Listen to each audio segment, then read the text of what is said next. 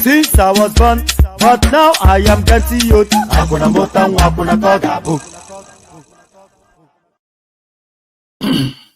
And there it is right there. Eyendeba. Hopefully you can all hear me okay. Before I come onto the screen, I want to show you something. So let's remove all eyes on the judiciary. Before I come onto the screen, let me just let me swap that round. Hold on. Oh,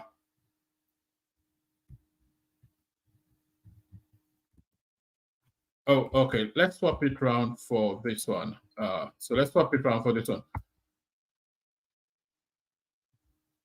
All right. So yes, like, share, and subscribe. I have to do some editing on that. But before I come onto the screen, I wanted to show you this this image on your screen right here. So look at that image on your screen.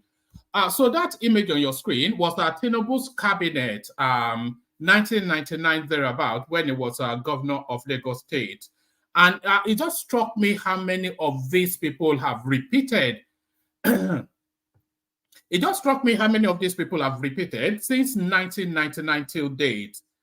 So to the furthest topmost left on your screen, Yemi Cardoso, Yemi Cardoso, the now new governor of the central bank. And then to the right of him, you have Dele Alake, the now new minister of solid minerals. So if you skip Saka, Senignon, if you skip him, Then you will land on Rauf Aregbesola, who was the Minister of Interior under the Obasanjo, not Obasanjo, we are talking about Obasanjo, that's why the Freudian slip. So that's Aregbesola, who was the Minister of Interior under the Buhari administration. And then you have a Dr. Leke Kweton. Then I don't quite know if these people have held situations, especially since 2015 till date. But this is Tinubu's cabinet. So Yemi Cardoso, now the minister of, now the governor of the central bank, Dele Alake, now the minister of solid minerals. We skip one, Rauf Aregbesola, the former minister of interior, and then we skip Leke Kweton to land on Olawale Edun, who is the minister of finance. So it's just quite striking. So both the governor of the central bank and the minister of finance, both members of the Tinubu cabinet when he was a governor. So when they are talking about a Lagos cartel or a Lagos mafia, you can see that there's a strong argument for that. So Cardoso, Alake, Aregbesola, Wale Edun, so we've got them. Then we have Chief Kemi Nelson. I don't know what role she has. We have Mr. Olusoya. Is it Kola something? Olusoya. So he probably to come. We have architect Kayode Ambaba. So then we have after him Mr. Lanre Tauri Koka. So that name rings a bell. Whatever role he has held, we'll find out soon enough. So I'm reading out this name so that if you know, if they've either held headships of agencies under the Buhari administration, or they've been slotted into some quiet parastatal under Tinubu's administration, let me know. So this is the Lagos Mafia. Lanre Tauri Koka, and then we have Chief Abiola Johnson. So if some of them are deceased, let me know as well. Then we have Alhaji Rafiu Tinubu. So that the nepotism right there. Senator Kofoworola Balkno. So that was the deputy, of course. Dr. Babarinde Da Silva. So a lot of returnees in Tinubu's cabinet. So Olayemi Cardoso. So of course, already the name Cardoso is not a Yoruba name, and both of his parents were returnees. I think both of his parents were returnees, and I think his father was the former accountant general of the nation or something like that. But certainly both of his parents were returnees, so not really essentially genetically probably of Yoruba stock. That are Olayemi Cardoso. But then we carry on. Senator Kofoworola Bokno Akerele. So Bokno, not a Yoruba name as well. Babani, and it wasn't even not a Yoruba name that I was looking to do with this piece. I was really going to point out the Lagos Mafia. Mr. Babarinde Da Silva. So there he is right there. Dr. Idowu Shobowale, and then Chief Mrs. Teju Phillips. And then we have Mr. Musiliu Obanikoro. So Obanikoro, a name that continues to resonate within politics, certainly under the APC space. Mr. Olusegun Dawudu, Mr. A. Badmos, Professor Yemi Oshibanjo. So of course, we already know what role he has played. But Mr. Muiz, something or the other, I can't quite make out his other name. And then Chief Mrs. Eniola, I can't make out her name. Mr. Femi Davis, Mr. Femi Lanlenyi, and Alhaji Lai Mohammed. So when you hear the word Lagos Mafia, when you hear the term Lagos Mafia, there's a strong argument to say that there was actually a Lagos Mafia. So that is the Lagos Mafia right there, the Lagos Mafia right there. So that's the Lagos Mafia right there. Let me just let me add and to this. Like, share. Let me put and there. All right, let's do that. And then put that on the screen. All right, so that's the Lagos Mafia right there. And here is my humble self right here. So good day, good to see you. How are you? We had to skip yesterday because for reasons of sleep, that pesky little thing called sleep, I just decided that no, I'll go to bed instead. As much as I love your company, sometimes the body needs what the body needs. So back refreshed and with a bang, and off we go again. So off we go again. A gift that keeps on giving the Obasanjo space. He has now come to, because nobody is talking about anything else. So he has now come out with some sort of an explanation. Obasanjo breaks silence, reveals why he ordered Oyo monarchs to stand up. So Baba Yabo comes out. You don't expect him to be contrite in any way because contrition not part of Obasanjo's language. So he's going to be bullish, of course. But how does he explain that away is really the thing. So how does he explain that is really the thing? But what he did was so seismic and earth-shaking, almost an abominable sort of thing that he did because of the repercussions spiritually you see. And very quickly his wife moves. Forgive my husband. Obasanjo forgive my husband. Obasanjo's wife begs Obas Yorubas. So there is the thing. He probably sent her forward to do that, of course, because it was a senior moment that he experienced. That is just the attribution we have to give it. A moment of lapse in judgment, a brain fade, a momentary lapse in judgment for reasons of age. That's probably how we want to account for that. But of course, as ever bullish, Obasanjo disowns wife, says she's an imposter. So Agide that is noted for and notorious for, that was always his winning hand, might well fail him in the latter half of his years. So Obasanjo still acting as bullish as ever. Let's go on from there today. So this one now,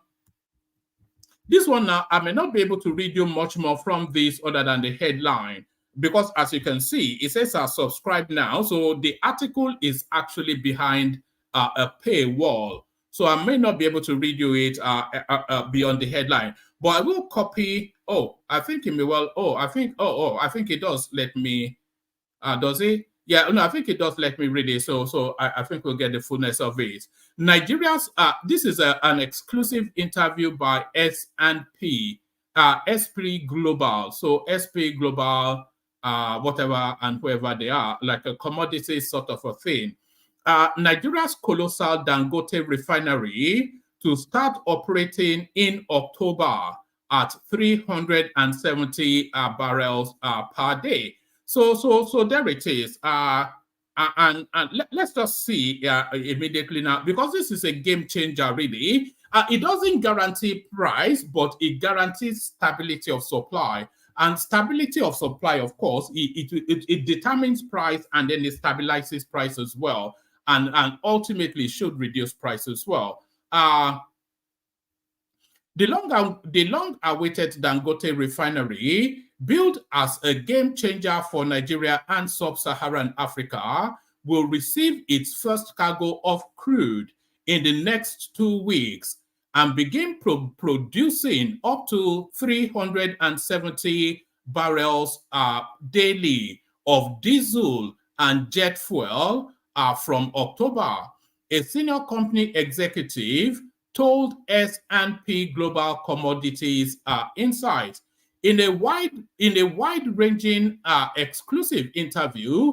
Dangote Group Executive Director, Indian something or the other, who is overseeing the $19.5 billion refinery, outlined a detailed production timeline, shed line. Let's do that entirely all over again. There's no lucidity to it, so let's be lucid and fluid. The long-awaited Dangote refinery, built as a game changer for Nigeria and sub-Saharan Africa, will receive its first cargo of crude in the next 2 weeks and will begin producing up to 370,000 barrels daily of diesel and jet fuel from October. a senior executive told S&P Global Commodity Insight. In a wide-ranging exclusive interview, Dangote Group Executive Director Devakuma Edwin, who is overseeing the $19.5 billion refinery, outlined a detailed production timeline, shed light on crude and product flows, and laid out a litany of complications and delays to the project since it was first mooted in 2013. Right now, I am ready to receive crude, said Edwin, who previously ran Dangote Cement. We are just waiting for the first vessel, and as soon as it comes, we can start. At its full planned capacity of 650,000 barrels daily, the refinery will make Nigeria self-sufficient in fuel and leave plenty more for export. Currently, Africa's biggest producer imports all its refined products. So let me pause there for a moment, because we do import all of our refined products, and we have been mocked for it. So there was one particular thing where some lady was mocking us. I hope I haven't deleted it. Hold on. Yes. Yes, this one of our main resources is oil. We're the largest oil refinery in the world. So we buy oil from Nigeria and we refine them and we sell it back to Nigeria. Yeah. So, you know, that's basically what we do. So we are one of the largest oil refineries in the world. Right? Because we have no natural resources whatsoever. You know, if some... So there it is right there. So that's how we're being mocked all over the world. Right now, I am ready to receive crude, said Edwin, who previously ran Dangote Cement. We are just waiting for the first vessel, and as soon as it comes, we can start. At its full planned capacity of 650,000 barrels daily, the refinery will make Nigeria self-sufficient in fuels and leave plenty more for export. Currently, Africa's biggest producer imports all its refined products, eroding its foreign exchange reserves. Yet, delays and cost overruns led many to question whether Aliko Dangote, Africa's richest man, would ever deliver. Meanwhile, fuel prices have skyrocketed in Nigeria after President Bola Tinubu scrapped a costly subsidy in late July. Not in late July, in late May. First launch, Edwin said, hold on. Let me just do one thing. Let me make sure, just pardon me. This will be the last interruption, and then we go with the flow. Let me just make sure that Kaiso is added. All right, first launch. Edwin said the refinery, which was officially inaugurated by outgoing President Muhammadu Buhari in May. And by the way, the problem really is that launching by Buhari, that was what ratcheted up the anticipation, and that is now why the cynicism is coming in. Because, of course, Buhari wanted the inauguration of that particular facility to fall under his administration. And even though that facility was not ready for purpose, it was not ready to start churning the engines and pumping out the oil. It wasn't ready. But even though it wasn't ready, Buhari insisted that he would inaugurate it. So that was the first floor. And then the second floor was Dangote then at that ceremony having a brain fade of a moment and nailing his reputation to a timeline when oil will be on the streets of Lagos, of Nigeria. So those were the two mistakes. The refinery was not ready when they inaugurated it, and that ratcheted up the anticipation. And then Dangote put a timeline to fuel living in tanks and spreading all over the country, and that was the second mistake. So that's where the cynicism came in.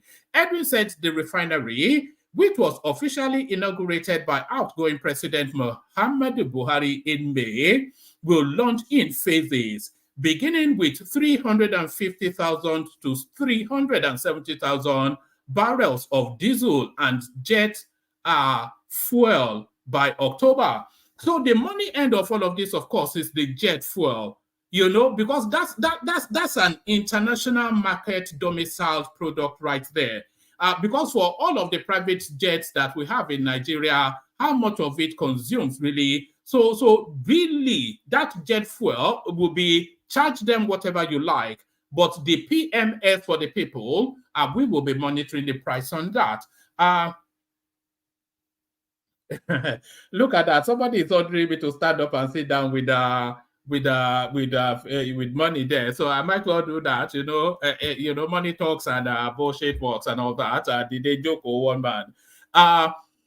Yeah. So let me take it from the top of the paragraph again, and I'll speed through it. Edwin said the refinery, which was officially inaugurated by outgoing President Muhammadu Buhari in May, will launch in phases, beginning with 350 to 370,000 barrels of diesel and jet fuel by October, when the crude distillation unit, sulfur block, and hydrogen plants should be online. Then, on November the 30th, he said, the refinery will start the phase ramp up to 650,000 barrels daily, around half of its gasoline and the key areas of Nigeria's fuel demand. S&P Global analysts predict the refinery will not hit its full operational capacity until mid-2025, according to a recent note, with further delays are still possible. So I'm not quite sure that Nigerians are especially bothered if it reaches its full capacity or not, so long as it's able to pump to satiate the local market. Then if it's not able to profit, but they should hold him at gunpoint that he must satiate the local market. SP Global analysts predict the refinery will not hit full operating capacity until mid-2025. According to a recent note, with further delays still possible. Still, forecast by SP Global suggest Nigerian gasoline production will exceed imports until the 2040s as a result of the refinery. So because this is an investment portal. These are SP Global, as you can see, Commodities Insight. So this is an investment portal. And what they are inviting is that you should go and put your money into the space. That's essentially and then it's giving you the graph chart as well. So make of that what you will. So anyway, the long and thrust of it is that Dangote has shifted the goalpost. It will start pumping in October. But we'll believe that when we see it, of course, because we've been promised too often to become cynical within the Nigerian space. So we've been promised too often to become cynical within the Nigerian space. Let me go on to this.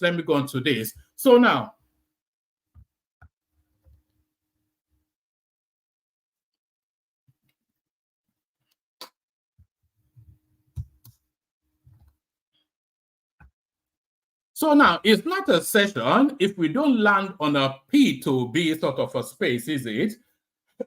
It's never a one-man went to most session if we don't land on a P to B sort of a thing. So how hard them, and you can see how quickly the abandonment of Peter Obi is taking place. We saw that eulogy that what was it called? The former spokesperson, the fat guy, Dr. Donyo Okukwe. We saw that eulogy that Donyo Okukwe wrote a few weeks ago, quoting chapter and verse that Tinubu is the best thing for the country. We read that essay here, and here was a guy that was the Director General of the Obi Dati campaign. So I said it was the Director General of the Obi Dati campaign, not the Obi campaign. No, I deliberately said Obi Dati because we are looking to land on Dati now. Tinubu appoints Akim Baba Ahmed as special advisor. So now, not a big deal, you will say. How many appointments has he made? He has appointed one man, every man and his dog he has appointed. But this man or this dog is of a special breed. Tinubu appoints Hakeem Baba Ahmed as special advisor. President Bola Tinubu has appointed the spokesperson of the Northern Elders Forum, Dr. Hakeem Baba Ahmed, as special advisor on political issues in the office of the Vice President, Kashim Shettima. Baba Ahmed, so now this is the part that really makes it a story. So pay attention very I was going to say pay attention very attentively, but that is tautology. That's an unnecessary use of a phraseology. So pay attention should suffice. So pay attention. Baba Ahmed, who is the elder brother of the running mate to Peter Obi, presidential candidate of the Labour Party in the 2023 election, disclosed this on Monday in a post on his X handle. He said he was honored to be given the chance to contribute to nation building. So Dati Baba Ali, Yusuf Baba Ahmed, you know, his elder brother now, same mother, same father, by the way, there he is, you all know him, Hakeem Baba Ali. He is now a functionary of the Tinubu government. So Donyo Kupue bails out, Ali Baba Yusuf bails out. We did say that ultimately that Peter Obi narrative will boil down to its core essence, which is a southeastern narrative. And we are seeing the water evaporating now and the essence forming shape. So another one bites the dust, another one bails out. Another one bites the dust, another one bails out. Let me just read it out again. It's just a few paragraphs. President Bola Tinubu has appointed the spokesperson of the Northern Elders Forum, Dr. Hakeem Baba Ahmed, as the special advisor on political issues in the office of the Vice President, Kashim Shettima. Baba Ahmed, who is the elder brother of the running mate to Peter Obi, presidential candidate of the Labour Party in the 2023 election, disclosed this on Monday in a post on his X handle. He said he was honored to be given the chance to contribute to nation building. He tweeted, "It is time to make it public that I have accepted the call to serve as special advisor political to the VP. This is not the time for fence sitting or criticism when you can be useful in turning the country around. I am honored and humbled. Please pray for me and Nigeria." So there it is right there. So it will ultimately boil to its core essence, which is just some Southeastern something. That's always where it lands, isn't it, really? All right, let's go. Let's go on from there to this. Let's go. And by the way, still sufficient enough spaces in fact, there's quite plenty of spaces. So anybody that wants to hop on. So plenty of spaces for you to hop on if you do want to hop on. So let's go on to this. A government of rogues. They will tell you that the what have I done that Alexander Gomez is saying goodness? What have I done, Alexander Gomez? So now they'll tell you that the president of the country is a drug dealer. Certainly, his chief of staff is a scammer. U.S. legal panel, and by the way, we've covered this story extensively on this platform, so we are with sufficient confidence sort of referencing him as a scammer because he is. We're talking about Gbajabiamila'S. U.S. legal panel terminates Femi Gbajabiamila'S law license after stealing money from clients, violating bar rules. So after stealing money from clients, you can take that, of course, as the political leaning of this particular platform that is presenting the news. This is from People's Gazette, of course, and Obi leaning space. So leave aside the headline or the wordings of the article, but pay attention to the substance of it, or if there is any.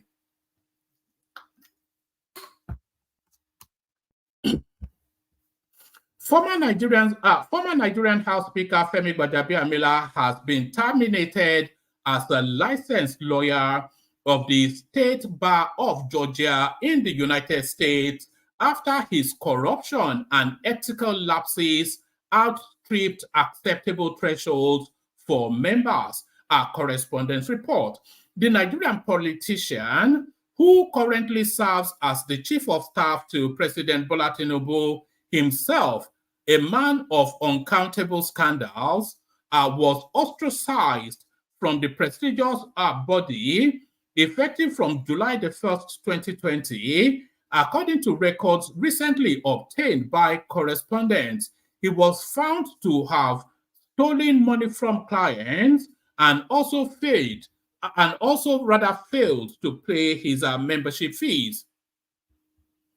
Mr. Gbajabiamila'S disgrace in the United States underscores yet again the gulf between civilizations that exert fair and available instruments to foster accountability versus Nigeria, where transparently fraudulent and odious figures are in charge of the most consequential positions of authority. So that sort of commentary, that is, I've never seen anybody ever use the word odious in reference as what purports to be, because journalism at its core essence is meant to have some sort of veneer of independence and impartiality. So when you are already describing somebody as an odious figure, then you've already invited a certain sort of conclusion. So that's why that's why I said strip the language, but go to the essence of it. Mr. Gbajabiamila'S disgrace in the United States underscores yet again the gulf between civilizations that exert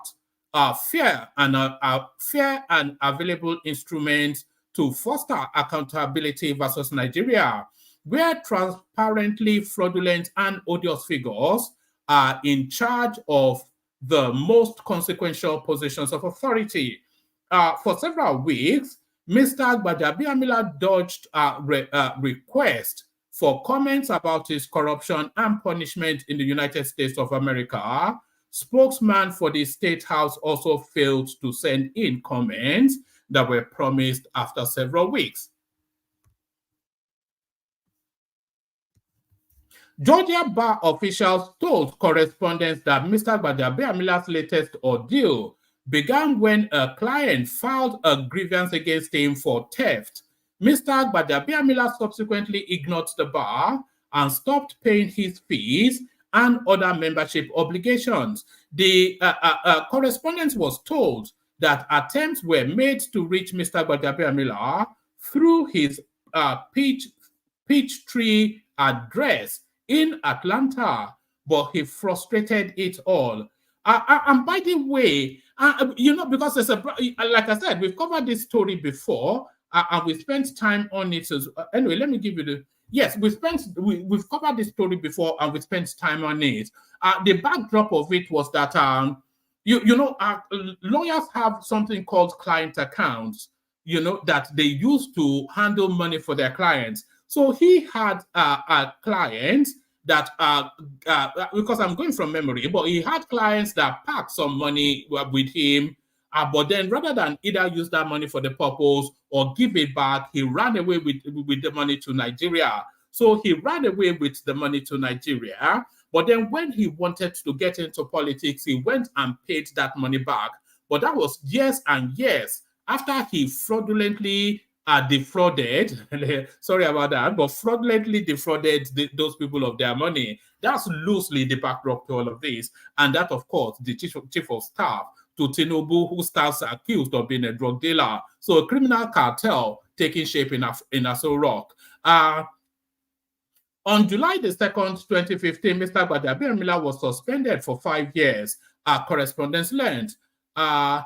The suspension was finally approved as a permanent termination of his membership on July the 1st, 2020. Mr. Gbajabiamila, who was admitted to the State Bar of Georgia on June the 29th, 2001, was the Speaker of the House of Representatives at the time of his infractions in the United States. He can no longer, and by the way, just to either narrow or read it to bring some realism to the gravity of this or the lack thereof. This is essentially registration in a localized space, which has lapsed, and then subsequently they chased him to continue his membership, which he has not bothered to, and then they've struck him off. So that's how this reads.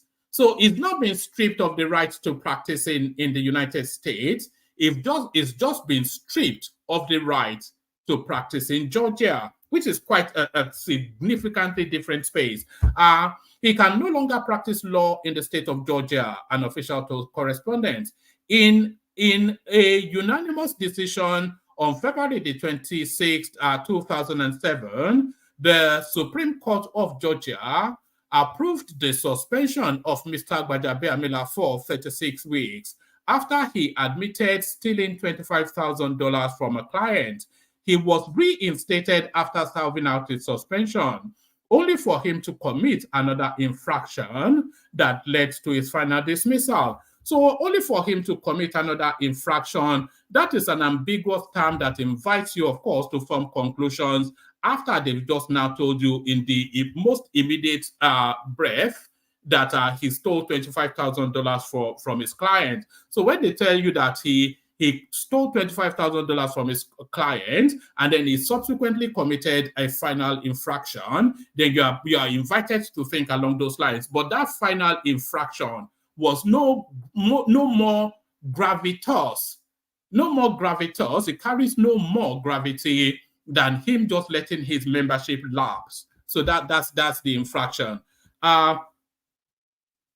Gbajabiamila, who has only been a member of the bar since 2001, admits that he accepted payment of $25,000 as settlement of a client's personal injuries claim, deposited those funds into his attorney trust account in January 2003, failed to promptly disburse those funds to his clients, withdrew those funds for his own use, closed his practice, and moved to Nigeria. So essentially what I said, but a more detailed, Mr. Gbajabiamila, who had already been a federal lawmaker for nearly 4 years before the verdict, paid the money back in 2006, a year before the judgment, in order to get a lighter punishment, including being disbarred. So there it is right there. So it's somewhat of a rehash of an old story. It's somewhat of a rehash of an old story. So now this next headline is going to annoy you. So let me just give you the pre-warning. So let me give you the peremptory advice, as they say. This next headline is going to annoy you.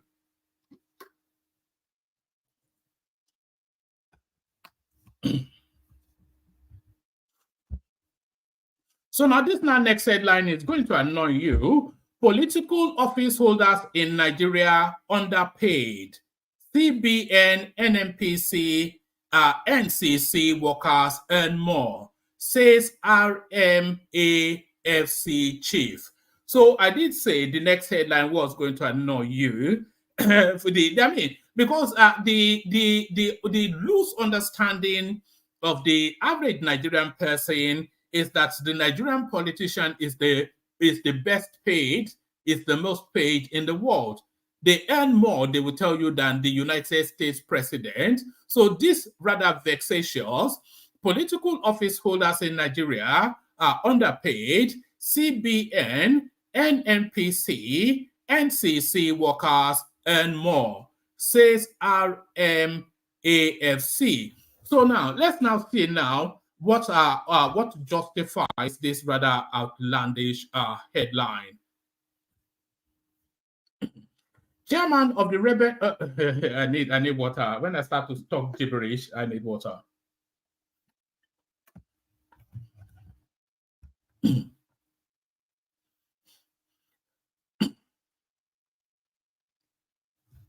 Bear with me 1 microsecond. I'm going to play you a 30-second musical interlude just to do something. Just give me a microsecond. Let me just give you a microsecond. Let's see. What can I play you? Let me play you the old national anthem. I need just a literal minute. To the Nigerian national anthem, Mr. Albert Congo raises the flag of the new nation. All right, that was what we used to stand to attention to before we got to our rights, O compatriots. So that was what we used to stand to attention to before we got to our rights, O compatriots. So that's what we used to stand to attention to as we go back to this. Political office holders in Nigeria underpaid, CBN, NNPC, NCC workers, and more. So now what justifies then the outrageous headline?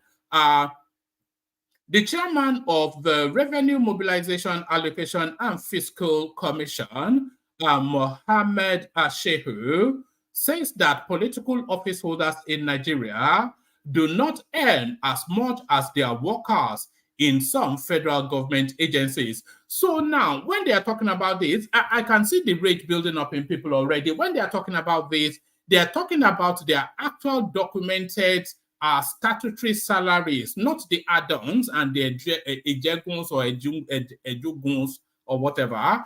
The chairman of the Revenue Mobilization, Allocation and Fiscal Commission, Mohammed Shehu, says that political office holders in Nigeria do not earn as much as their work in some federal government agencies. In an interview with journalists on Sunday in Abuja, Mr. Shehu said the report that political office holders earned outrageous emoluments was not true. Nigerians recently condemned report on a proposed 114% increase in salaries of political office holders by the commission, and amid what they described as biting economic hardships in the country. So yes, whether the Nigerian politician is underpaid or not, and whether there is a documented argument, a documentable argument to present that the Nigerian politician is underpaid, and that is in terms of his statutory pay. So we're talking about the statute, not the 10% from contracts and whatnot. We're talking about the statutory pay. So whether they're underpaid or not, this climate now is not the climate to be talking about increasing politicians' pay. It's just somebody. It's just an indication when they say that the politics and the politicians are too detached from the governed. This is exactly what it is. They clearly don't get the mood of the country. They clearly don't. Chairman of the Revenue Mobilization, Allocation and Fiscal Commission, Mohammed Shehu, says that political office holders in Nigeria do not earn as much as their workers in some federal government agencies. In an interview with journalists on Sunday in Abuja, Mr. Shehu said that the report, in an interview with journalists on Sunday in Abuja, Mr. Shehu said the report that political office holders earn outrageous emoluments was not true. Nigerians recently condemned report on a proposed 114% increase in salaries of political office holders by the commission, amidst what they described as biting economic hardships in the country. Mr. Shehu described the information about the salary increase as not true. He, however, said that it was the constitutional responsibility of RMAFC to determine and review salaries of executive, legislative, and judicial officers. He said that their salaries were last reviewed in 2007. From 2008 till date, there has not been a single review. So imagine if that was a civil servant, they would be demonstrating on the streets. But then, of course, the Nigerian politician, I don't think, anyway, that's it right there. I don't even think the average Nigerian politician knows that he's being paid the salary. He doesn't even know. is just so busy stealing out of central bank, he doesn't know that there was a salary that he was entitled to, or if he's being paid or not. He said their salaries were last reviewed in 2007. From 2008 till date, there has not been a single review. Last year, some individuals took the federal government to court. These were some activists concerned about the salaries of judicial officers. In the court, the judge ruled that a judge should be paid about 10 million naira a month. That's the court ruling. It's almost unbelievable, really. So you've taken out a lawsuit to a law court for a judge to adjudicate if the judges are paid enough or not. So this is what happened. So listen to this. Last year, some individuals took the federal government to court. These were some activists concerned about the salaries of judicial officers. So they were concerned that the judicial officers, essentially judges and justices, they were concerned that the judicial officers were not being paid enough. So they then sued to a law court to ask the judicial officer then to pronounce in law whether they are right that they're underpaid or not. So guess what came in? In the court, the judge ruled that a judge should be paid about 10 billion naira a month. And that was the court ruling. He said, you see, it's just unbelievable, really. He said that the commission would not contemplate the speculated increase now, considering the prevailing economic challenges facing Nigerians.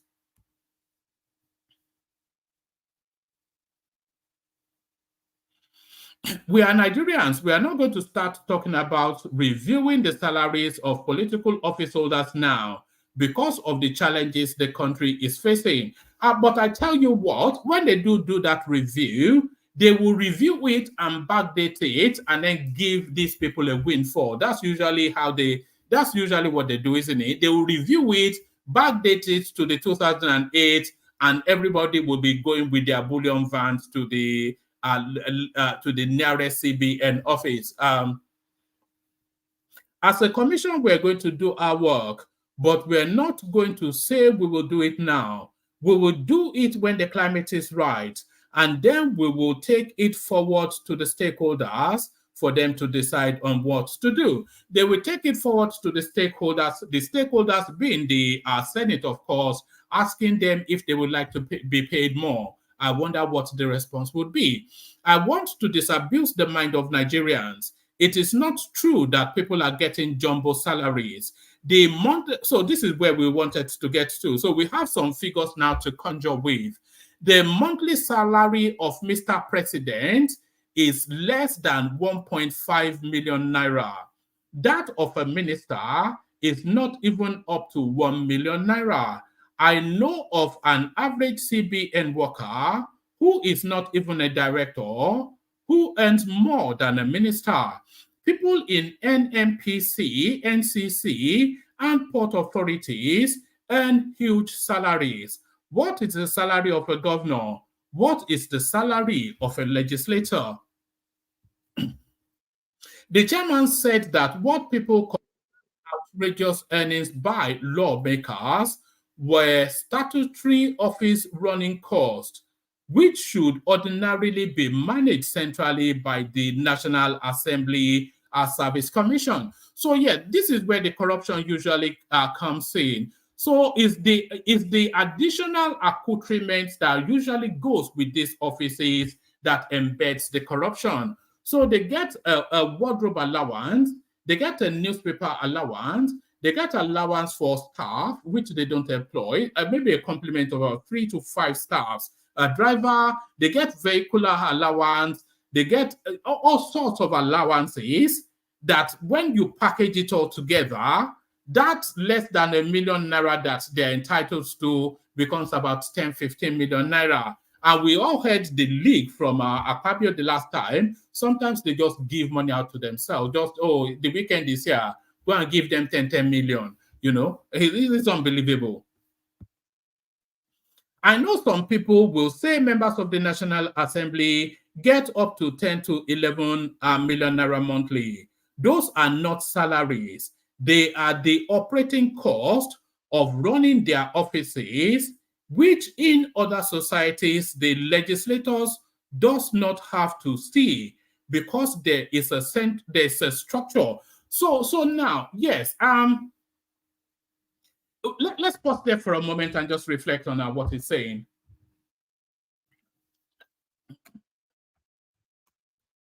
So now, what he is saying is right to an extent.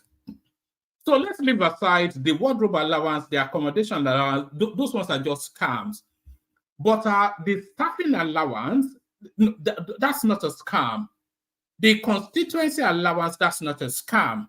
Because your senator is a representative of your particular segment, section of whichever community at the national stage.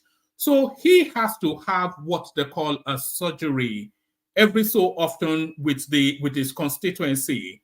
So a surgery is that he opens up the office, the constituencies come in with whatever their concerns are, he documents that concern, and then he takes it to the federal space to try and ameliorate in whichever way he can. So he has to have a surgery. And for him to have a surgery, he has to have an office in that constituency. And for him to have an office in that constituency, that office has to be staffed. So all of that, you are either asking him to pay out of his own pocket for that, or that has to be made federally. So that has to be made federally. But where it often goes awry is that rather than the federal space creating that structure for them, they simply gift them the money, which they just pocket, forget anything called surgery, and just go and do fine boy in Dubai. The chairman said that what people considered outrageous earnings by lawmakers were statutory office running costs, which should ordinarily be managed centrally by the National Assembly Service Commission. I know some people will say members of the National Assembly get up to 10 to 11 million naira monthly. Those are not salaries. They are the operating cost of running their offices, which in other societies, the legislators does not have to see because it is a structure. Once you get elected, you make that structure from your constituency office to computers, to logistics, to the size of your constituency. Mr. Shew said, wherever you have a constituency office, the workers you hire, it is the National Assembly Service Commission that is supposed to take care of that. But the Nigerian system allows the legislators to be given a certain amount, and then he deals with that and retires the receipt. So that's where the scam comes in. So that's where the scam comes in. I did say you'll be angered by that last headline. You'll be equally angered by the upcoming one. Turkey clinches Nigerian border security contract. So off the back of that headline, I can already see the rage. But let's see if that rage is justified. I hope it's not too long and winding. Okay, it's not too long and winding. Okay. In recent years, the Nigerian military has fostered relationships with Turkey defense companies, acquiring equipment ranging from unmanned aerial vehicles, UAVs, to offshore patrol vessels. Now, Turkish companies have been called in to secure Nigeria's borders. So that's off the back of that. I am angered. Nigeria, grappling with diverse challenges spanning counter-terrorism, banditry, and border security, has discovered a dependable ally in Turkey to fulfill its UAV requirements. Turkey's reputation in the realms of UAV or drone technology is well established, with its domestically developed UAVs gaining international acclaim for their performance in various conflict zones. Recently, a Turkish defense firm, Assist Guard, signed a $36.5 million contract with Nigeria to supply a border and internal security system. The contract was inked in May and covers armed UAVs, vehicles, surveillance cameras, and related technology. So the technology is needed, but if it's just a straight purchase, then it's a straight purchase. Why we are quite buying it from Turkey, I don't know, because Turkey is not known and notorious as being a hub of technology. But if we are buying it, just buying the technology, yeah, that's one thing. But if we are contracting it out, that the area of surveilling of Nigeria's territorial integrity be commissioned to a Turkish company, I have an issue with that. I have an issue with that.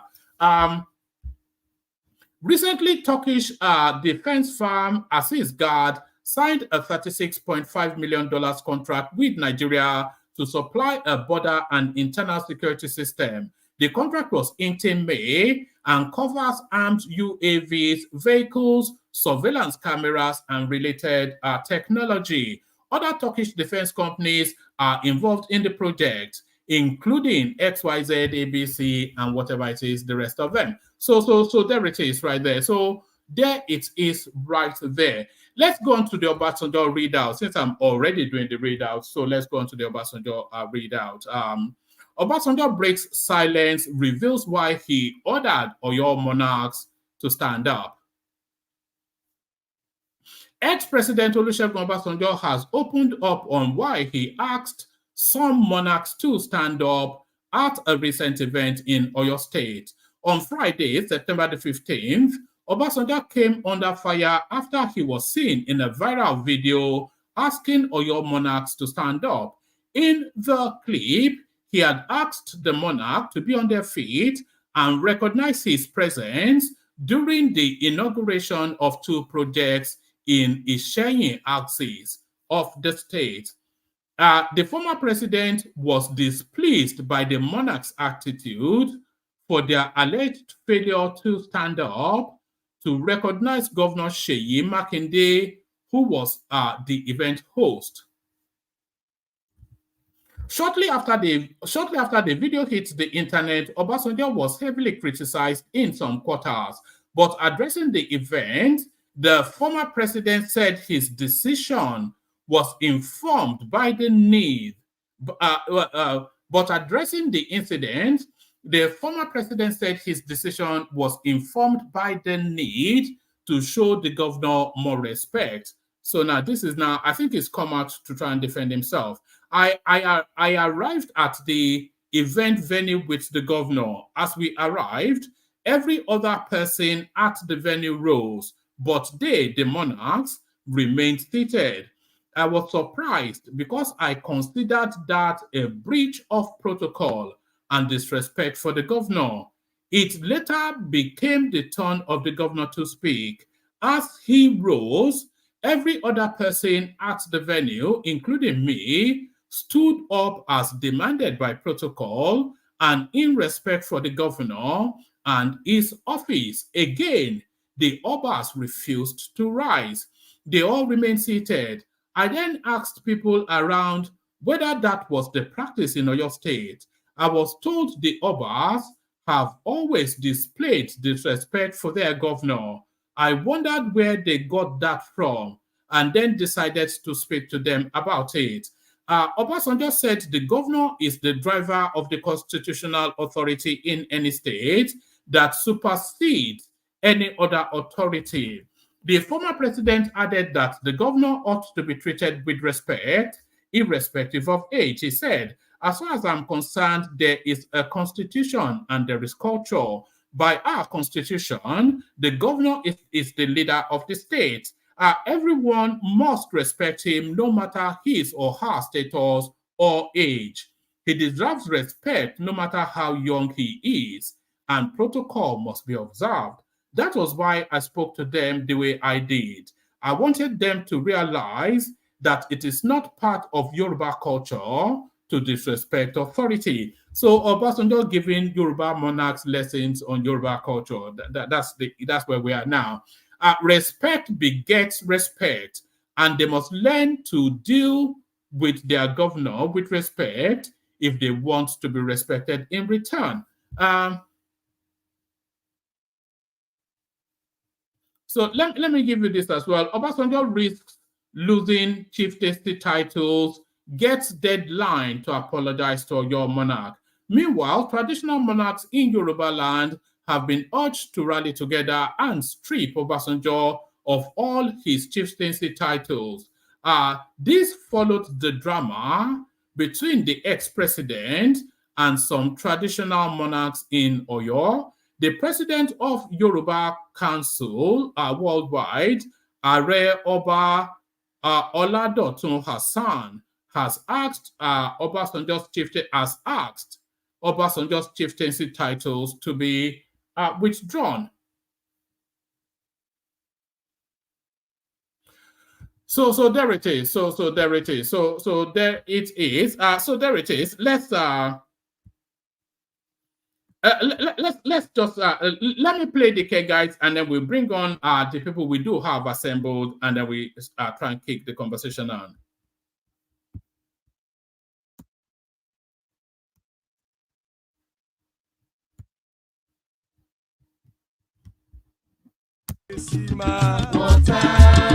Only water, where they see ma. Water, only water, where they see ma.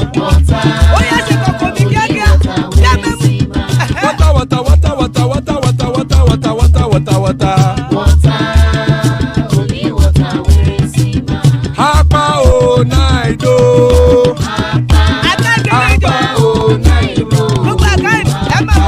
Hapa you don't come o.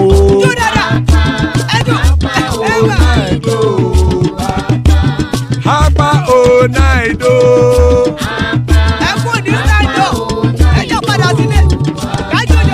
Oro kẹ̀kẹ́ ẹlẹ́mù yé o.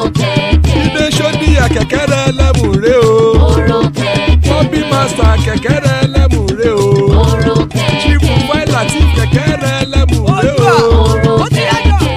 Eruku lẹ̀lẹ̀ ẹlẹ́mù dé. Eruku lẹ̀lẹ̀ ẹgbẹ́ ẹlẹ́mù dòde ojàre o. Eruku lẹ̀lẹ̀ Ghana ti dé ẹgbẹ́ bọ́ọ̀dì o.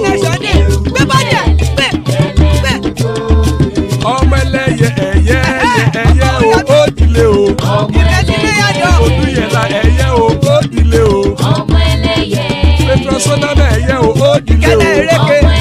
Petrosodúnkẹ́ ẹ̀yẹ rẹ̀ ó dìlé o.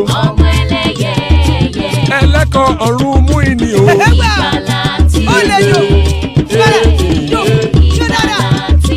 Àkùkọ ọ̀run mẹ́kọ̀.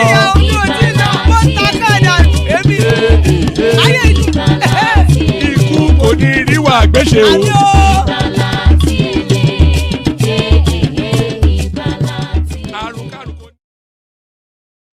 And there it is right there. Iku Koniru Agbeche, may death have nothing to do with us. So amen to that on behalf of myself and you, my friends. So amen to that on behalf of myself and you, my friends. So we have them assembled as such as they are. The panel, Father of the Bride, Ajan Lekoko, he's here. Our co-pilot, General Thomas, he's there. Eze goes to school, but he goes to school in Abuja. Eze joins us. Ola from Canada, he's here. The man with the data, Kulata, and IC3 joins us from the Kaiserian space. So good to have you, gentlemen. Good to have your company. Let me just acknowledge the super chats that has been going on. So I, of course, with an excellent, handsome,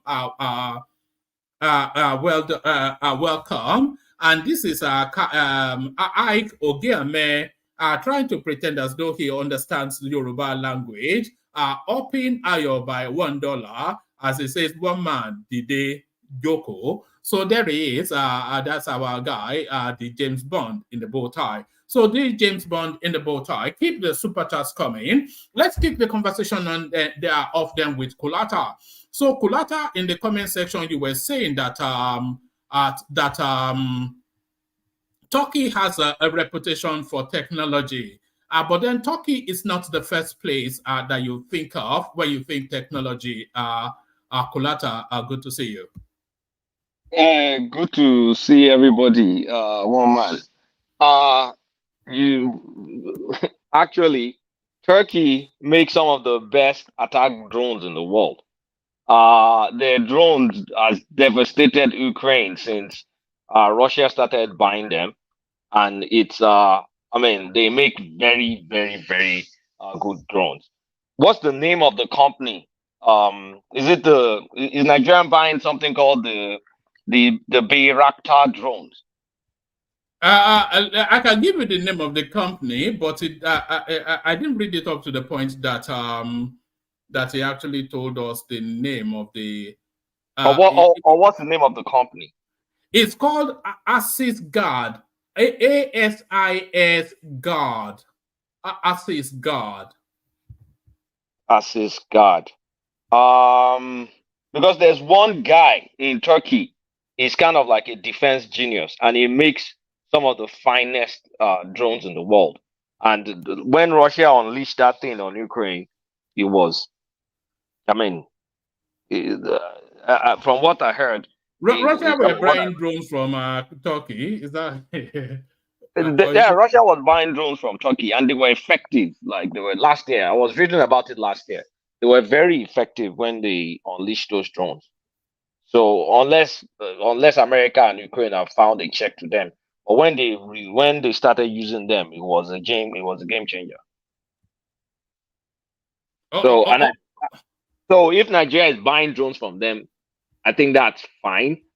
But if we're now outsourcing the operative protection of our borders on Turkish citizens, then that is a disaster. Kulata, good evening. When are we going to start making our own drone in Nigeria? Thank you. Let's make kites now, Thomas. Let's even start building roads first before we start building roads. Let's do kites. But on a serious note, there's nothing stopping our Nigerian military corps from building drones. The technology at this point in time is, for basic drones, for basic drones is off the shelf. They should be able to do some attack drones to an extent now. I mean, it's not too tough now. You can buy the processors, you can buy whatever gyro.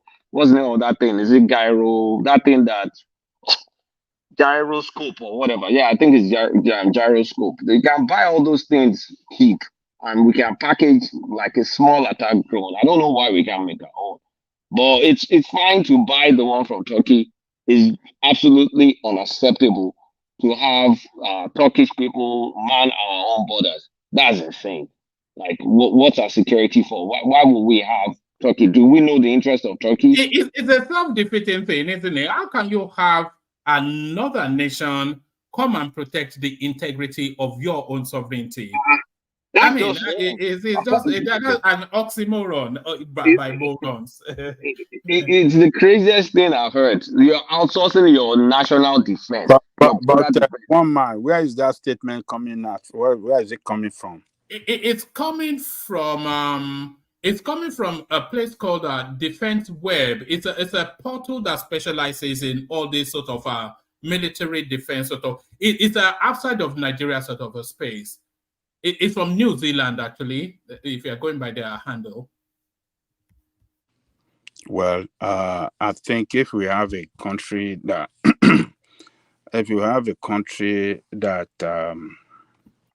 people speak for their country, I think the press particularly should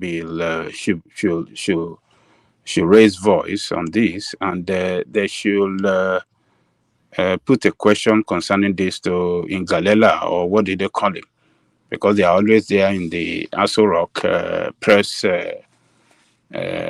press corps. All those are the press corps at the Asura. Should be able to ask question on this. I mean, maybe if you, one man, can even search, you could even search for his the Asurok press corps email. Maybe if you can email, let us get the truth, because this is a disaster. If it is true for us to have as a sovereign state now committing, outsourcing the security of our borderline to another country. I don't know. So We're helpless. I think I mixed up something I said earlier on. The drones were sold to Ukraine and is in reverse, not Russia. It was sold to Ukraine. All right, yes, that I can believe. But just before you carry on, do you know that remember we did this here at Janle Koko, the military fatigues of the Nigerian army is also sewn in Turkey. So all those are military, whatever it is, those are whatever it is that they wear, it's sewn in Turkey. Are you serious? We did it here now. You don't remember? We did it here. When a Nigerian girl bid for the contract, the tailor. We don't even have tailor to sew, and then they give it to a Turkish guy. I think we need to change. If we change our uniform to Agbada, then we can sew it to Nigeria. Kembe.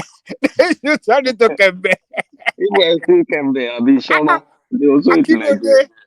It's very simple. But is that it? Ajale Koko. Are you there, Ola? You can complete the thought. Ajale Koko Akulata is what's that so wrong in that, if I may ask, considering our own situation, present situation? What is wrong in? Is it the uniform or the drone? Which one? Ola? Well, you know it's a security threat. It's a security risk now. They know the gender mix. They know the physiological structure of our army. They know everything. Just from Okay. Ola, I will say something. Ola, wait. You ask a question. Let them answer you. You will answer me now. You will answer that. I want to add to it. So we'll be facing security threats for almost 2 decades now, and we have our military. They've not been able to tackle this problem. And instead of tackling the problem has been escalating. And the few months that we used foreign mercenary or military contractors to say, the first thing we heard is that one group of politicians from a certain part of the country cried out immediately. It's telling you that the problem in Nigeria, some people will not like the problem to be solved. So it's as good as our security situation is even compromised already. And so you outsourced it to Turkey? No, I know that reportage can just be so funny. I don't believe they will be giving Turkey as a country, maybe military contractors, just to help us secure our borders. And I think Nigeria will not be the first country. Ola. Wait, one more clarify, because I didn't join early. Is it Turkey's defense they gave, or private or soldier of fortune in Turkey? Let me speed through it. It's a short read.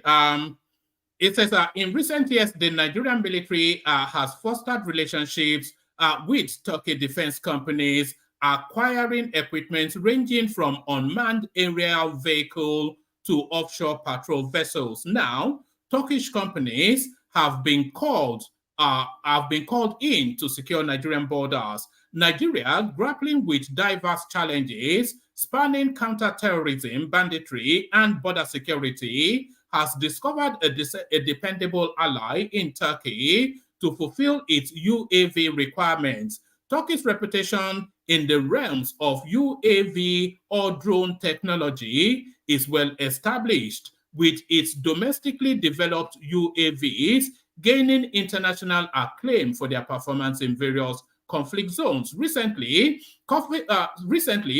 Turkish defense firm Assist Guard signed a $36.5 million contract with Nigeria to supply a border and internal security system. The contract was inked in May and covers armed UAVs, vehicles, surveillance cameras, and related technology. Other Turkish defense companies are involved in the project, including Havaslam, STM, and Nurul Makina.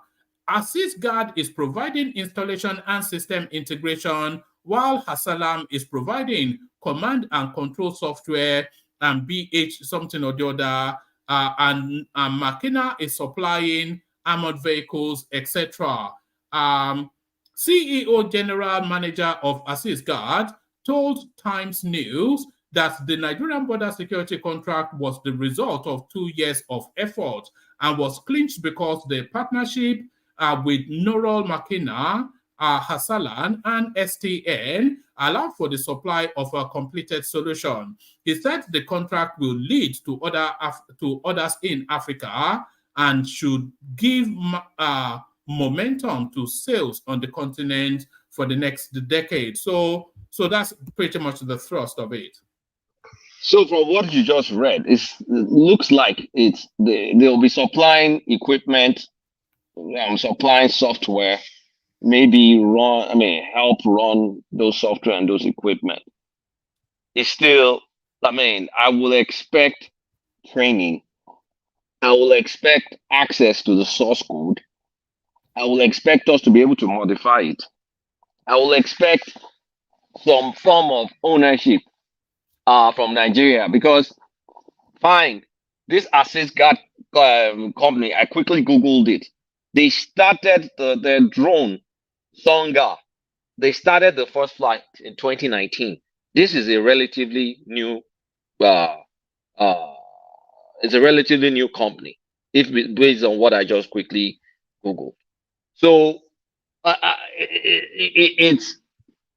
I'm worried about it, because first things first, I've heard some murmurings that even Turkey is one of the sponsors of the insecurity in Nigeria, because apparently there's some actors in Turkey that fund fundamentalist Islam. Yes, Turkey is one of the main hubs of Islamic fundamentalism. Yes. And we are now, you can buy the equipment and all, but you are also giving them you're also sewing the uniform. You don't know what sort of polymer they may put in the polyester that they used to sew those uniforms that may be detrimental. It's just, look, we are incapable. We're very incapable. It's okay to buy equipment, right? But hand it over. Get these guys trained. Let them run it. Let them use it. If you outsource it, the use of it again, that means they control how it's used, when it's used, to the extent that it is used. Who knows if there's connivance between this AssistGuard and some sponsor? Surely, if they are supplying us with drone technology, there'll be some master code, there'll be some override code somewhere in Turkey where they can use to just halt you at their will.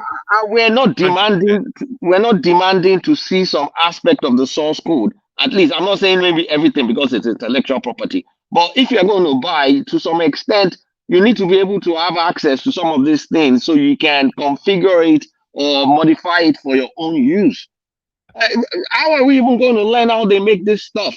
Like when America supplies Israel this equipment, Israel is allowed to modify, and they do modify. They improve on the equipment. They make it better. When America buys like planes from Brazil, like the Embraer to Kano plane, America is allowed to modify it and do everything. That's why we now have to require American license to do Tucano that is actually manufactured in Brazil. So why are we not? We're buying, but we have no control over it. We also outsource it again, and we now think that is okay. So our lives in the security of Nigeria is in the hands of Turkey. Of the Turkish. IC3, did you want to come in? I saw you wanting to jump in there. IC3. No, I was just strengthening the point. The points being made are very good, because it's already been said what I was thinking. How can you outsource the security? Buying weapons. It's Yeah, unbelievable, isn't it? yeah. They But, are outsourcing the area of surveillance of the Nigerian border to a Turkish company. Can you It's imagine that? crazy. So Turkey can decide to pass them in their own. I mean, okay, let me just point a scenario. Assuming some Turkish billionaire guy is interested in gold in Zamfara, right? Of course, I mean, maybe I'm that guy. You are the assist guard proprietor.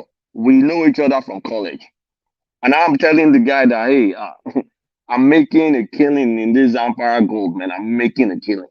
So Nigeria now spends $36 million buying stuff from you. I'm not going to tell you, hey, just ignore whatever is happening in Zamfara.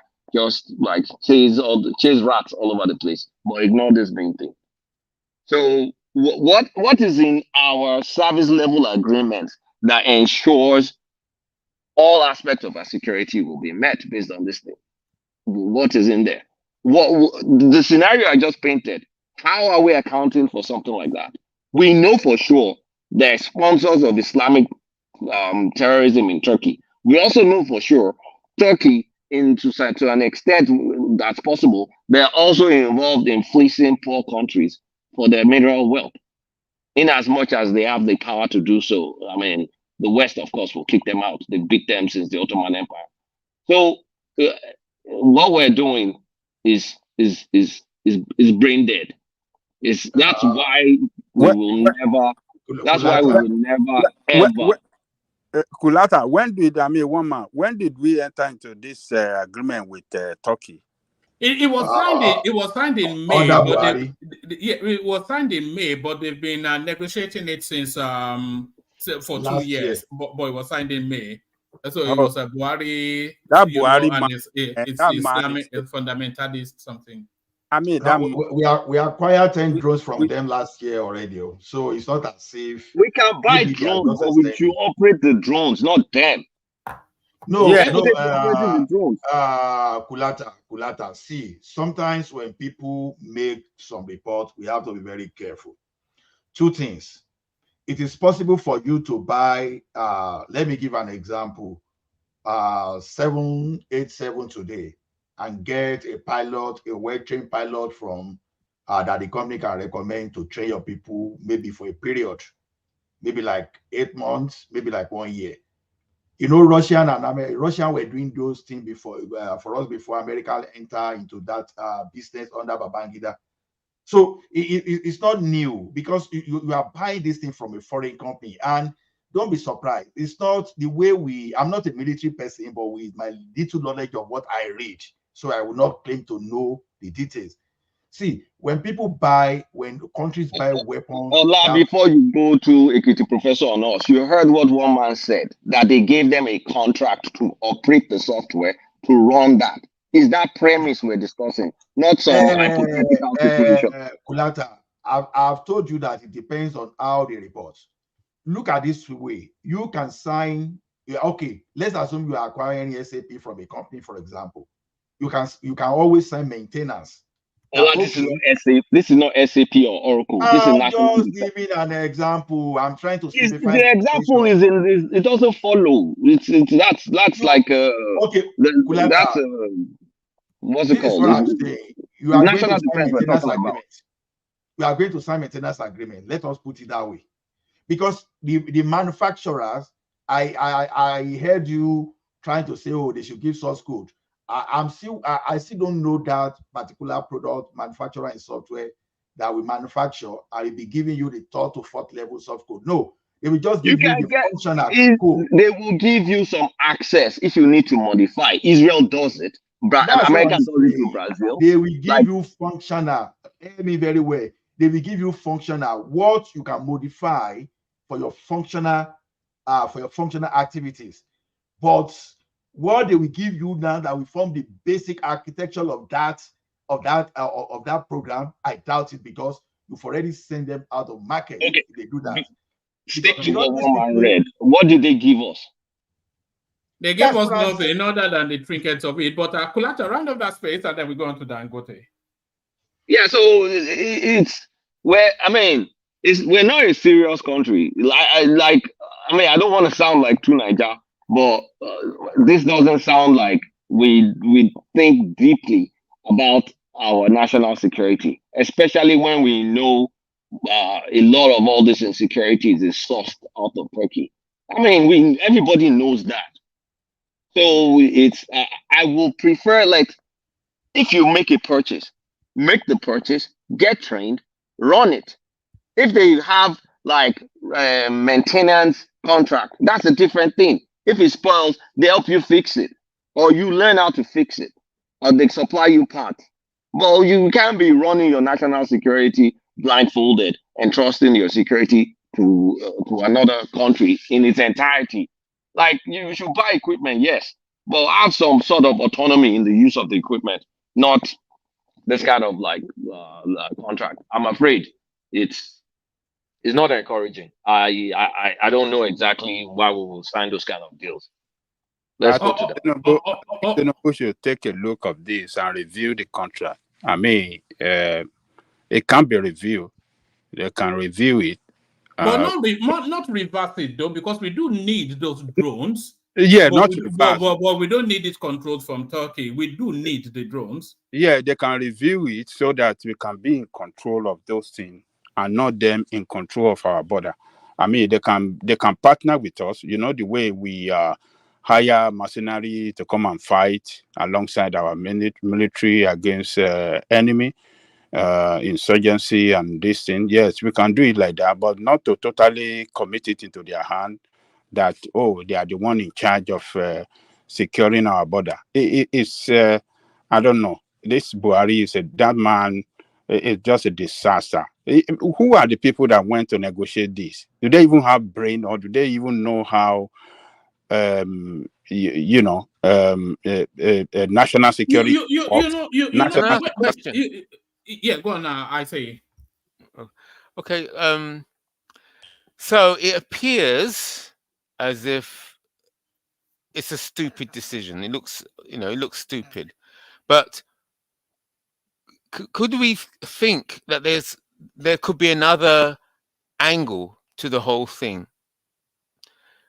Because that's the difficult bit. It's easy to say that the leaders are making stupid decisions. That's easy.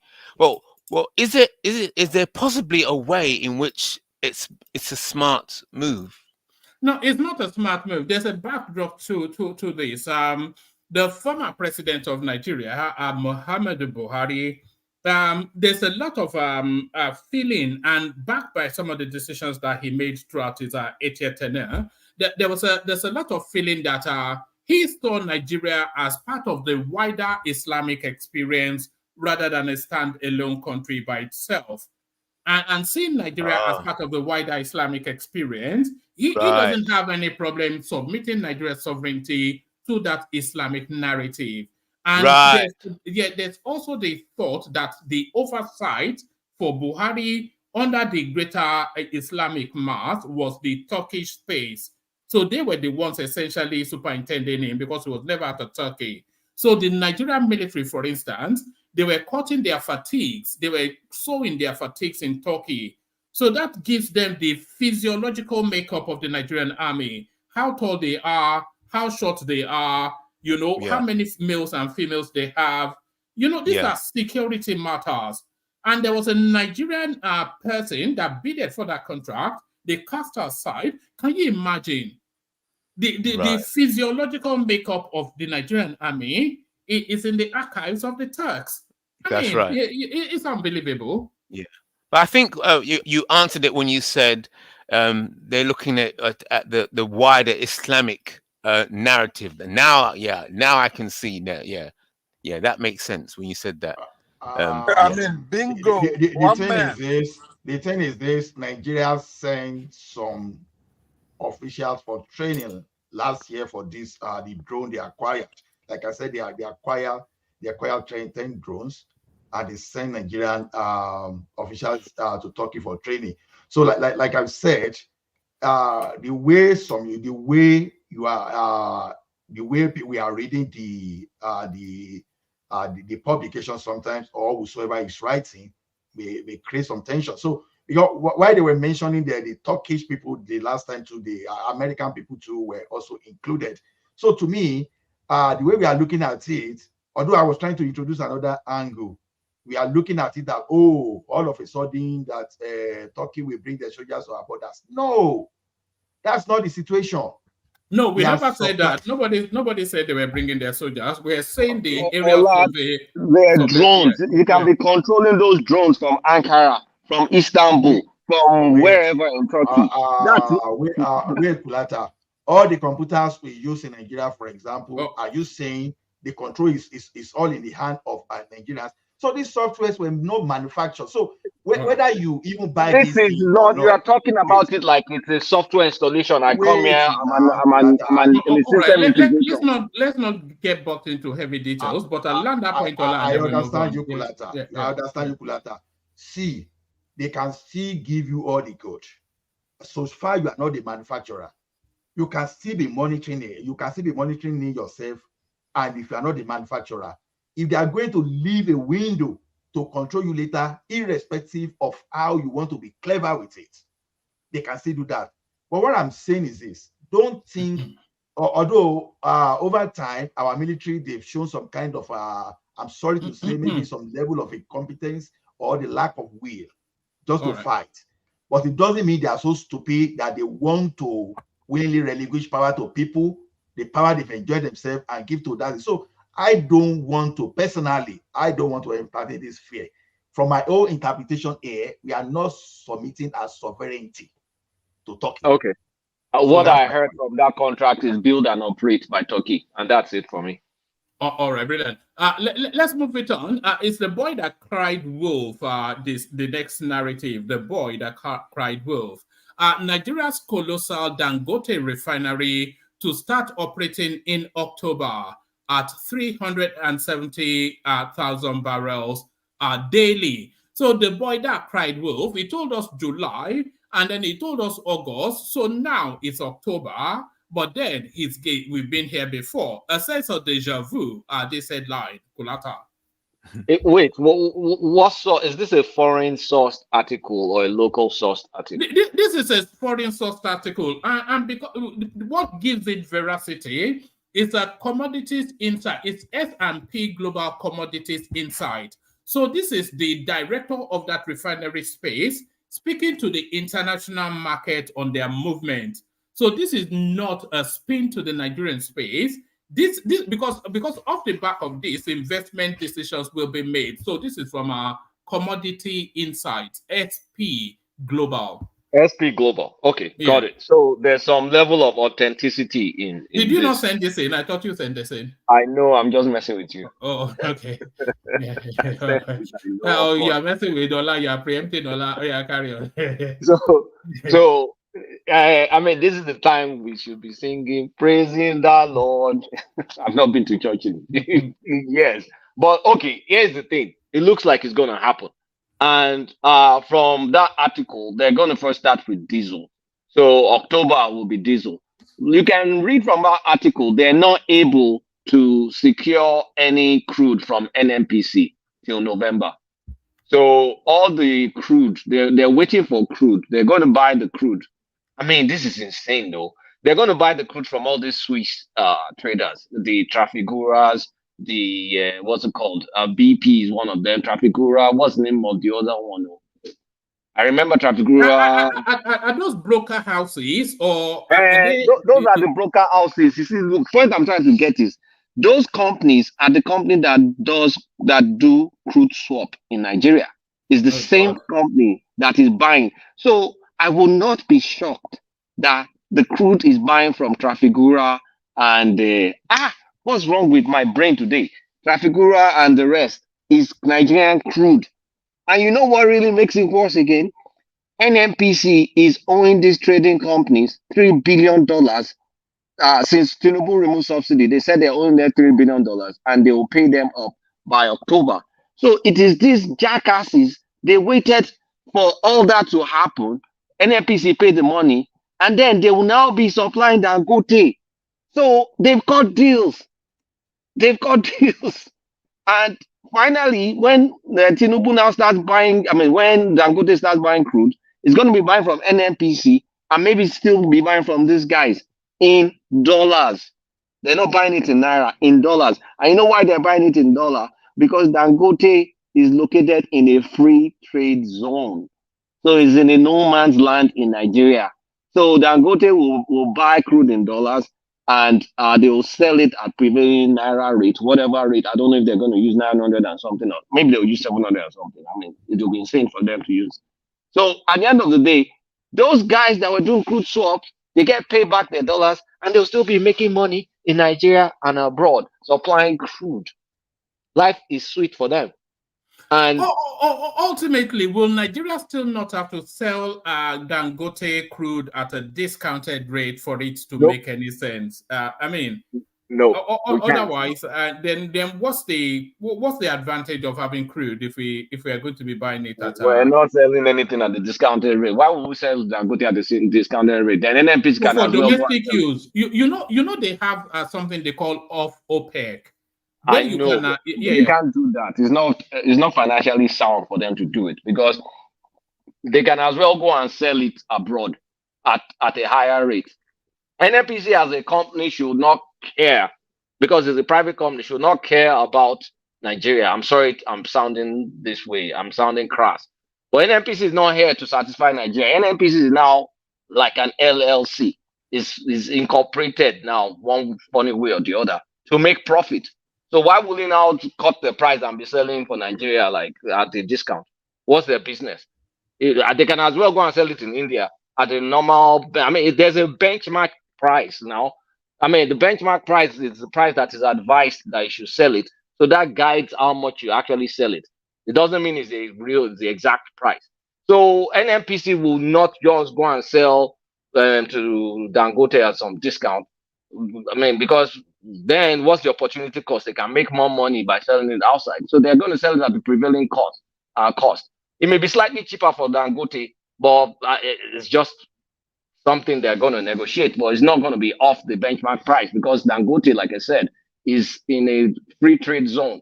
So they're not going to sell. There's no naira transaction here. The guy built the refinery with dollars. He's going to make his dollars. So the good news is, well, dollar transaction in Nigeria, how is that even going to work? Dollar transaction in Nigeria, as long as we're not, let me even think. Maybe I'm not even sat down to think because of this free trade zone. Kulata, do you mind if I just interrupt your speech a little bit? One time we were discussing I'll mention name.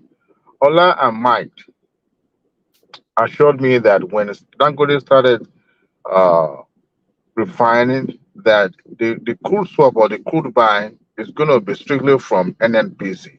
And it's not going to be bought in dollars, but in naira. There was an agreement between Dangote and federal government that they will be buying their crude. They told me that they said it on this show, and I remember very well. That they'll buy naira. They will be buying crude from NNPC. Yeah, no, I think that's embedded. I think that's embedded in the contract.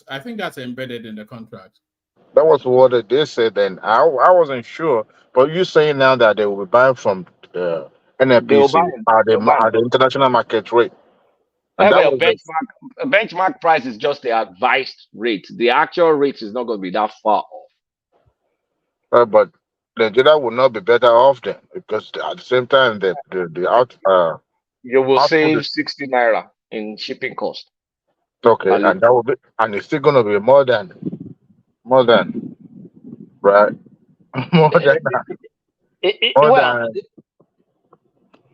It's going to be cheaper by marginal, relatively, but not significantly. But not insignificant. But the only thing I'm trying to think now, I just never thought about it. The fact that Dangote is in a free trade zone, how does that complicate, or maybe doesn't change anything? Maybe I'm just overthinking. Because at the end of the day, is that free trade zone not meant to be duty free? Okay, if it's duty free. If it's If duty it's free, duty then we're free, in trouble, because we I need don't that even money. know. Honestly, my brain is just reasoning into something that I've not thought about. Because all I'm trying to see is I mean, I just want to make sure Dangote operating will reduce like import substitution, meaning we won't use dollar to import. But if we treat free trade zone like it's its own separate entity, what's the implication? I think I need an expert in this case. I still want to believe that we will save on dollars because we're not importing. But when I read that article and they mentioned that Dangote will buy crude in dollars, it just kind of like, so what's going to happen? So I don't know. I do hope it reduces the dollar demand. If Dangote decides to sell in naira or at the exchange rate, that's some contracting I don't know about. It's just I think I think we need some depth of someone involved in this to actually break it down.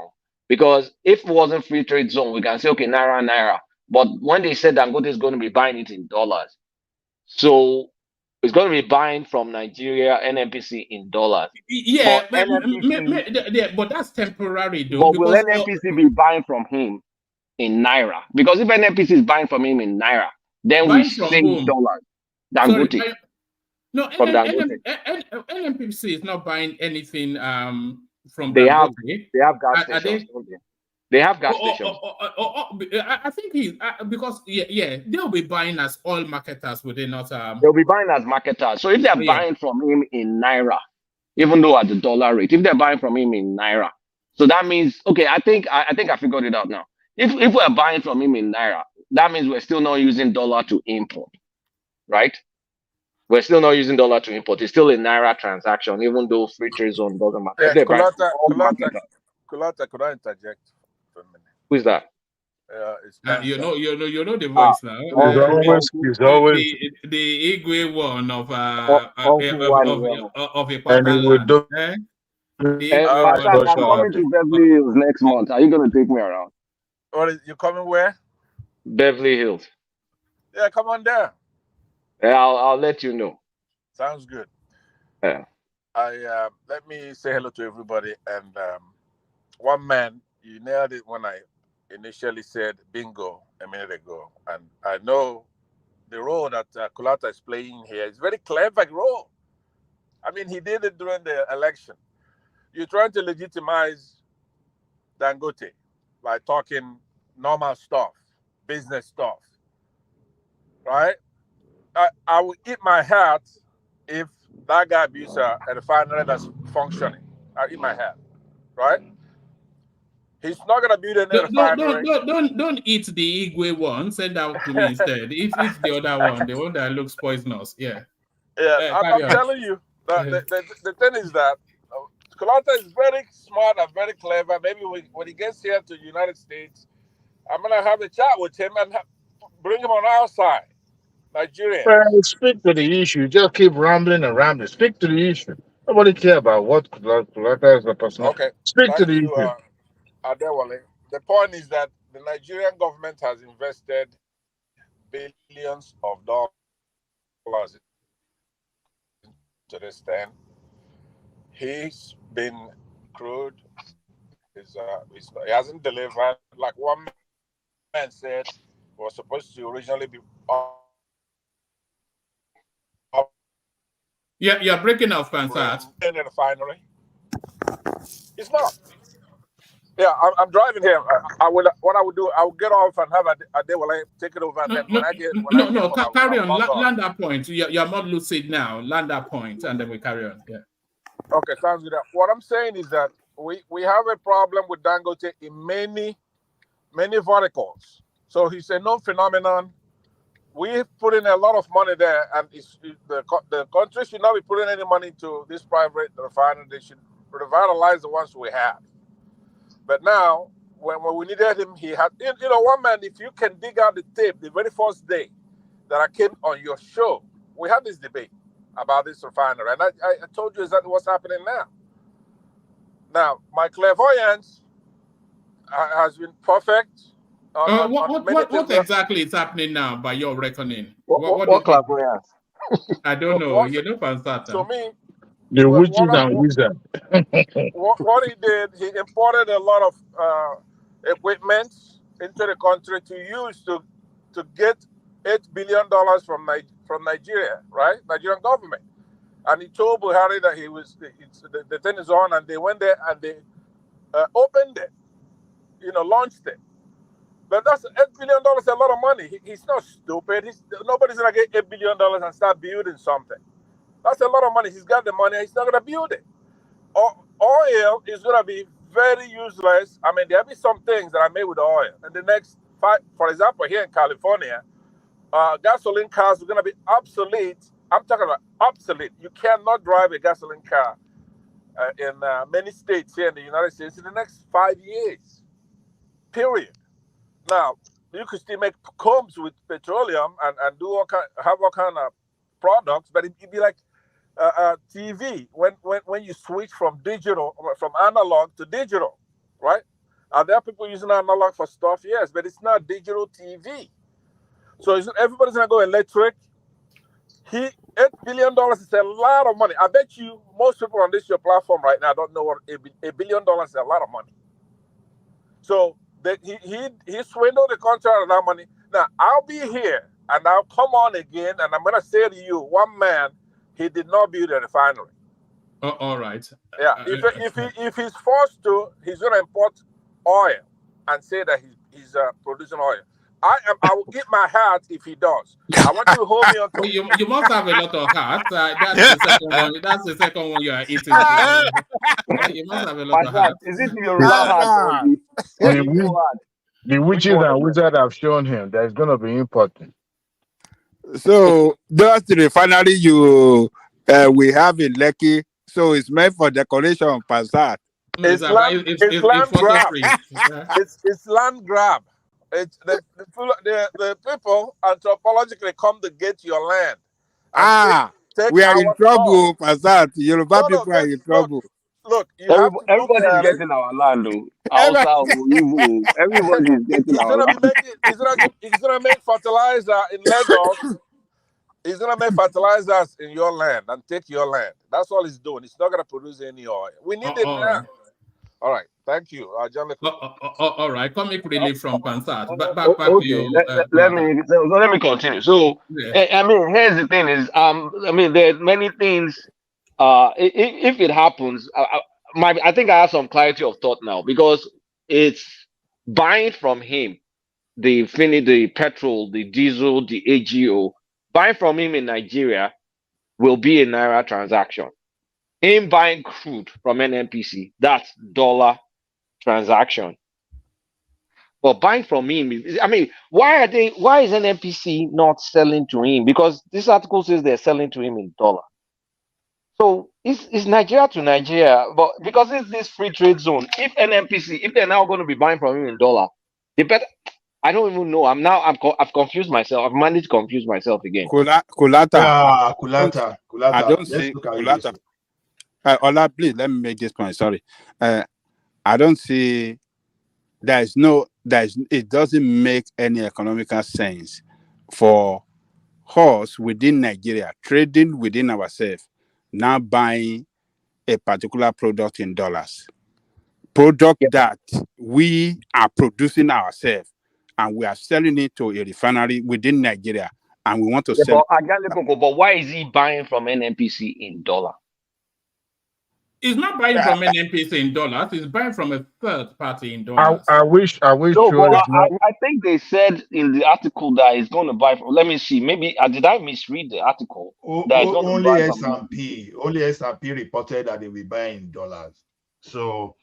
To me, actually, you see, one man and Kulata, you see, what is the information we are getting now that is going to be buying from the third party? That is what we are having as existence. Nigeria does not even sell her crude directly to the world. We sell it through. We sell it through Or middlemen, yes, true, in dollar. So is this middlemen? All right. Let me give you 5 quick paragraphs.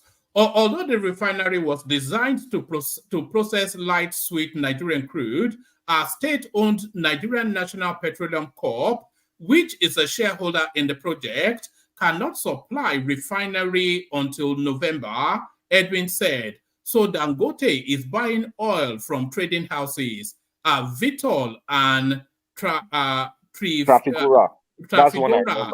Trafigura recently carried out inspections on the plant. He said, at last, NNPC said, we have actually committed our crude on forward basis to someone else. So immediately they don't have the crude, he said.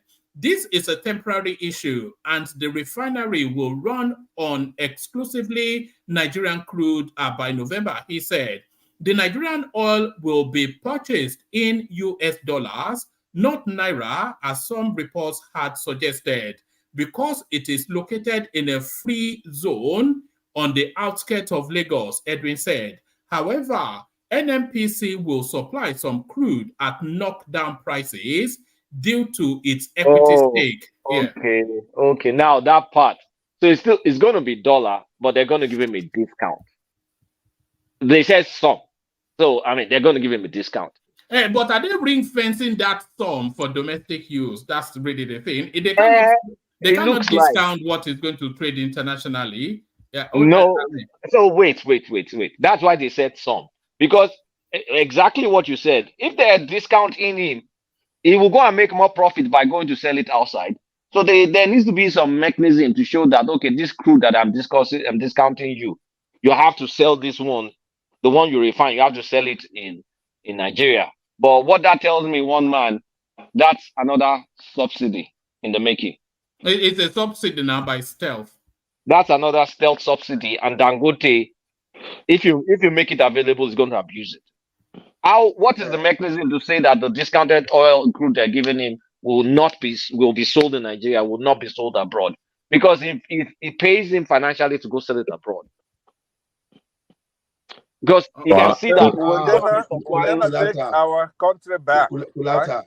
Hold on, Pansat. Let IC3 come in, because IC3 is a full blood breed. So I want to hear I want to hear somebody from the outside looking in.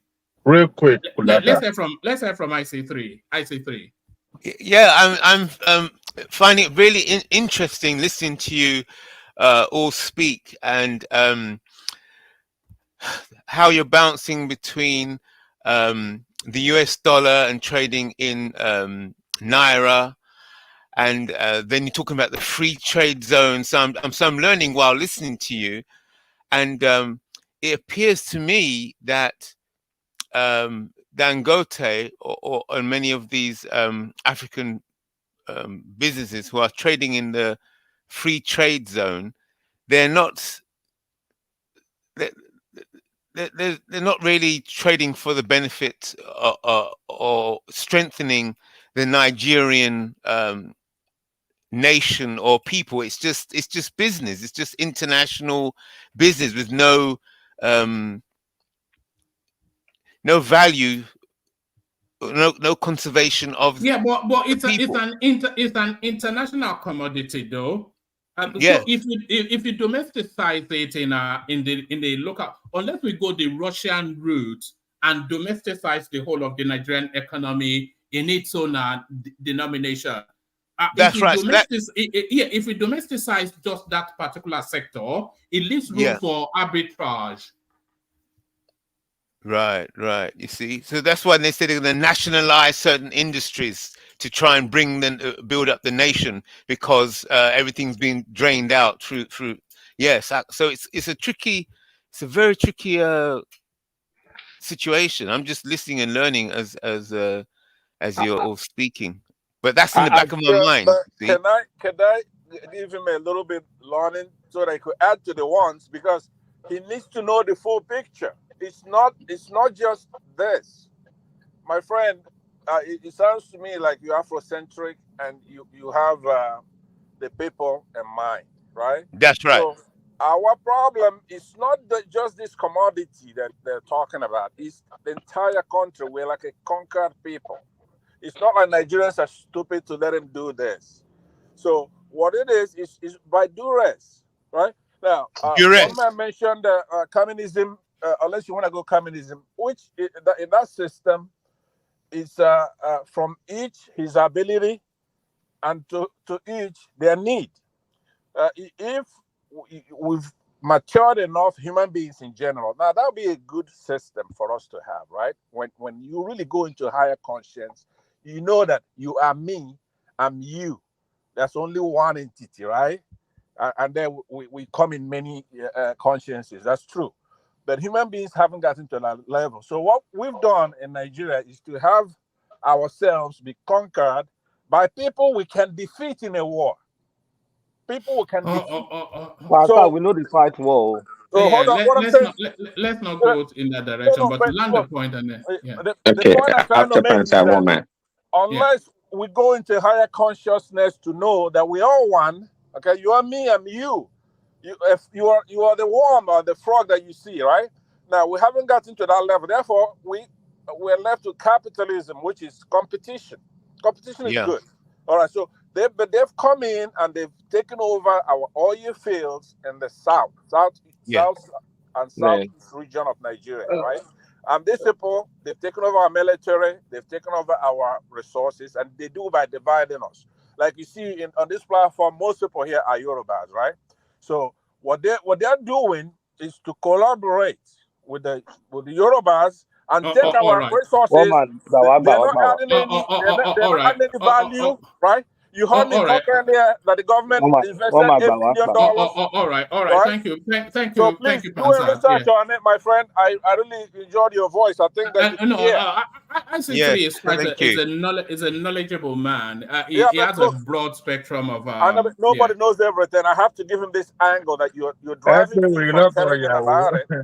Right? All right. Thank you, Pansat. All right, sir. Sorry, before Prince comes in, I want to make a quick point because I need to rush somewhere now. I don't think I'm that happy with this Dangote refinery again. I used to be excited about it, but now that I'm thinking, I'm very, very conflicted.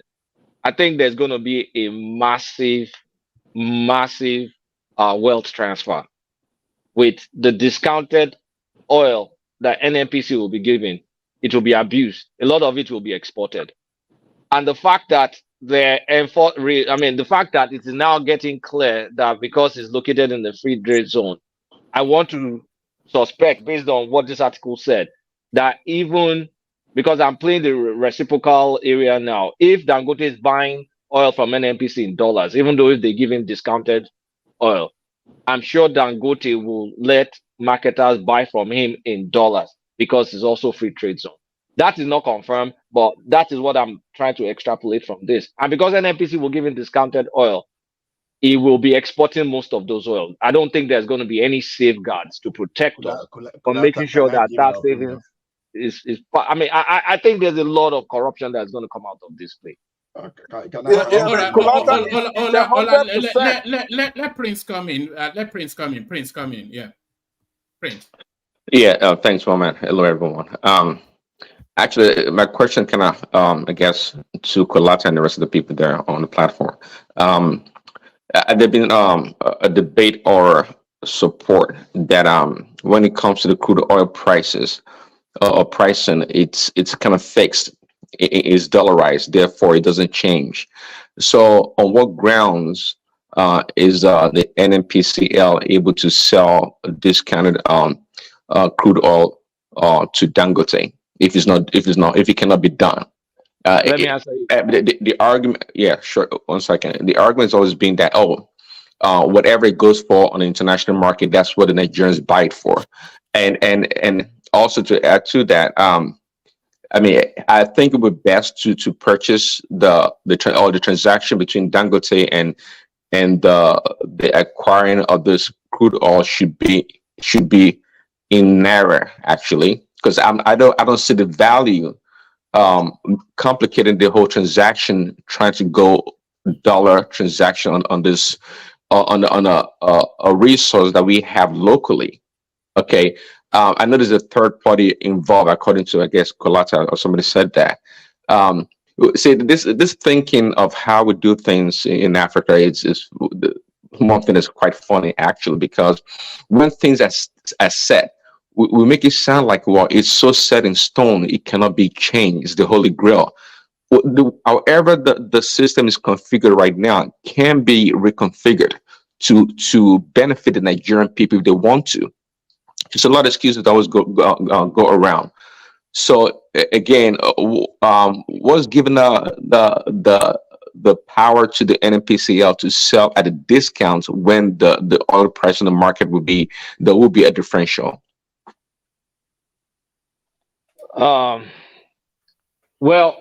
Dangote it didn't become a billionaire by being stupid, Prince.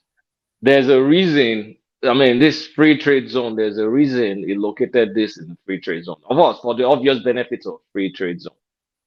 And there's also a reason he stuck to this project, like given all the risk. Not normal business people, the risk is just too high.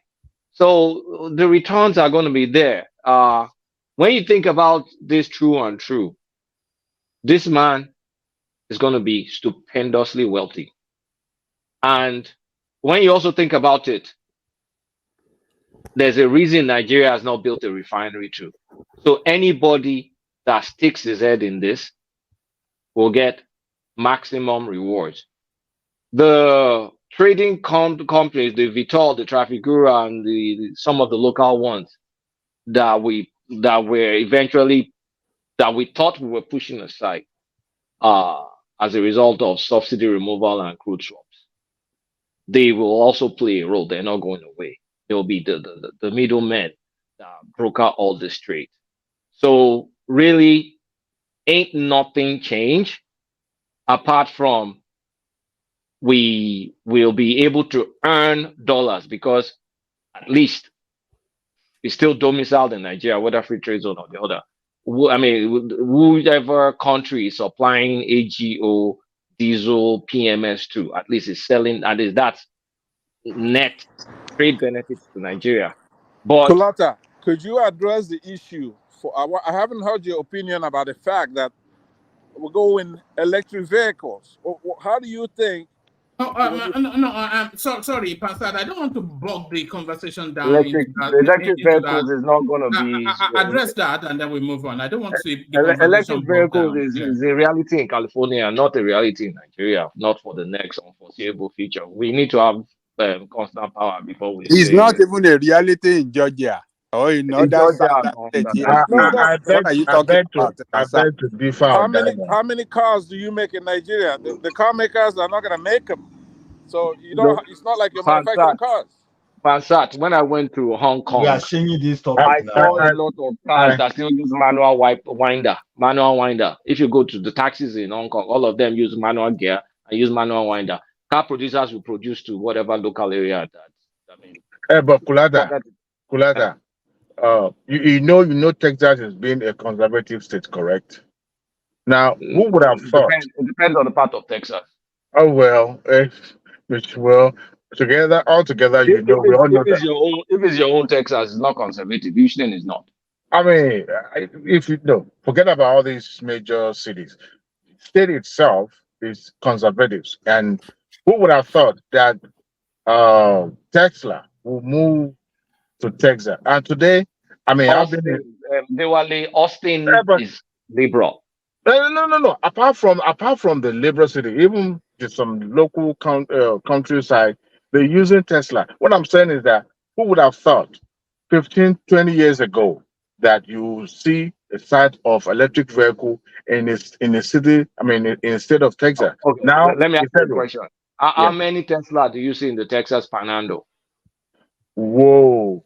Look, one man, I know for a fact that some other counties that are more conservative that have electric vehicles. As a matter of fact, it's become, I think, for the fact that the government of the state embraced it, so it's not even a matter of the local authority anymore. Yeah, but we're talking about Nigeria, though. Apples are. No, I know. That's why I said that.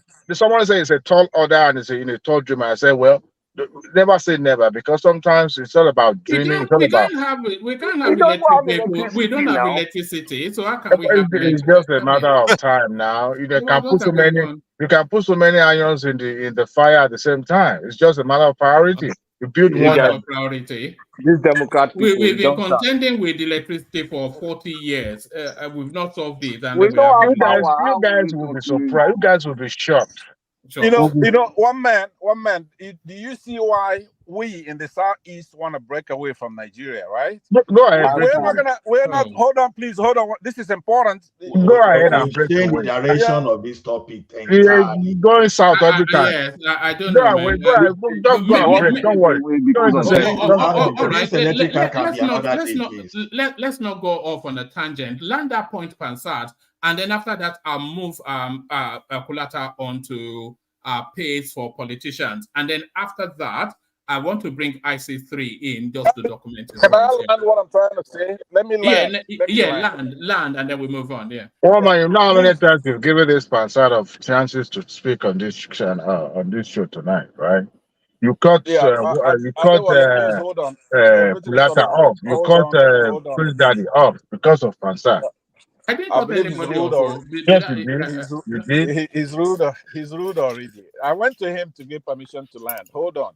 What I'm saying is that we cannot be in a country where we are anti-technology, anti-education. We want to do IREV and BVAS. You thwart it.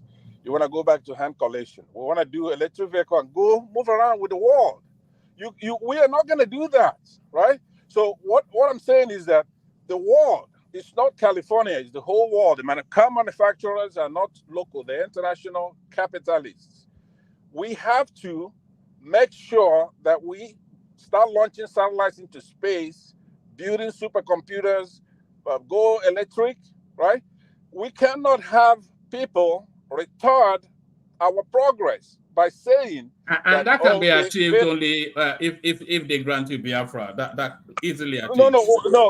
What I said it in the sense that those who are saying, hey, we want to be in charge of our destiny, we cannot say Western education is different from our own education. We're into education.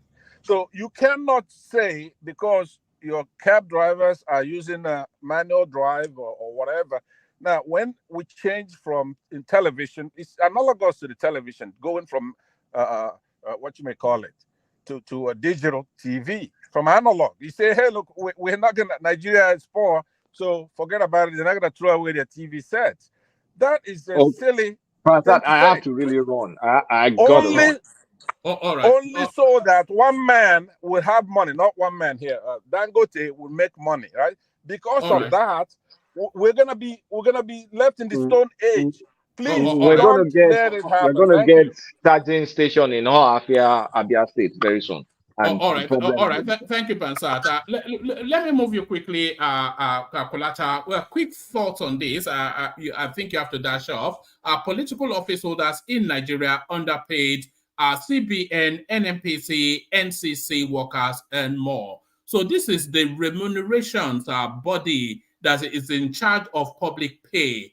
And when they presented the argument, it is coherent, but then of course, coherence and what the people will digest are two different things. Yeah, look, when it comes to remuneration and compensation, people should not hold beef. When you go to a university, American university abroad, guess who gets the highest salary in an American? Just guess who gets the highest salary in an American university? Probably the accountants, I suspect. No, give it two more guesses, and I'll give you the answer. The administrators, not the cleaners. You won't say the cleaners. No. The president of the university. Ajalekoko, incorrect. One more chance. This tenured professors. One more chance. I give one more chance. All of you failed woefully. The person that gets the highest amount of salary is the football coach. Okay, yeah, you're right. Well, that is not part of the academic. That's a catch-22. Babati got it in the comment. I said in the university is the football coach, and by a wide margin compared to the VC, compared to the president of the institution. because each job Yeah, football requires coaches. for each job requires is market is demand and supply. Whatever they're willing to pay, is it INEC or CBN workers, because of the unique skills and the unique work they do, is different from the work that a minister does. It's just based on market forces. You can't compare people's remuneration because you think, because of how you feel. It's not how you feel, it's what the market is willing to pay. If the market is willing to pay for these guys, the market will pay for them. If the prices is outrageous and is unreasonable, the market will take their pay down. If they're underpaid, the market will take their pay off. So whatever work you're doing, you are paid the fair amount that you're worth. It's just up to your own negotiation and the own skills. So you can't compare say, one man that has spent 35 years is in level something compared to someone that has spent 2 years or 3 years in CBN, because the work that person doing in CBN is different from the kind of work, and the market is willing to pay the CBN worker what they're paying the CBN worker. So don't beef other people. Go and hustle your own. Go and scale up and get your own pay too.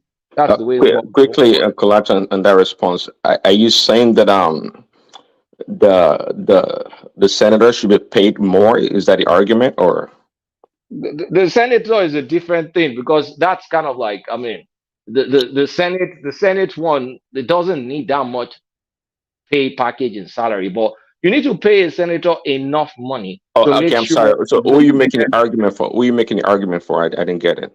I'm making an argument for any worker. If you have to motivate the senator with enough pay to make sure is encouraged to pass the right laws, then do it. No. I don't agree with that. In the public service, it don't work. If they want to pay the senators, okay, rather they should set the pay. Say, hey, we pay guys, I don't know, $100,000 a month. That would determine the people that want to do the job. Okay, as opposed to trying to incentivize these people with a lot of money based on the go market rate. Let me ask you one question. Assuming they say paying senators 100,000 a month is going to end corruption in Nigeria, are you going to agree to it? No, it's not about it. Corruption is really about the system and the interest of a lot of people. It's more, say, when it comes to public service. I mean, the example or the analogy you gave with football, you got to keep in mind when it comes to football, it's more like it's a totally different entity from these universities, and that's why football programs fund the rest of the sports at the university, because they make the money. Okay, the coaches are separated really from the rest of the school system, and that's the way it works. But in public service, the pay has to be set.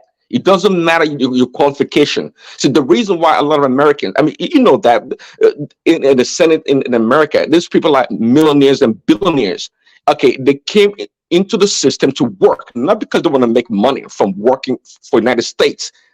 Just like Trump did not collect a single dime when he was the president.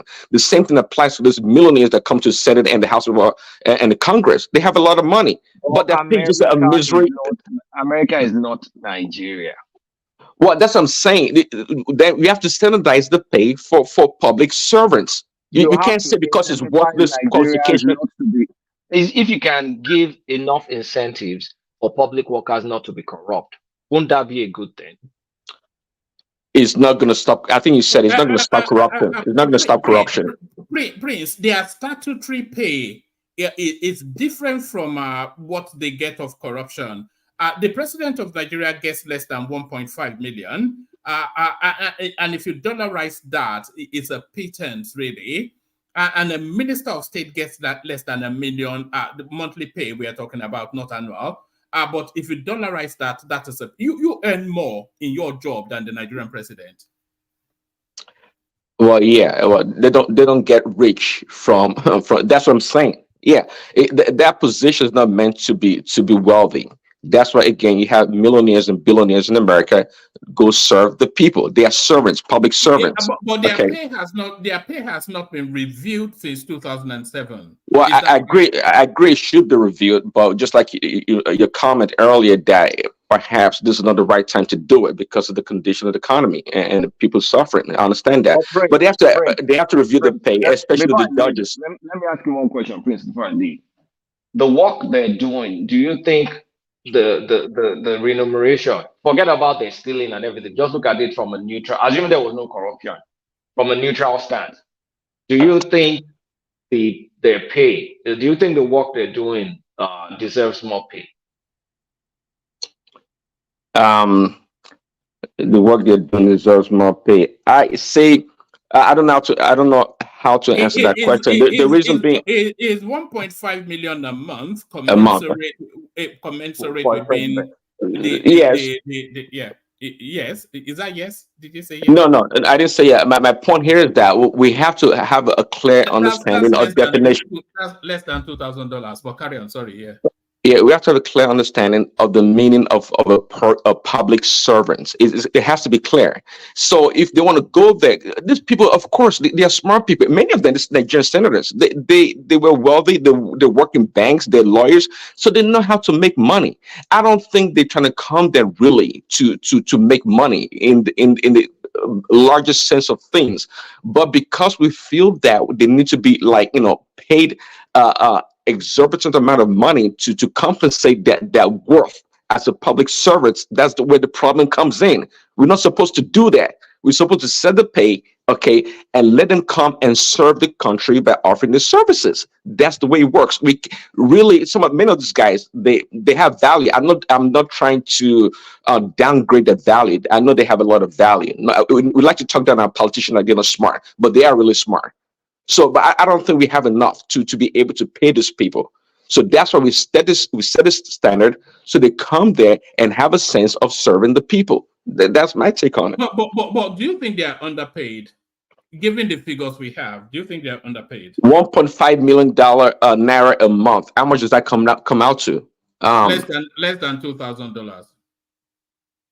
And compared if dollar is 900 to 1 now, and then compared that to an average Nigerian worker that seems to be quite a lot. You are comparing the president to an average That's Nigerian worker. your president. That's not an average Nigerian worker. That's your president. But that's what you're talking about the senators or the president. The Nigerian president. The president, he gets less than 1.5. Yeah. That can be reviewed. That doesn't sound like a lot of money. But I'm talking about the senators and the. What about the minister? A minister gets less than $1 million a month. That's not even $1,000 the way it is now. Yes. But you talk about all the incentives that these people get, from that allowances, from that cars and the housing. That's a lot of money. I think that's plenty. If you ask me, we're talking about statutory pay. Prince Daddy. They can make you $1,500 a month. That is fine. It's okay. Relatively to an average Nigerian worker, I think that is okay. If you ask me, I think that's okay. Do you think they should dollarize their pay? No. Why should they do that? They should give them. It's illegal, Can't do that. They should pay. They should pay Prince that. Daddy, if you don't mind, I want to add to that. You see, economists, they are one of the smartest people in the world. All right, one man, I got to run. I'll talk to you guys later. All right, thank you, Kolata. Come back. I want to play you a clip, but I'll play it still. But when you come back, I'll play it again. Carry on, Ola. So whenever an economist wants to talk of income, they use the aggregate household income. You don't just use some kind of wages, because there are a lot of things that come to your income. Your healthcare, insurance, the car you get for free, your housing, and all those stuff. Now, these senators that we are talking about if average Nigeria is earning 100,000 a month, they are going to pay for their fuel, they are going to pay for their rent, they are going to pay for electricity, they are going to pay for everything. Now, when you look at that, if someone is giving you, let's say, 1.5 million a month, how much is the housing? The place they live, how much does that cost? Probably they are living in a place that will go for at least maybe 15 million a month if it will be private property. Now, the furniture allowance they get, if they are going to furnish their houses, how much are they going to, with the type of lifestyle they are living? They're feeding. Are they actually feeding from that 1.5 million? So, because we need to understand all this rigmarolling, all those all those stuff they are doing. Nobody can just come to us and just whip out some kind of public sentiment and tell us that we earn 1.5 million when we know the type of lifestyle these people live.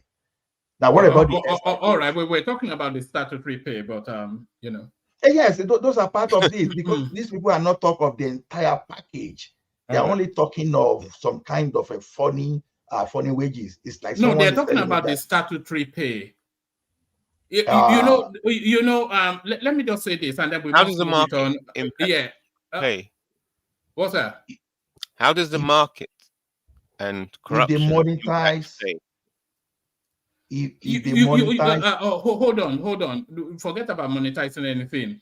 The agency that is because I don't want us to hang around there for too long, but the agency that is coming up with this is the Revenue Mobilization Allocation and Fiscal Commission.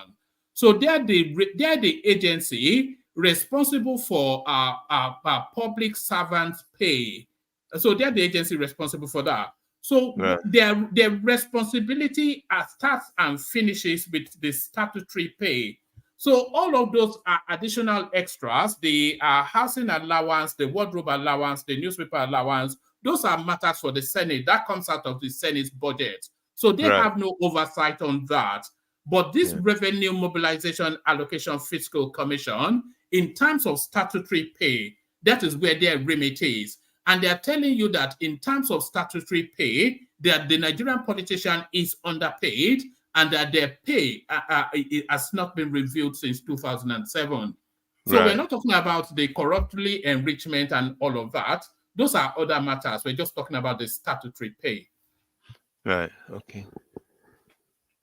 But one man, the statutory pay is talking about, the man is talking nonsense. He's just talking about their basic. He didn't mention their allowances. When you add all the allowances with their basic, that took them to the highest heaven. Yeah, but the allowances don't come from him now. They come from the Senate. Whether it comes from the Senate, that's what we're saying, though. That's what he is saying. Okay. Because he went on to add that all these allowances. If you think of what they get a package for running a constituency office, which they must get because they are representatives of people, and the people must be able to engage with them in order to feed back to the central space. So what he was saying was that they monetize that. They monetize that constituency office. But what he was proposing was that the constituency office should be centrally coordinated so that they don't get to monetize it. They just invoice to the central space after building their structures in their constituency. So all of those spaces he addressed. But and that was outside of his remit as well. But where his remit is just their basic salary. And he's telling you that their basic salary is too low. Yeah, I think, their allowances and other benefits, that is what gives them the highest place. If you put everything together with their basic, that places them ahead other people. But in terms of basic salary, no, they are not. I mean, the basic salary for them is not too outrageous. If we really want to look at it concerning the condition of the economic reality in Nigeria and other things, that basic is not too bad. It's good for them. It's a living salary, living wage that are being paid, which they can replicate that to workers as well, to have living wage and structure the salary well for the workers as well, But I don't think it's a time to increase their pay at all. They should not be increased. They should let us go together. We should go through the pains. They are there to serve. And at this difficult time that Nigerian people are going through hardship and the nation is going through financial mess, they should be ready to lead in sacrifice. So that's my take there, one man. All right. Let's take the conversation on and move it on to IC3. So IC3, you're up next. You can come into the conversation wherever you like, or you can come into it from the headline on the screen. Turkey clinches Nigerian border security contract. So a lot of people are not comfortable with this. But what's your take, IC3? Yeah, well, listening to the conversation and listening to the things that that have been said already about Turkey clinching Nigeria border security, then I heard you all speaking about the issues of national security, and then when you start moving to talking about national security, then you're thinking about the nation and you're thinking about the Nigerian people, and so as I was listening to you all speaking, I heard words like corruption came up and the market. So I'd like to know, because I can see that there's a lot of experience and a lot of wisdom here on this panel, and I would like to hear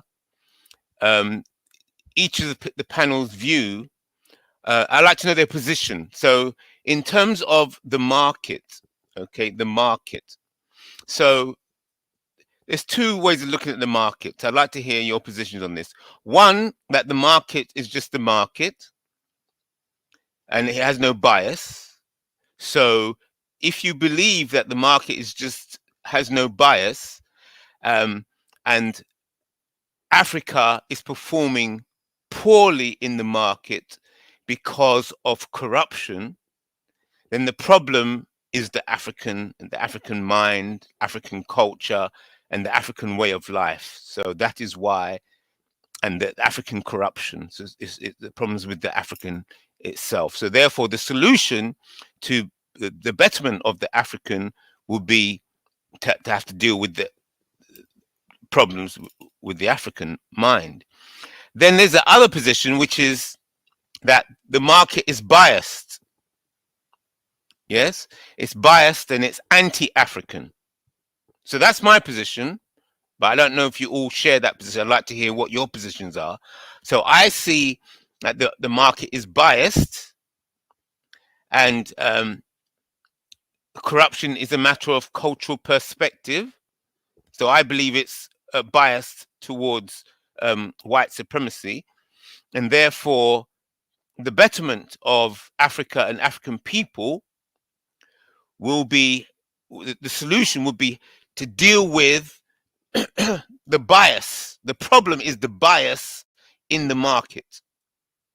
In contrast, you might say, no, the market is okay. The market it has no bias. The problem is African people. They're corrupt and they're unperforming. What is your position?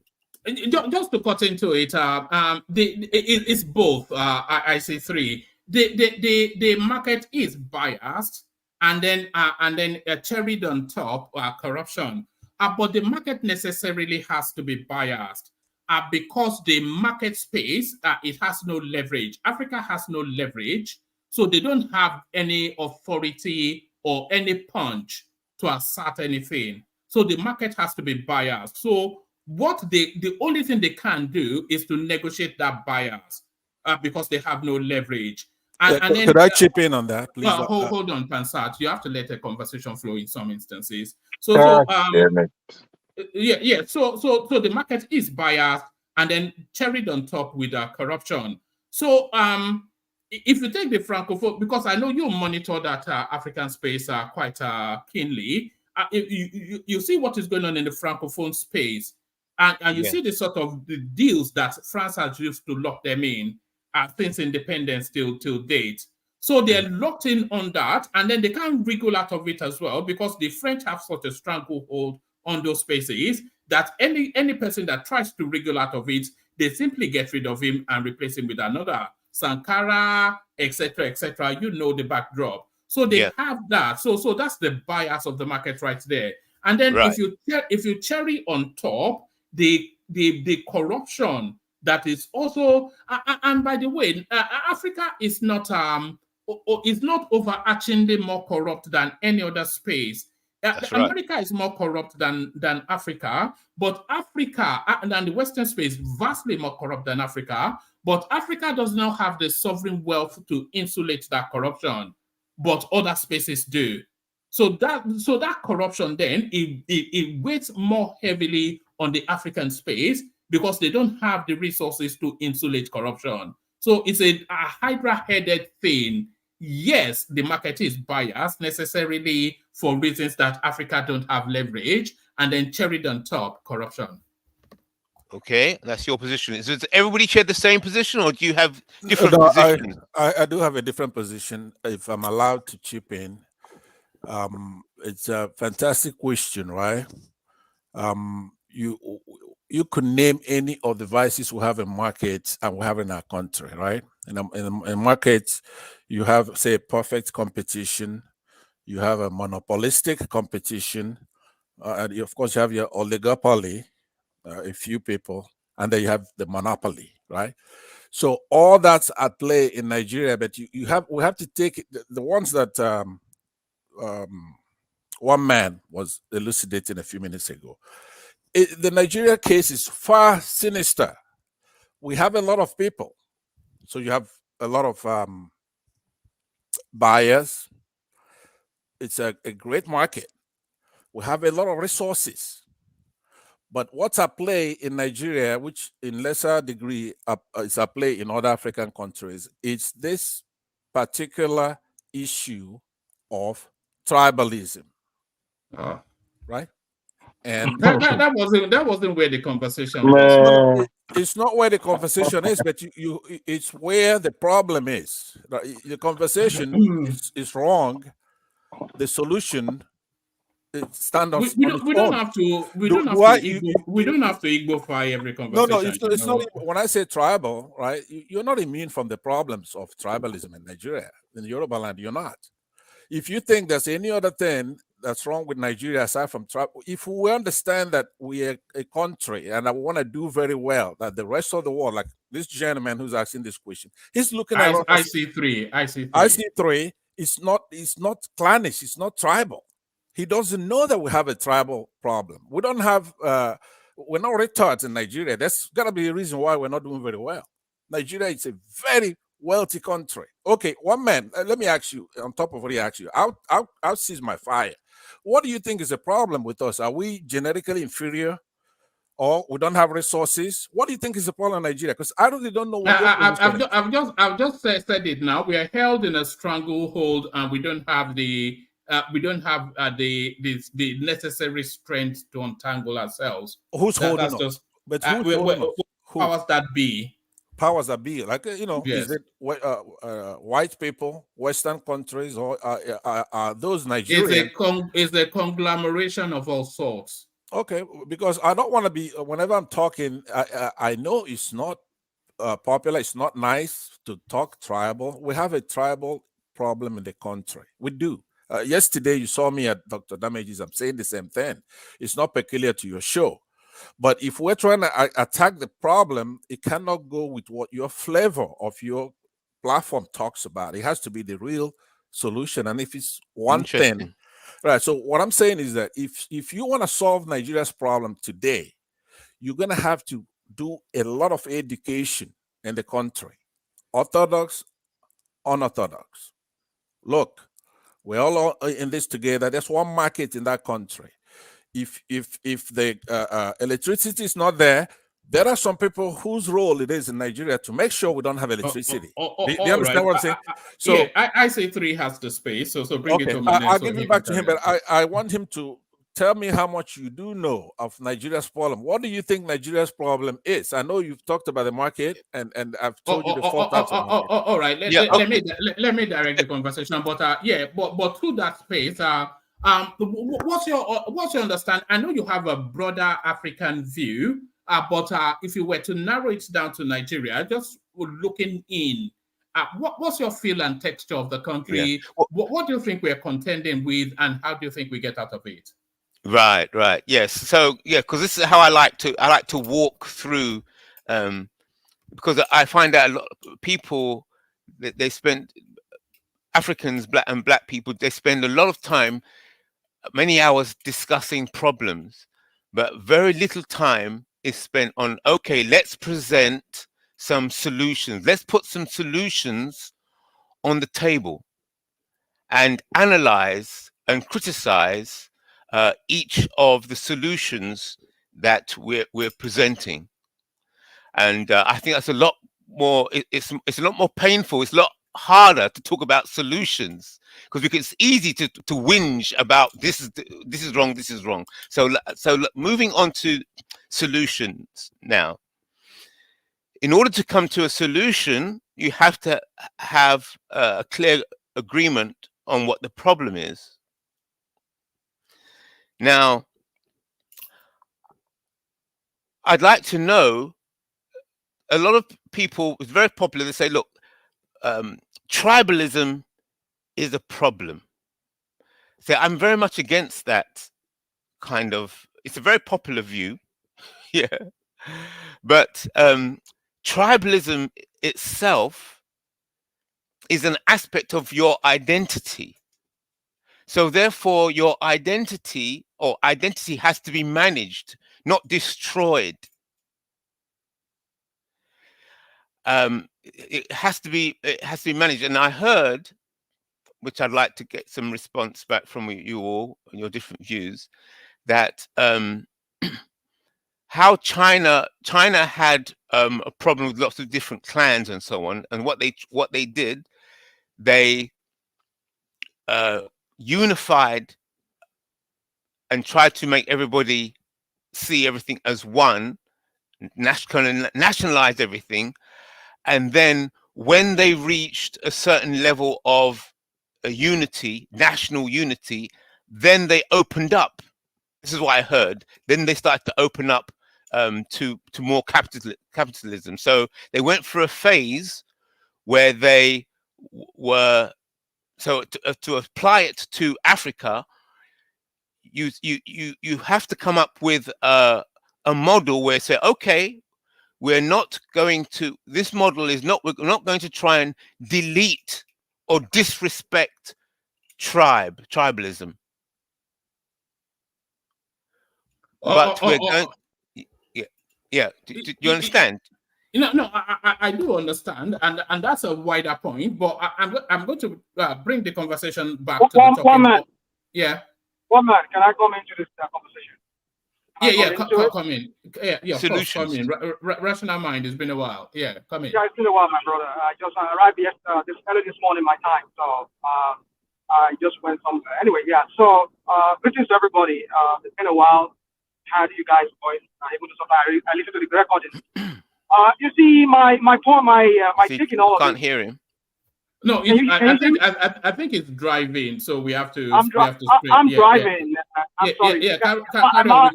We can make you out. Carry on. Okay. So you see, what we should be doing here is this intellectual kind of conversation that we have here, when we talk about this thing. What we should be talking about is the solution vis-a-vis the government in place, their policy. Do they have the tools? Do they have the policies that will bring about these things that we're talking about? I think that's what we should be talking about.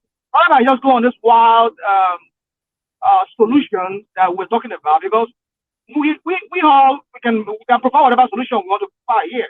But the question is, what is the current government, the one in place in that country called Nigeria? Because we're talking about Nigeria now. I think that's what you guys are talking about. What is their policy? What is their policy vis-a-vis what we're talking about?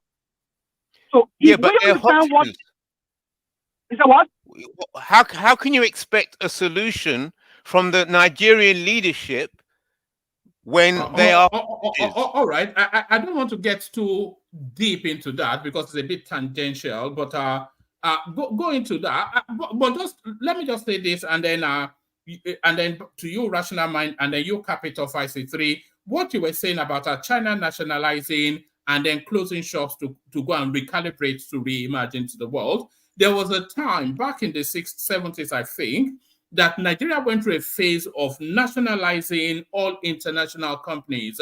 There's a petrol franchise in Nigeria called National. It used to be called Shell. It used to be called Shell, but Nigeria nationalized all of those spaces in order to domesticize wealth within the country. But that experimentation did not really work in the way that you're describing in China. But to what Rational Mind is saying, the citizens, do the government have the right tools and the right policy positioning? So that should be a conversational space. But within that conversational space, is the citizens buy into to those policy positioning? Because often instances, the government may or may not have a good policy thrust, but because the politics in Nigeria is so bastardized with a pecuniary sort of leanings, tribal religion, and everything, even if the Nigerian government found a cure to cancer, the Nigerian tribal religious leanings, they will destroy it. So it is that mindset also, and I think that's what worked for China, because the country bought into the policy positioning. But because of the way Nigeria is calibrated in terms of the divergence of ethnicity and religious leanings, nothing ever coheres under one singularity, and that is where our struggle is. Right. So the solution. You're saying that the solution was tried. It's the correct solution, but the formula wasn't quite right. So the solution was correct. You got to be protectionist. You have to be protectionist. Yes, but you got to do it in the right way. So it was the correct solution, but it has to be applied in the correct way. It has to be sold in the correct way. That's so that's why I like to listen to putting solutions on the table. I think that's a really good way to spend time examining solutions. It's hard, it's more difficult, it's hard work. It's easy to just look at the news and just talk about the news, but examining solutions, it requires hard brain work. You're going to get your facts right. You see, IC3, the average Nigerian knows the solution to all of Nigeria's problems, because they're not. Yes, they do. They do. The solution to Nigeria's problems are tackling corruption head on, building the country's infrastructures, and securing the country. So those three spaces really is where the solution to Nigeria is. But getting there, it has always proven to be somewhat of a sticky thing with Nigeria, because we're just too complex a people. I don't know, but unless anybody disagrees. No? Can anyone still hear me? Yeah, I think I agree. I disagree. Let somebody else speak. Can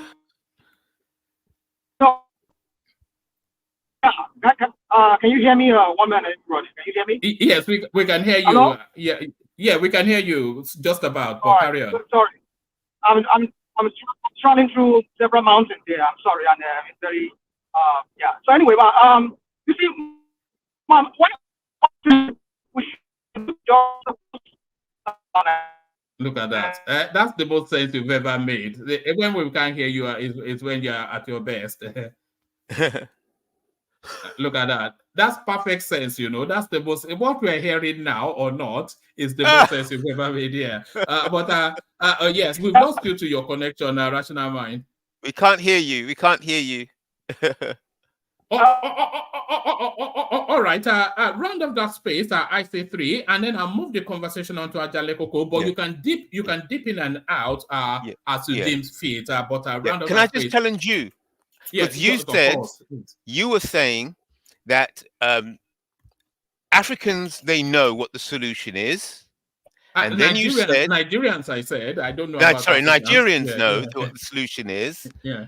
But you said it's too complex, something like that. Too complicated or too complex, correct? No, the solutions are not complex. Nigerians are.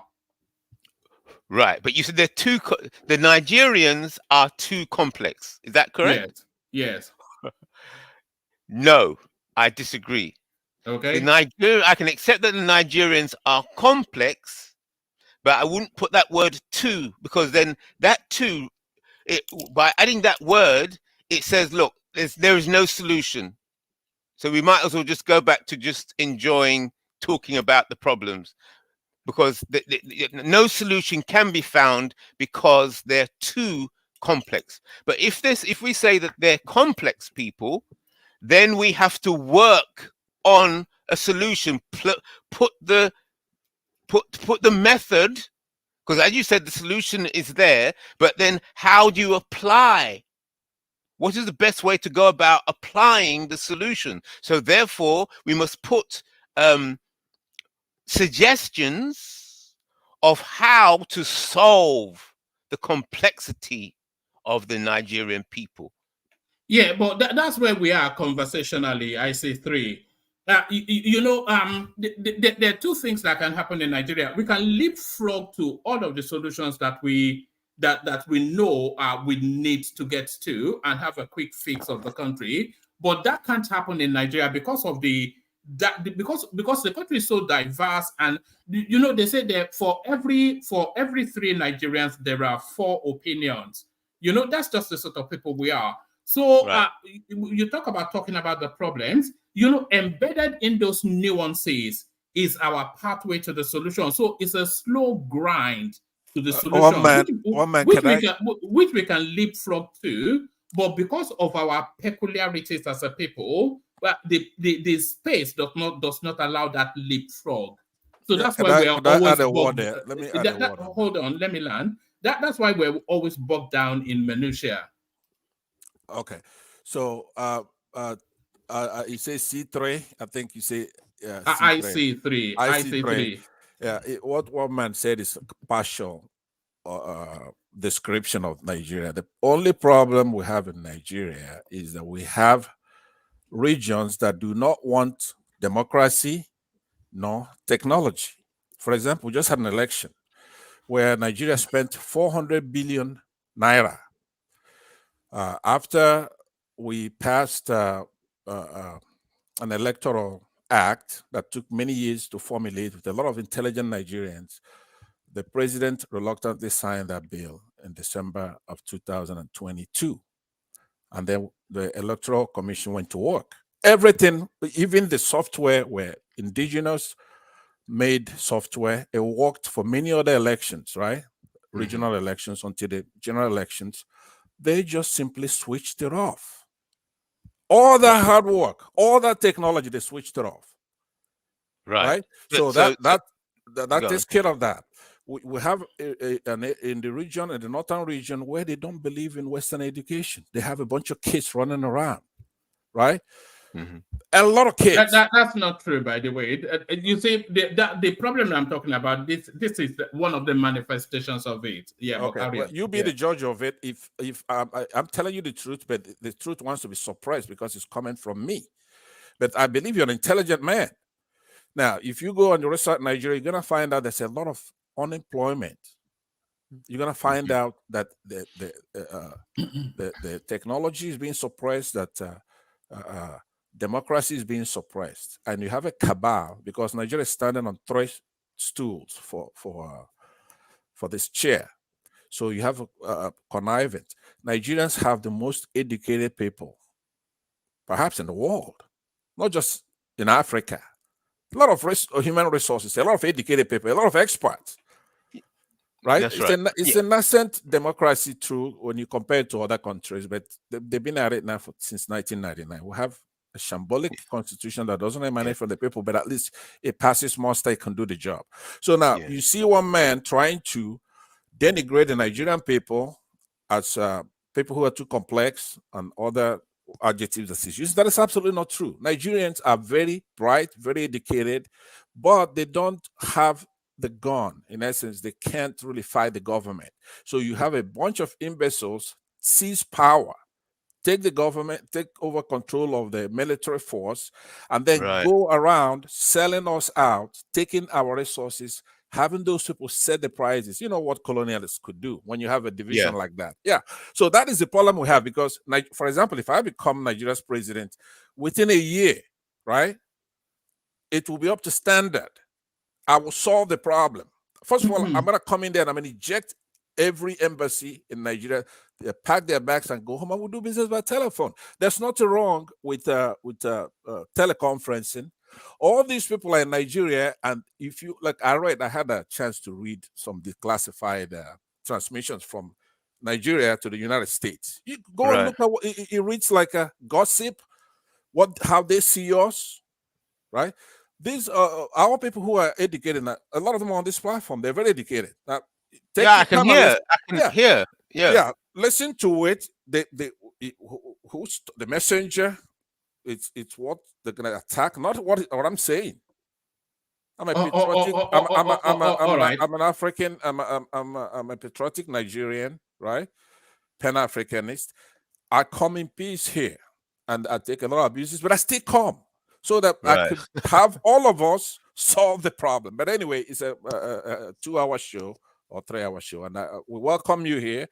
I don't know what your background is, but if it looks like one man has your ear, has his ear to your lips. Okay. Talk to him after the show.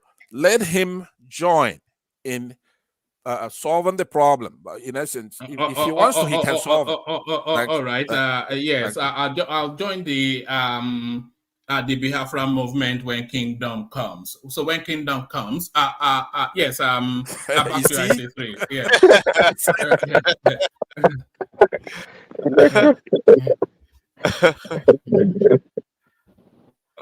Back to IC3. A couple more words from you, and then we move the conversation on IC3.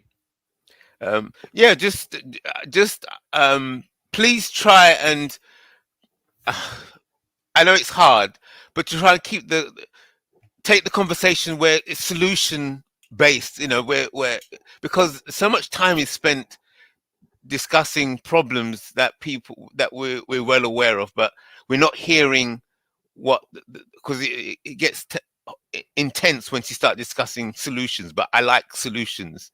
I know that people don't like discussing solutions, but I'm trying to encourage you. Please keep it for every problem.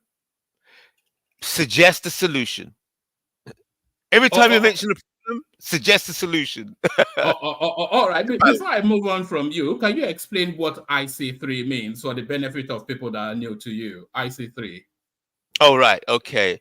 So, yeah, if you put the camera on, I'll show. I'll speed it up. Show just quickly. Yeah. Yeah. So basically, the IC3 is the international, or 3 is the international code, identity code for people classified as black. So you see Africans. So this is the police code, but this is also, so IC means identity code 3. Identity code 3. But the numbers are in the police database. So the police national computer. So so Interpol and Europol, all the police forces around the world, they can communicate with each other, and they share a computer database. And a lot of people don't realize, but these codes are international. They're international. So internationally, Africans are code 3, even though they may not know. Essentially, black people, really. Yeah, that's right. Black people are IC3s. Yeah, that's right. One man, more like it's a Negro. It's a numeric number for Negro. I get it. IC3. So the reason I wonder why the rap artists are not already IC. They are not using it in their lyrics already. IC3. Yeah, well, they do. Some do, but they're not using it enough because they don't realize the power of it. So why am I going on about these codes, which are obviously set up by the white supremacists? Is that to deal with that tribal problem? Remember the tribal problem is that if we can create an entity, an international entity that uses this code, we can use this code to unite all those people a bit like classified as black. reclaiming the N-word. A bit like reclaiming the N-word, isn't it? Yeah, that's right. A bit like that, but far more advanced than that. And that way, by using codes and numbers, you do not insult people's identity, because because your ethnicity or your tribe or your clan can be a subdivision of the code 3. And why? Because then you can create an entity, and then that entity can be a sovereign or autonomous entity that can then trade with all the other entities. Sorry, IC3. By reasons of genetic enrichment, should we not be IC1s? Because we're the most complete of all the genotypes. We carry the DNA of everybody, so should we not really be IC1s? Yes, and I'll tell you why. So I went to some conferences with this kind of information, and most people, they never heard of this. But I went to a conference, and this black woman came up to me, and she saw the information I was showing at the conference, this information. And she goes, "Oh, that's interesting. Yeah, that's about right. What you're showing there is very correct." I said, "What? I've hardly met anybody that ever met this." I said, "What? How do you know this?" She said she was a top consultant for the police, and she's also a very high-ranking person within the Church of England.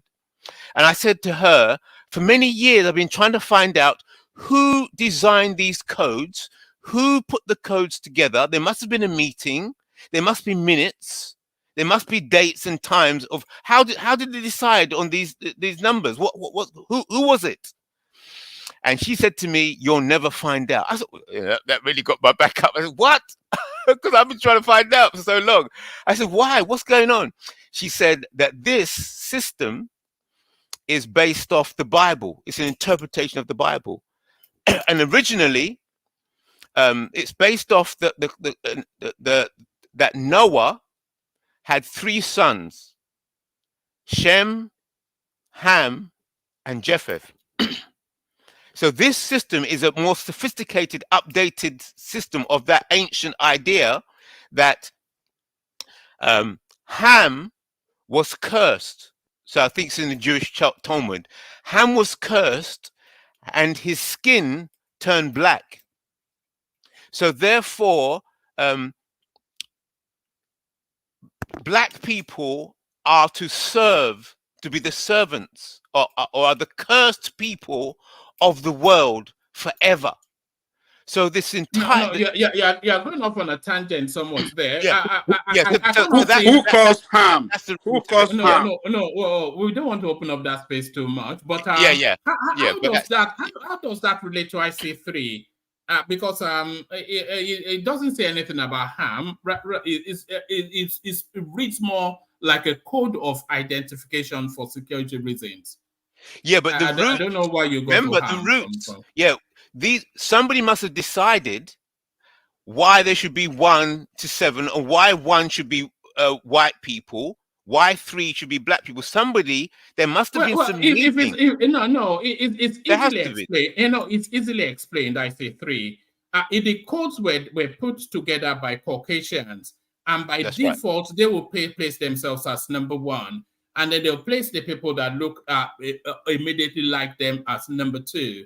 But quite why they placed the black person as number 3 is something maybe to reflect on. But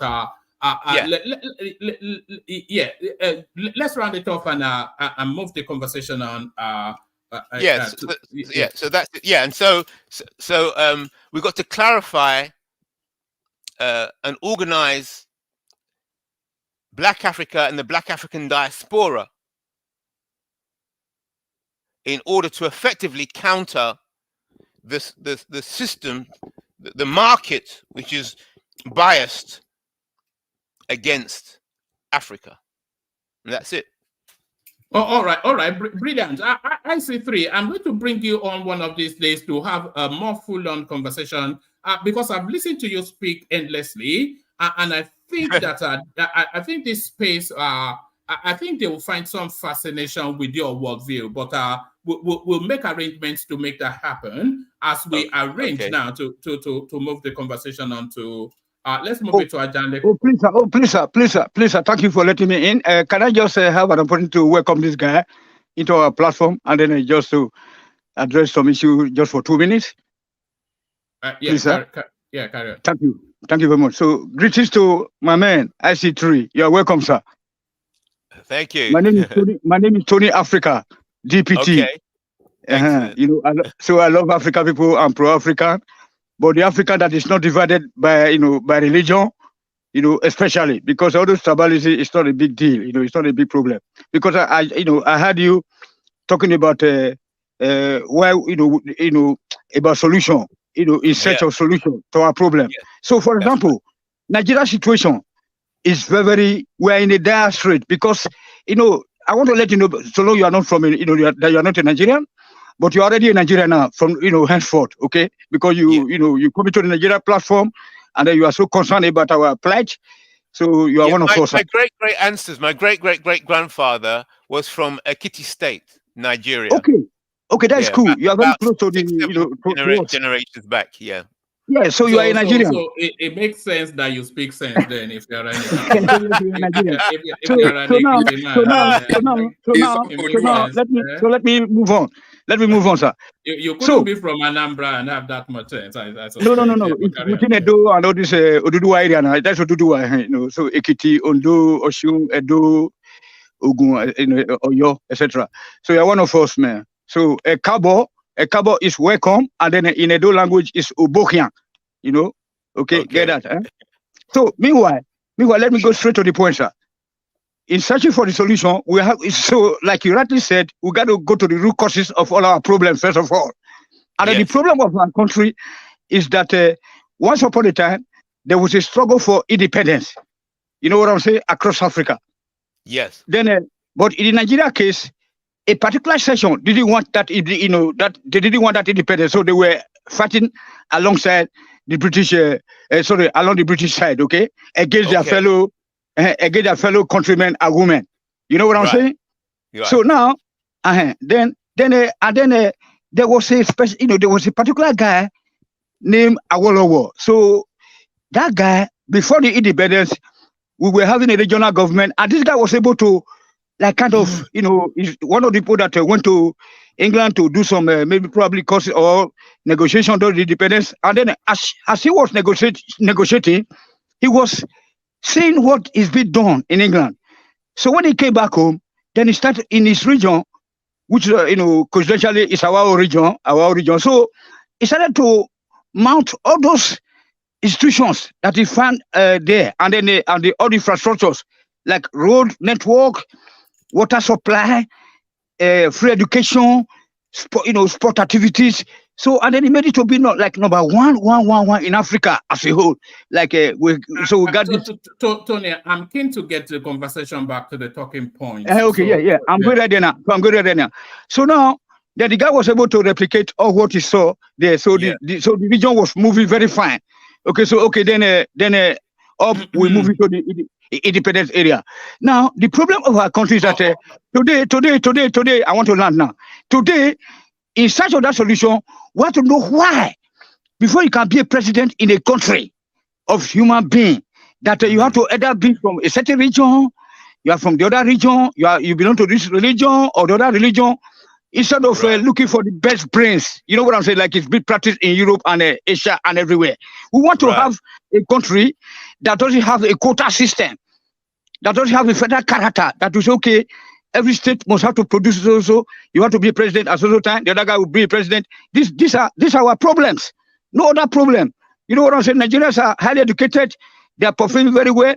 I think in the state of Colorado, there was Nigeria that was elected yesterday or the other day as a mayor, whatever. But back home, that quota system, that federal character will not allow the square holes to be placed in square, to be matched with square objects. That is simply the problem of Nigeria. You know what I'm saying? And so until you get so now the solution is the solution is that the constitution had to be taken off right now. I mean, like yesterday, not be say tomorrow. Otherwise, that country have to be separated peacefully without any war. You know what I'm saying? Because there's no way we can forge ahead, because we are different people, and that tribalism is something is always there to, to deny the rightful leader to emerge. That's it, sir. All right. Let's move the conversation to Ajanle Koko. So Ajanle Koko, you're up next. Are you ready? All right, one man, what's up? Oh, all right, brilliant. Yes. So we took a pit stop, but then they've tire rolled away, so we had to. Yeah. So let's get back to it. Tinubu appoints Hakim Baba Ahmed as special advisor. So just in the opening phase, I was just this is the brother, of course, of Yusuf Date Ali Baba. Because also Donyo Okukwe has jumped ship. So now the top functionaries then around the Obin narrative, they are slowly now making their way back to the Nigerian state, and the news starting to tighten around that space. Greetings to our listeners around the world. Click on the like button, share and subscribe if you haven't done so. Ali Baba Ahmed is not an LP man. He's a PDP man. His brother, Dati Ahmed, was the deputy to Obi in the last presidential election under the banner of Labour Party. So his appointment appears to me like Obasanjo. I mean, Tinubu is fulfilling his promise to form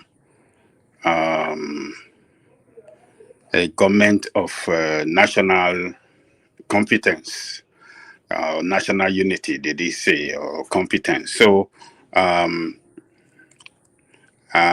according to what you read, he has accepted the appointment and is going to serve in the office of the vice president.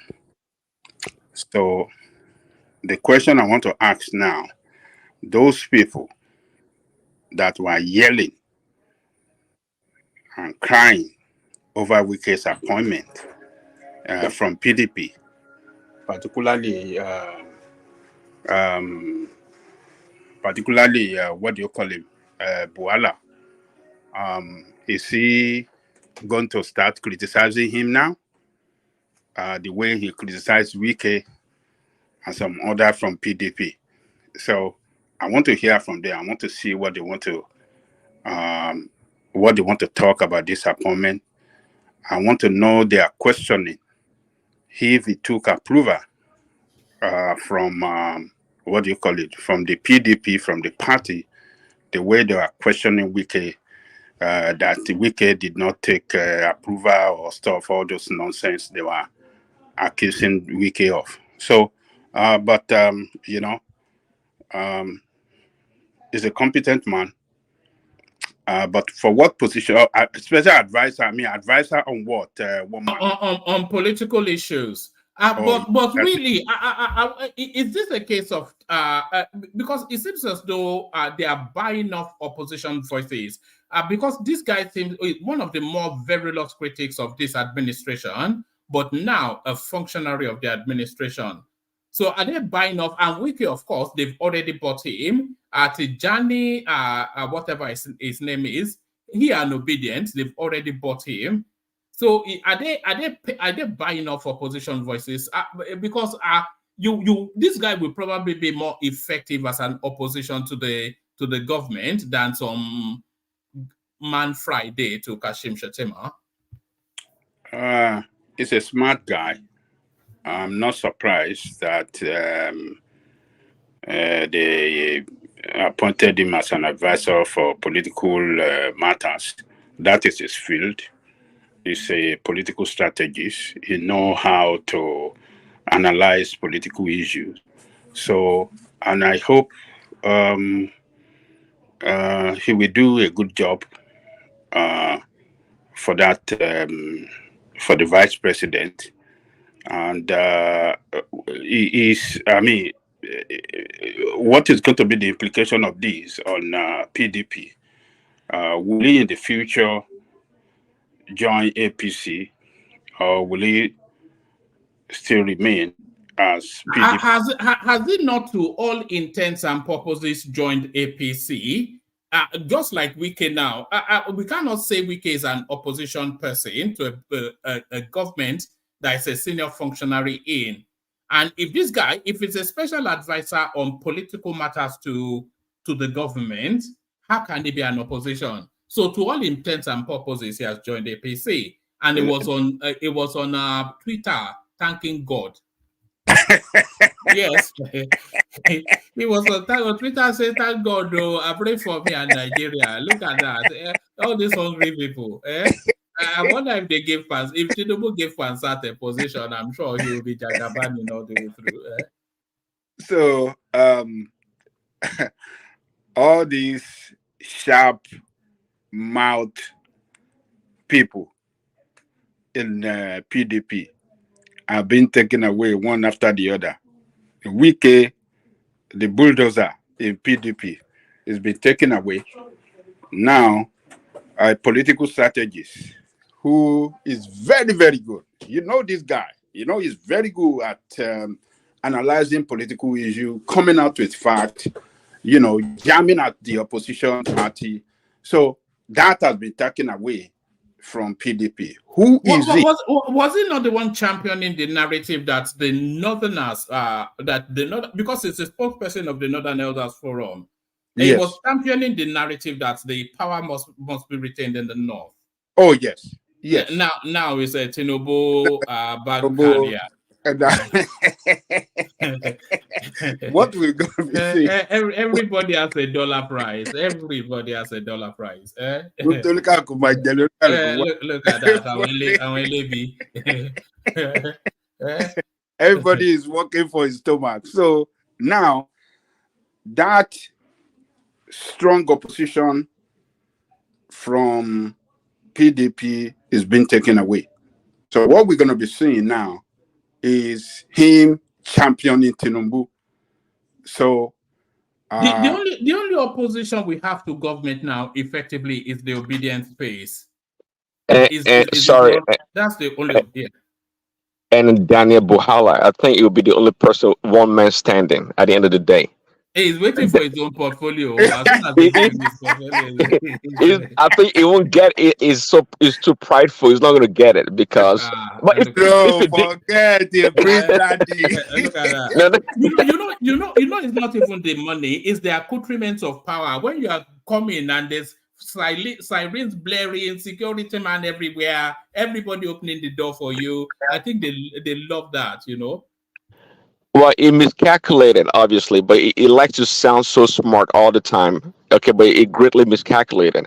But he can't help himself right now. He has become the darling of the Arise News. Is now the favorite opposition analyst. Is always there talking about nonsense as usual. Though eloquent, is spews out garbage all the time. I mean, he has something to say about that Tinubu would not really meet with Biden. They only did so when he went to this pilgrimage or something in India. That's when he just took a photo up and that was it. And with the Dubai thing was just nothing. Anyway, I feel sorry for him somehow, but at the same time, I don't, because he miscalculated and he jumped ship for us too early. Only if he had waited. All right, thanks, Sajilokoko.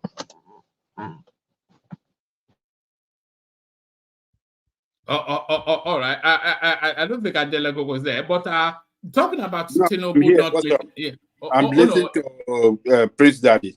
No, he said thanks, Adelago. But let me play you this. Tinubu has a rare opportunity of ringing the bell at NASDAQ, the New York Stock Exchange. So here is Tinubu arriving in America to great aplomb.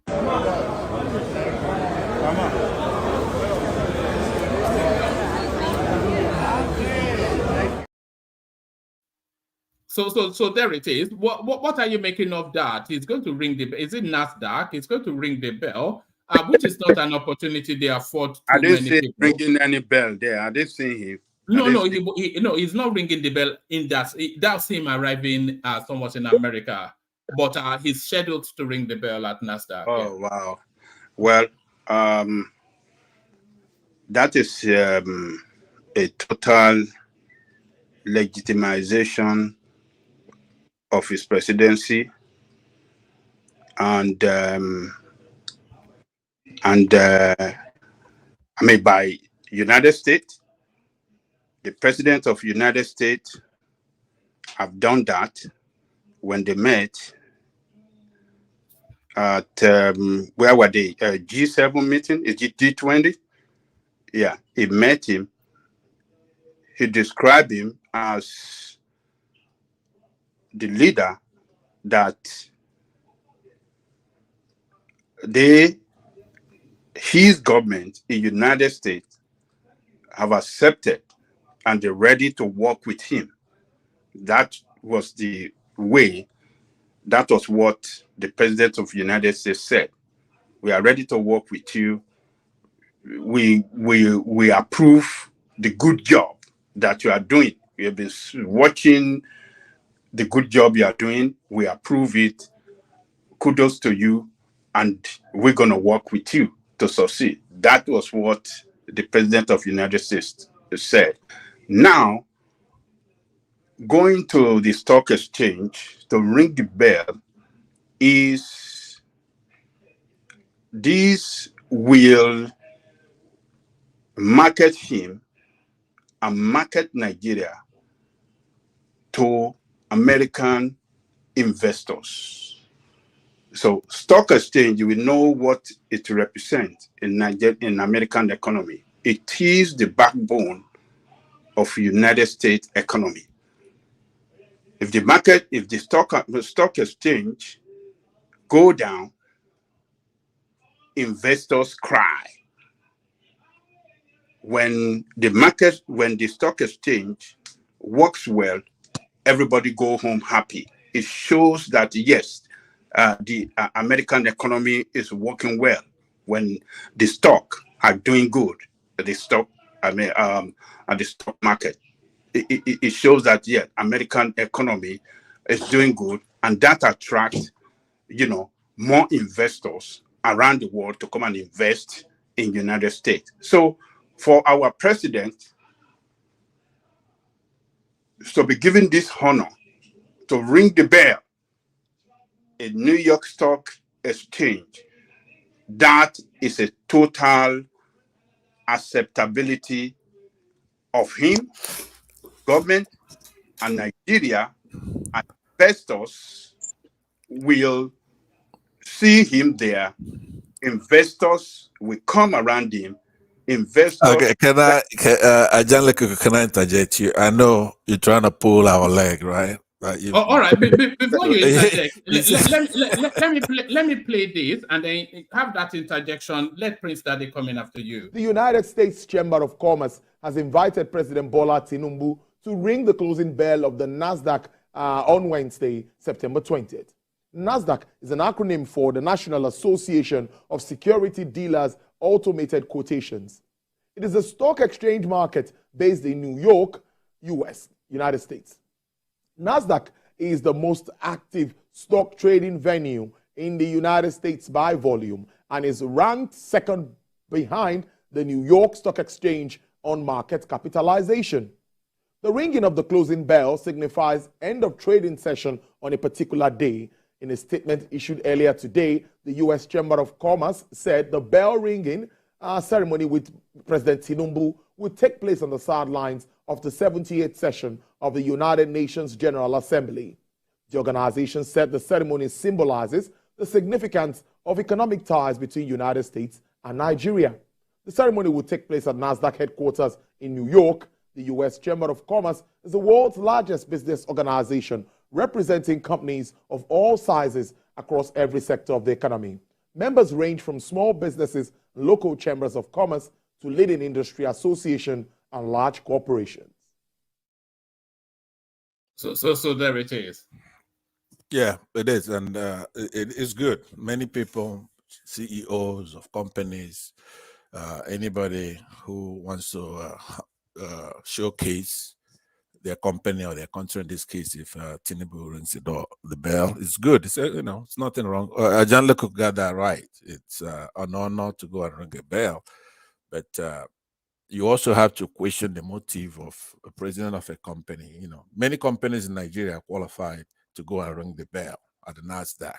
We have many corporations, limited liability companies. I think they only confer that opportunity on political figures in most instances. No. Everybody has rung the bell. You talk about any discipline, they ring the bell. If you're a CEO of a company, you ring the bell. So the opening or the closing bell. If you're going to be launching a company, you could, even before your company becomes successful, you can pay or do whatever it takes to ring the bell. So now, but the point is that we know that don't throw that in there. I don't think they pay to ring the bell. Don't throw that in there. You don't know that. No, it's trying to. What did you say? Hold on. What did he say? What did he say? What did you say? I said don't throw that in there. They don't pay to ring the bell. Oh, okay. Well, you could go and research. You don't know if there are many. This is a capitalist country. Many people want to ring the bell, so there has to be a process to select that, and it's done daily. Okay, twice. You ring the opening bell or you ring the closing bell, and that place is the capital of capitalism. But please don't interrupt me with trivia stuff like that. Here's what I'm saying to you. Tinubu is in search of legitimacy, and a lot of people know that. A lot is it still after the appeal court judgment? Oh yeah. Appeal court is an inferior court. That drama there, the process continues. Unfortunately, I'm with you on it. It's arduous, but are you saying it's the final leg of it? No, the true arbiters of what our constitution says, but more importantly, what it doesn't say. That resides with our Supreme Court. So we're gonna go through that. But still, remember, all these are representative of the true sovereign, us. We'll go through all that, and if they fail to do the right thing, they will take it on after that. Nigerians could well live with it. If they don't do anything, it's a vote. If they let this happen, then they vote to let it happen, which is okay. But on the issue we're talking about, this one and others has been a search for legitimacy. See, that legitimacy is very important thing, and you could see him methodically trying to do so, sometimes illegally, like in the courts there, but now in this case, legitimately, which is to go and ring the bell. And then, of course, John Lekoko cited the president of United States himself, accused of illegitimacy and all kinds of things by the Trump administration. And of course, for whatever reason, I don't think it's actually Biden. I believe it's John Kerry carryover from the Obama administration, who don't want us to emerge, right? And the link with Saudi Arabia, who wants... let me laugh, because this is why do I even, when I talk, you don't want to hear? No, you're taking us on a tangent. It's not a tangent. Hold on. It doesn't cohere with what we're talking about. It does. I'm responding to... Which you often do. That is your opinion, right? You and I will go into third-party places. I don't think you held a higher standard than me. I don't think so. But the point I'm making to you is that I don't really care about these things that you do. But and then we move on. You started it. I'm responding to Ajahn Lokoko. I'm not responding to the show for now. I'm responding to what he said. Yeah. He said that it's a good thing that he's going to go ring the bell. It's an honor. And I said, in part, he's right?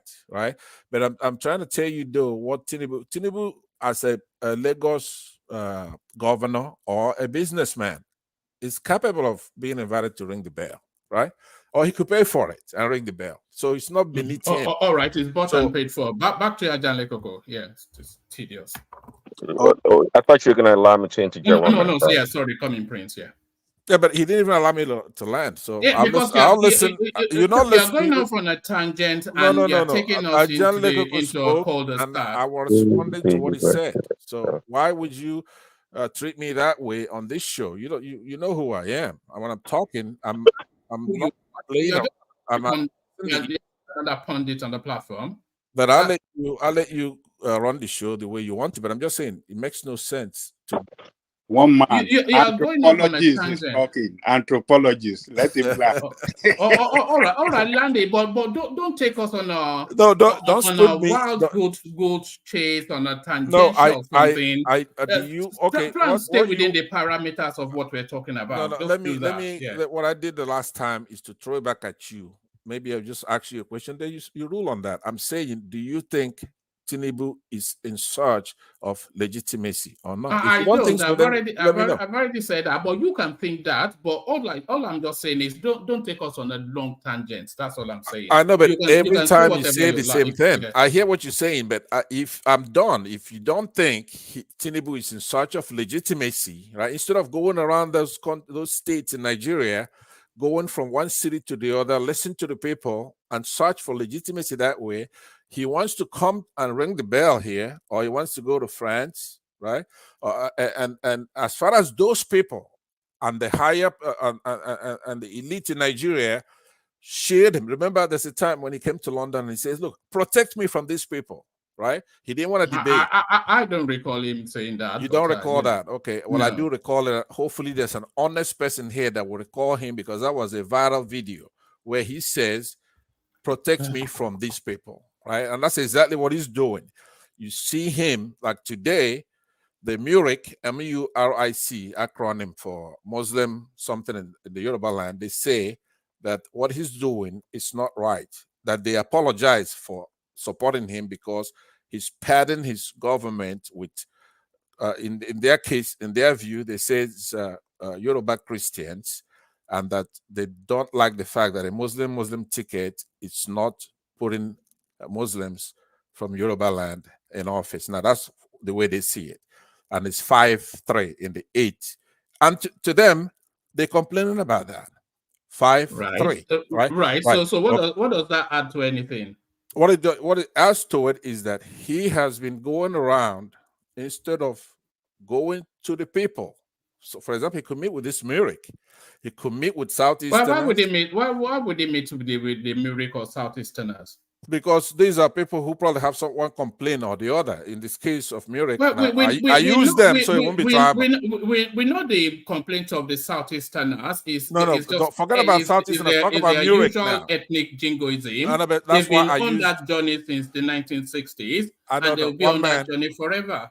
Yeah, I said you should have talked about the MURIC situation because you saw it on the headlines, right? You didn't put it on your show. But it's okay. You're not making me go all over the place. What I'm saying is that the legitimacy should come from home, from Nigerians. There's nothing wrong with going around. What legitimacy? Legitimacy comes. Legitimacy? If a vast number. If you don't want to be in denial, if you don't want to be in denial, there's a lot of people who feel that he didn't win the election. Yes, we know that a lot of Southeasterners do. No, but not just Southeasterners. Or, for example, Atiku Abubakar believes that he didn't win the election. Right? Why do you think he does? Pad Adebanjo believes that he didn't win the election. There are a lot of people who are not Southeasterners, Edo people, Northern Christians. But no, wait a minute. Are you having an issue with what I'm saying, or am I telling you something you don't know?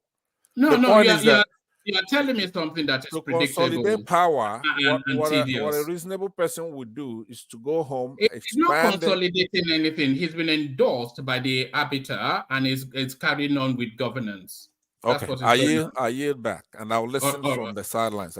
All right, back to John Lekoko. Sorry, Prince. Prince wanted to come in. So Prince, yeah. Oh man, yeah. Pansat has mastered your platform, one man. He knows how to go around the circles just to get you to talk to him, so he can dominate the conversation. I was just gonna say, I was just doing a quick research here, just a quick Google search, see if you can actually pay to ring the bell on NASDAQ or NYC. I don't see any. Okay, but because it was Tinubu that was invited, right? That's why he was suggesting that perhaps he paid to have to go ring the bell.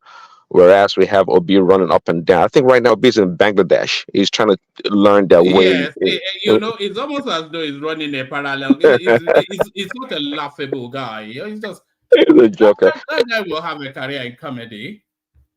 I think we do pretty well actually, given that his followers are clowns. But anyways, um, yeah, I can't wait to what Daniel Buhala will say tomorrow about Tinubu ringing the bell at Nasdaq. It has his own unique way of presenting the stories. Yeah, it's a big deal. Just like Angelico was saying, it's a big deal. Not any Tom, Dick, and Harry can go there and ring the bell. You have to be, um, you know, called to do that, of course. And I'm just like Tinubu's getting all these connections. It has to do with his wide net of people and connection that he has. I mean, everywhere he goes, he goes there in style, so to speak. So. Yeah, it's good. It's great. I mean, only a few people get the opportunity to do that. We're talking about top company, it's Fortune 500 companies or whatever, CEOs and big deal, IPOs coming. Such people have those chances to do it, and that comes to landing in America, and you're going to have the opportunity to do that. And of course, I'm assuming also is going to be meeting with Biden this time around, and I really want to hear the opposition really what they have to say. It's gotten to the point now. I know these people won't let it go. They have to they don't care for one Nigeria. It's just about, if we don't win, everything goes down the drain. Um, Again, Daniel Buhala, that guy, he cracks me up. He is the man is an insider, right? Okay, he knows all about politics. He's a lawyer, but he could not think, in his mind. It always occurred to me about him saying that Tinubu, Buhari, or rather Atiku, was going to bag the 12 million votes that Buhari's always had whenever he ran for election.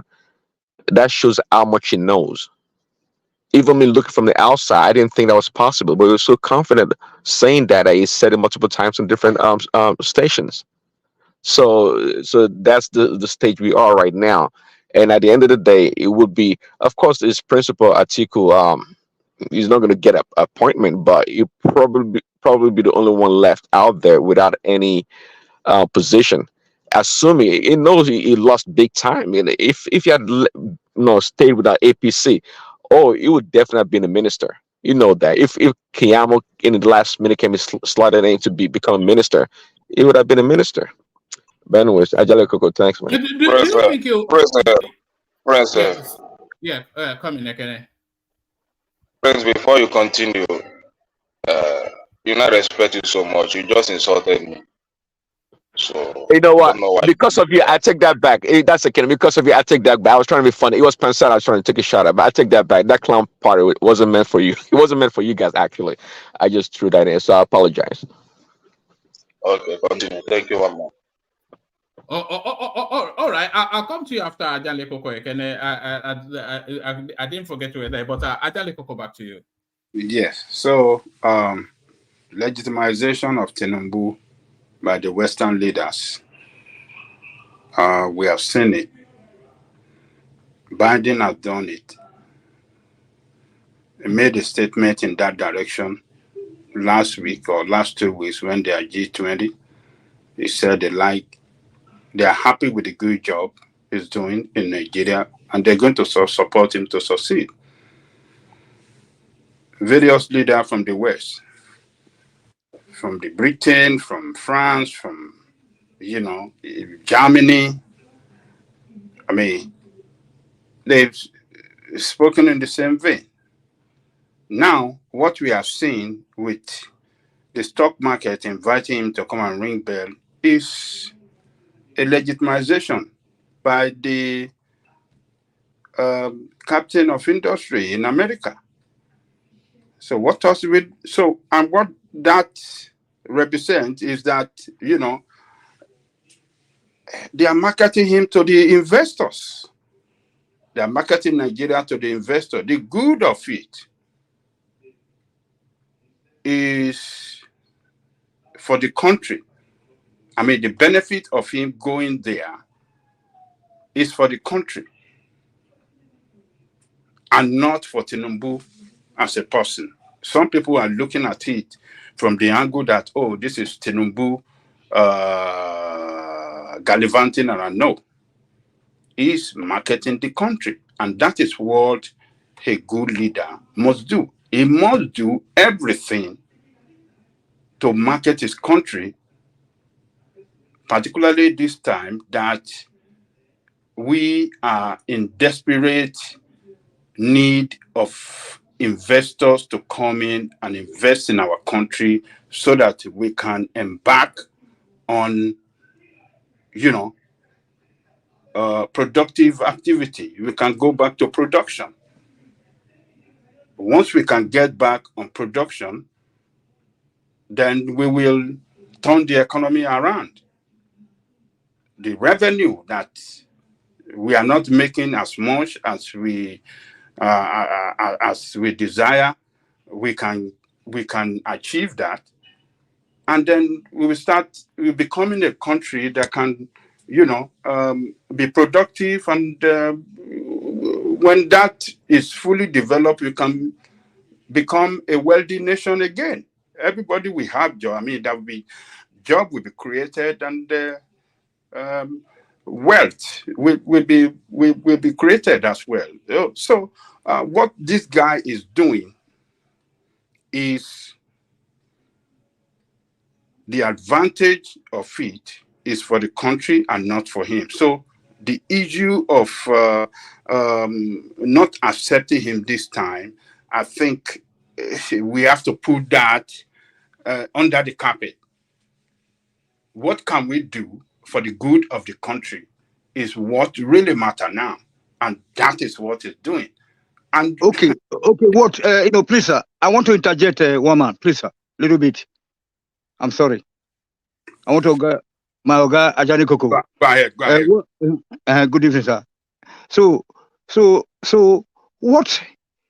what happened is that there were companies in Nigeria that were operating. All the people are moving out of Nigeria because there is no conducive environment for them to operate.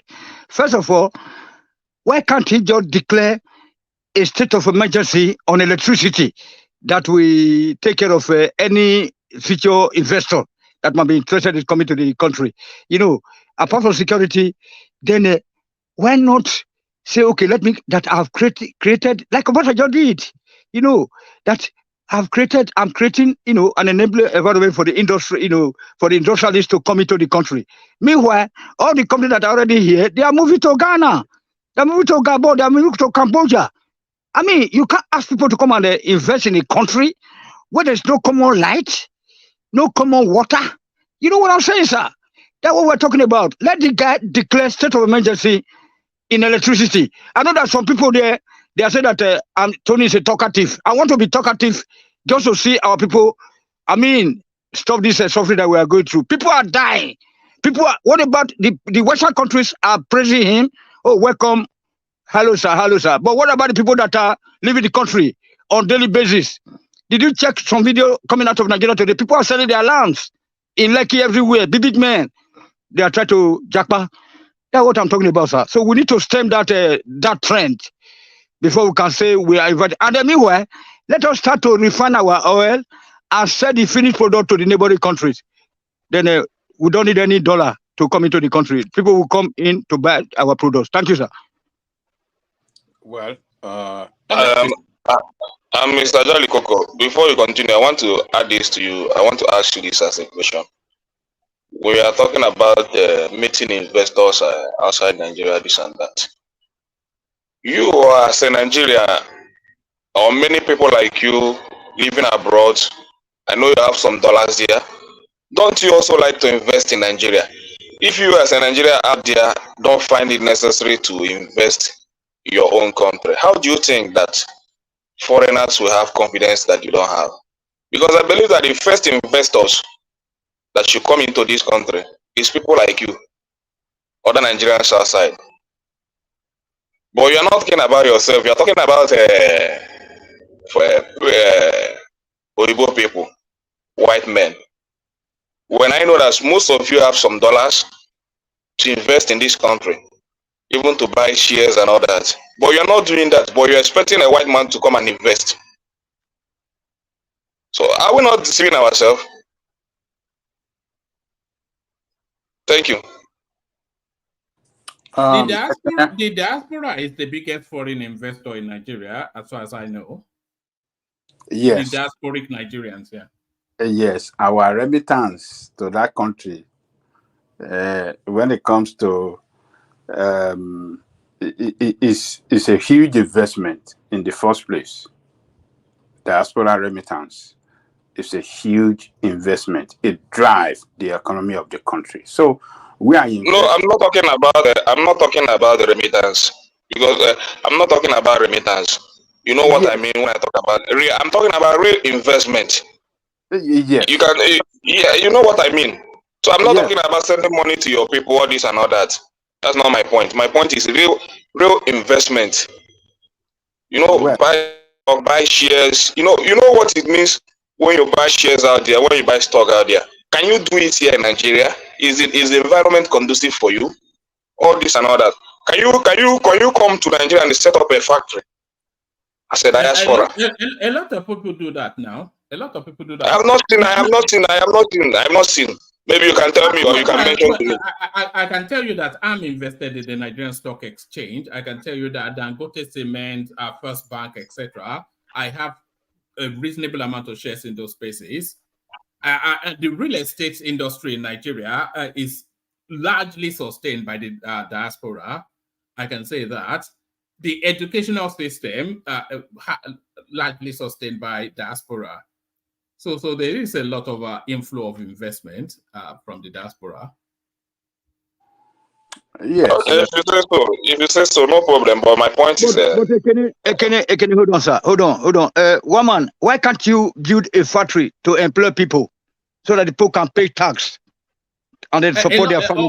Other people do. I know people who, at least I know 2-3 people who've built hotels. And I know people who've built factories. Some of them come on this platform and say so. Yeah, but they said that the diesel to run generators. I mean, the pollution. People are cutting down trees. All these boreholes, they are going to backfire on us later, causing earthquakes in Africa. Where are even in a situation where the government officials are even helping people to get their visa to Jakarta?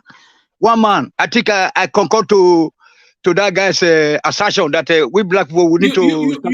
You know that Japa mentality is not unique or peculiar to Nigeria.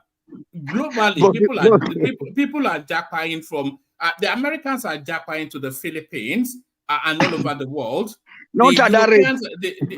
What do you mean not at that rate? Yeah. Because even where you are in Germany, they are suffering the population decline, both as a result of birth and migration. Yeah, the migration in Germany is that the old people that are pensioners, they try to relocate to Thailand to have some fun. But what we are saying is that how do you feel that if you don't live outside Nigeria, you can't even feed your family, you can't feed yourself? That people have to. Who told you that? That is the situation. That is the situation, Obama. Jide has just left now. He's the average Nigerian. He lives very well there. Ekene is here. He's the average Nigerian. He lives very well. No, the percentage of people, only 1% that can. Is it 1%? Where are you getting that statistic from? No, people are suffering, woman. Contractors. Don't keep saying people are suffering. Nobody say which country are people not suffering? But not like Nigeria that you have to go to Oyibo land. To the country. With not in the midst of plenty, woman. Not in the midst of plenty. I'm very happy that you let me speak a little bit tonight. That even though I'm not too loud, our situation. Let's call spade a spade, woman. We have to go back to Nigeria. All of us have to go back to Nigeria. We partition that. What's stopping you? Who's holding you back? What's holding you back from doing that? No, we need to arrange ourselves abroad and then go in batches to take up our country. What do you mean in batches? Did I come with you to wherever it is? Mama, you don't need to move me. No, now you keep saying all these things. You can set the example. You know, like today now, you know that Prince was able to say that the money that are being paid to those guys in Senate is too much. You know that those guys earn 60 million a month, which is about $100,000. My man, where do we money to sustain the rest? I mean, that country is a fraud. It's a fraud country, woman. You know, are you not feeling the pain? People are calling to send them some money now, even 5,000, 10,000, which is just like $10. Big man. Hey, Tony, are you trying to take Rational Mind's position, or what are you doing? No, I don't know. I don't know about nobody. You know that whenever I speak here, I just speak based on what is going on in the country. You know what I'm saying? My brother, Prince, you know, I know that you grew up in the USA, but I grew up in Ibadan. I know that as a student with 14 years, 15 years, you can go and walk. There's a lot of Tula Plastic. Go to Oluyole Estate, you get something to do. You go to Agodi Estate in Ibadan, then you go to Lupeju in Lagos, you get something to do. And then in the cassette company, where they manufacture these video tapes and tapes. You know, are you looking at your screen? Yes, sir. I'm looking at my screen. I'm seeing some red color. Are those people suffering? They are suffering. That country is one man. Please. It's just a shame to be an African now, because in the midst of plenty, that's not in Africa now. That's the United States. So no, yeah, I know there are some places that are like that. Also in Germany here, if you go to the train station, you see those junkies. Why can't you show England? Hold on, sir. Those are the irresponsible people who couldn't manage the money that are being given to them for the social security system. So otherwise, but if Nigeria can be giving 5,000 to every citizen of that country, then it's okay. You know what I'm saying? Then anybody that couldn't manage his or her social security money, welfare money, then he can go to the street. But today now, nothing is happening at all. People are turning to Olosho. You know what I mean? Yeah? People are doing everything. In which country are people not turning to Olosho? Yeah, the Olosho here is just for extra. Maybe they are alcoholics or whatever, or people coming from half of the Philippines, they are Oloshos. Half of the Ukrainians, they are Oloshos. Yes. Yeah, because they want to have a Mercedes-Benz cars, like people came to Nigeria back then to come and buy cars, new cars. Because, you know, like us in my house, in Mercedes Street, we use car for 6 months, then we dump it on the street there. Then Alaji Masha there, all those Ghana, they will come and pick them and go. No problem. You know what I'm saying? We don't use cars more than 6 months back then, when I was like 30 years old. That's in Philadelphia. It's worse than Moshe. What we're saying because they mismanage their welfare money. They mismanage their money. That is why the government in Germany the same thing, sir. The people are suffering. Where are the people not suffering? Woman, you know, you are anyway. You are a good man. You are a good man. You know. I know you like from. You know, all this war is me. You know, we get it. You know, all this narrative of emergency now. We all get that it is emergency now, but the situation in Nigeria is terrible. It's harrowing. It's never been as bad as. Why should it take us more than 6 months? You know, to have electricity with the possibility of getting those nuclear power ships. Which country has ever had electricity in 6 months? What are you? Back to your Janle Koko. No. Hold on. Before you land now, there is in Germany here. Up in the north of Germany, where I live, the time of Russia war at the beginning, they said, okay, let us set up another refinery to refine their gas product that will be coming from Africa. They finish it now within 8 months. Why can't we also? I know that you told me that you told us that in your news that the Port Harcourt refinery will be working. I praise Tinubu for that too, and then I praise Tinubu for. Why would they praise? Hold on. Why would they praise Tinubu for that? That's a carryover from the Buhari administration. Who you know which Buhari allegedly a dead Buhari allegedly? No. All right. Thank you. Back to your Janle Koko. Hey, Silicon Buhari. Yes, it's just I don't know, man. It's a full moon tonight. Yeah. Well, hey, sorry, one man. Is it your birthday? Well, it was. It's the other day now where I am. So. Oh, okay. Happy birthday. Happy birthday. That's why I didn't come to show yesterday. Yeah. Well, that's good. One man. Happy birthday, sir. Happy birthday, sir. One man, you ran away from celebrating it for us. Long life and prosperity. Oh, all right, So, thank you. so Happy birthday in arrears. So have you say in arrears? Because uh, we are also in uh, another day today here. yes, in here. So, as I was saying, one man, look, we mustn't deceive ourselves. We are in a big trouble in that country, but this man is trying everything to woo investor to that country, and every effort that is making to achieve that should be commended. Uh, they are accepting him. The political leaders have accepted him here. And the president of the United States said, we are going to help. Now, the business leaders, the captains of industry are going to receive him as well at that stock stage. That will give him the opportunity to meet investors. They can meet him, face to face. They can, sign a memorandum of understanding, and they can go on from there. So it's just that we have bad leadership. Buhari 8 years destroyed that country.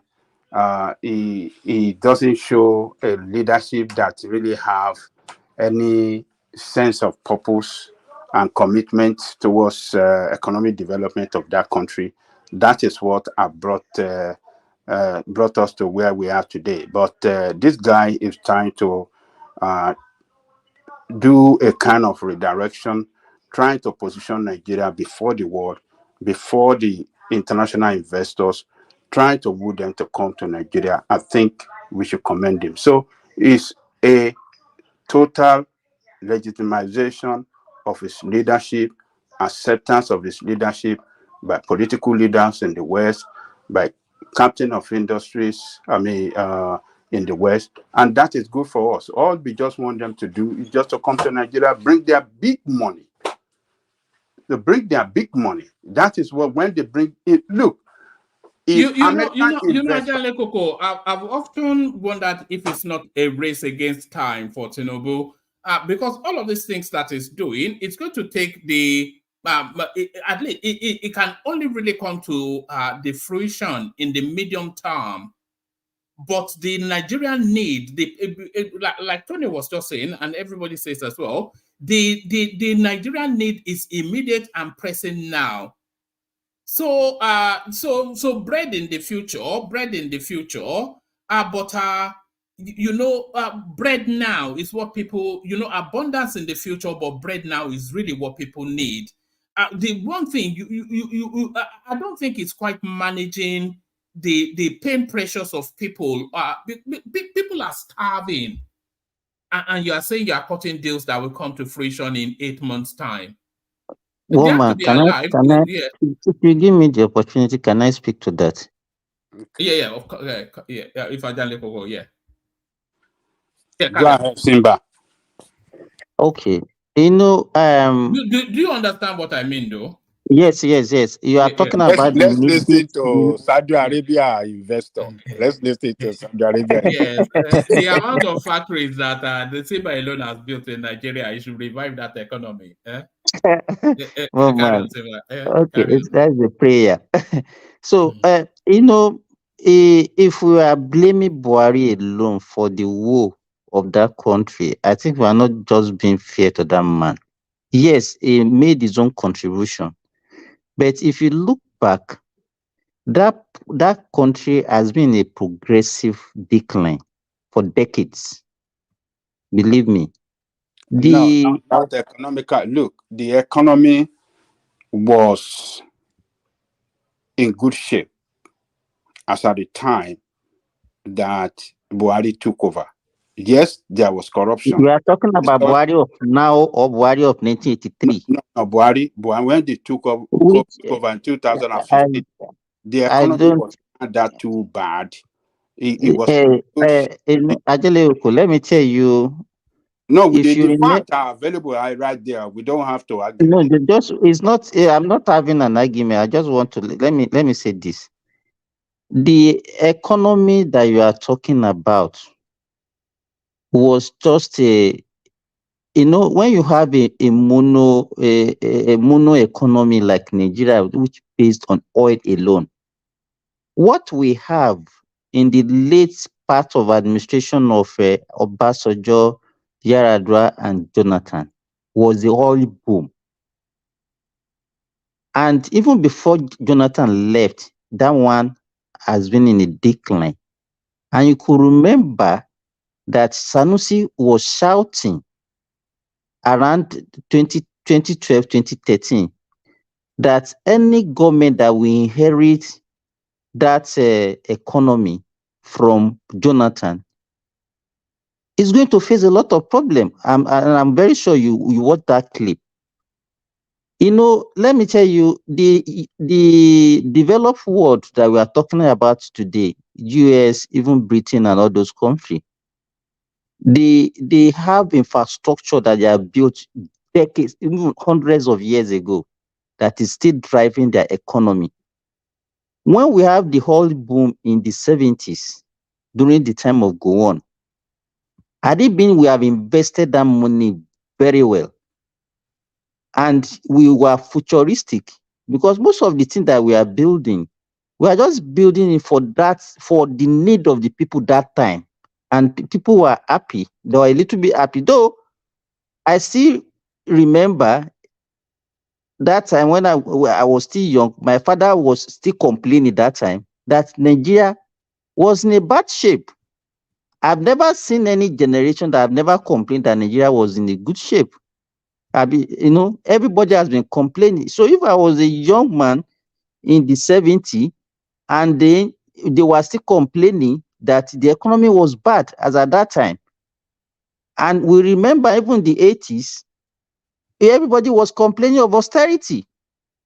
So that's what I'm talking about. Any good, if we have leaders, futuristic leaders, good leaders right from time being, they're supposed to look at the future and provide for the future. But Nigeria, we are just living from hand to mouth. And our population, the rate at which our population was increasing, is not concomitant with our revenue, Dr. Babajali Kuku. And for anybody, Nigeria, yes, we have resources, but I still beg, you can disagree with me. Nigeria is a very poor country, very poor country. So if people are still talking about what Tinubu can do now to alleviate the suffering of the people, short term, he needs money to do that. But where is the money going to come from? We have already borrowed to the brim. We can't tolerate any borrowing again. So if people are shouting, yes, I feel the pain. I have a lot of family that calls everybody and bring money. Well, we need this money for this. We need money for that. But Simba, if you ask me, I would say yes, we've always had difficulties, but if you ask me, the time that Nigeria started to take a very sharp downward trajectory was under the Babangida administration. And I think the checks that Babangida signed, that he issued, they are being cashed now. Yes, it was the one that started the devaluation of Naira. That he did, the checks are being cashed now. That was, in fact, woman, you got what I'm talking about. So, to me, for us to say it's only during the past 8 years that Nigeria, no. If you remember in the 80s, we also had this kind of japa in Nigeria at that time. A lot of Nigerian japa during that period also. So So we need to just we have to reflect back. What can we do now to actually increase our revenue? That is what I think we should be speaking about. Okay, my brother,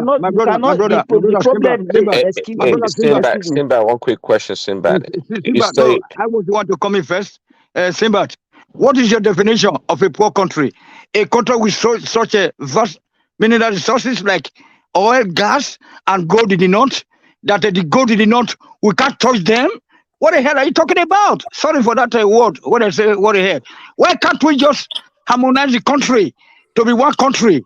You know, with one law, and then go into that northern space. All those gold that are being taken away from the north. Why can't we harmonize them with all this our oil and everything? And then why we not refining to get the byproducts?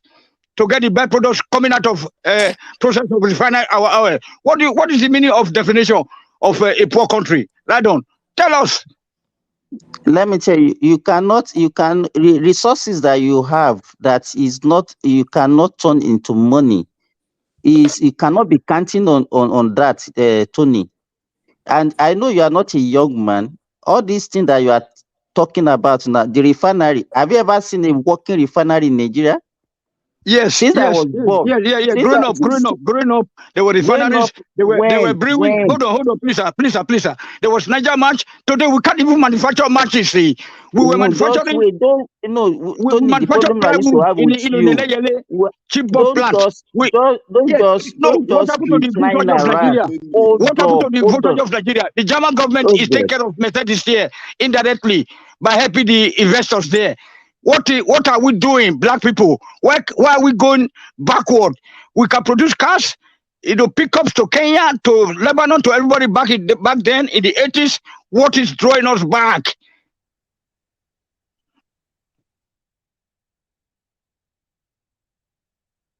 Okay, Prince Daddy, you are saying something earlier on.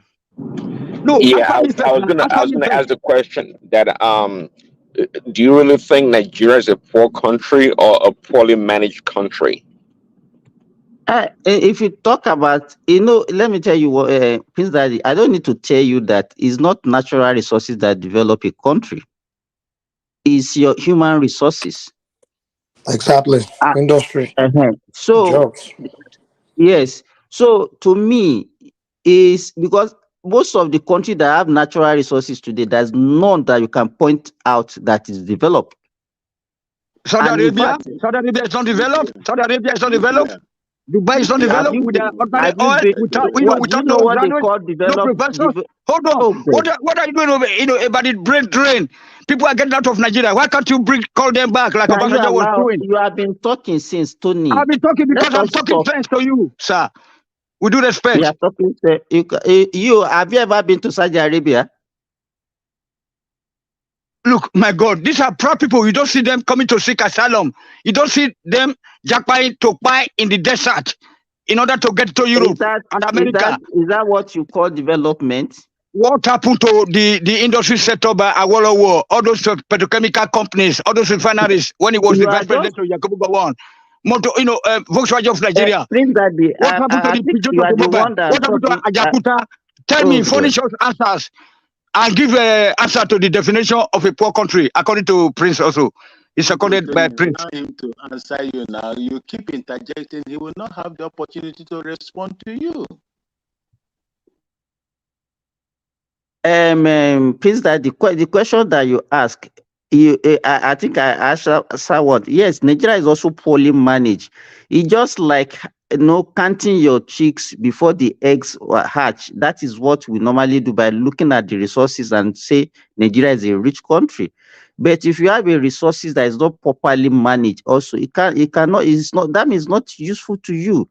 So presently, at our present state now, Nigeria is poor. Not until when we make the best use of our resources and develop our human capital. Also, I don't think the other time we are talking about Dangote and where some people are blaming Dangote for employing Indians. If you need such expertise and you think that because of our population, and you can't get such an expertise in such a population, it's something that you have to reflect about. So to me, as far as I'm concerned, we need a lot of things to be done locally in that country to develop our people. If we develop our people, then and we have to change our orientation also, because this belief that we have that, because to me, as a woman said, Nigerians are living Nigerians, but I can boldly say that there are some people from other countries that can see the potentials in that country, and they are coming to the country to invest also, foreigners. So we cannot say that because our people refuse to see the opportunity in their country, they are leaving their country to another country. Tinubu should stop and only focus inside. Nigeria, what Nigeria needs is a multi-pronged approach to our problem. In as much as we need to improve the infrastructure at home, we also need money to do that. So he has to be doing everything, at least everything together. He has to exactly. So he can't leave one for the other and say, okay, no, let me do this one and wait for the other to come. No, you have to do everything together so that at least there's no, as you said, one man is a race against time. So that is what we need. And to me, if you want to criticize, there's every government need criticism, but our criticism should be constructive. Even when we see an obvious good things that they are doing, we close our eyes to it and we always want to condemn, which is not also good for us. Nigerians, what we are doing to ourselves as Nigerians is also because Nigeria is not a living thing. Nigerians are the one. If you try condemning your country and propagating your country in a bad manner, in a bad way, it will also come to harm you as Nigerians, not as Nigeria as a country, but you as Nigerian, you are the one that is going to suffer for it. So I think that's what I want to say for now. Thank you, woman. All right, back to Koko. You see, when people say, "Oh, never a time that is ever good for that country economically," I think I just deceived ourselves. There's never a time that we invested our money well for the future. I think we are just deceiving ourselves. We saw how that country recorded, fast development in the areas of industrialization in the 70s. The money we made then was well invested. We built a lot of infrastructure in that country. All the highway we see, particularly, let me say, the Lagos-Ibadan Expressway, the, what do you call it? Benin Shagamu. All right, settle down with the interjections. People are complaining. Yeah, carry on, Ajanle. The Oshodi Apapa Expressway, the Tinkan Island. We were having only Apapa Port, but they built the Tinkan Island. We were having just Ikeja Airport. They built international airport, Murtala Mohammed International Airport. We weren't having, during that time we built Ajakuta so that we can prepare our country, we can have that industry that can produce that metal that is required for industrialization. We had Ajakuta, that Ajakuta complex is one of the best in the world. If it has been developed, if that complex has been developed and functioning well, we will have been able to produce a lot of things by ourselves. We will have been able to produce car engine and everything, even engine for aircraft and so many things. So, but it's the corruption. It's the corruption by Nigerian people. So, but the military invested that country. We used to have national shipping line that had about over 30, what do you call it? This ships. Vessel. Thank you. Vessel. I'm thinking of what we used to have that. We used to have Nigerian Airways. That was the best. We used to have what do you call this? Niger Dock. Where they build ship. Yeah. I remember when they built this ship that Abiola and Yaradua jointly owned with Dr. C. They brought in Dr. from Poland as a marine expert to come and head this thing. So we have done well in the past. It was But Babajare, can we say it's the same military that destroy all these things? okay. It is when the civilians started in 1979 that we started seeing that country going down. And then when the Babangida came in with his They finished structural it. development program, everything started that took us totally away. The structural adjustment program totally took us away from the path that towards industrialization. It deviated, it took us away, totally away from it, and since then up to today we never get it right. We left that industrialization path, and then we became the highest consuming country in the world that cannot produce nothing again. Even the electricity that we had in surplus, there was a time in that country we put on electricity 24 hours in the house. We don't turn it off. But where is the electricity today? And we pay for cheap back then. So look, but on this Tinubu visit to the United States, he has come to do what he should do for the country. Investors have lost hope in Nigeria, and they moved out of Nigeria during the 8 years rule of, what do you call this guy? Babajare, esa fe pa Buhari, esa fe pa Buhari, Let esa me fe land. pa Buhari. I'm stating, I'm not just fine. Look, we recorded the highest rate of, how do you call it? We recorded the lowest, rather, foreign investors. How do they describe it? Foreign direct investors. It is during the Buhari 8 year we recorded the lowest rate in the history of that country. He was slowly moving that country back to the dark ages. So let me remind you of this. Investors lost confidence completely in that country. So Tinubu have a job to do. A serious job. To position that country and put and open that space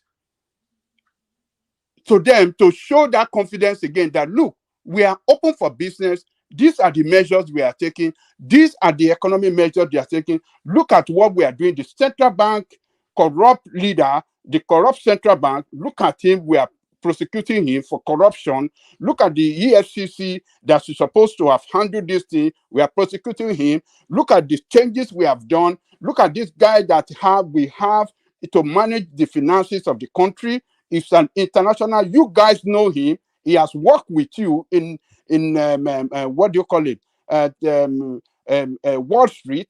This this Cardoso. This is the guy that you have worked with. You guys know him. Cardoso attended Harvard University. And look at all these people. So when investors see these people that are competent and the people that they trust in the position, the strategic position of economy in your country, you give them the confidence to come and invest. So the job do you know that Cardoso's father was a former Accountant General of the Federation? Yes. So you need there is nobody that can market your country well like your president. Is the number one marketer of the country, is the number one ambassador of the country. So this guy is doing a job. So this is a big plus for him. He's going to meet the president of the United States by the side at the United Nations on the political side. It's a Brazilian, by the way, Cardoso. I don't know. All this. What do you mean by worry about that? One man. What has he done? Israel. What? What has he done? What has he done? Tell us, what has he done? You say, what has he done? He was in charge. Look, hold on now. That his father was once an Accountant General, post Accountant General of Nigeria. That's not what guy is one of the best investment bankers. What makes him the best now? Give us what has he done?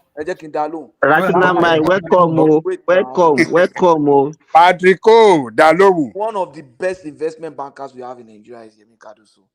Thank you. Yes. One of the best investment banker. You see, we are having the right people as CBN governors. The right people. And mind you, that Tinubu is going to ring the bell does not necessarily mean anything. But I think he's doing a lot. They say he's always going out.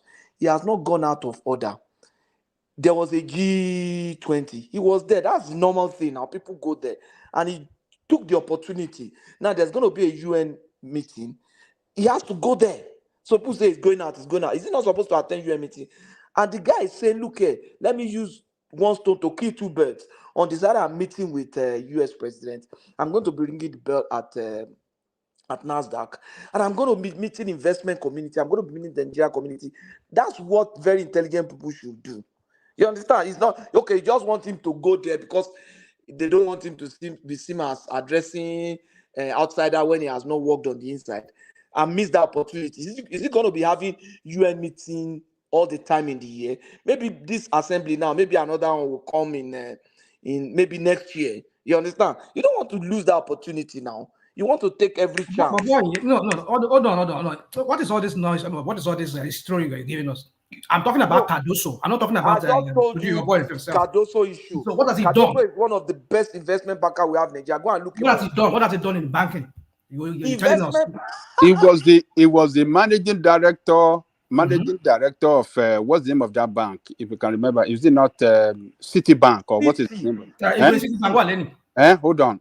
What's the name of the bank? Citibank. Yeah. Look, and he was part of the team in Lagos State. Hold on, rational mind. He was part of the team in Lagos State when Tinubu was the governor. So what was the achievement? Hold on. They are the brain behind its success in terms of revenue and the,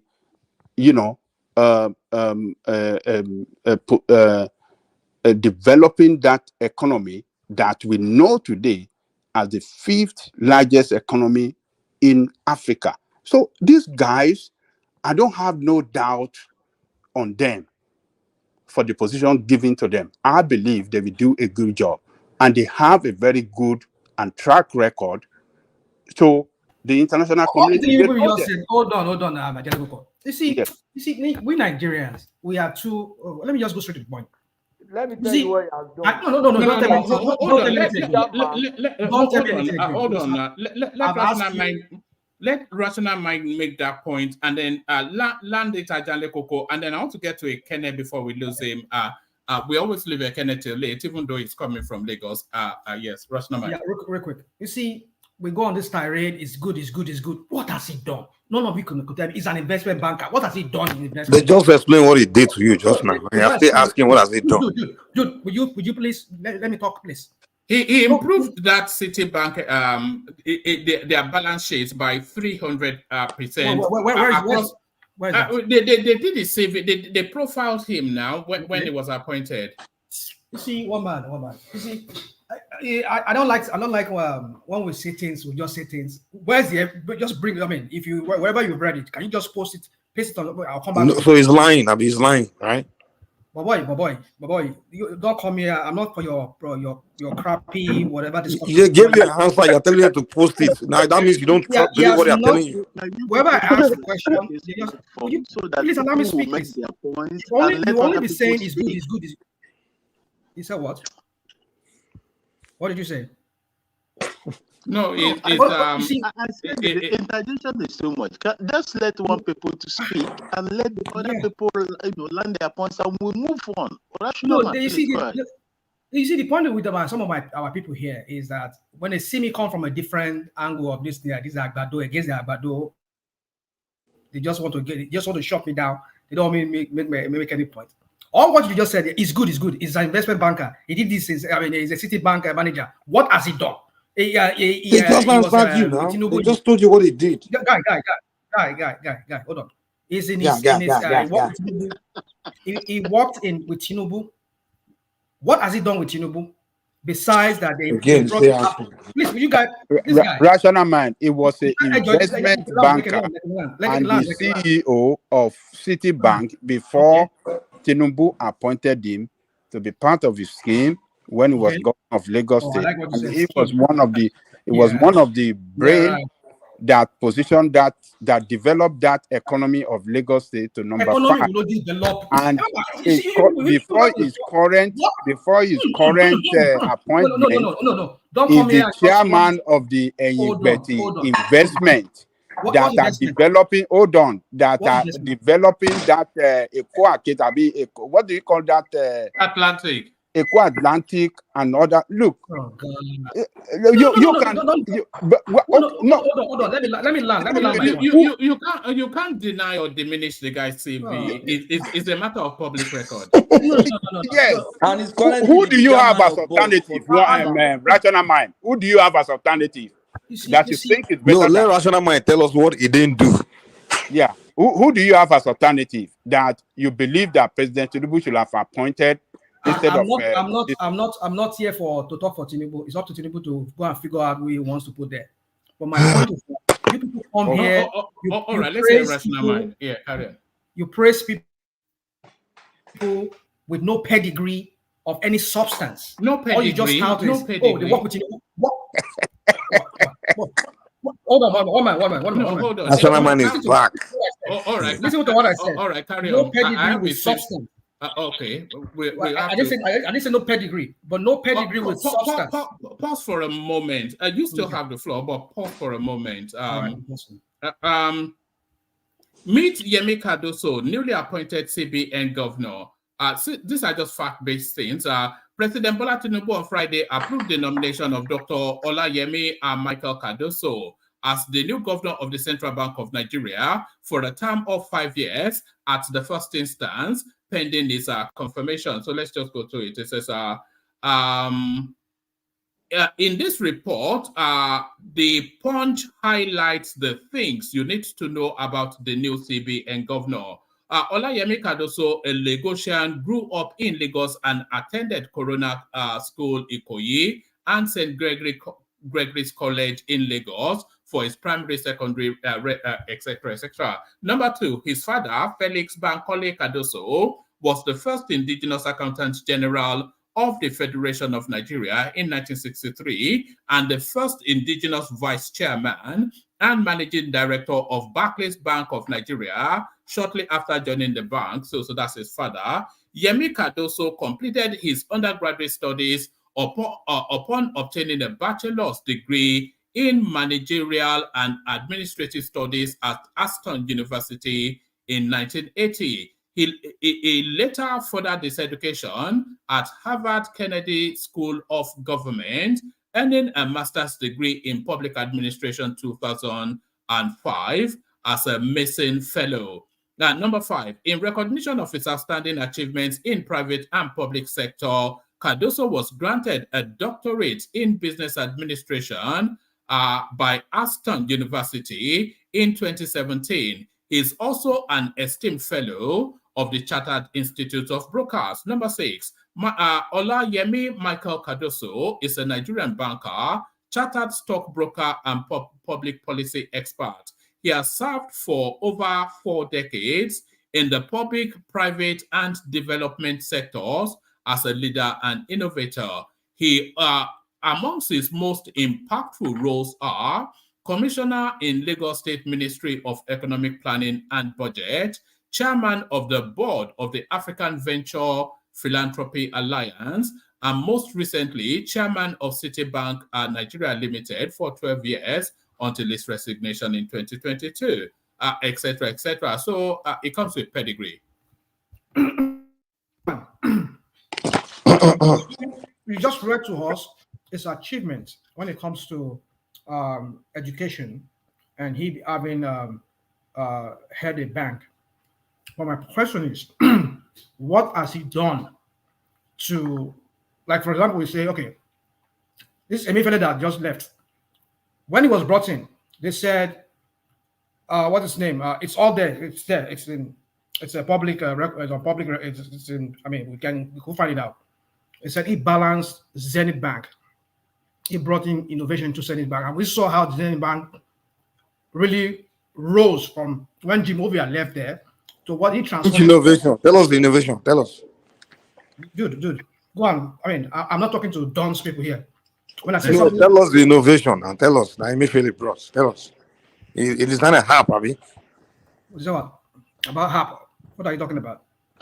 What are you Tell talking? he said he did an innovation. He came up with an innovation or something.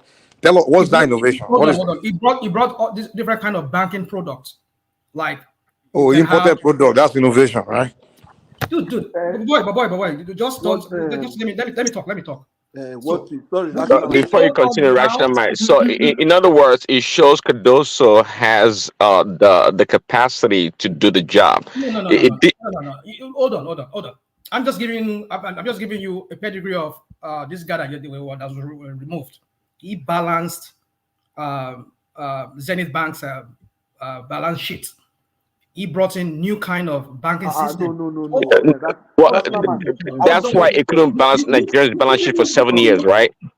No, God, you people just don't let me put the word in. All right. No. Just let him land. He's been trying to land already. No. Let him land now.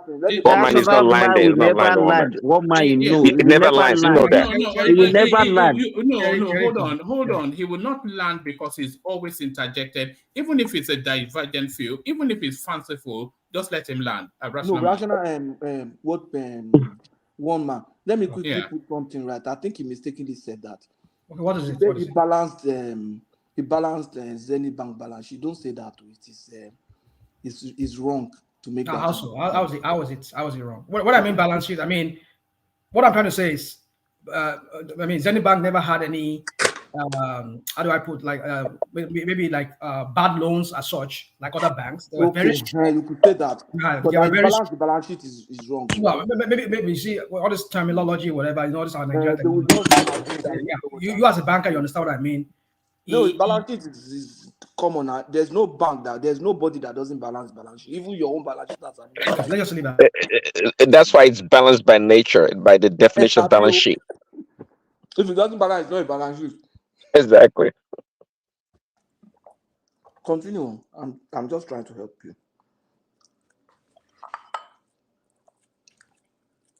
All right. Where are we? Are we still with you, Rational Mind? It's eating at Bado. Let me chime in real quick. Rational Mind is eating at Bado.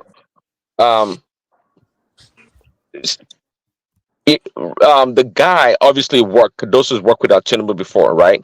And Rational Mind will always be in an opposition, not going to give credit to Tinubu for nothing. We know that he's still going through the after effect of the tribunal decision, right?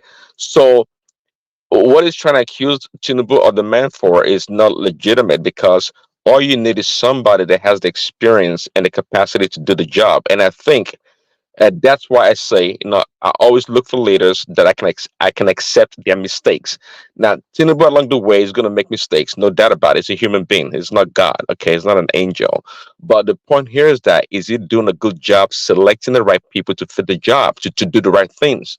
I think so far. And this person here is yet to perform.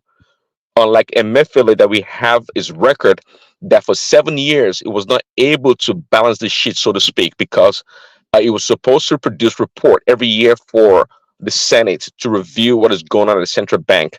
He only did it once for 7 years, 7 good years. He didn't do it, and nobody could, call him out on it. So we yet to see what Cardoso is going to do, and these other great, smart people that Tinubu so far has appointed.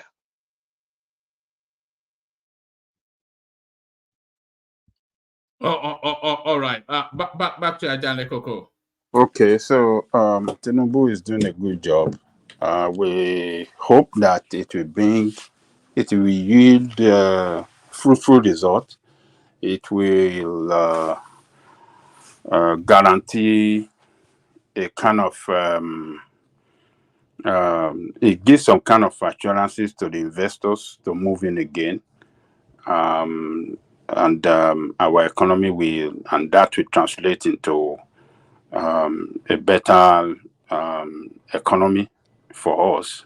And when that happens, everybody will smile, everybody will be happy again, job will be created, and everything will get back on track.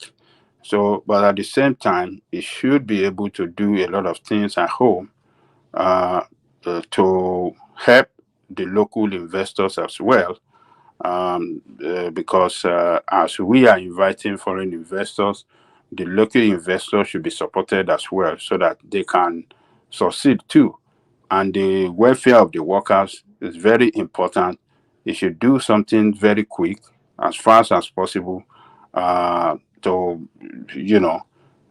get the negotiation with the labor back on track and get something wrong with minimum wage. They have to increase the workers' salary because the inflationary rate and cost of living is very high in Nigeria now. Nigerian workers cannot continue to live in poverty, abject poverty in their country. He has to do something to that. So he has done a lot of things to solve the problem with revenue. It's revenue that we don't have that is killing us. We don't generate enough revenue. So, but this guy created some ministry that I describe as economy of the future, and we can develop them. Maybe we can start generating a very good revenue, like the blue and marine economy. Ministry is a trillion. It's $1 trillion sector if we can manage it well. The aviation is $1 trillion sector if we can manage it well. Our oil and gas is $1 trillion. Nigeria have a lot of opportunity. We just need good leaders that have brain that can negotiate well for the country. That is it. No dons are not ready to yield. Not ready to surrender the sovereignty of their country to the foreigners. Good negotiation based on partnership, and let us roll together, benefit and let us benefit, and that is the way forward. So I think this will boost is Nigerian. What it's doing is going to boost, our relationship with other parts of the world. So I commend him for this. It's a success, and for him, and a success is it's a success for Nigeria as well, because the news we broadcasts all over the world. Nigerian president is ringing the bell as world stage. That's a marketing, the best marketing tool for that That's country. meaning Baba Jalingo, at least Hold on. No, just let Ajanle Kokoland. So, Let Ajanle it- Kokoland. it's- Let a Ajanle drug baron in America now is the one ringing their bell. Did you hear me? Let Ajanle Kokoland. Well, Ajanle Kokoland. these people are laughable, man. àwọn alọ́tẹ̀ á sọ nǹkan tó bá wù wọ́n. Look, you can call him any name you like. Tinubu is not my man. But as far as Nigeria is concerned today, if the president. Well, you sure speak like he's your man. Hold on now. I said let Ajanle Kokoland. Just let him land. Look, I want to get to it, Kenneth. We have to face reality. The law of the land has confirmed this man as the president of the country. Nigeria has been hijacked. So what's going on, Tony? Don't do that now. So he is the president today. Maybe tomorrow it's not going to be him. If the Supreme Court rule against him, then we're going to have another president. But as of today, is he doing the right job that he's supposed to do in marketing Nigeria to international world? He's doing excellently well in that area, and it should be commended. No other person can do better than what he's doing in terms of marketing Nigeria to international community. He is doing the job perfectly well, and he should be commended. You don't lose anything for commending him for what you don't, even if you are opposition, you don't for comment say, oh, he has done well. You are not losing nothing. Because he has done well, let us acknowledge it. Where he's wrong, we will say this is wrong. But on this, I think he's trying to give a reassurance so investors come back to Nigeria because, we recorded the lowest ever in the history of that country foreign direct investment in that country. Is recorded during the time of what do you call Buhari, 8 years. It drove away all investors. They run away. To give them that confidence to come back, it takes you a hard job, and they must see a person that they can trust that, oh, yes, it looks like the measure this man is taking, the economic measure is taking, it's, yes, we can go back there and invest our money. What do you think that investors' money means? You think it's one man money? It's the money of millions of people that are given to some people to manage for them. And before they take it to anywhere, they think where they want to go there to make profit so that they can pay dividends to the investors that appointed them to go and invest that money where. So he's doing a good job. We should commend him. And I commend him for what he's doing. So we should pray that his strategy work well so that we can have our economy back on track. That is what we need right now. And I hope we will succeed. Thank you, Wama. Let me yield. All right, brilliant. What's that, Daniel Coco? So I'm going to go to Ekene next, but on my way to Ekene, I just want to say a couple of things. So the first thing is rational mind. So when rational mind wants to speak, please, we must let him speak, no matter how fanciful or because sometimes I feel that it's just weighed upon as soon as he says anything. Rational Mind is one of the longest standing members of this platform. So, he knows what he's saying. You may agree or disagree, but we must afford opportunities for that. Free speech is not free speech unless you are listening to something that you viscerally recoil from. But so Wama doesn't say anything now. That's the problem. Yeah, but even if he says something, we understand that, okay, he's saying something that we don't agree with, but he's not saying anything. Yeah, but if he has the floor, just let him, even if he's rambling, let him ramble. It's just the thing. Sometimes I just feel he's latched upon very quickly as soon as he's trying to say anything. And the second thing I wanted to say was that the USP of this platform is the interjections. So a lot of that, we get a lot of that, but we must manage those interjections because one, for the listening experience of the audience, and two, to give consideration to how long people have been waiting, because the longer it stretches on, the longer people are waiting, and they get so much frustrated that, endless hours and I'm still here. So all of that, Ekene, you're up next. Megida, salam alaikum. Thank you very much. Okay, kwata, look at that. No rest for the wicked. No rest now. I'm just trying to, because I must catch up with something immediately. It's 5 o'clock, so that's why I told you I would leave very soon. So is that when your day starts? 5 o'clock? Yeah, sometimes it depends on how you. I have to go inside Lagos today. I have to catch up. I want to buy some. So you want to beat the traffic, Abi? Yes, and I'll still come back and open the shop. So that's why I told you I was single. So thank you very much. How safe is 5 a.m. in Lagos? How safe is it? 5 a.m. everywhere. It's started bubbling now. Workers will be on the road now. The government workers, everybody will be rushing now. That is rushing hour to beat the traffic. So, are you taking the train? Are you taking the new train? Are you taking the train to Lagos? No, I'm not going towards that direction. Oh, okay. Adale Coco wants you to take that train. Go and take the train and enjoy. No, it is very hard for me because I'm not going to. I don't have any business in that direction, unless if I want to go for a visit. You don't want to take Agbado train, have you? No, it's not that I don't want to take it, but it's just that's just the fact. He's Tinubu's I don't friend, know so when you don't I want to don't take even know when I will take it. it. Maybe when they bring it down to Kokomaiko, then it might favor me. But it's not favorable to me.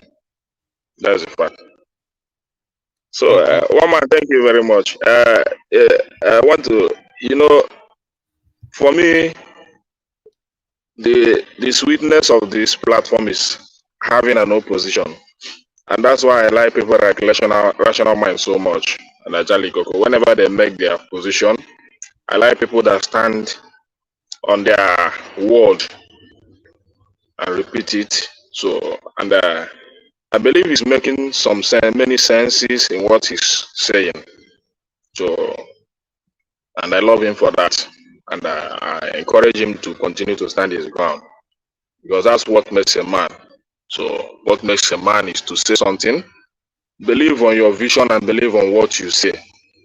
That's what makes a man. Not to say something today and turn around tomorrow. Actually, before you go into your submission on the politics, what does make a man as far as, and I'm going to take that question round. So when I get to you, I'll ask you what makes a man. So I think that's your understanding. What makes a man for you, Ekene? Just name three to five characteristics that you feel makes a man. Yeah, what makes a man first is your personal belief. You must first of all develop some sort of belief inside you. So if you don't have that belief, you're going nowhere. That belief might be positive or negative, but you must develop a personal belief for yourself, either in business, either in education, or in anywhere. This is what I want to believe in. Another thing is that you are not somebody that is being thrown and fro, as in dragging you about. Any opinion that comes to you, you believe it, just because that opinion favors you at that moment. If you believe that something will favor you at a moment, and that is why you have to do it, you are not a man. Yeah, you are not a man. Maybe something comes to you, and at that moment, this is going to favor me, so I have to maybe change my mind and grab that for that moment. You are not a man. That's a coward for me. Then another thing is your level of faith to survive in any society you find yourself. The level of your faith, because I believe that the world was formed by faith. Everything we see in the world today, infrastructure, development, whatever, it's all about faith. People that Henry Ford was able to build Ford Motor just because of the kind of faith he have. It's not because of his education. It's not because of his political background. It's not because, it's just that he has faith. He failed many times. Whenever he gave out a research there, the people come to him and say, we can't find it. He said, continue until they were able to arrive on a solution. A lot of them, a lot of achievers, it's not because of education. A lot of achievers today, it's not because of education. It's because of the level of the faith they were able to exercise in the society. So your level of faith is what makes you to be a man. Level of faith to survive no matter the situation, no matter what's going on, is what makes you a man. So for me, that is what makes a man one man. So thank you. All right. Back to the conversation. Do you want to go through the headlines, or do you have anything especially that you'd like to speak to? Yeah, well, for me, I will first of all speak on our investment and what we are talking before. Although I send you a topic, but before I go to that, I want to touch on some things, because when we are talking about all this investment of 13, for me, it's not that what the president, what he is doing might be good to some people, and it might not be okay to some people. And everybody's entitled to their own opinion, personal opinion, based on what they know, on how they study. So, for my personal opinion, there is an Igbo adage that said that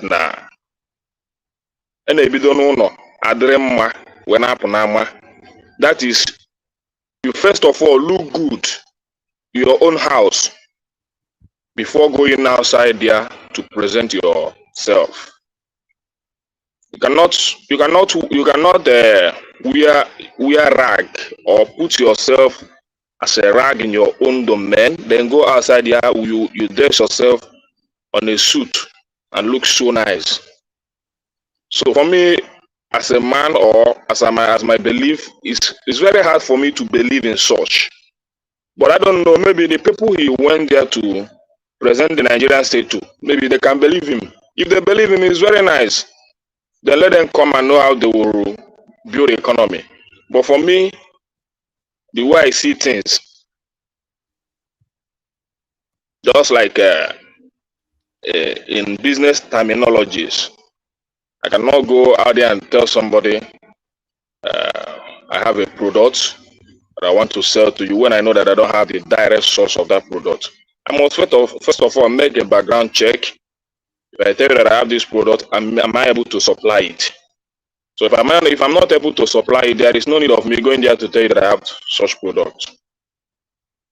And that's the way I see Nigerian today. The only thing we can offer, even the oil, we are not offering up to the expected amount that we need to offer every month. So what are we offering the world? Are we telling them the inflation in Nigeria today is nothing to write home about? It's very high. It's very high. So I'm not seeing a stop to that very soon. Maybe the new CBN governor might have some policies to put in place. The man is just about to resume. So when he resumes, I will see how inflation will go. All that and all that.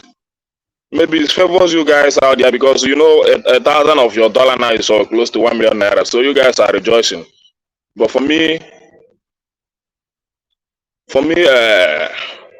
here, it's not making any meaning to me. The high level of inflation, the way things are jumping up and down. In fact, when this government came in, because I speak on common things that concerns the common man. Not even, that's why for people like me, when people begin to make many analysis and all that, it gets me so irritating. I keep away, because there are common things that you just need to tell a common man. He will believe you. When the government came in, the gas was the only thing that did well. The cooking gas was the only thing that did well. Maybe it dropped to some limit, and people were a bit enjoying it. But as of today, it's just 1,000. So how do you expect those guys, those common guys on the street, to afford it? What is 1,000? Cooking gas. Okay. So, but today it's 18,000. It's 18,000 now. It's 18,000 naira, 15 kg. 18,000 naira, 15 kg. I had 18,000. I had 18,000, but I don't want to believe that 18,000. But the one I know in my street, maybe a few days ago, I had the 18,000. It's 1,000. So I don't like all this. That's why when we begin to make many analyze some things, it gets me irritated. How are we going to get these common guys in Nigeria to begin to see their life balance well? They enjoy their country. Even if we say that the country is good, it might be good to some people. But I'm not speaking for the rich. I'm speaking for the poor, and I can never speak for the rich. Nothing will make me speak for the rich. Yeah, but Kenneth, you bracket amongst the rich. In case you don't know, you bracket amongst the rich. You certainly don't bracket amongst the poor. Whatever you say, one man, I don't know. But for me, you are an upper middle class to upper class Nigerian person. I'm just a businessman. You don't worry about it. Exactly. You are not just a businessman. You are an international businessman. No, I'm just a businessman struggling to survive. Who transacts in dollars. So you are not the average man. You are not the voice of the poor. You are the voice of the voice of the rich. You are the voice of the rich.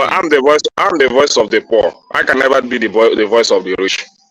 Nothing will make me be the voice of the rich. Yeah, but you have no experience. You don't have the experience or the understanding of the poor in Nigeria. You only see them. I've experienced that. I came up from a level that I can say from a very poor manner. I did a lot of menial job. Yeah, but that was back in the day. That was back in the day. Whatever. Even that is why for me, hustling is nothing to me. Because I can do anything as far as it's legit. I can bring income to my pocket. So I did a lot of all those things. You travel internationally. You import globally. You sell at industrial level. You are probably richer than most of the people on this platform. No, I'm not richer than anyone. One man. Stop that hyping. You are not the voice of the common man. No, you are not the voice of the common man. You are a rich, you are a rich boy, Lagos guy, Lagos, yoppie. You are a yoppie. Yeah. No, one man. It's just that I'm determined to survive in Nigeria. That's the only thing. Yeah, I just that I'm determined to survive in Nigeria, and it's just that I love to live here in Nigeria. I want to survive here because I don't see myself surviving out there. I see myself surviving here. So any other person can see himself surviving outside that place. So I don't want to stay too far from if you leave Nigeria, you'll still be successful because it's in the DNA. It's in the DNA. It's in the grit and the determination and the mental acuity which you have in abundance. So don't you are not. We let you get away with it too often. Trying to play like common man. You are not a common man, and we know it. We know it now. You're not a common man. One man, forget that hyping. Forget that hyping. Forget it. I mean it. It's just that I'm happy living here. There is one thing that gets me living. Godliness with contentment is great gain. That word keep me surviving every day. So whatever that is in me that I have, I'm okay with it. I'm happy living that way. I don't look around. I don't look for favors or on those things that make man to go low. I don't look at those things. I'm okay with whatever 1 naira that God provides for me today. Any day I go back, whatever I gain that day, I just say because I thank you. That's the kind of life I live, and that's what I enjoy every day, and that's my happiness. So that's the only thing. No man is rich. The only thing that makes you rich, it depends the level of your contentment. So that's why you see a lot of our politicians today, whether you see them as rich, but they feel they are not rich because they are not contented. Oliver wants some more. They need some more every minute, every second. So your level of contentment makes you rich, makes you comfortable. Someone can be surviving with 1 million naira, live the rest of his life, enjoy the rest of his life. Another person can say that 100 million naira is not enough. Another person can say 500 million naira is not enough. So your level of contentment is what makes you rich. So it's my level of contentment. So Nigerian state one man is what I'm looking at. And what we are presenting to the world is what I'm looking at. Yeah. You're a big man. You're a rich man. Hey, look at that. Look at you think he's not fooling anybody. We know you're a wealthy man. I love my hat for people like you that join this show from Nigeria. You know why? Because I understand and I know how much you have to share for you to buy data to join this show and remain on this show sometime till the wee hour. So if you can't do that, if you can't sacrifice that, that means you are not just the same standard with the regular folks in Nigeria. You're a rich man. See, you know what your will say that every now and then we pray that even if you are not to that level, you pray that you get to that level. But by Nigerian standard, you are a big man. So continue to claim it. Don't say you are not rich, but continue to claim it. You are a rich man, okay? You are. Okay, just okay, no problem. Let me claim it as well. If you say that I should claim it, maybe. Don't let these Agbado people just they just want you. They just want to. They just want to like show to the world that you. I Nigerians heard are doing. everything you said on this show. I'm Nigerians. coming for you. You said what? You said what? What did you say? I heard everything you said on this show tonight. I'm coming for you. Let the we'll come for each other, don't worry. So, but you see, they come here, they want to present to the world. One man's platform is a global platform. People are listening, both Nigerians and non-Nigerians. So they just want to provide that Nigerians are not suffering. Look at the Canada. He's a wealthy man. He's doing fine. He can come on this platform. Come on. How does that put food on the table of other people in Nigeria that are suffering? How does that explain why dollar is over 900 naira to a dollar? How does that explain all the crap shenanigans going on? I mean, the same guy that came in here and sold himself to us, he said he has how many point agenda there? He said he has. He sold a book to us telling us that Tinubu economics or whatever you call it, and then he said he's going to transform Nigeria. Common honor to distribute palliative. He could not even make a down payment for a roasted corn when it comes to that. What are we talking about here? And we come here and then we are praising this guy and trying to make him look good. We're saying that this guy can because he's rich or come on, guys. What are we doing? Roasted corn. Yeah, you could not make a down payment for a roast palliative. A share palliative. Look at you'll be waiting to use that one. Where did you get that one? That sounds like a rehearsed line. You've been practicing. You've been practicing that one. Looking for why they are kicking against you here. You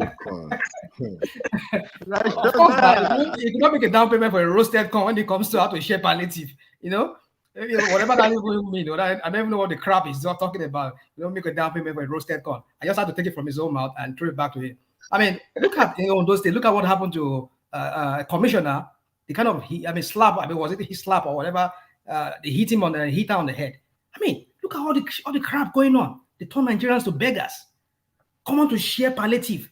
You could not put a structure on ground whereby things will be distributed, could be distributed equitably among Nigerians. Look how do you know that in Oyo State? You said what? Do you know that in Oyo State? The citizens have to stop that trail of rice and divide it by themselves.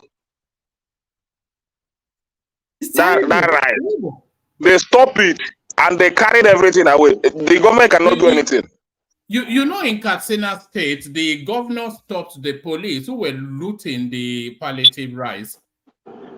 So how do we blame Tinubu on those kind of behavior in 100 days? 1 second, in 100 days. See, what you guys are talking about. Hold on. What you're talking about is an issue of infrastructure or institutions in place. If it was Tinubu or Peter Obi or Atiku, it wouldn't matter. If the system was in place. Let us talk about Tinubu, please. Talk about Tinubu. Peter Obi is not the president. What's his name? One man. Rather rational mind. You cannot put me in the box on whomever to talk about it. It's not possible. Why do you keep defending evil, guys? There's nobody hates Tinubu as a person. Listen. Whenever you talk about the shortfalls of this administration, people will they're on your neck. They are calling you IPOB. They are calling you obedient and all that. Okay, let me make my point quickly. So the point I was making is that it wouldn't matter if it was Peter Obi or Atiku or Tinubu in power, if the infrastructure was in place, if the system was working okay or fine, then the distribution of palliatives or other things to Nigerians will not be a problem. So, but you guys are so myopic in a lot of ways. You just want to, like a rational man I'm talking about, you just want to focus on the shortcomings of Tinubu. But this man we're talking about has only been in office for like, what, 100 days plus. So what magic exactly are you expecting from him to do in such a short period of time? We're not even talking about one term yet. So so rational mind, you're not a fair arbiter in this case. You've never been anyways. And so when you analyze or when you try to talk about Tinubu, you're never fair anyways. You're not fair in your analysis. Even the nominees of people that are well qualified that could possibly do the job, we yet to see what they're going to do. You can't even get a simple credit. So what value, I would say, do you have to offer the Nigerian state? It's always one attack after another. It's not you're not objective. At least for Kenneth, we can speak for Kenneth, right? I like to listen to him. He's a practical man. When he talks, he really talks for like, I don't know, 50, 60, 80% of Nigerians. So if he's right or wrong, we have to listen to him because he's out there in the marketplace, he's out there interacting with the people. But people like Rational Mind, you're not objective in your analysis. You just don't offer that solid thing that people can hold on to. So let's just go ahead and move on to Kenneth. Thank you. But one man, woman, would you allow me? One man, can I talk now? If you guys at least Rational Man is not blaming Tinubu for catching malaria. So at least give it that one. It wasn't malaria that National Mind caught. So National Mind has been on an European tour. So I think. I thought he went to Nigeria. I think it's probably some Ukrainian girl called Natasha that what's she called? The Rational Mind. All those long leg blondies that you've been disciplining all over Europe. We like to whine a lot. No wonder. So he didn't go to Nigeria. I thought he went to Nigeria because I was thinking when the guy come out, we say, man, so people don't maybe catch malaria, and that's what I was expecting him to say. Rational Mind, are you going to? Sorry, hold on. Rational Mind, I was teasing you. You didn't even answer. No, I'm here. I heard all you said. All right. Okay. I think Madam is here. Let's carry on. Even though she's here. Okay. Woman, in that space, maybe I've made my submission. It's just what we are presenting to the world. That is what I'm really concerned about. Our economy and all that. So if he can do that, no problem. I'm not against him getting Nigeria working. So, but my concern is what is happening in our space. And anybody saying that Nigerian is not suffering, that person is not telling himself the truth. Nigerians are really going past a lot. We get conflicting narratives on this of the suffering in Nigeria. So we get a narrative from you, and really the only narrative that I listen to are narratives that are organic to that space, or on the ground narrative. So you give us an assessment and you say this is the situation, but then we have Jide coming in to give us a narrative that conflicts with yours. So even the suffering in Nigeria is highly politicized, depending on it's not politicized. If I tell you that to embellish it, and that it's not. Jide seems to water it down. Maybe Jide can say his opinion, but maybe I can invite or maybe he can invite other people. If I tell you that a liter of a kg of gas today, if I tell you a kg of gas today is more than 1,000 naira, I'm not lying to you. If I tell you that a bag of rice is close to 48 to 50,000 naira now, I'm not lying to you. It's out there.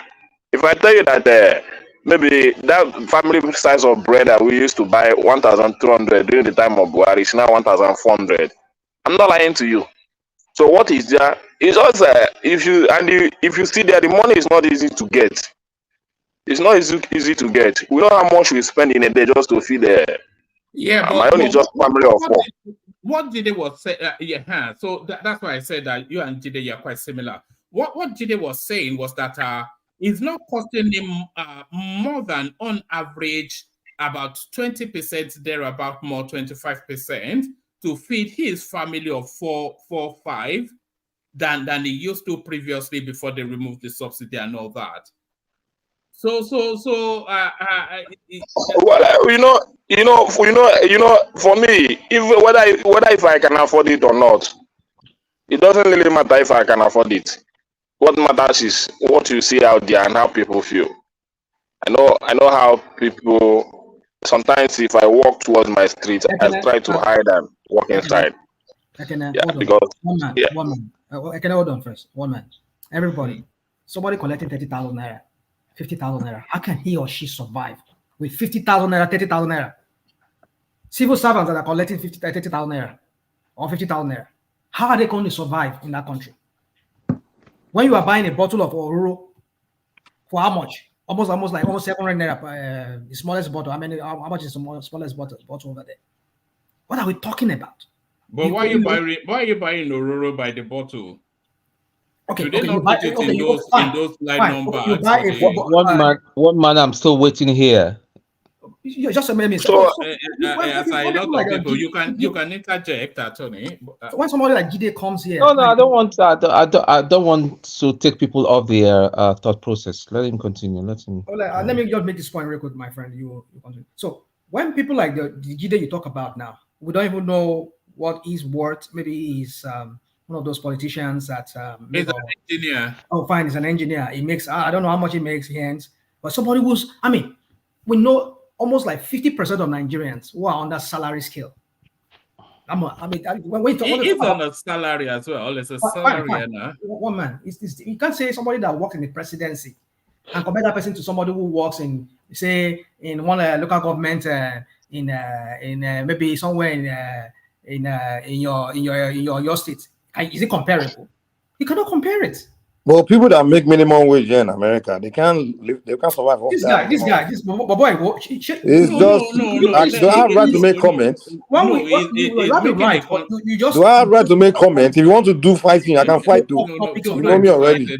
Don't do fighting, especially you. I'm going to hand over to him also. It's going to. He's just acting like he's on his menstruation or something. Relax. Oh, okay, this road now. This road, don't take it down that road. Don't take it down that road. Don't beat the holiday out of him before he's even had the chance to land at home. But I think the point that Mike is making is a valid point, is it not? What's the point? Let me hear him. What's the point? Go on, Mike.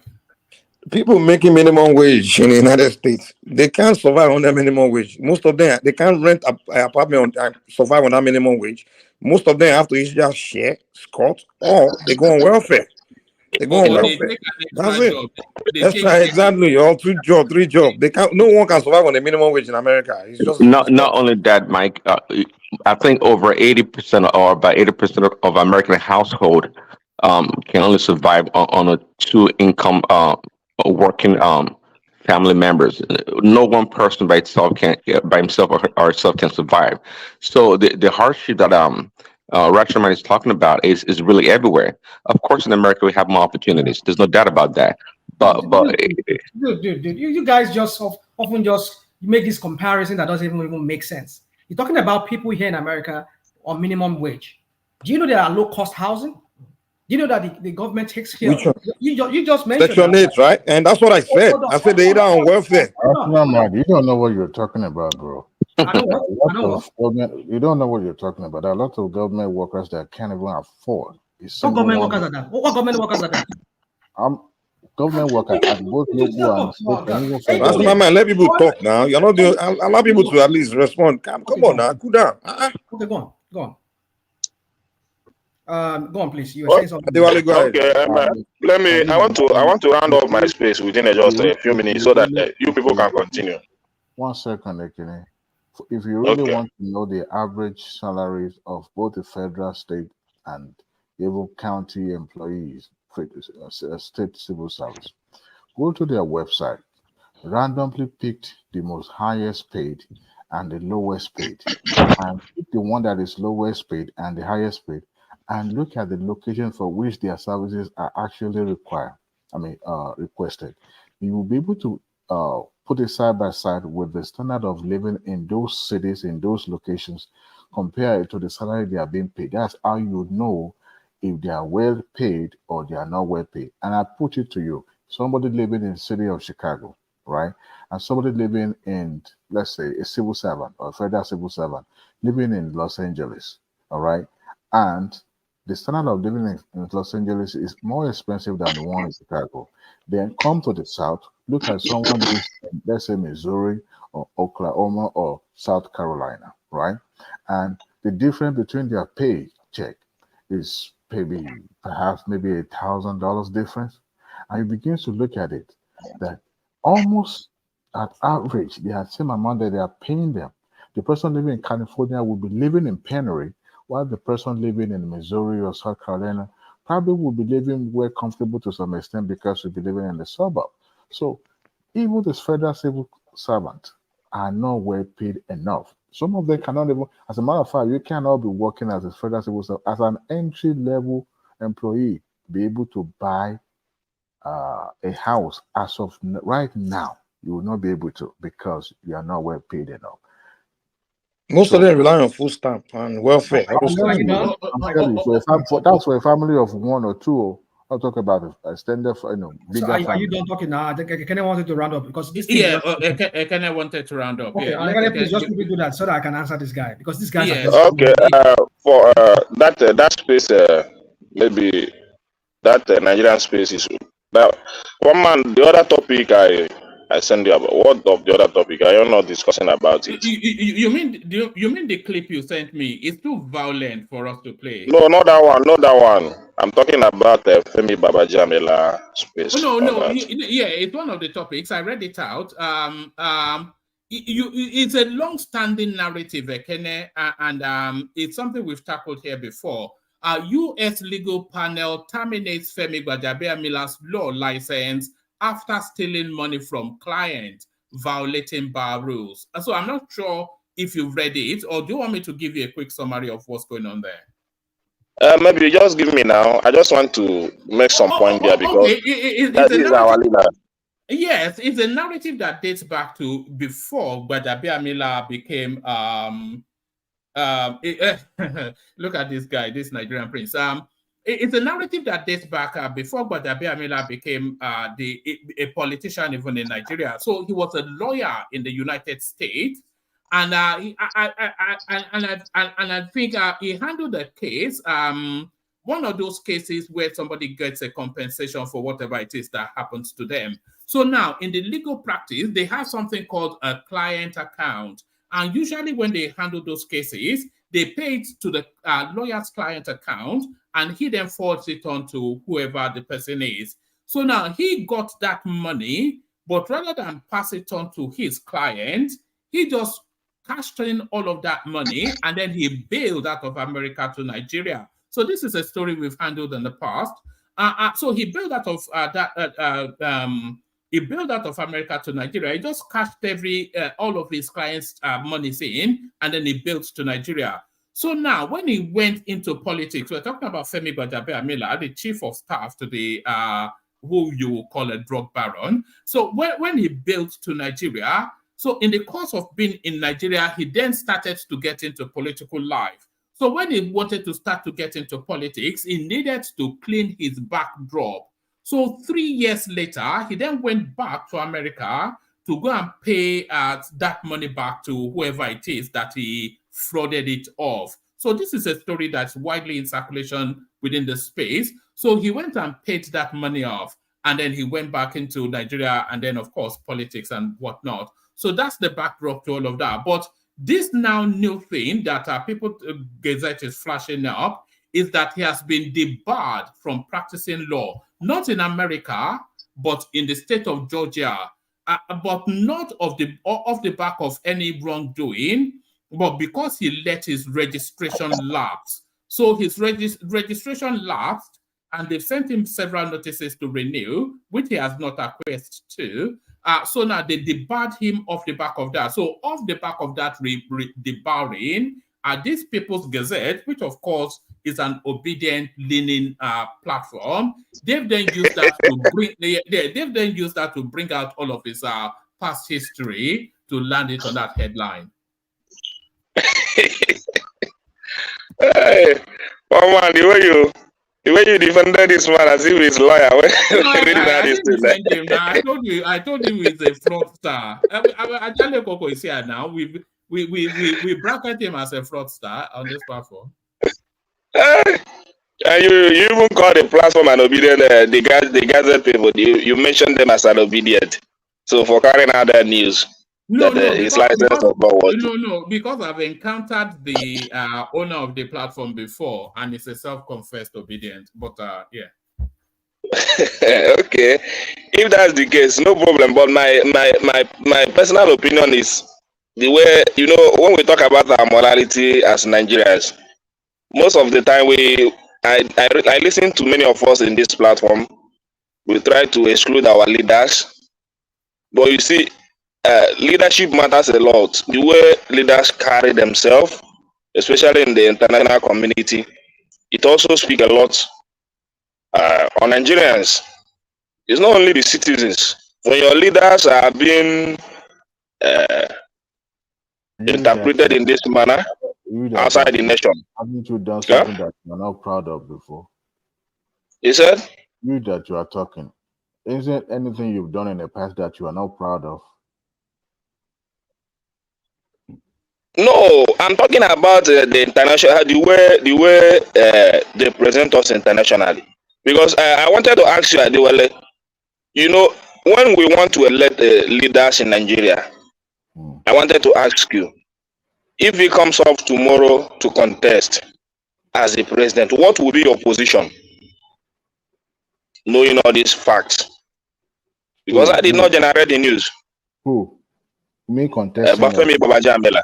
Yeah.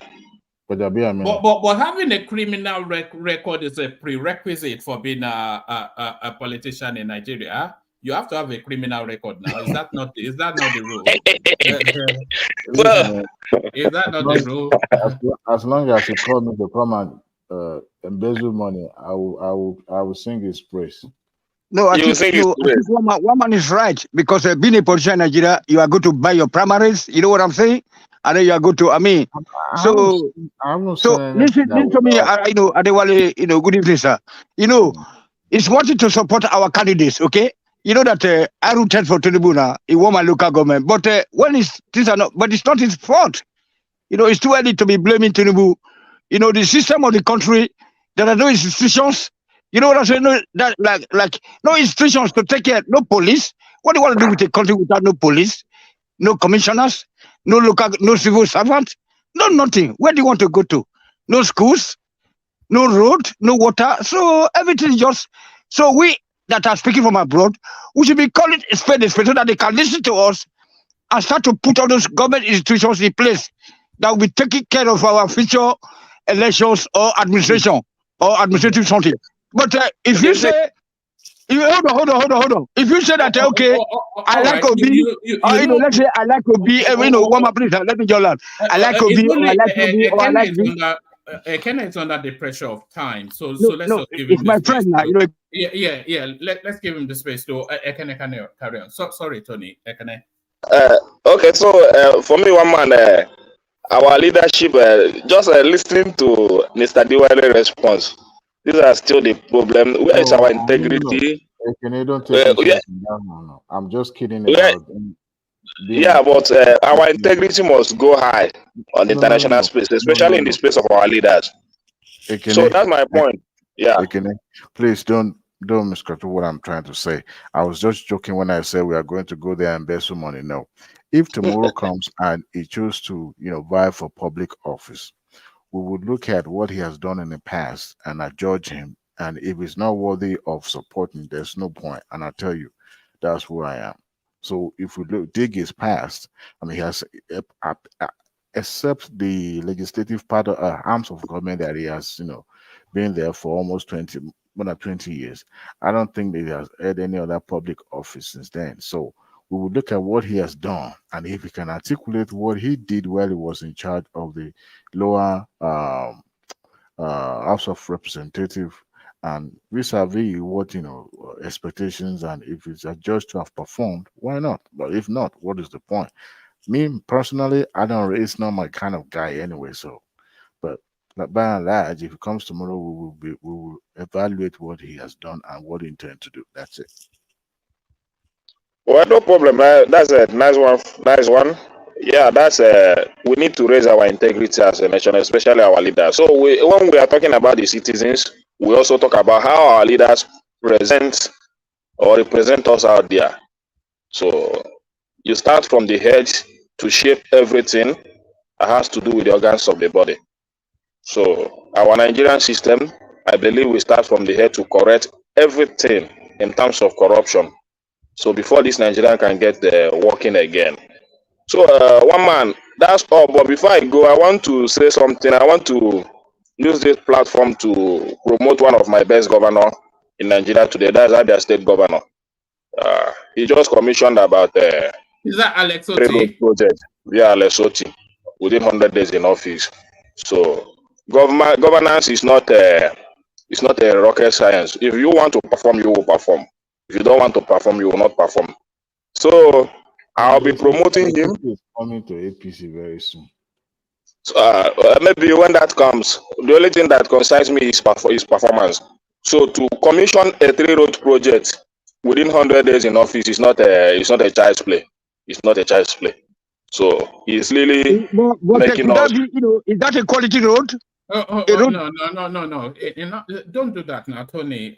Whether quality, you are the one talking about quality. That road is not there for years, but he has just made it possible, especially. And there is what this project is trying to get now, which I know is this Port Harcourt Aba road that has been that, and it's a federal road, but he's trying to get it. He's trying to get that road done in his administration. So if he does that, I would off my car for him. And last I heard, he has got some agreements, all that and all that. So maybe finance is still a problem. Maybe I pray that he got it done. If he does that, the guy is doing a great job, and I'll be promoting him. I'll be promoting him so that when he comes out to say, I want to contest for the president of this nation, if people like me support him, people not say it's because of he's from the southeast. You know what Ekene, what would have been even more elegant is if you had adopted, let's say, a governor from the north, and I will try and do that myself actually. And I'll invite I have a governor from the north now. Hold on. I'll invite everybody else, both the people on the panel and the people listening, adopt a governor from a state outside of your ethnic immediacy and monitor their performance and report to us every so often. So don't adopt. I, as a Yoruba person, I'm going to adopt. I was going to adopt your. I think Enigmatic has already adopted your governor. So I'm going to adopt Charles Soludo, who I'm already with anyway, and I will monitor him and report back. And everybody that wants to do that. But you have since you adopted Charles Soludo, you have not given us any report now. No, I'm adopt. I always report on Charles Odudo, but I'm adopting him now. So you don't have anything to report about him now. If you have now, you would have brag about him. Just like you are bragging. I mean, I have 2 governors. I'm not only adopting from the southeast. For now, I have 2 governors. One from the northeast. That is this guy from Borno State. Then this my Lesotho. So I have 2 governors. These 2 guys are doing me para. Whenever 2 of them, any of them that will emerge tomorrow to be the president of this country, I will give them my full support. So these 2 guys are doing great. Alex Oti is doing just 100 days in office. He just commissioned. Apart from the one that I told you that day, it's just a new 3-road project. My governor is getting to 2 years now. He has not commissioned anyone. He's just pulling down and setting some road and all that. He has not commissioned. The work has not even started. He's trying to undo all the damage that P2B did now. He's trying to undo all the damage that P2B did. He's all the damage. He's pulling down everywhere. He has not set up anything. He has not commissioned anything. So we are just watching him. all those illegal COOs that Peter Obi was signing, he's trying to undo all of that. Let him do now. He said all the road that Peter Obi, all the bridge that Peter Obi built in Oka, he's going to put them down and they build the new Oka. He has not even finished one road. You are trying to put down your successor project, what he did in Oka, just to make sure you rubbish his image, what he did as a governor. You want to put those projects down to show that you can build a new Dubai, a new capital city in Oka, when you have not even commissioned a road project. That is one thing I hate about all these professors. All these their certificate and all that. They don't think very well. But I pray that he succeed. Thank you, one man. Can you tell us the governor you're adopting from the north, and then we'll move the conversation on? Just give us a name. Yeah. That's a Borno governor now. What is this guy's name? Is it Baduro or something like that? No. Oh, Zulum. That's too easy now. That's too easy. Yeah, that's the person I will adopt now. He's already an achiever now. Yeah, it's an achiever I will adopt now. I will not adopt somebody I have not achieved anything. How can I go and adopt somebody that is? I'm not even. Most of the governors in the Tasis, almost apart from these two governors now, all other governors are just rambling about. They're not doing anything. They just got the money for palliative and shared it among themselves and left the people hungry. All right. So every now and then we'll be asking you to report back on Zulum. So thank you, Kenneth. So thank you, Kenneth. Yeah. So I will want to do this just to recognize how long people have been waiting. I'm going to do like 5-7 minute monologue for just to take it round. So because I know people often get a bit fed up the long waiting around. So we'll do like a 5-7 minute monologue. We'll go Prince Daddy Mike Dewale Patoski. So Prince Daddy, you're up first. A bit of a monologue from you. I could set up the headlines, or you could speak to a topic that is most pressing to you, or I could play you a clip. Prince Daddy. Yeah, hello everyone. Hello, man. Yeah, well, I was gonna just say some few things about the Obasanjo thing with the Obas. Things been going on for the past couple of days now, and I didn't speak on it because I didn't think I was qualified to speak on it.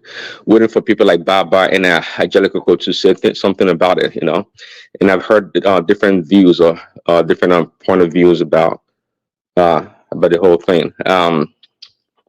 At the end of the day, I think it comes down really to perception. Not that many people know what kind of Obas these people are, these leaders are. But in the Yoruba culture, right, even across Nigeria, if it's an Oba or Eze or whatever, we tend to respect our traditional rules. There's no doubt about that. What Obasanjo did, I mean, I don't know if you were trying to make excuse for him that maybe it's old age and he had a brain fart or something, perhaps. But from what you explained, how he explained it today, it sounded like he knew what he was doing because he gave the narrative about what happened in the beginning and till it got to that point. So. I don't approve of what he did. I thought it was highly disrespectful. But some people trying to rationalize, hey, all these Obas, they just like ballets only. They don't really serve any value, and they get paid by the governors or so all these other stories. There's a reason why these people didn't stand up because it's always been the other way around. It's the politicians that kowtow to these people, not the other way around. So Obasanjo, it gets carried away. I think people say he's a great man. People like Angelica, but I think he's full of himself. Quite frankly, he should not have done it. I don't think it doesn't look bode well for the culture. For those people's image as Obas, it was to me was terrible. I heard all the justifiable arguments again on both sides on different points of view, but I don't think I bought into it. I mean, I mean, But yes, they get their money from the states or the governors, but that should not be the qualification or the justification for recognizing cultures or people with such positions in our society, no matter how they have that title. Something that's when they say, you respect the office, right? As they say in America, you respect the office of the presidency, not so much the person occupying the presidency. And when it comes to Yoruba culture, right? I think if you're an Oba, everybody respects you. Absolutely everybody respects you. Some people try to make the argument also, okay, well, these Obas are like, maybe they're smoking their palace or drinking. Well, those are individuals, and not every Oba does that. But we have to focus on the office of an Oba or the position of an Oba in a society and a culture. So I didn't think it did well. It can try to justify this and that. I didn't think it did well. I don't think a governor. We see the politicians. They transit. They go. Canvass for votes to get it or whatever. But the Obas, we see them as close to the people. They are the people's representation in their communities in society. Therefore, they have more value. If we had to put money or wealth to justify certain positions, then those people from time immemorial would not have been people of any worth of value in a society. But that's not the case, um, and it goes to the point. And I didn't want. Well, there's a passage in the Bible. I think it was in Ecclesiastes, a passage about a wise man in a city. The wise man was not wealthy. I think they called him poor. But the wise man, his wisdom was what saved his community when they had trouble. But at the end of the verse or the passage of the Bible, they said that people looked down on him. Why? Because he was poor, not because he didn't have any wisdom, because he was poor. And that seems to be our society, or what Obasanjo exemplified on that day that they did that. So that man really needs to be called to account. And quite frankly, I don't mind they stripping him off any traditional title that he may have. They should, if they have to do that. Yeah, or he needs to come out. He's an elderly man. He needs to come out and apologize. You know he will not, because it's not built in that way. But his wife is trying to distance, because if you go and attack the traditional spaces, there are spiritual implications involved. No matter how fortified spiritually you imagine yourself to be, these people are more powerful than you in terms of nativism. Forgive my husband, Obasanjo wives beg Obas Yorubas. Let me give you a couple of paragraphs. Wife of former President Olusegun Obasanjo Taiwo has waded into the controversy that trailed the statement of the former Army General in Isheyin, Oyo State, during Friday's commissioning of projects executed by the governor, Seyi Makinde. Let me skip through that. It says, please, all of you, the traditional rulers, I greet you. Thank you for your presence. But let me say some. Okay, let's go to where his wife. However, in a statement on Sundays titled Oyo King, a plea for forgiveness, Mrs. Obasanjo, who has two children, Olujonwo and Olubunmi, for the former president, begged for permanent and eternal forgiveness and pardon from all Yoruba sons and daughters worldwide, fathers and mothers, youths, teenagers and children, Christian, Muslims, traditional worshippers, all leaders in Yoruba land, and the Council of Kings in Yoruba land. Noting that she was appealing with humility as a mother, she begged the aforementioned not to avenge on any of us the misdeeds of Daddy Obasanjo. So she's pulling herself and her children away, that if they want Shokbono to strike, let them point it in the right direction. Part of the statement reads, this is my own personal stand on the manner Chief Olusegun Obasanjo addressed the kings at Isheyin at the road commissioning by Governor Makinde of Oyo State. As a legitimate member of Chief Obasanjo's family, I would like to state publicly, worldwide and privately, that the manner in which Daddy Obasanjo addressed the monarchs is not acceptable to God, to the Yoruba race, and to the throne of kingship, and it must not be repeated again by any leader in Yoruba land. That the Obasanjo should not have treated the kings with open contempt and humiliation in order to correct them and revealing their secret that they bow to him privately. It is not good at all. It is too humiliating. Our protocol could not be corrected. Our protocol could have been corrected.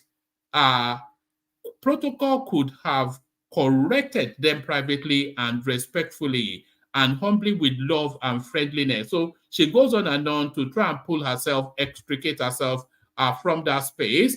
And Obasanjo, of course, typical of him, this is his immediate response. So this is Obasanjo's response to his wife's plea. Obasanjo disowns wife, says she's an imposter. So this is to tell you that he's not apologizing. Former President Olusegun Obasanjo has disowned his wife, Taiwo Obas, barely 24 hours after she pleaded with all Yorubas worldwide to forgive him over his statement at Isheyin, Oyo State during Friday's inauguration of projects executed by the state governor, Seyi Makinde. So let's go to Obasanjo quickly, skip through the preamble. Reacting to the development, Obasanjo said Taiwo is neither his wife nor a member of Obasanjo family, but rather an imposter, despite having 2 children with him. The former president, however, said he stood firmly, unapologetically, and uncompromisingly on the position that a governor holds the highest office in the state and should therefore be given the due respect as enshrined in the Constitution. So that's Obasanjo, who is showing that till death, he will always be let me not call him a young head because he's an elder statesman, but Prince Daddy, back to you. Yeah, so much credit and accolades for Obasanjo, right? I mean, if truly this woman had like 2 children for him, and the way he's addressing her, that speaks volume about this man. What can I say? Let's forget about him. Really, is not repentant. I don't think he's full of himself. That's why he writes letter all the time, trying to chastise Buhari and everybody else. But he cannot do wrong. That's a poor quality of a leader. Absolute poor quality, and that's why Tinubu will be forever better than him. Quite frankly, because he doesn't have that spirit of forgiveness. It's just like, it's always been like that, not just because of his old age, but it's always been like that. It's above himself, it appears, and of course above everybody else, so it doesn't do wrong. Anyways, we're not going to insult him, but as your own Tinubu not insulted I would Tinubu be better than him when Tinubu himself told the cabinet of Fortune that I am richer than your state. So how about? Well, it's richer than his state. If it's true, is that a lie? If it's true, it is true. So but hold on, Ajale Koko, that's different from asking Obas to do frog jump now. Yes. Asking Obas to do frog jump.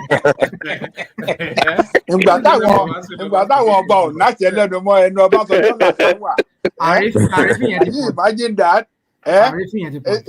Obasanjo commanding them. They don't even have any share. The cabinet does not have a share. Any day there. And all of them, what they do, Joko.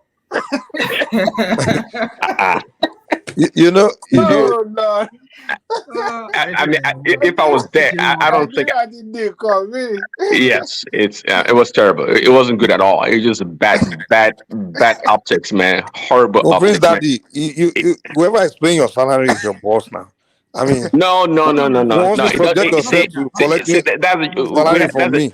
No, that's the challenge we have. See, the ability to separate things in life, in society, is really wisdom. Okay, you and I know that. It's of course the Obas don't have the funds. Okay, they are capable of managing their affairs if they but you're talking like it's the governors, they brought the money to the state. The money belongs to the people. The money belongs to the people. He's the one paying their salary. Here's the deal. if you are upper of anywhere and you come and apply for a job in my company, no, you you don't are apply. not. You don't apply. I will bully. I will direct you. You You give understand? If wrong, I'm paying your salary, analogy I'm your boss. sometimes, guy. I don't even know what you're talking about. You just give wrong analogy. He doesn't pay them. It is the government. It is taxpayers' money. Exactly. It's people's money. It is not. No. Constitutionally, the governor is the one that decides to pay them. Wait. We pay the governor.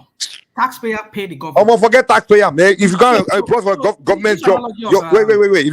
If government, if you gonna get a government job, are you going to tell your guy, your government job, that it's taxpayers' money that are used to pay? Is he your boss? He'll fire you. With the way you just argue points sometimes. The point is, no, you are the one not making sense. I'm saying someone that's writing your check. You're saying it's taxpayers' money. Who cares whose money it is? He's still the boss. You see, that's the problem with It is not the boss of them. So everybody working in the state parastatals. Wait. Everybody working in the government's office. Are they going to tell the governor, hey, you are not my boss because you are paying your taxpayers' money? That is different. That is different. It's the same thing. He's the one writing their checks, so he's the boss. Whoever writes your check is your boss, man. We're not saying it's not the boss, but the point is this: that you will not say because he pays them, then they should be subservient to him. No, that's not what we're saying here. They put themselves in a position to be subservient. Yeah. Why are they collecting salary from somebody? Where did the Orisha say they should be collecting salary from somebody? The issue of salary does not come to play here. If you say they are being appointed, like I don't know if you people listened to Ruben about it this morning. I heard him when he was giving an analogy. We've seen how it plays out, even with Awolowo. Awolowo deposed a sitting king sometime back when he involved in human sacrifice or whatever. And I think there was another one which I wasn't aware of. That I think he brought up. Who did the Awolowo depose? I was doing my sacrifice. Yeah, there was a king that he deposed. Yeah. Who's the king that he deposed? I was doing my sacrifice. I don't know. Maybe Abuja, one of the Ogun State monarch, I think, so like in Ogun State. And then he talked about was it Digi Akure when he challenged Awolowo at some point too, that he breached protocol and things like that. But I wasn't aware of that. I just heard that today. Also, there was one other king in Oyo State that a civil servant who was in charge of the chieftaincy title, whatever, in Oyo State. The king refused to honor him. So you see, the point is this. You see, it's just the way and manner in which Obasanjo went about it. For me, that's just the only thing. That's a denigrating thing about this whole thing. That's what you do to children. Yeah, that's the only thing I see there. But those kings, do they need correction? Yes, of course they do. Because you see, from the other side of this, because if you just watch that video alone, you will just conclude that, oh, it was so rude that, well, maybe that's what it seems. But the thing is, the other part of it is that he was correcting them because Sheyi Makinde came there, everybody stood, even he that was a president, former president, he stood for him. But they would not stand. For what reason? He's their governor. Mind you, these people are just monarch of some small hamlets, small spaces, but he has the votes of so many. Let's just assume that he really won that vote.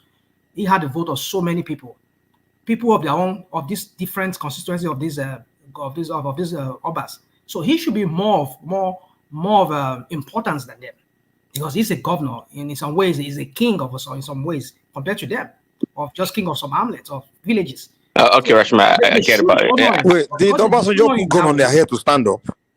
Is that what? Did Obasanjo put gun on their head to stand up? Put gun on which people's head? What are you talking about? The Obas, no, right? No, the chickens on the road. The Obas, who else did he ask to stand up? The Obas now. He said and they all stood up. He said, Joker, they didn't have to stand up. They chose to stand up. So who do you blame for the situation? It's them. They're the one that reduced themselves to that level. It's not someone else. If I go there and I say, and they stand up, people will blame me for telling about to stand up. They will be like, why are you standing up to this? Someone that's supposed to be beneath you is telling you to stand up and you're all standing up. So I'm not blaming Obasanjo here. It's them. It tells me that they themselves, they reduce themselves, they sold themselves for money. They sold their title, their position for money. That's what that situation proves to us. All right, back to your Prince. It is meant to be a Yeah, so I get out the argument, but at the end of the day, go to Mike's analogy briefly. Because you're my boss, okay, trust me, you're not going to be talking to me anyhow. It's not going to happen. Okay, and I hope you know that. No, it doesn't work. Maybe in a slave country, yeah, but not here. Because you're my boss. In America? Huh? Nowhere. Well, maybe in a slave country you're talking about, but no, In no. America, boss can't talk to you anyhow. All No. right. No, Obas is talking to you. let Prince land, and then I'll take him to one more topic. Then I'll come Yeah. to you. I'll come to you, Mike, and then I'll come to Vin, who has been patiently waiting, and then we'll move Yeah, it down. next topic. Yeah, that's next topic. Let me play you this clip. This one has gone viral. I'm not quite sure why we haven't played it yet. It's just been sitting there. So this is the narrative of the goings on in Edo State. So this would have been War Peace's territory. I think he may have built. So come back, War Peace. So it's the narrative of there's always that chasm between the state governor and the deputy. That's always been. You remember Koforola, Bokno, Akerele, and Tinubu, even as early as the early noughties, 1999. So there's always been that chasm, and that chasm still subsists into this time and age. So that chasm now plays out in Edo State. Obaseki running his second and final constitutional allotment, and his term coming to an end, and who succeeds him is the thing. The ambition of always, of course, the deputy is to succeed the principal, but that doesn't seem to be Obaseki's will. So he's been moving around and sort of denigrating his deputy, and then he will come into the media space to try and rebracket whatever it is that he has done. But what he has done in this instance is in such open glare that there's no refuting that there is open warfare in Edo State. Prince Daddy, watch this. Now, up to now, I don't have any official communication that I should indicate. The only people that have official communication is my civil servant. The civil servant has the official communication, but I don't have any official communication. I'm speaking to you now. I'm standing by the gate.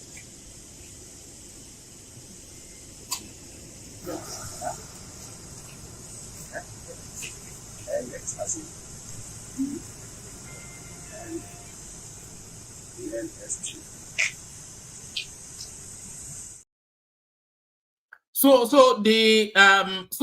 the gentleman there in the khaki safari suit is the Philip Shaibu, the deputy governor of Edo State, and you could see he was locked out of his office, security retinues withdrawn from him, and left out to dry. So what are you then making then of the goings on in Edo State and the deputy governor being locked out, literally? Yeah, I think we're gonna leave that for Mike and maybe War Peace. I don't know what to make of it. I'm not sure what their politics is. Obviously, if Obaseki doesn't want him to succeed him, they can play those shenanigans. I'm not really sure what is going on over there. But to maybe wrap it up with the question you asked earlier about what makes a man, the three qualities. I'll say a man. Oh yes. I'll say a man that believes in God, Jesus Christ, a man that's willing to sacrifice, and a person, a man of peace. Okay, those three qualities are gold, and only a person that can embody those three qualities is I'm not going to call that person a superior or a superhuman being, but with those qualities, you can do anything. I mean, because it gives you understanding, wisdom on how to deal with people. You have patience, okay, and definitely have love in your heart in dealing with people. We are human beings. Even Christ that came was a human being in flesh. He came as God in flesh. So, meaning we all can do wrong and we all can falter, like David did in the Bible. Is Peter be a human being?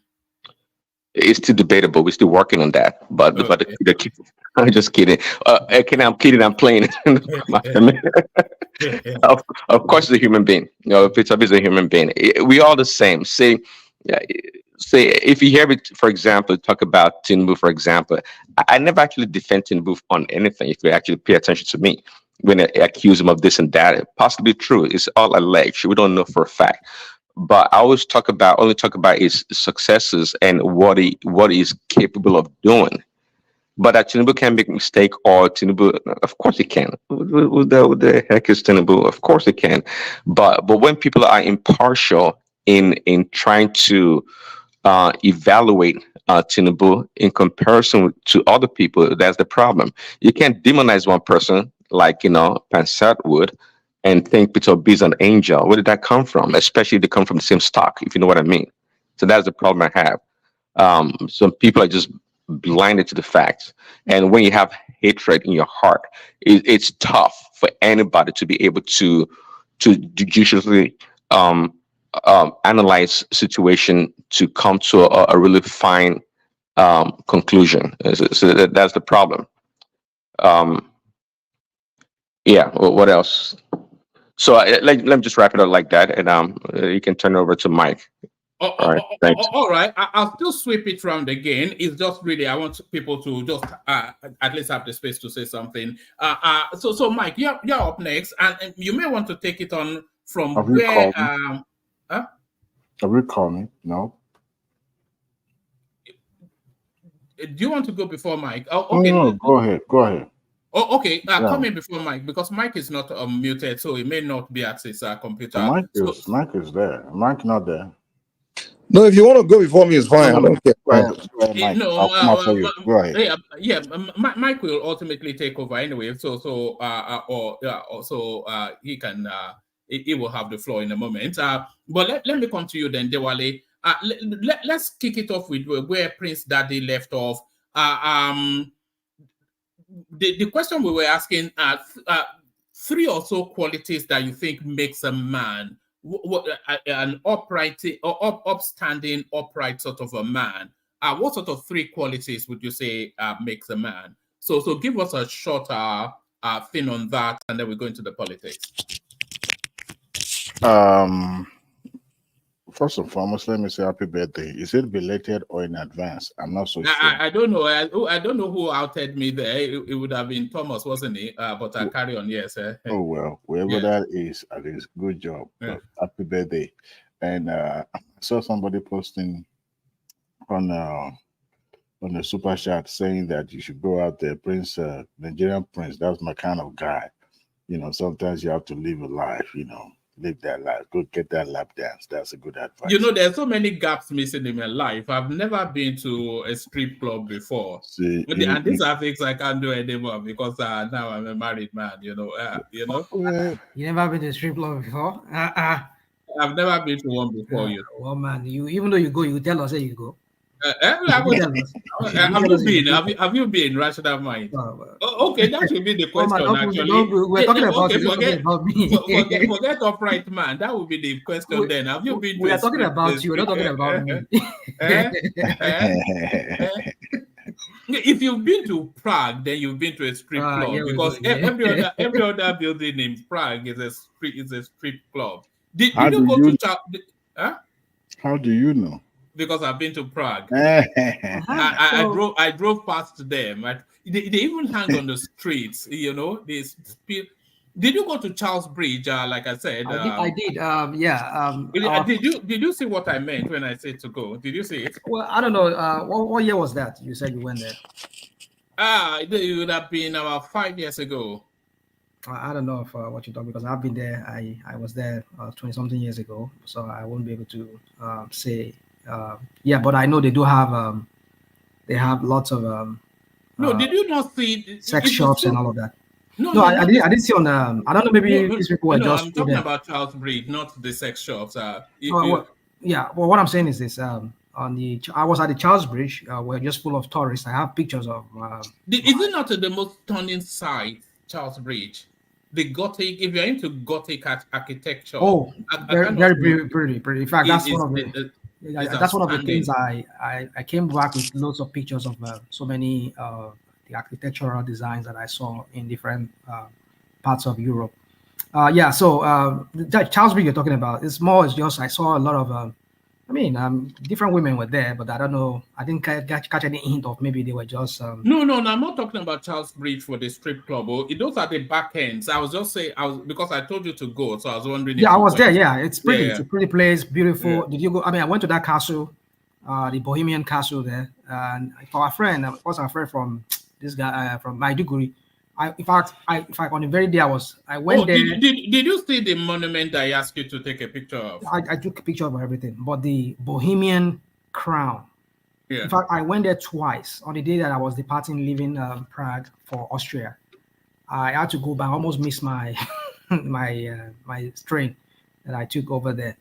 Because the first day I went there, and I was just getting mixed information from people that, oh, it's there, it's not there. And they said they only bring it out twice in a year, and a special occasion they bring it out. And somebody said they have a replica, more like a fake one. So I was just getting confused with something, but I could not see it. So the second day I went back there again just to be sure all what I had previous day was maybe true. You know that Bohemia. You know the word Bohemian, which is unconventional, quirky, etc. You know that's actually the name of a place in Czech Republic. I know it must have to be. It must have to be with the dynasty or the empire or whatever monarch system they have there. Yeah, that's what I gathered too. So I don't know what it means. What does it actually mean? I've never really, because I've even seen it in many of my international relation books, but I never gave thought to what it means. What does it mean? Do you know the meaning? No. The word Bohemia means unconventional, socially. You know all these sort of people that you see that they wear long coats and then very sort of just unconventional. Okay. Is more to do with the art, sort of artistic, sort of. So it's an actual English word, but that word is the derivative of an actual place in Czech Republic that was called Bohemia. So yeah, well, I never know. I never really give thought to the meaning, but now that you're saying it, I'm gonna have to look it up. And yes, so, but it's very beautiful. They have it's a fascinating very rich, country. Very rich when it comes to architect. I mean, when it comes to design. And in fact, I was so marveled. I was at the office today. I was talking to some of my colleagues about the architectural designs and all of that. I mean, so you'll be impressed. I mean, if you've been to Frankfurt, I was in Berlin too. So you will see some of the architectural. I mean, I was at the Brandenburg Gate. I love even the what's it called? What's this? Their National Assembly, Reichstag. The Reichstag, and they call it. I mean, this guy there, now what's his name? This guy. How many countries did you go to? I went over 6. 6 of them. It sounds like a whistle tour. It didn't sound as though you had the time to spend too much. Yeah, I did. How long did you spend in each? In each state, in each country, I like the only 2 places I did not spend much time because of the proximity of Bratislava to Vienna. I went the same day. I came back the same day. Hungary, I only stayed 1 day. Did you go to Vienna? I was in Vienna. I've been to Vienna. It's well. It's more modern. Except maybe when you go to these imperial whatever. This guy that started the First World War. The palace.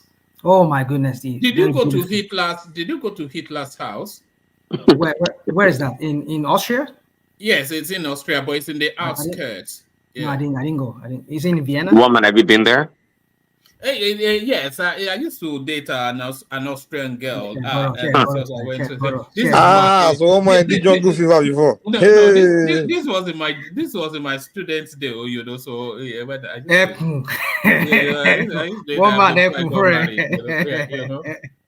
Rational mind, you didn't mean the Bundestag? Is that what you're talking about? Bundestag, yeah. I mean, I was talking to one of their police. I was like, "Where's the way to the Bundestag?" It was like, "Bundestag?" I said, "Yeah, Bundestag." I said, "No, is it Reichstag?"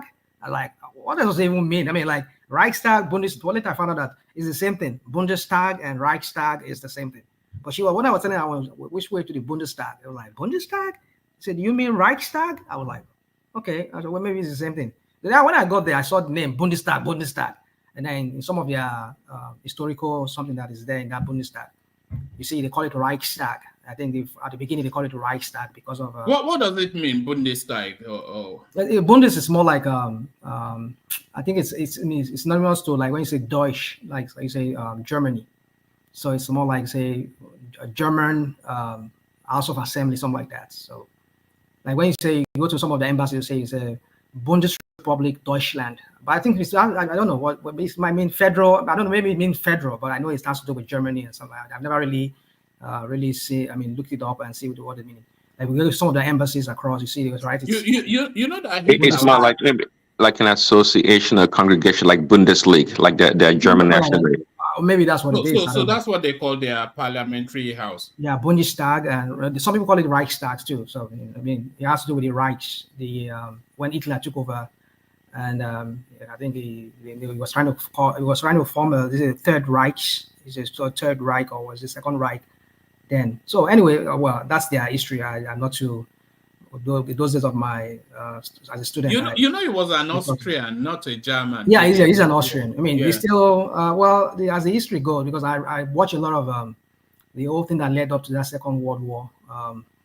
The mom, in fact, Hitler, it seems like I think his mom was, or his dad was. I think there was one. The mom was maybe the grandma was. Omodo, what they call it, this like servant to one of a very rich Jewish family, and it's like the son of that guy was just messing with the grandma. I think they now give birth to his own father, so that's where the Jewish connection comes in for what's his name, Hitler. So Hitler possibly has a Jewish blood running in his vein. He's not a full German. It was his grandma that was a German that was working as a servant in the house of a Jewish family, and the son of that Jewish man impregnated her, and because of some things, I think they were trying to cover it up because of the position of that man among the rabbis or their synagogues. Then they actually like trying to cover it up. They paid her off. They paid the lady off, and so yeah. So even there was an inbreeding too, some kind of inbreeding. Russian man, when Sergei Lavrov brought it up, there was a backlash, a pushback that wasn't the case. There was no Jewish connection with There was. That's what some story says, and I want to believe that more because. Okay. Well, you're right. What I've heard many years ago, that seems to be the case. But recently, what I'm talking about last year, or perhaps this year, when they brought it up, that it was trying to talk about the Azov battalion in Ukraine. But anyway, he's trying to make a connection between Hitler and the Jewish people, and there was a pushback to it. There was even himself. Look, listen. There's this documentary I watched some time back. They ask, I think it was Goebbels or this SS guy, what's his name? This secret police. This guy that was not Goebbels. I've forgotten all these people's name. It's part of those Hitler's evil circle of evils. Adolf Henchman. No. The guy that was in charge of their SS that used to have this not Stasi. Is this their like our own version of DSS? He commissioned that guy to go and dig into his family just to find out who he is. I think that guy came up with that. And according to the record, he said the mom, his grandma, was a servant in the house of those Jewish. So, and there was some cover up that the guy was sleeping with the lady and impregnated her, something like that. And even I think the younger brother of that boy too was, the Jewish family too was sleeping with that. I know some kind of. So that shame, Hitler tries to cover it up so that. Even the dad too, his own dad. How did we turn the topic to Hitler, man? Let's get out of here. Let's get. You were the one asking me a question about. Didn't you ask a question? That was how it. I didn't ask a question. Boy, listen. Two man share. You sound the one to ask you a question. I didn't ask you. Who asked you? Did you ask me a question? I didn't ask you. I think I debated it somewhat, but let's get back to Dewale. I think. Yeah, people want to now. Yeah, Dewale. What to go on, man? Oh yeah, what go on? Good things are going. Good things are going. I don't know about Hitler and the rest of them. What you say? What I don't know about Hitler. Know about Jesus Christ, man. So you tell us what you feel now. I have no idea. So Tinubu is in New York.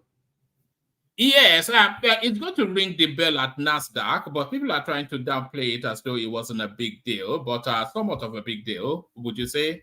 Let them go and knock at the New York Exchange and go there and ring their own bell and see how it feels. Or their obedient savior. It's rational mind listening to me. Let them go and ring the bell in New York. Yeah, Asleep TV was celebrating Obi, traveling to Malaysia and giving a state speech or something like that over there. He was even criticizing his own home country. I found that a little bit awkward. You go away from Africa and go to Asia, and then you still find time to criticize your own country. Do that at home soil. Don't go out there and start rubbishing your country. I found that a little bit outrageous. A leader shouldn't be doing that. That is what is his cousin's name? Buhari did last time, called Nigerians lazy, Nigerian youth lazy, and selling Nigerian short. It shouldn't be.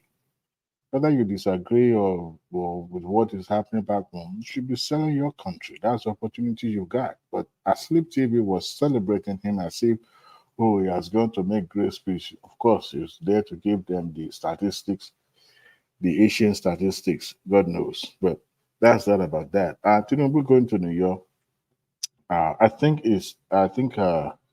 someone spoke to that earlier. I think it was Prince Daddy when he was talking about, using that opportunity to, mingle with any prospective investors and see. That gave them the atmosphere for them to have heart-to-heart discussions. And I believe he's going there with some government officials and some big men in our country. So to me, it's now really that's a good strategy. At least something has to bring you close to. And for doing him the honor to ring the bell, bell is not a big deal. Anybody can ring the bell, but at least brings you close to that corridor where you can interact with anyone interested in coming to Africa, at least for the next time to invest their hard-earned money. This time around, they shows that they mean business. Like he said, is the chief marketer of this country, is the chief promoter, is the captain of the chief. So he has to be there. He has to be around. So to me, that's a good show. And I think even if he doesn't come home with, some of these, what do you call it these days? It has not materialized, but something in the pipeline, even if it's in that stage, at least it's more, the future is bright. Let me put it that way, because if you're going there to assure them that as long as you're in charge of the government, their money is safe, not that tomorrow the money is going to be hanged, just like the airlines and other international companies coming to Nigeria and they have their money stuck in Nigeria. So, I mean, what's that assurance is being given to them, and they see what they have. What has been the is any positive result from this visit to India? Anything? Yeah, but you should know by now, rational mind, that things doesn't happen. He came back with a package of investment. Apart from that one man, even let one man talk. It came out what package? Well, he got commitments from the Hinduja conglomerate, which was captured on video. So that was a real coup. Not like I see. Yeah. What else would they have gotten other than find out now? What else could he have gotten other than commitments? Woman. I've heard you now. You said he came back with commitments, right? Yes. The commitment we hear every time that they commit every time they go out, and they come back with commitment, and then at the end of the day, zero. It's just we just see nothing done. But that remains to be seen now. But I like what you said. Yeah. Then he went to. I don't think you guys have discussed that. He went to Dubai. He got commitments from there as well. What commitment did he get? Investment commitments. That they've lifted the visa ban. That your Ajuri, what do they call him? Ajuri Amami, what's his name? It was. You see, you cannot. Let me quote the words of Daniel Bwala. Rational mind. No, you are quoting Bwala on this show. You say we campaign in prose. He's not the owner of that phrase. He's not. Okay, fine. Let me just say no. You campaign in poetry and govern in poetry, and then you govern in propaganda, right? Yeah. In prose, yes. you campaign in poetry and then you govern in propaganda with propaganda, right? That's what they do. They campaign in poetry and they are now governing in propaganda. You see, you cannot govern. Sooner or later, we'll find the truth. You're talking about Cardoso. You're talking about this one. We shall find Sorry, it. Rashnama, you know yourself. These things take time. Why are you talking like you It takes go time. go 100 talk to days. investors 100 and days. 100 days. overnight huh? Nothing tangible. Hold on. 100 days. He has not turned Hold on Nigerians now, you guys. to Hold on. Exactly. New This York. is the same guy who said I was ready. You people call me on this platform. Himself, he will be saying it. He said, I'm the only. He's the only person that has. Nobody has anybody forced him to come and become president. He said, I am ready.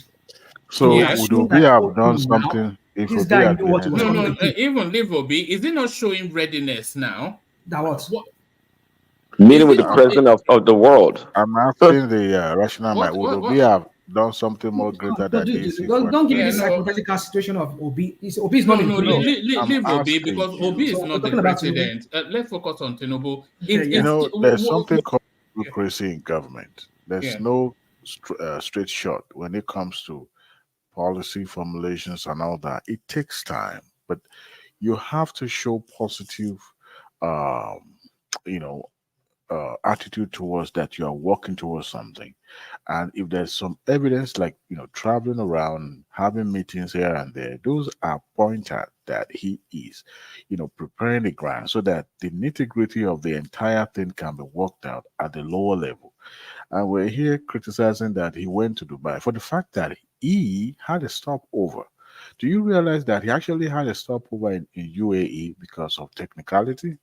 And he utilized that opportunity to at least have a tete-a-tete with the Prime Minister of UAE. And while they were there, it's possible that the two of them could, agree on something, but it doesn't stop or it doesn't happen right there and then. There are some things that has to be worked out, and of course, discussion will continue to be ongoing. When a jury came out and said it has been lifted, I personally, I was overjoyed. Number one, not because people going to Dubai to spend, hard-earned money or the money that's supposed to have been reinvented back in Nigeria economy, but I was happy because some of the Nigerians that were stranded that had businesses in Dubai and other Emirates, and at the end of the day, they had no customers to patronize them, and they lost out. So that was why the reason why I was overjoyed. But we're here criticizing and say, well, for the fact that he was given audience in the first place, that to me is a good and a great pointer that great things going to come out from this. Of course, they will have their reason for pulling out. Number one, they had over 800, billion stock in Nigeria, and not just that, they were having issues with reciprocity of airlines, our domestic airline, and their own Emirates. So all those things have to be worked out, but you expect them, the two head of government, to sit down and start, talking it out. It doesn't work that way. So number two, here is the president. I could remember very well in 1999, shortly Obasanjo was inaugurated, he was junketing the globe. The same criticism that were given to Tinubu now, that he was not staying back home to deal with the domestic issue, but going around the globe. And he knew to some extent, he was able to secure some of the debt, those major debt that we needed to clear, so that at least we can save. We were neck deep in debt at that time, at that moment, and also our reputation was in tattered. But he had to go around the country trying to, sell Nigeria to people so that at least we can be, considered in some of those meetings. I mean, the G20 and all those, important meetings. If not, we will not be able to have been invited and be the participant. Now, all those things are pointed that there's a greater 8 years or days ahead. Now we expect that miracles will happen overnight. That is the problem. Even if we don't know some of these processes in government, at least we understand that things doesn't materialize just as it's been pronounced. We can criticize Tinubu. We can actually. If at the end of certain period of time nothing materialized, then we can now say, well, those journeys, those movement up and down are, fruitless because nothing happens. But with just weeks or days after that, we're already calling the spokesperson a liar. Look, I make reference that if we're to be obedient, would he had done anything different? Perhaps not. because sometimes people that work, holding public office, Dewale, I think I think we have to start to navigate our conversations away from if it would have been Obi. The fact is, it is not Obi, it is Tinubu. So people have to hold criticisms to him, and then his actions has to repel those criticisms or surrender to him. It is not Obi now, so there's no point saying if it were Obi. you're It's right. not Obi, You're yes. you're absolutely right. Is the So, is the is the president, so he will take the blame. But I'm not trying to rationalize this. I'm just looking at it from a, in a different perspective. That the time that we are thinking, we are expecting this thing to have materialized, is still short, and it need to be worked out. It need to be, looked at, and things have to be sorted out. But at the end of the day, if he's not able to, now we're talking about maybe 2 years to a demonstration, then Adewale, I will begins to hit the look at. ground. Adewale, he said. Yes, it's already hitting I the will, ground running. hold on now. Let me finish the quote first. Then you can continue. I will hit the ground running from day one. That's what he said, right? Mhm. So now this is 100 days. This is how we did in Buhari when Buhari was there. Give him time, give him time, give him time. Baba go yeah, slow. Give him time, give him time. he has hit. What did you understand by I will hit the ground running? Oh. What did you understand by that? Well, that he will hit the ground running. You start rolling out policies when those Okay, people fine. that are He will start supposed to rolling out monitor those policies. policies are not Now, yet in office. now The the ministers. policies that he has rolled out so far, Uh-huh. you've seen how much hardship it has brought on Nigerians. Yeah.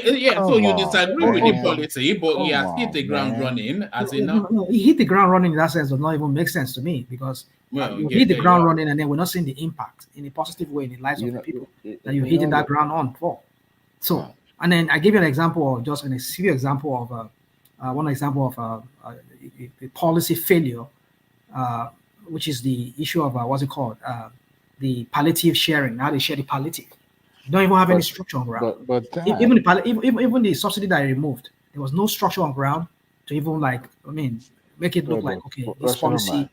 rational mind. It's just these guys. All The right. process Let government. Dewale carry on so I can Woman, just I'm go back. really itching. You Yeah. have to you have to come to me after because this guy is going to be the one that is going to host. What's his name? This guy. What's his name? They're your cousin. Mike. Mike. So Your cousin. let me go after this. Let me go after Diwali, please. Your cousin. I know Mike is your favorite on this show. Anyway, but what I'm trying to say is this. I'm actually next after Diwali. I'll let Diwali take my spot. So But you are the anchor now. Are you not the anchor? So the anchor no, I'm not doesn't. any anchor, man. I'm next after him. That's what I'm at. So Okay. what am I saying in essence is that we can criticize him from here to there.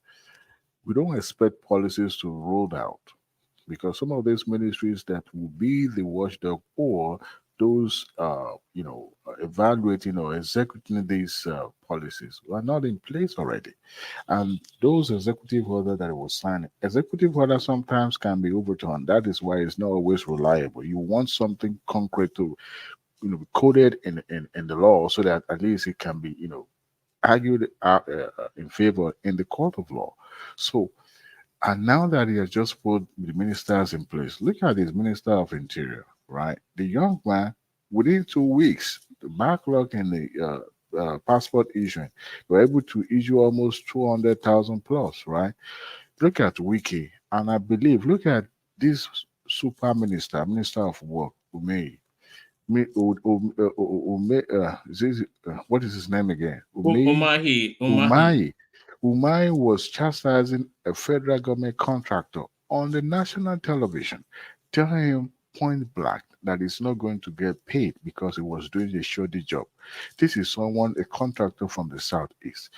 How do you define hitting the ground running? His full soldiers are already hitting the ground running, saying, yeah, as of last week, before weekend, Omai addressed the press by saying that federal government has approved to build and to construct a coastal road along the coastal line up to the Port Harcourt to the southeast. Now, tell me, how do you hit the ground running? Is that not a good example of hitting the ground running? And it's going to be a private partnership project. So, if you look at it, and we're looking at the fact that health has not even started. He's trying to put the economic team in place. He has his FIRS, I'm sorry, his CBN governor. He has his and economic coordinators ministry already in place now. So now his tax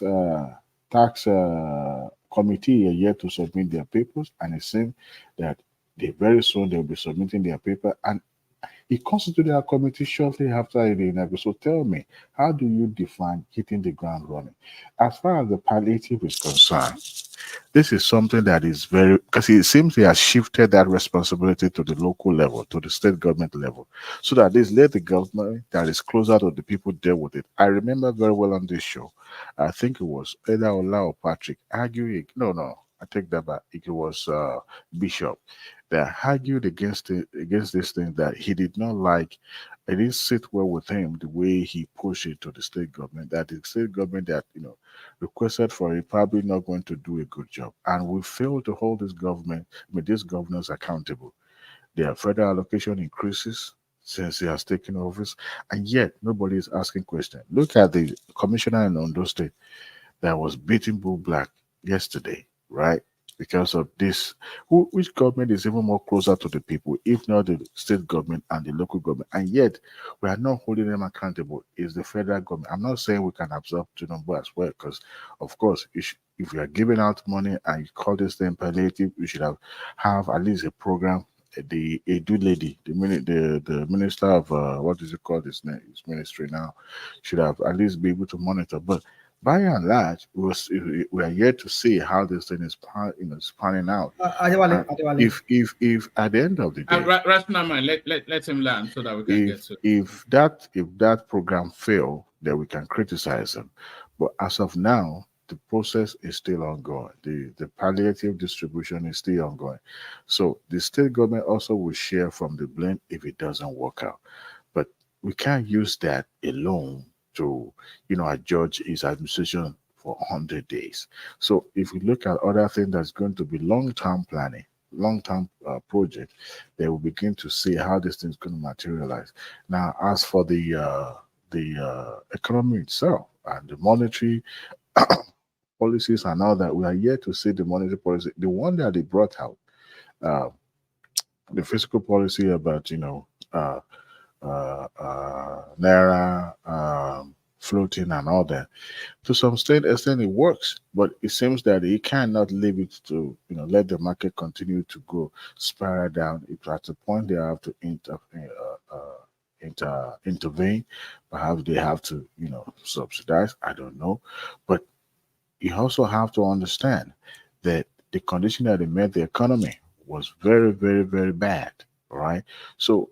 And there's no magic one. You have to have a process that will be able to at least stop the bleeding a little bit. And for now, Nigeria is not doing bad because it seems we haven't done any expensive project up to this moment, apart from the what you call it, the palliative stuff. I think that's the only thing that we've spent any money as of right now.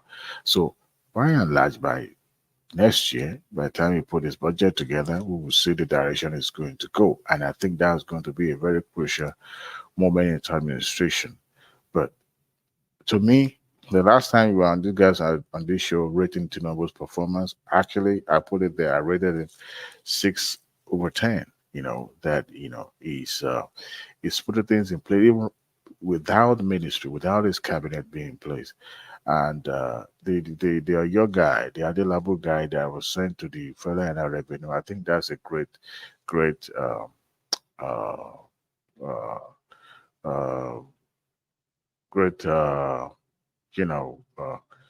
choice.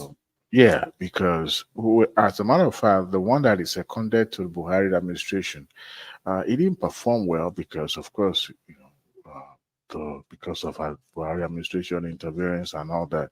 I'm talking about the guy that was in charge of Lagos State, in charge of, I think it was in Alphabet before, Alphabet or Federal Lagos State Internal Revenue before he was appointed to, I forgot his name now. It sounded like Cardoso kind of a name too, before he seconded him to the Federal Revenue. But of course, it's not good. But I like the way. Is it something Coca? Is it something? No, it's not Coca. It's a very interesting name like this. It sounded more Brazilian or English kind of. I remember. I might still remember.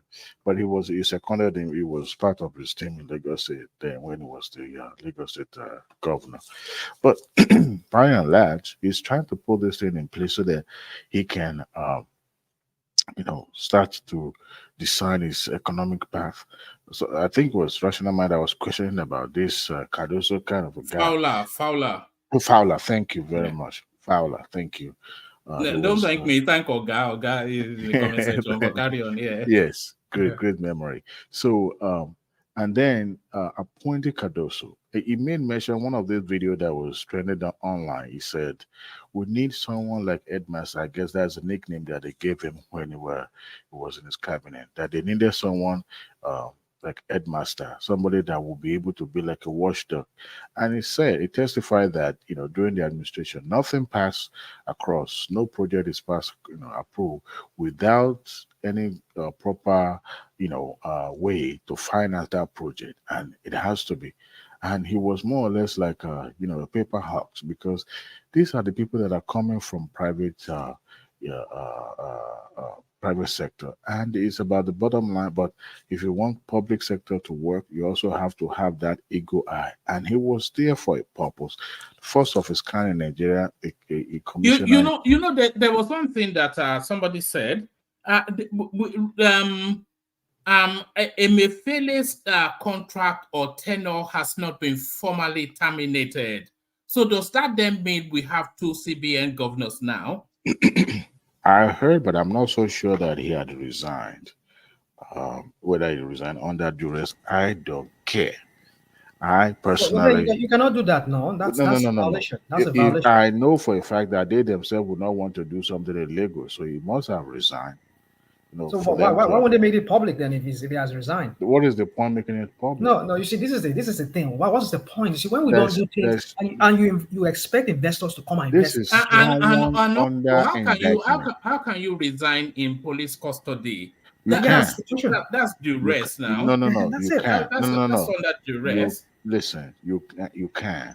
Hello, Mama, can I contribute? You can. The reason why I say that is that there's no need to publicize that he had resigned, and I also believe that the National Assembly also can have a way around it as well.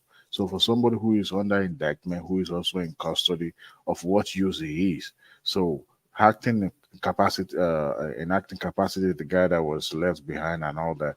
I thought he was going to pick that guy, but of course, him being a Yoruba, it was becoming more nepotistic in the first place. But to me, I don't see. I heard some of the argument on, especially on our Sleep TV, that picking Fowler or nominating Fowler is going to be considered illegal, and I laughed because talking about the power of presidency, the guy. What is the point of not resigning? I see no reason why he won't resign. Because if he's going to hold the entire country into ransom by not resigning, of what use to say he is in custody in the first place? So, but it was Rational Mind that was questioning the capacity of that guy called Cardoso. He was a testament to Tinubu administration. He was one of those people that his contribution to the Tinubu's economic success in Lagos wasn't small. He was right there in formulating policies, finding of different ways to generate revenues. I mean, this is a great guy from Citibank, right? And eventually become the chairman of the Citibank. Someone said he's from investment banking. All right, bring does it he on. know? Bring it on, Dewale, so we can get quickly round to people. I think Yeah, they're starting to lose. I would say, apart They're from the fact starting that to he lose came from patience. Yeah.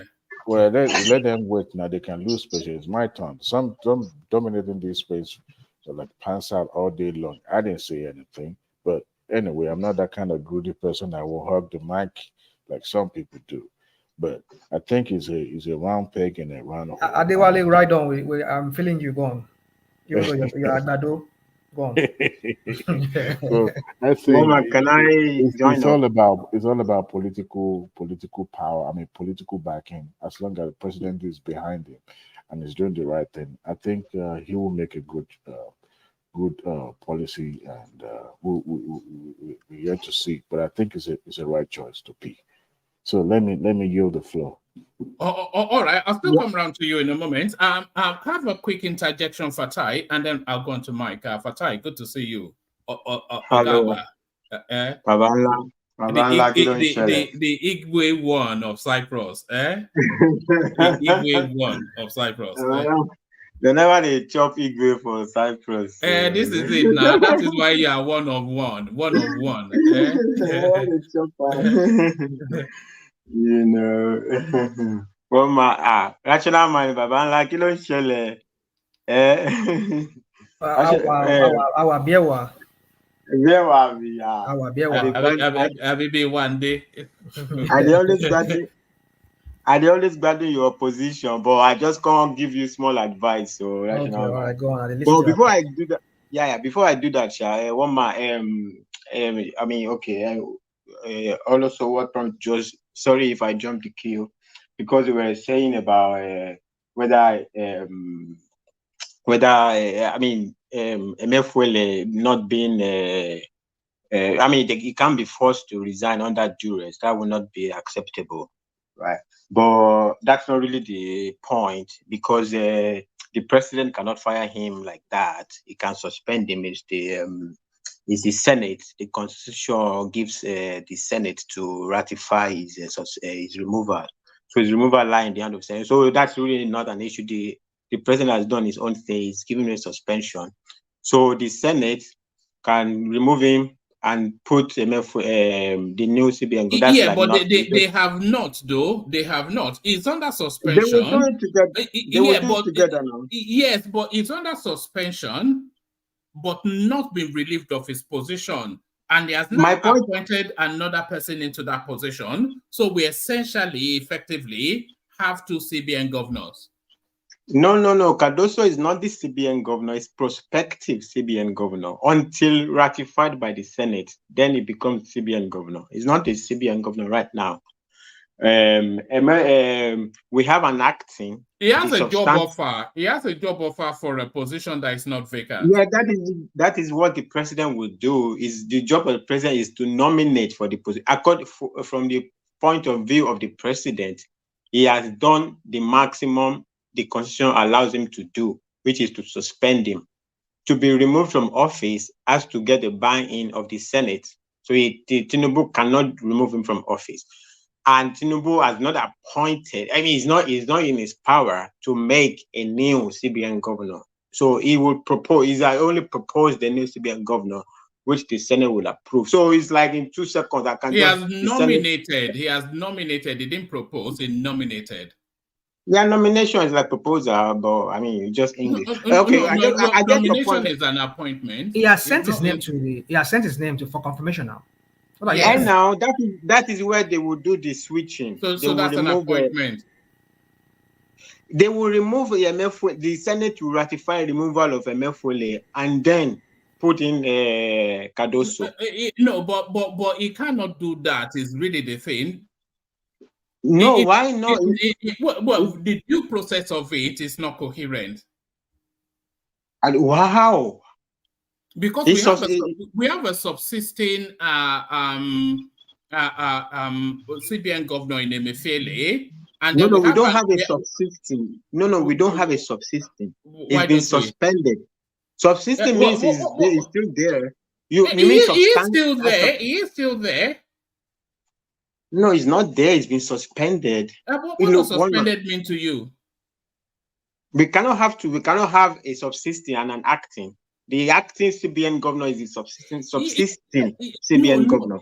Now we have three actually. Now we have somebody that has an appointment letter as the CBN governor. So that's Emefiele. Whether he's suspended or not, he's not been terminated, which is to tell you that it's the subsisting CBN governor. So we have an acting CBN governor that stands in situation whilst Emefiele is on suspension. Now we have a nominated CBN governor who is awaiting confirmation from the parliament. We have three CBN governors. Three.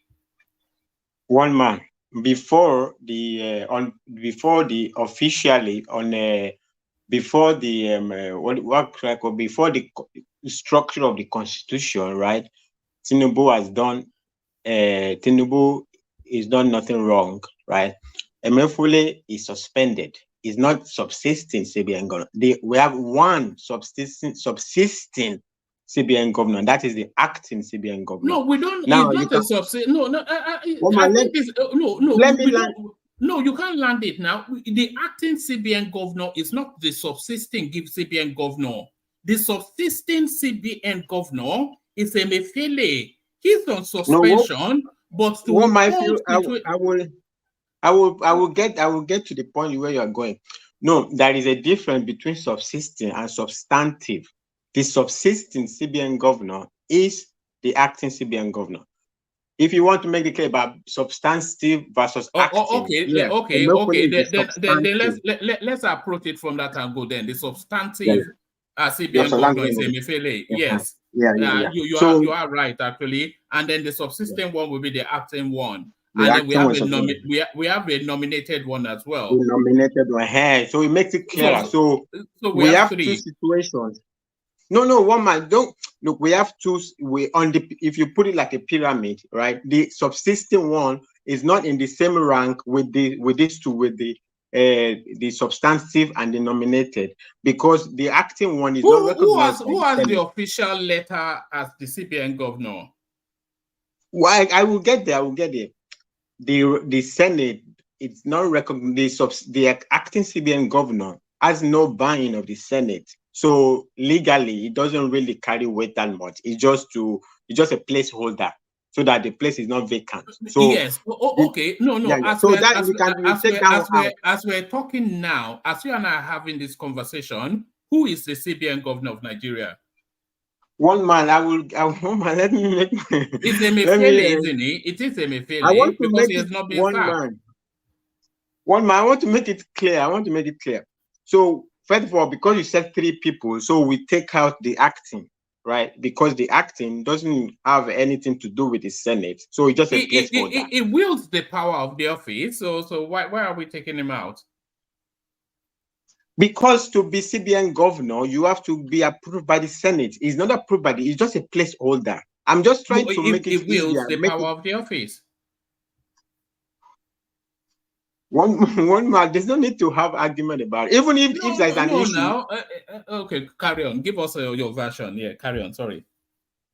It's not about my version. If there is an issue, you will have heard it from the opposition. Nobody is raising an issue because there's not an issue.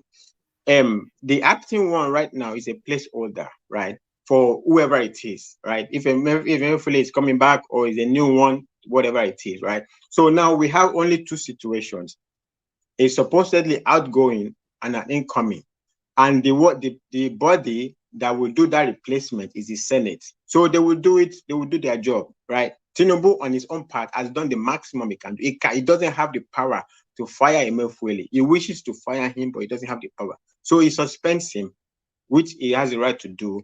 Now the Senate is up to the Senate. How did Jonathan replace? How did Jonathan get rid of Sanusi?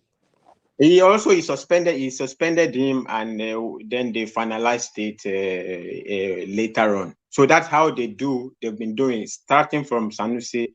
The president suspends the CBN governor because he cannot do more. He cannot legally do more than that. So he suspends him. We just then to final. But usually in the context, once suspended, basically you are a gunner. You're just waiting for the Senate to do the paperwork. Jonathan is the one that got us in this mess. It was just appointing Southeasterners and all those in everything. And it's not even, which I'm not against, which is what Tinubu is doing now. But it wasn't really even screening who is appointing. It's just doing favor to, I mean, the guy was... Mike, you're right. That window, I mean, just to that specific point, that window was created by Jonathan, right? So this formula. So that's the same formula Tinubu is using. He has suspended the maximum he could do. Then the Senate will do the paperwork of finalizing it. So it's just a matter of order. So the Senate finalizes the removal of Emefiele, and then they bring in Cardoso. So it's just like it's just a matter of a sequence, right? There's no legal issue. If there is a legal issue, the opposition will have been shouting now. they would have been shouting. But I just wanted to make that point that it's not really an issue. Like all right, I don't agree, but let's go on to Mike and let him. No, can I just say, Mike? Sorry, brother. Can you give me just like 2 minutes to just? Sorry, don't no vex, brother. Rational mind. When I heard you say comparing Emefiele to Cardoso, now you make me they laugh. Oh, Rational mind, we love you. Go on, listen to you now. What do you have to say about Cardoso? No, they talk that one in public. No, you can say now. everything.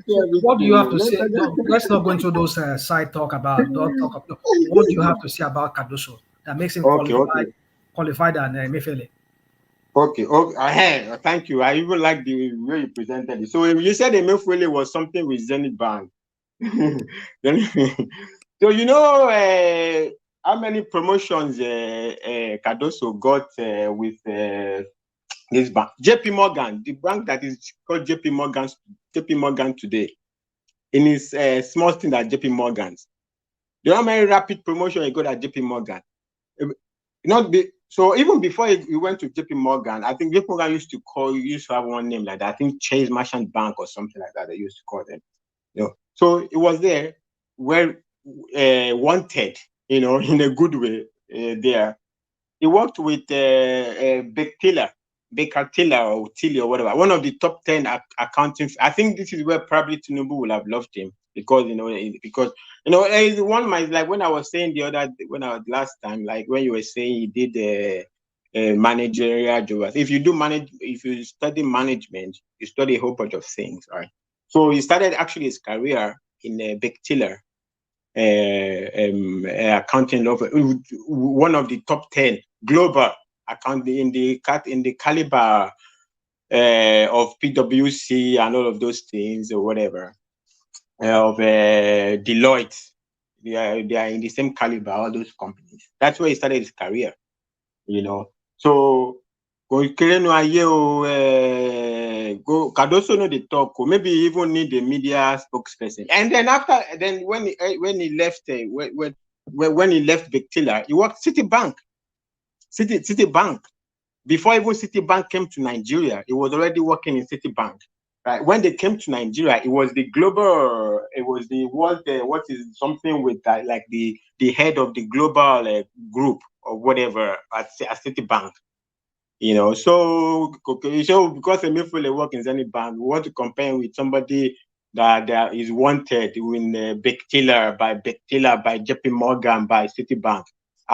On my rational mind, don't speak like that.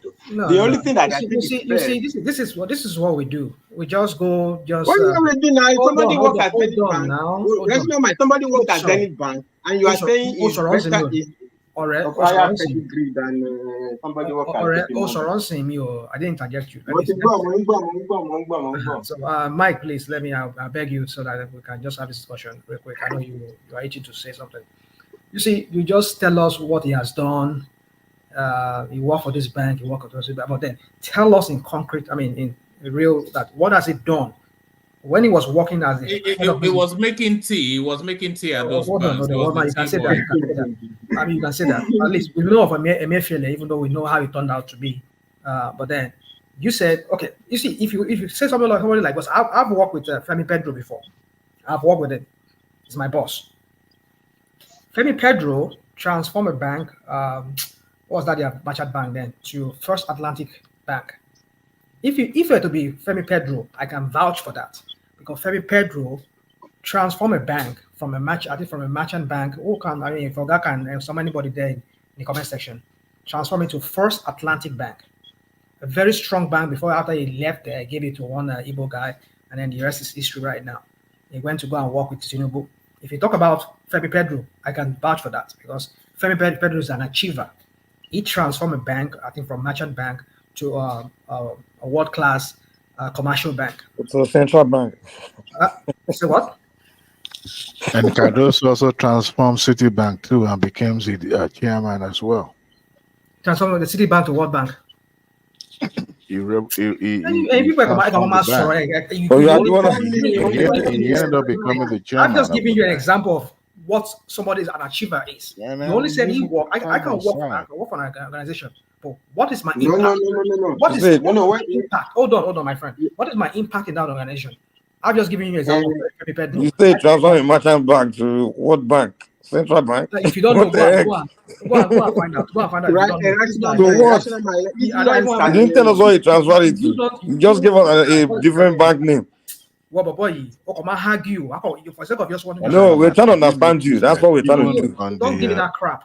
On We don't understand what you're saying. television, You don't understand. nobody That's has what criticized don't bring that your his crap. Don't bring that capability. your crappy way of talking here that you don't understand. Rational mind, no vet. Your go-to rational mind. talk every time. You don't understand. You don't understand. You say transfer merchant bank to an Oceanic bank. That's what you told us.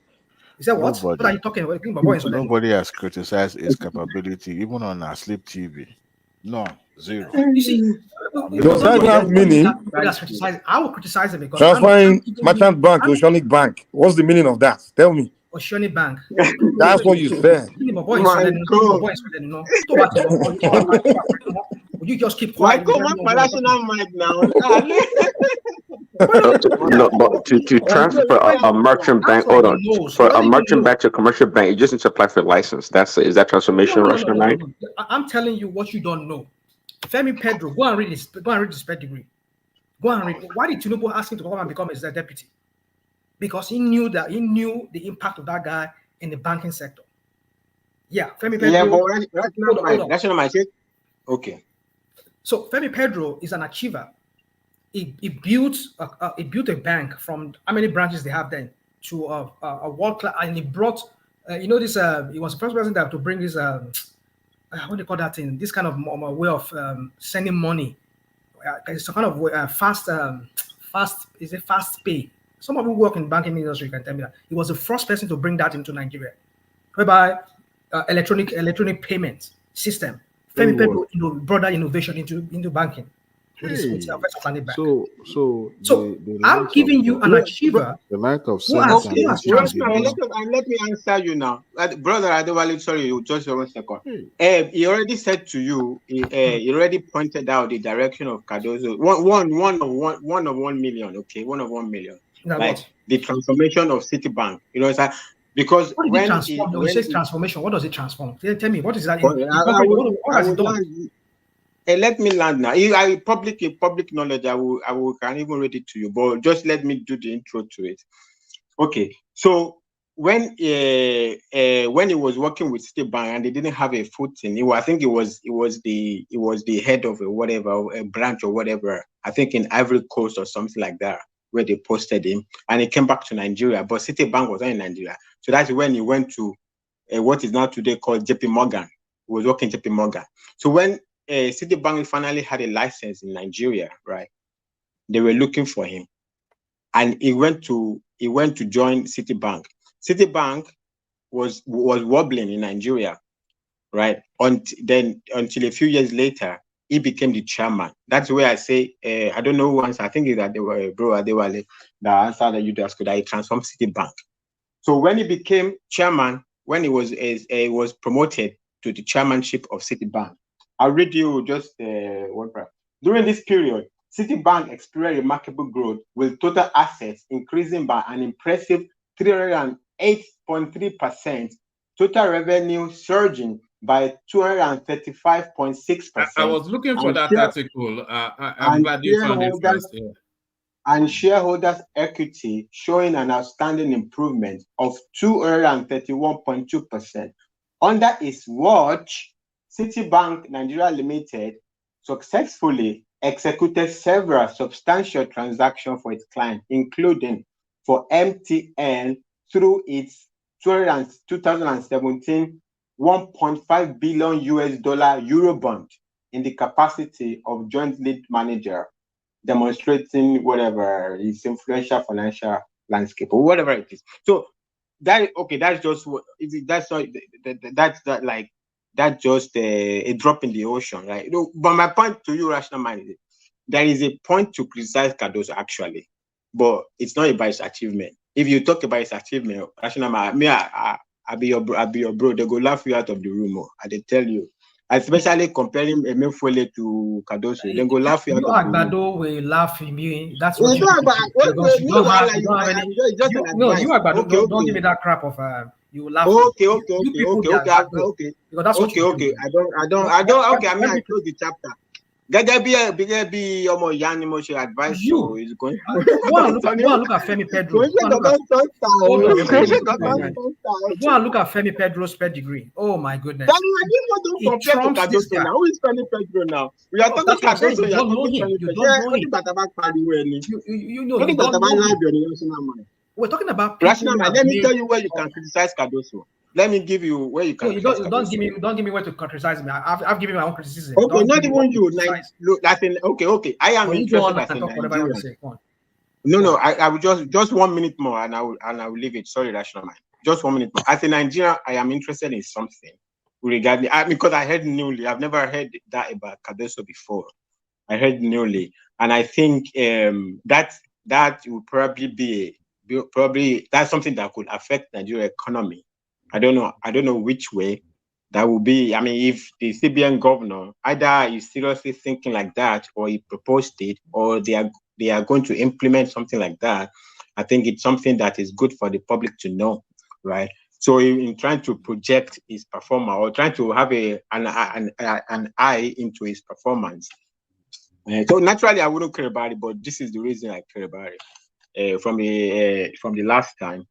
I think your dictionary said that you proposed crawling peg for the exchange rate system of for Nigeria. I mean, that's going to be a major shift. I think you should document it on your show if that's going to happen. So I've been looking for the source. I couldn't find it. Maybe you can ask your dictionary to provide us the source of that proposal, because I want to know the dynamics, what is thinking to arrive for Cardoso to arrive at proposing such for the Nigerian system, as a system for the Nigerian foreign exchange, because that will transfer. I mean, everybody knows that economy is number one thing, and everybody is worried about the exchange rate system. So I think that would be so. Rational, if you want to talk about performance, that's a good area to try to project performance. But if you want to talk about his achievement, Rational, that's a losing debate. Anywhere. All right, back to you, Mike. All right, 2 minutes. Okay. Okay. So, how you want to start? Well, we can start with anything. Do you want to start with the Obaseki space, or do you want to start with the? You are a traditionalist. I'm not sure that we got the fullness of the Obasanjo space from you. So, do you want to go to that Obasanjo space?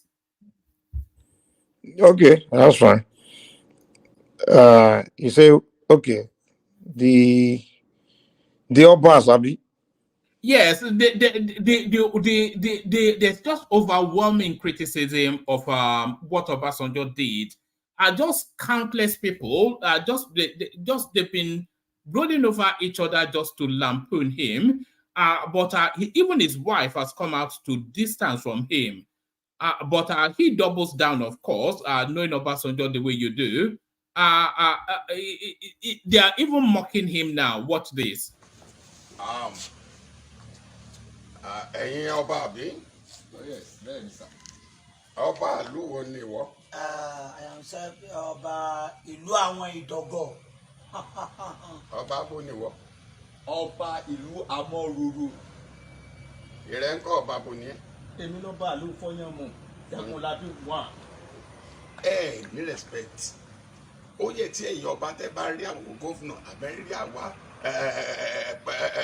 government officials. Ẹ máa fún wa ní respect. Lẹ́wọ̀n àjòkó báyìí ẹ̀dẹ̀ rí mi tí mo wọlé bọ̀ ẹ wá jókòó sórí lẹ̀lẹ̀. Ẹ dìde. Ẹ jókòó. Ẹ dìde. Ẹ jókòó. That's the goings on now. It's now become the object of skits. His wife trying to distance us, very quickly trying to protect herself and her children, but Obasanjo doubling down. So and they are even actually talking of removing all of his Yoruba titles.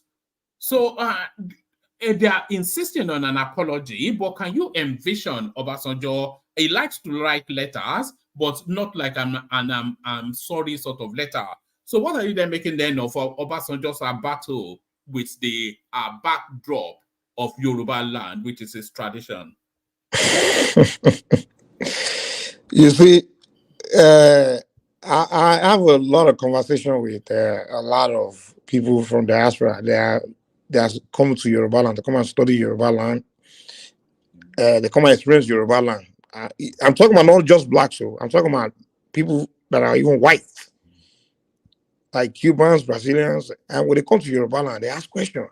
Why do you guys do things in two ways, double ways? You know, you do things in a way we just don't get. Like you do either doing it back, you don't do things the way it should be done. You do things double ways, or you do it backward. The way you guys do things. Now I can understand why your society look so backward and confused.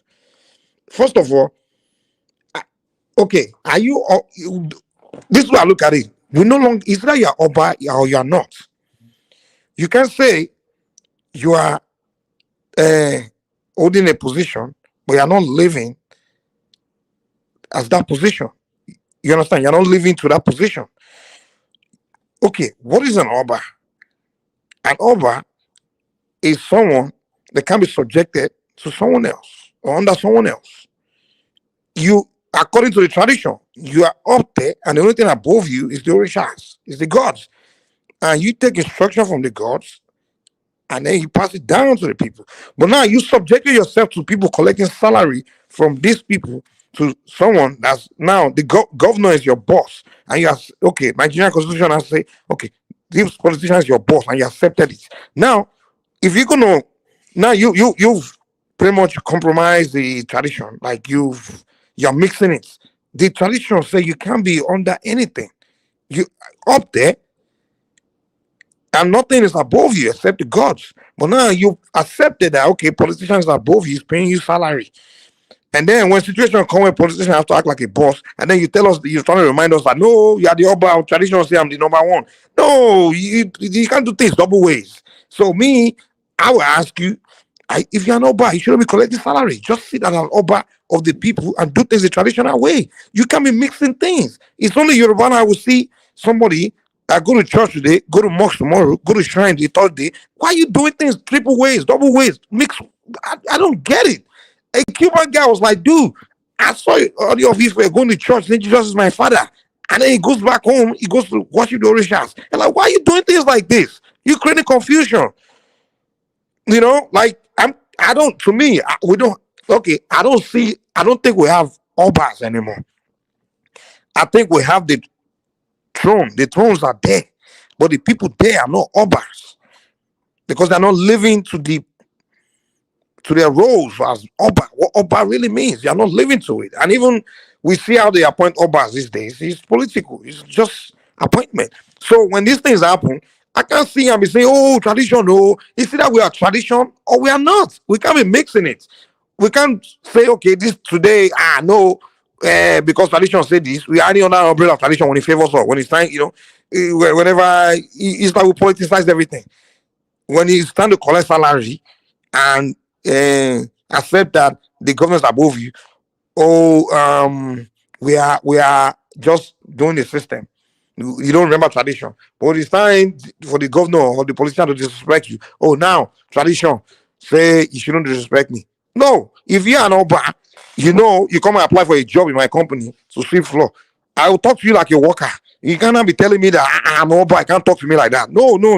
Right now you're working under me. So how if you're an Oba, you're not supposed to be working for under me. But if you come and apply for a job under me, don't start telling me you're Oba. You already, went against the rules or your role that you're not supposed to be under somebody. I have a So question. don't come and apply for a job in my company and now I'm start commanding you and then you go and tell the public that guy's commanding the Oba.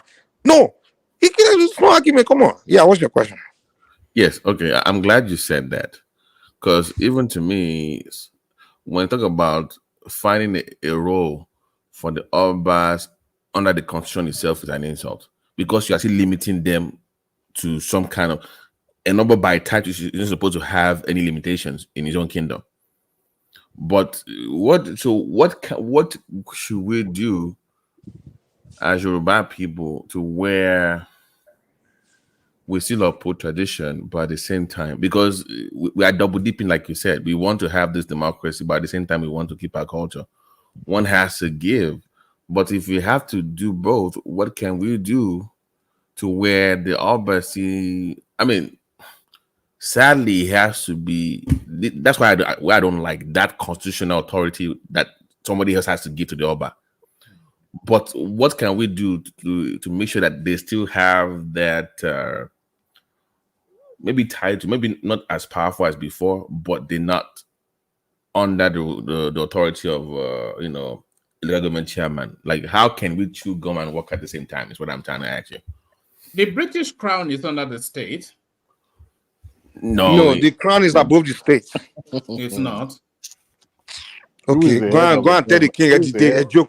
No, but Mike, I hope you get my question, because now it's even as bad as not even the governor, even the government chairman could have done the same thing OBJ did yesterday, the other day, right? No, I'm saying by our constitution, technically, it could have done that as well. So I'm just asking. I'm asking Mike. How can you do both? Like, where it's the democratic system that we have, but at the same time, we want to maintain some form of tradition. So how can we make that happen? Because at the end of the day, we're looking for solutions, right? Can I answer your question? No, it's my fault. Hold on. Okay, go ahead. Let me see your own view. Go ahead. See my view. Go ahead. But just learn something, please. Okay, I would say something. But boy, farabalẹ̀, kí ló ń ṣe ẹ́ tó kàn máa ń ṣe bí nígbà mi. Let me just. And don't land on Tinubu. Go ahead. You know me now. I'll go on. There's no way I won't land on Tinubu. Anyway, just down with Bailey. Why is this lamentation now? Just down the question. Why you two love bed? You two love bed. You see, for me, when you compare the English to Nigeria, it's different. You see, the problem with the Nigerian situation is that we have monarchs that are supposed to be monarchs. This over monarchy, how do I say, monarchy system that we have in some hamlets, some little village, they have Oba. How many Oba is going to? How many Oba, like in the UK and some other European countries where they have Oba? They have their monarchy system. It's just one king, and maybe the other people will be more like a baron or whatever they call them, duke and all of that. So they are like sub kings. But then they have one monarchy, one person that is head who's head on overall. But in Nigeria system, some little villages have their own king. So how many kings are you going to talk about here? So for me, you see, where we got it wrong is, which I won't even blame those founding fathers or even the military that changed it somewhat, is because the over duplication, so many kings. Even within the Benin Kingdom, we have some people that are even regarded as even king of their own, or like we call them Bale in Yoruba lands. So you just wonder, so who among all these kings are we going to make the head of all of them? Everybody wants to be head. You can't say Awujale should be subservient to the king of what's the name of your king in we get it, but you're diverting. That's not the question. You're not getting the question. Let me learn now. You're taking us to a different argument. Please. It's very important I ask the question. Mike, if you remember Kenta, Oba Kenta, used to be a Bale and it was upgraded. They upgraded him. So one of the issues why would you upgrade him? Dude, my chill out now. Go ahead, talk. I'm going somewhere with this. That is kind of, now you're not upgrade to answer. It's part of my question to you as well. Is it that we should downgrade back to the Bale role, or we should stop all this elevation to second class? All this. What I really want to have your take, because you're a China, so you know where I'm coming from. So because you are seeing beyond the cultural, you're also seeing the spiritual implication as well. So that's the reason why I asked you that question, Mike. you see this practice of not doing things how it's supposed to be done, right? It didn't just start today. Because people are just paying attention to It, physical it one. even it started when the British came, like that time. And to be honest, the whole submitting yourself, putting someone above you, started with those Obas back then, putting the British authorities above them. Who's that? But anyway, the selling out of the land has been it started before. It started long ago. It started long ago, and that's why even the gods, the one that they are punishing our place, it's like they're pissed off. You know, they're really pissed off. You know, they don't do things how it should be done. They don't. When you say what do we do, the fact of the matter is that throne. That if you know the origin, the beginning of this whole thing, how it was set up, these things were not created by man. You understand? If you go to Ife today, there's a place where Oromio entered. Till today, Oromio. Yeah, but who made you that? Because you have money. Hmm? Who's that? Are you talking to me or are you talking to someone else? It's Maybe you need to Babati. mute yourself.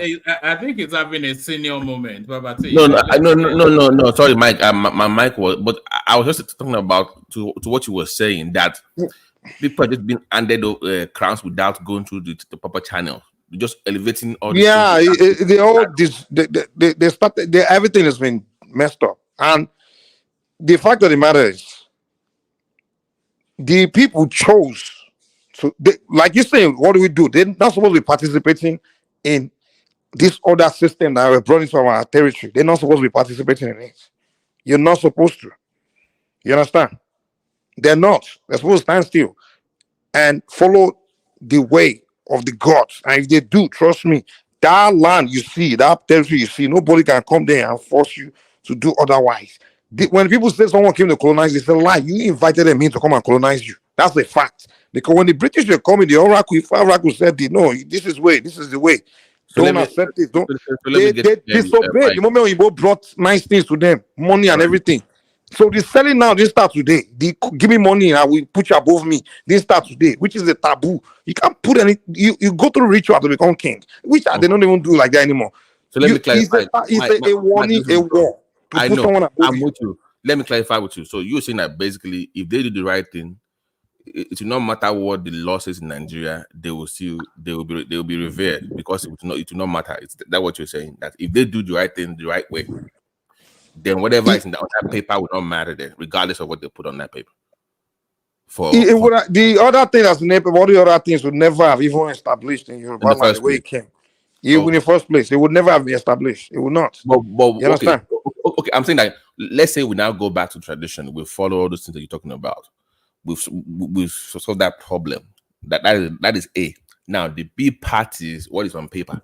How would that influence that to revert that back to what we believe is supposed to be? Is because it's one thing to do the traditional part, but you also have to also change what is on paper. But how? What will end up happening is the way things will happen will turn into. I know you know how the tradition work. If you've been in the tradition long enough, you've seen when Baba Yanozma Dafari, right?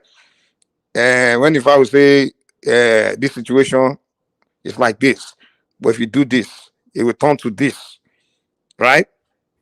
And over there, shit, you always see play out in front of you, right?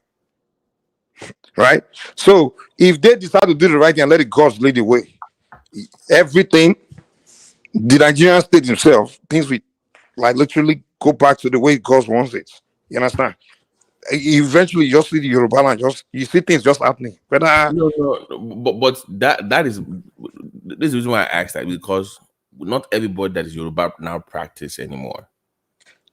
And now it's not really events will start happening. Events will just be happening. Literally, events will be happening where everything. It's like the universe, you know. When you move it, it's like a when you cut a wound, right? Yeah, you leave it. It naturally it adjusts itself to the position, right? But if you keep cutting it and keep it opening and keep the wound sustaining it, and you're asking, okay, but you can't cover and I can't. No. What if the Obas, the people in charge of the traditional institutions, the people that the gods put in charge of that land, if they all do the right thing and they follow the oracle, they follow the what if says everything, trust me, things will turn around.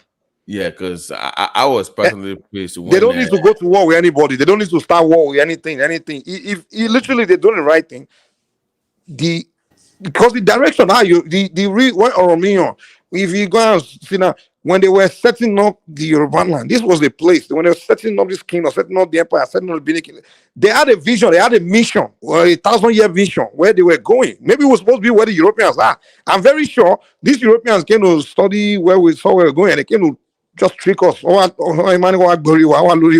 came to, maybe they came to take our position and advance themselves because our selling out, we sold everything. Some people, those are people we joke that we sold our gods, God said to them. We sold ourselves. The moment white man started coming, giving us things, when this or even this Christianity has been going on in Yoruba land, this bastardization of our tradition, they pay the Obas to shut up and turn the other way, not to say anything.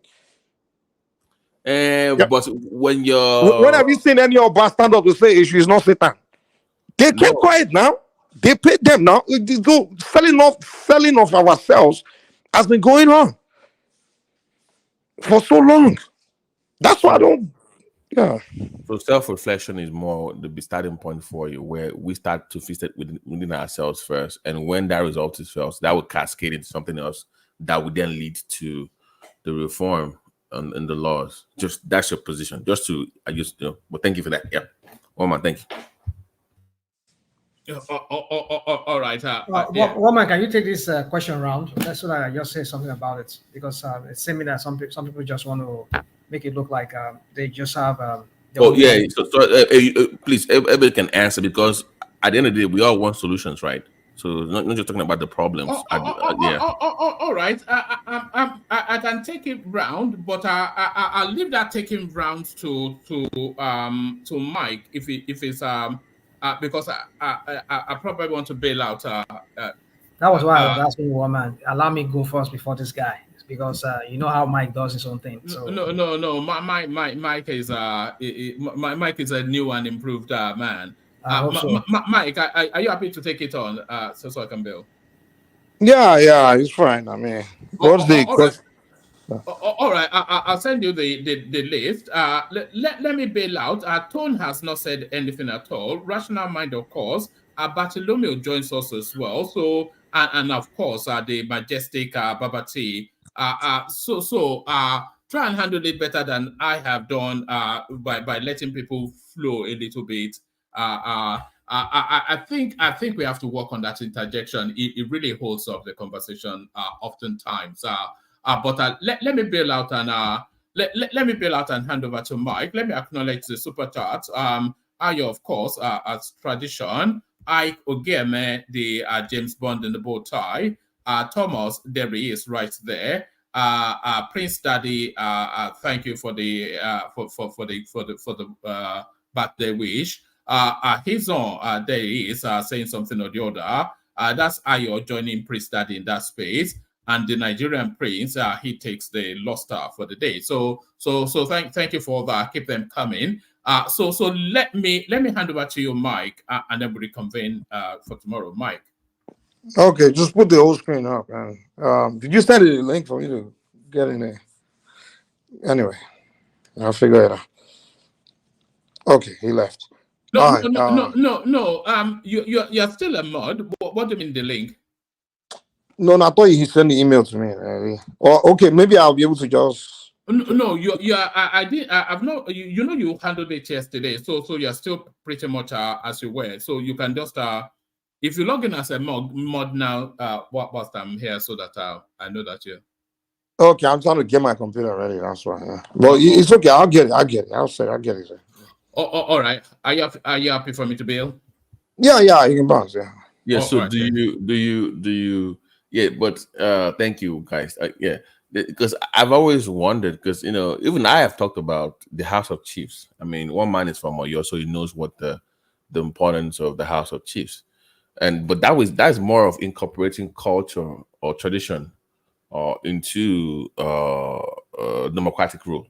It's still indirect rule, But I still feel like there has to be separations. But how do we separate them but yet keep their powers intact? And how do they remain relevant? Let me take that question. You see, Yeah. for me, I said it at the beginning before somebody had to interject me. Maybe what I was saying it wasn't what he wants to hear. Is that the over monarchization of that space? Like I said, even some amulet that are not supposed to even they have their own king. So how do you now reconcile all of these things? How do you, in the system, um, how do you expect a governor to be placed under any of these so-called kings or whatever they call them? They No, should no not. one's to be placed under No, nobody. anyone. No, That's no, not no. what anyone ever They said. should not. No, nobody said I'm not they saying. I'm not saying you that. said it. I'm just saying. I'm just throwing it out there that if that's what some people are thinking, that because Obasanjo, in a way, condescendingly humiliated those kings. I mean, I see that as a form of humiliation.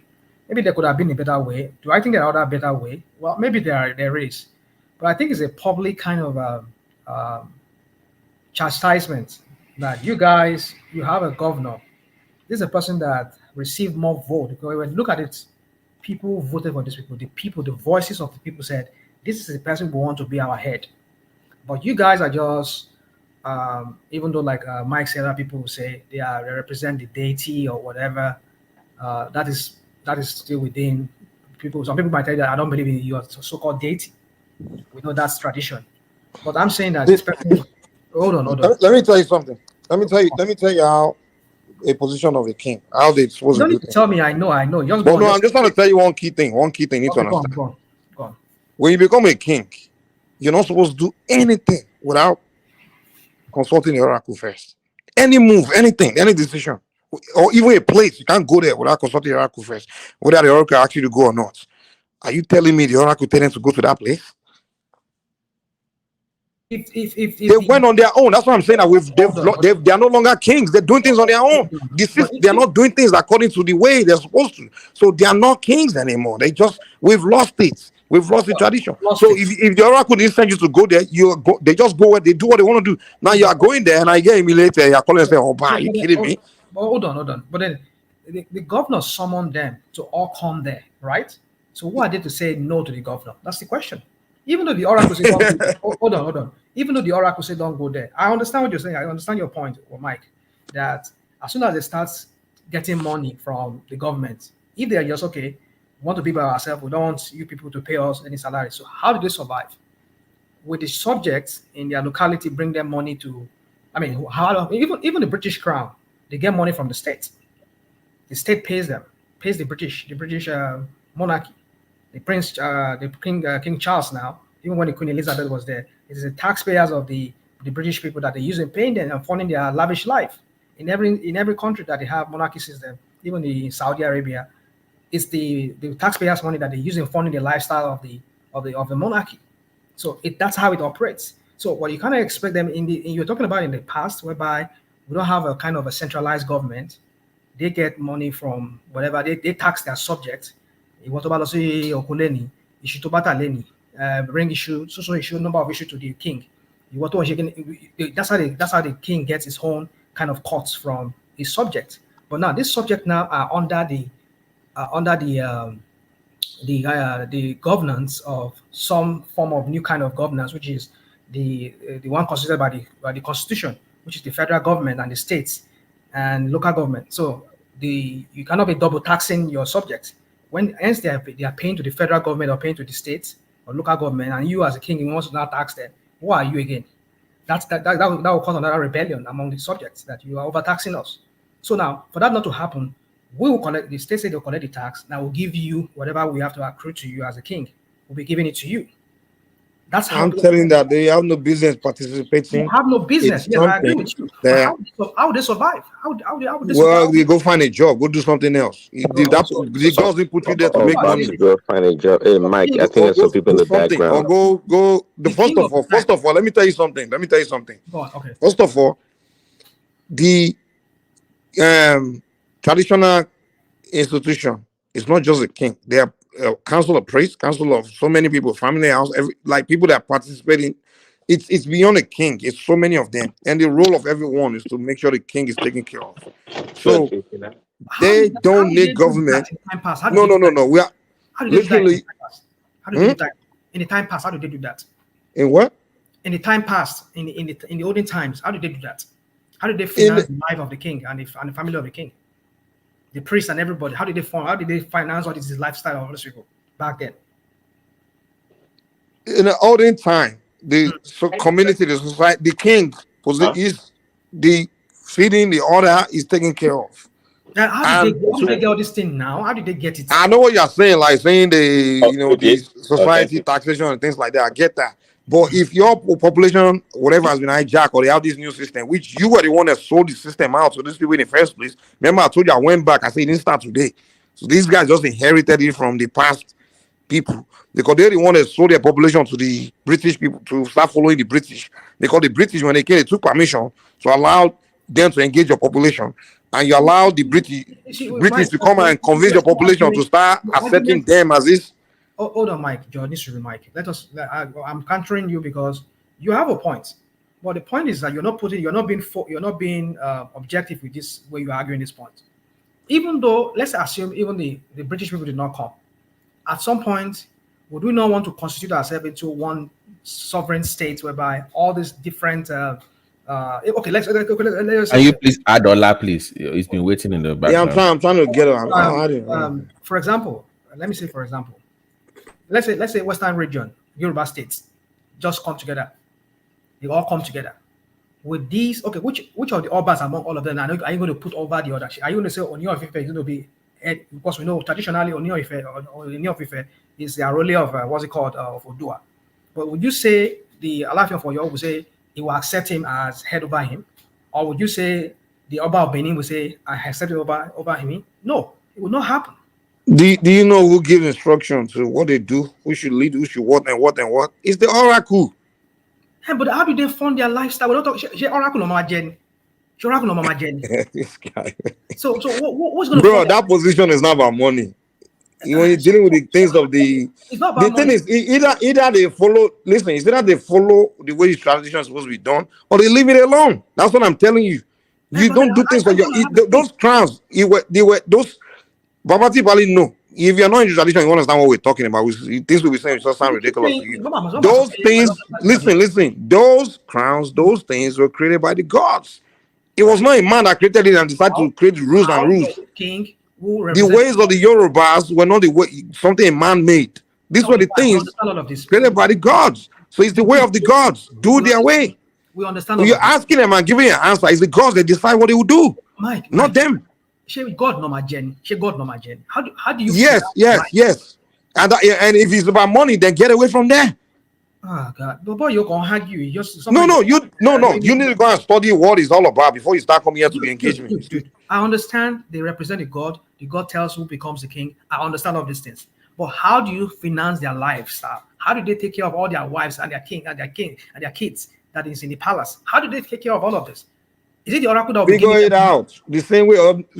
The gods figure it out. You know, it's not by engaging in some bullshit. Hold on, that's what I'm saying. You're not, bro. It's not me to answer that question for you. What I'm saying is, you have the answer to that question. Are you excusing me that they should go against the way of the tradition because of food, because of money? Is that what you're telling me? Hold on. But boy, in the olden times, before the advent of these what people we called colonial people, each kingdom, the Alaafin of Oyo, he has a way of getting taxes from the people, the subjects. That's the money they use, even in financing war. All the war that you hear of that they were fighting here and there, it is the money that they collected from the people. People contributed to it. Yeah.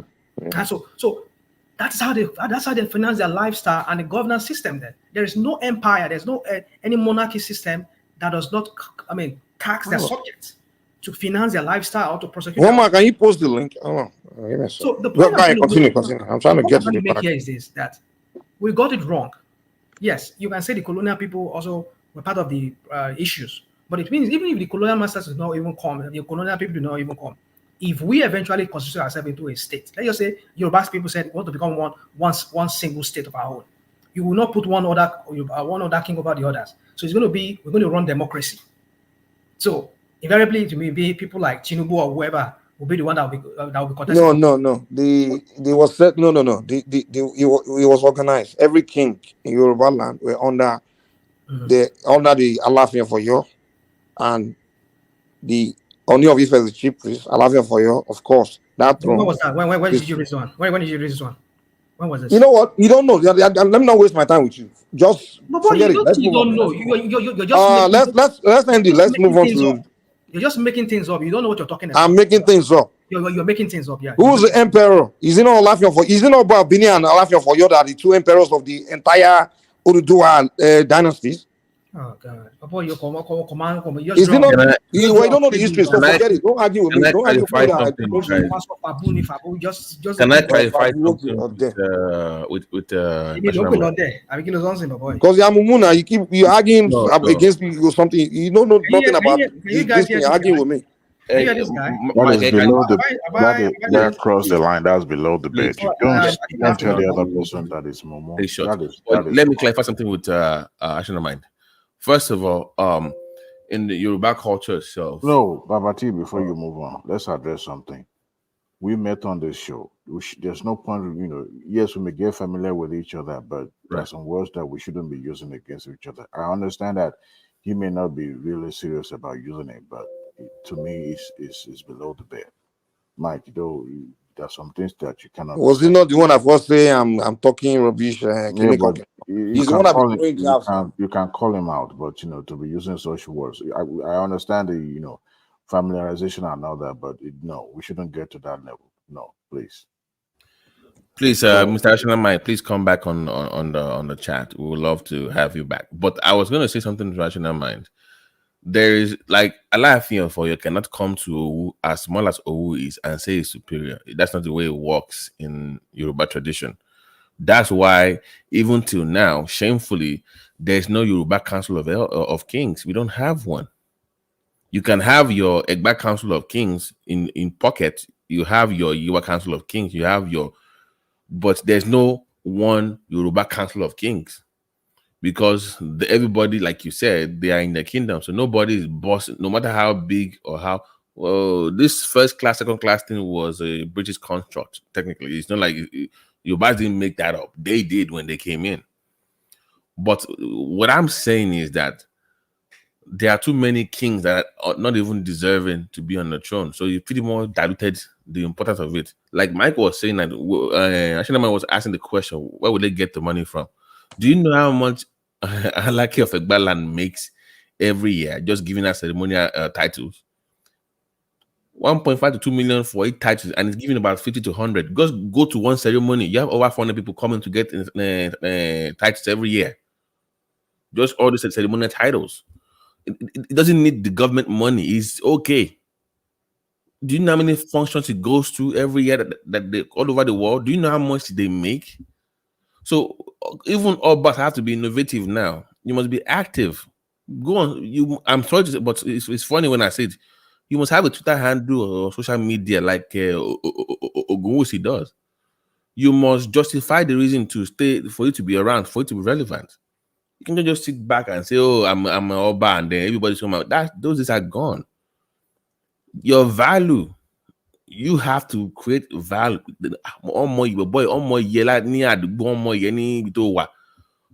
So you also have to, but this idea of giving Bale that is running a small town, Oba, is because he has money, or because he got some money from Yahoo. Those has to stop. And I am bringing up the Kenta issue again. That one really pissed me off. I know Kenta should not how Kenta still has a king. It bothers me. Kenta is a balelon jembe now. How would you then make him a king? So ordinarily, that ballet, that area should be paying homage to you. They should be paying some things to the king from their area, whatever they are collecting in the area for tax. They should be paying. I think the problem even started way before the British came, when they were already going against their ways, and they were already engaging in war, fighting wars. I mean, okay, Babati, let's go to the beginning. Okay, the thrones all came from Ife, right? Right? the crowns all came from Ilefe, you know. And we all know Romeo was given that instruction by the oracle to set up the two kingdoms, which is the Benin and Oyo. And from there, the two were chosen as the head of all the other kingdoms spread out. They were given out, by the gods, like, okay, you two will be the head, the most powerful and the head of leading all the kingdoms. But they got to a point where the two kingdoms, I guess, the prince, like one point, people that were becoming crowning kings were becoming so just, misbehaving, like going even against the gods, were just being brutal towards their people and, doing things on their own. So that rebellion against the gods began way back then. They're doing things that are just wrong to the point where even the other kingdoms started rebelling against them, which led to the Europeans coming in. And the other kingdoms had to side with the Europeans. So the problem started way back, man. Like the misbehavior of our people started way back. So the destruction started way back. And the thing is, we never corrected that misbehavior. And it's still continuing. That's because no one is learning from the history. And it's the same thing when they consult the oracle will say the same thing. Is Iwa. The behavior. That's the complaint. So until the black man fixes his behavior, I think we'll continue to just be under. We'll continue. I think our behavior is the root of all our problem. Black man's behavior, I don't know. It's just the root of his problems. So we can see and point finger at this person, that person, the British or the white man. At the end of the day, until we change our character, we just do things the way it's supposed to be done. Do things the right way. Because we like to do things just backward, double way, flip way. Like even when we have conversation, we just be lying to each other. Like, come on. There's nothing that girls hate more than lying, Like, it's just our character needs to change. And when more people, they understand that principle. Within our companies, if you're dishonest, they will find out, they understand that the right principle. You got to do things the right way for you to have a headway. So we don't believe in that. Yeah, Chioma is down there arguing with me. Chioma, send me a link. I'm telling you, there's no official Council of Kings in you, but I'm telling you what I know. You're gonna argue with me. So I'm telling you what I know for a fact. And yes, let me say it once again. Let me say you who are small as it is, Elias cannot go there and tell them what to do. Doesn't mean it's not higher ranking than them, but the way your back kingdom is structured, every king of their own kingdom, no matter how little, has power over his own kingdom. The only time you have all these bigger kingdom overriding them is maybe during the war. When you have what's his name? Oyo was Alafi was chosen over, was the head of all the other kings. In what council? Maybe today we've lost it. I'm saying how he is supposed to be. Alafi, that crown was supposed to be the head, and then the Benin crown. Okay, you know the story of it. How Oromio was chosen by the oracle. Oromio. I'm not arguing with the past. What I'm saying is that. But I agree with you that today is gone. All that stuff is gone, man. It's like everything is just done differently now. Like even after the Oyo back, actually rebel against Alafin, the Oyo. Like after that, so the British had to come in. It was when the British came. I ended having the whole thing stop between them, and they never saw each other until recently. To Chioma that you have state council of traditional rulers. That's what we have by state or by district. There is no one Yoruba council of traditional rulers where they have an official type. There's none. Even your guy, who was still complaining about it, your Oluwovo was still, that we don't have one. Even in Osun State, they were still having issues because he's ranked number 4. So you show me one where you have, you send me a link. You have state council of traditional rulers. I will give you that one. But there's no Yoruba where you can say one is, they don't have one. You should give me a link. Show me, I'm waiting. So you might go ahead. A quick interjection. So no matter how anyone, I think, can justify what Obasanjo did to those Obas, So maybe Mike, I don't know how you treat your employees, but even employees, regular employees that you pay, you can't talk to them like that.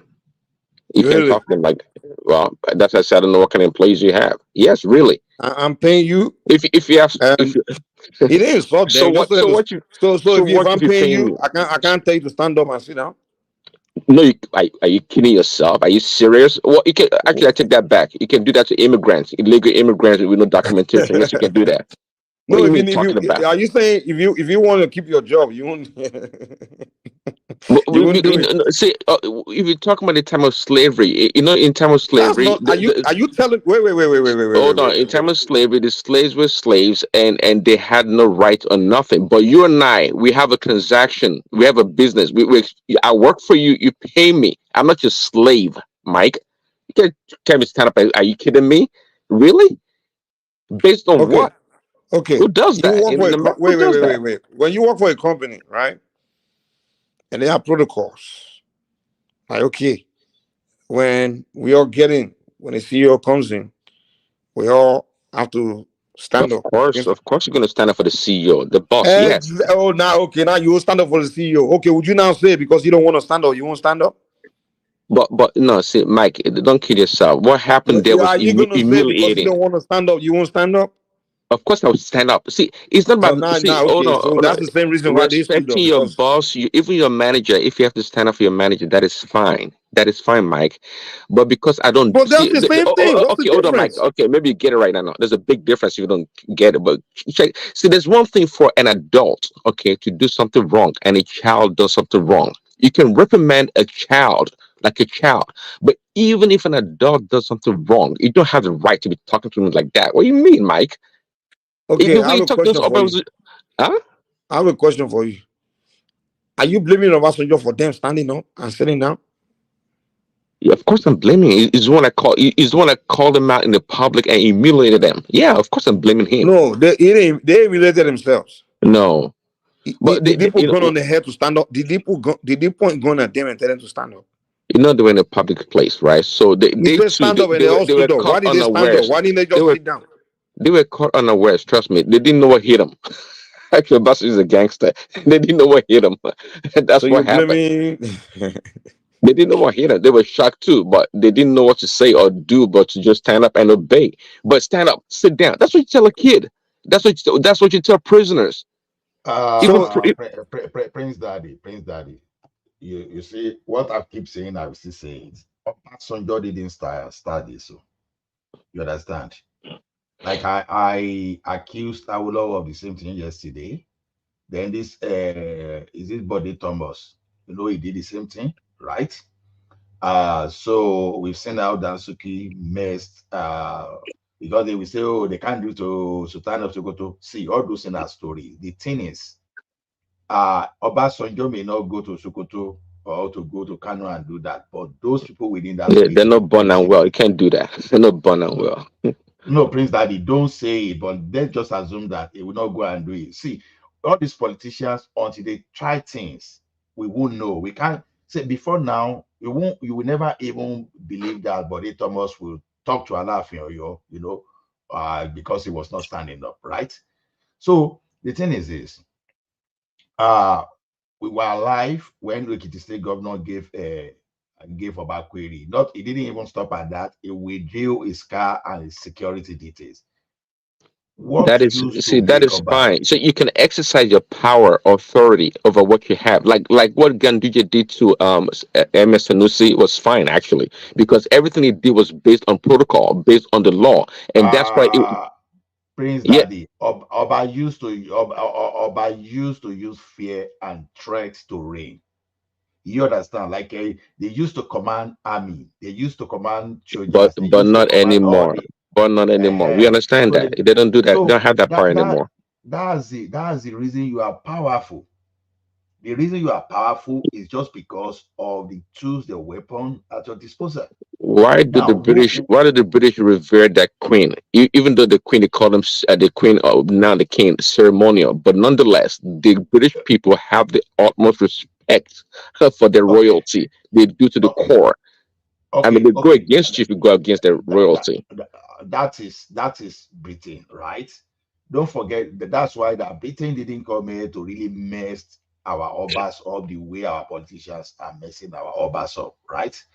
But now, because Britain, they don't have written constitution, so I can't have a place to see the role they've created for the queen or their king, Have right? you seen? So Have you seen a video of I saw a long time ago of the Queen that passed away of England when she like pretty much knelt down for King Ali Selassie of Ethiopia? Have you seen the video?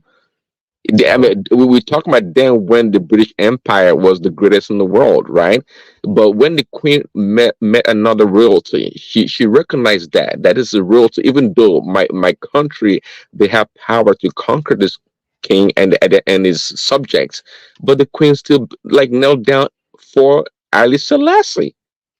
Okay, so because we don't respect, because of Bassinger and the other people don't have respect, because somebody's a king anyway. I know he says not. Other people have done before a Bassinger. That is fine, but my point still remains. If it was a Bassinger or not, see that space of an Oba, it's royalty. It's a special place that should not be denigrated for any reason because you paid them. That is not a good reason to humiliate them. I don't get it. To me, it can be justified as far as you want, but I don't get it. See, like I said, this thing didn't start from Obasanjo, and it will never end with Obasanjo if nothing is done. That is exactly what I'm telling you. Now, Awolowo that we all reverend today, I'm telling you that he even did something like Oba because okay, look at it now. He was at Obaka. He went for Obas. He went for a program, and all the southwestern king, they rose up to greet Awolowo. Do you understand what I'm saying at all? You understand? They rose up to greet Awolowo, and someone, I think Deji of Akure, refused to stand up. And he now asked a question that who is this person that refused to stand up? Did you know why? Did you know why that guy didn't stand up? Just probably because they were schoolmates or they went together to school somewhere in the United Kingdom and refused to stand up. And Awolowo turned lashed him there. You understand? Although the Oba refused to still stand up. Maybe eventually the Yoruba elders, no, Azikiwe, it's recorded that Azikiwe and some elders, they just intervene. So the thing is, this thing did not start today. And those, I'm even talking of the days that we could even say, Ola, oh, our king. was Awolowo a traditional believer? Or was he? Of course, Chief Obafemi Awolowo, no, I would say he's a Christian, right? I would say he was a Christian Yeah, because I read it was a Jeremiah, Christian. Yeah. Jeremiah Obafemi Awolowo. So the thing is, all this we are saying because it will never we can talk to. I believe that people must have talked to Awolowo those days too. People talk about Basha. People talk about Ekiti State Governor. People talk about this guy that removed monarch in Osun State, Ade Dancer. So, but has this thing never solved this problem? That's just the point. This But if you never look at now our case, Tinubu. sorry, see Wait our now. case. Tinubu in the presence of Oba, he told Oba that you understand? He was telling Oba, lowo to me now, shefe genie. Now, this guy Tinubu didn't stop there. He said there are only 3 Obas that are not useless in Yoruba land. What does that tell you? So it simply means that all other Obas to Bola Ahmed Tinubu there. See, this problem will keep repeating itself. It's not only in the southwest, even the people in the north that you think they don't mess up their traditional ruler. It's not true. It's not true. They mess them up big time.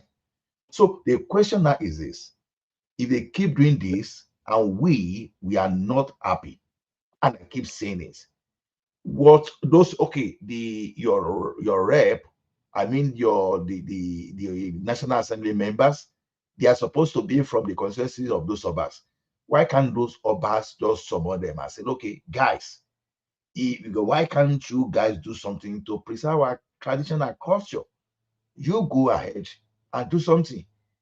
You understand? Our public outcry has never, all those public outcries, they've never solved anything. Are they going to solve this one? I strongly doubt it.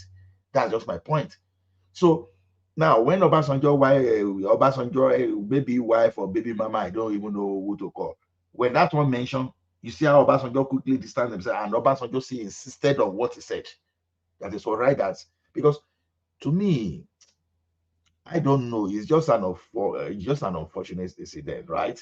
Because when I still repeat it, whenever I repeat these things, some people will say, "Oh, I'm supporting. I'm giving excuses." I'm not giving excuses for Obasanjo. I'm just telling you about we should refer to the history so that this thing didn't start. That even Awolowo that was supposed to be our all in all in Yoruba land, he even did this. Tinubu that we all talk about today, openly he insulted and he called Oba useless except for three Obas. So and that someone will not do something to Alaafin, I just laugh. Alaafin could talk to the person that I was talking to. Do you know that the governor that he was talking to, if that governor really want to take it all with him, believe me, it will be so. In fact, it will be so deadly. And believe me, the governor might have as well gone away with whatever. But sometimes, like I said, the same Obasanjo that was messing them up now at some other Yeah. occasion, it was even frustrating. What does he say this guy name? Is it Bartolome? Bartholomew. I want to take a different approach. Bartholomew is what is Bartholomew. Okay, I don't think it's there, Sha. Those Obas. Well, if it's there, if you want to say something, can come in anytime. Those Obas. I feel for those Obas, so to be honest, too. I feel Those for those Obas that were because they're disrespected. But there's one thing to have disagreement though. But one thing, Jide and what is their what is their political influence? What is their political capital? They have none. It doesn't matter. It does. It does So now. it does. I mean, If a king like let's say, Actually, see, go ahead. Sorry, go ahead. A king like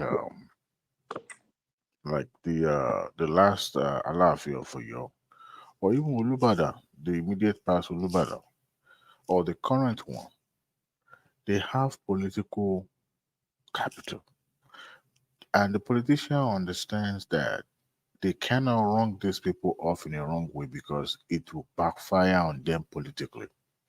They needed them on their side, so they rather not cross them than to disgrace them in the public.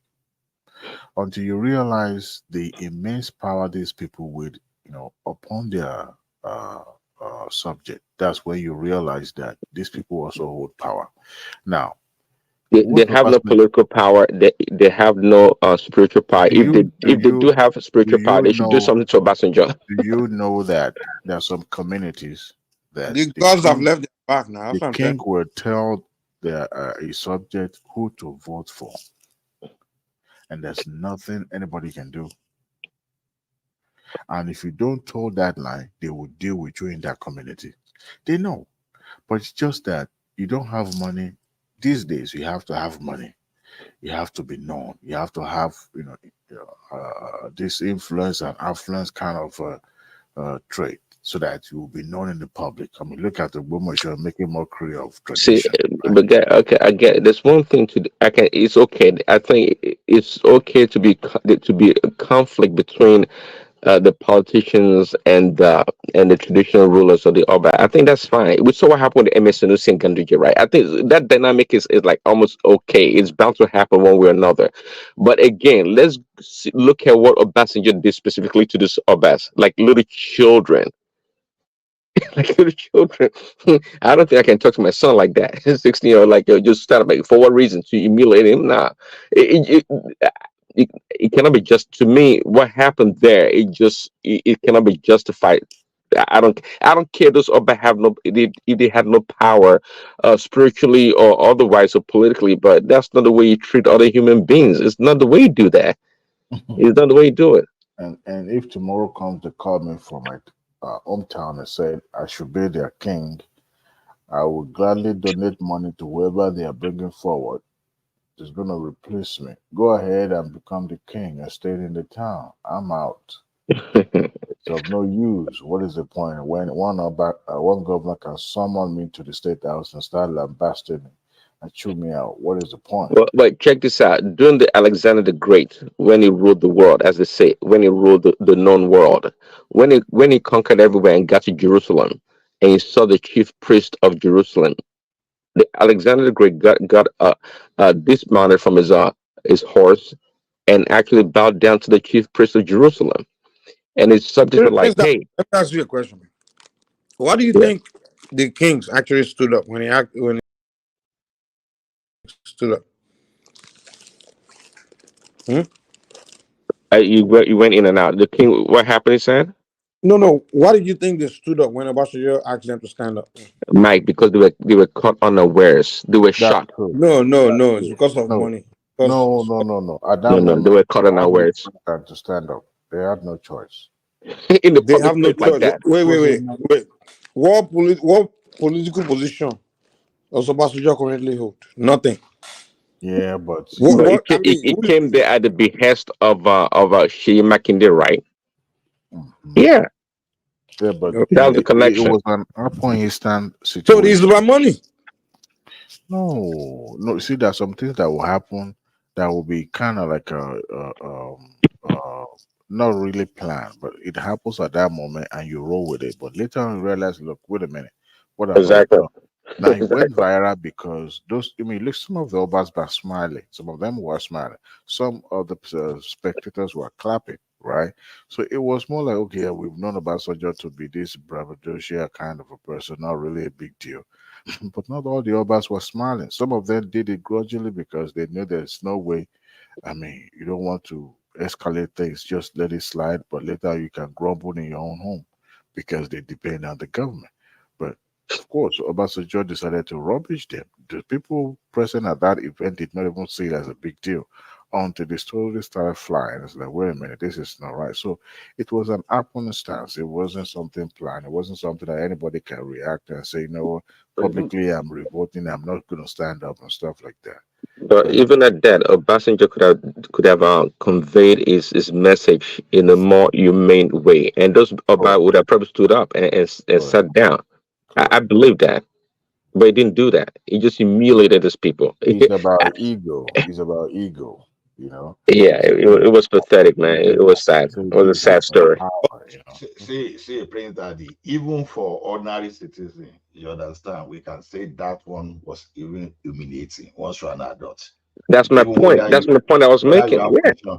But unfortunately, that thing flies in Nigeria. I remember one of our information officers said one day that because I work in a bank whereby they talk to you anyhow, Oh if yeah. you just raise a voice, they will say you have a choice.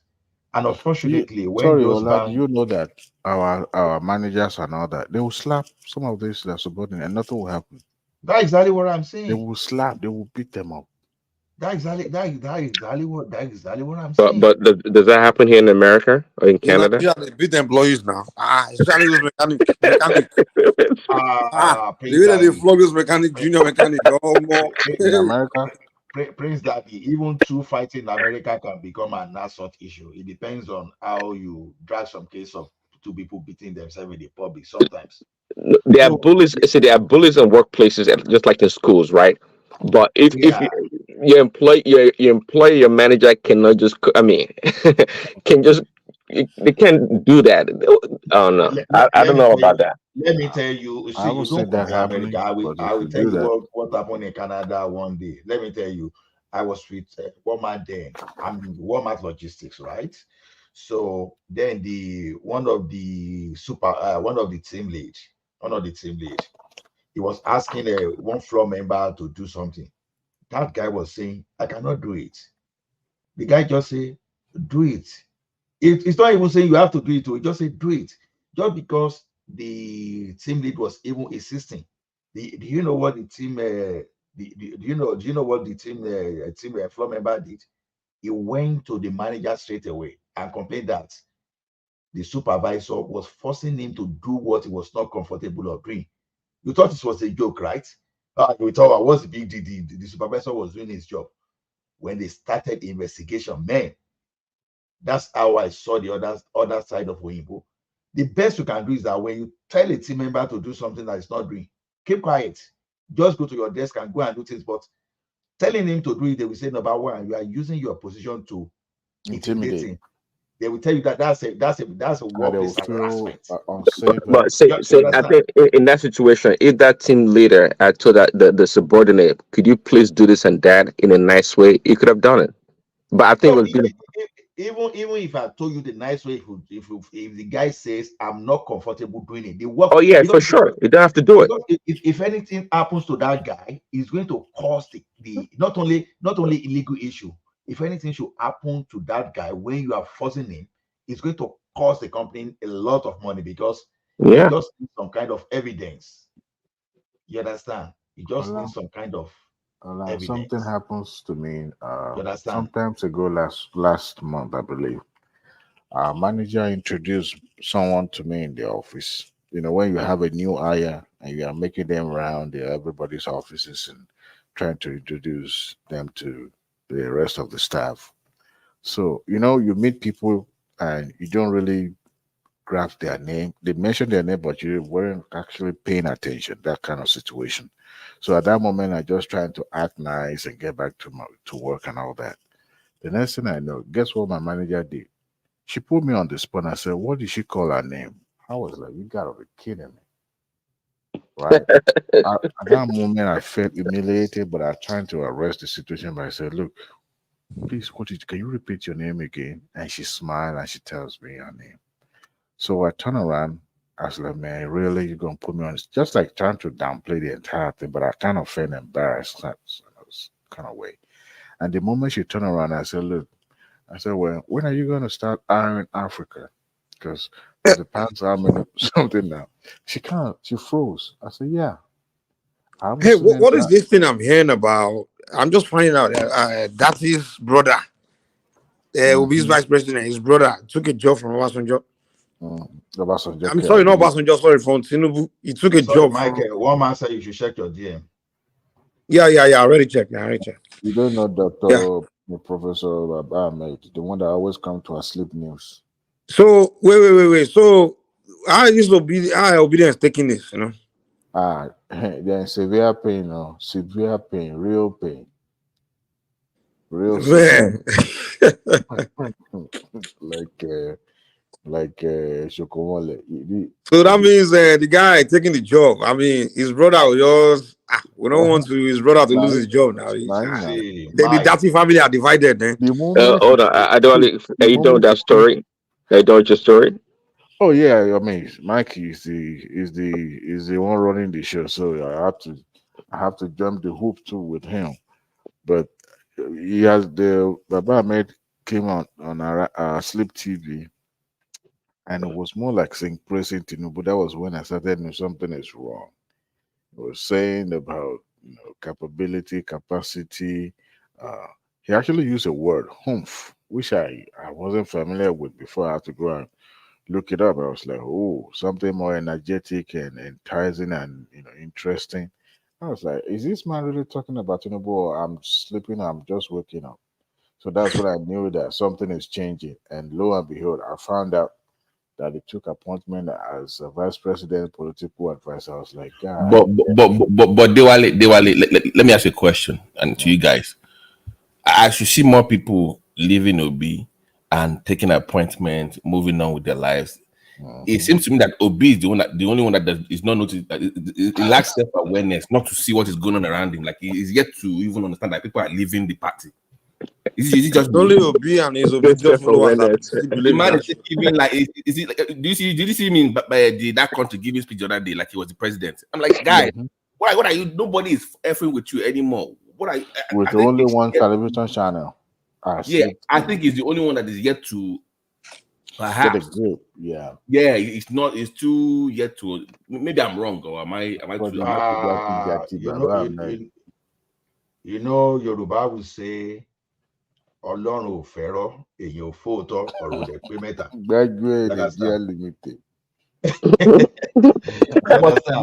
But Ola, everybody's leaving you, but you don't get the memo. You don't see what's going on around you. That's what I'm telling you now. See, there are repercussions to when you are telling yourself lies.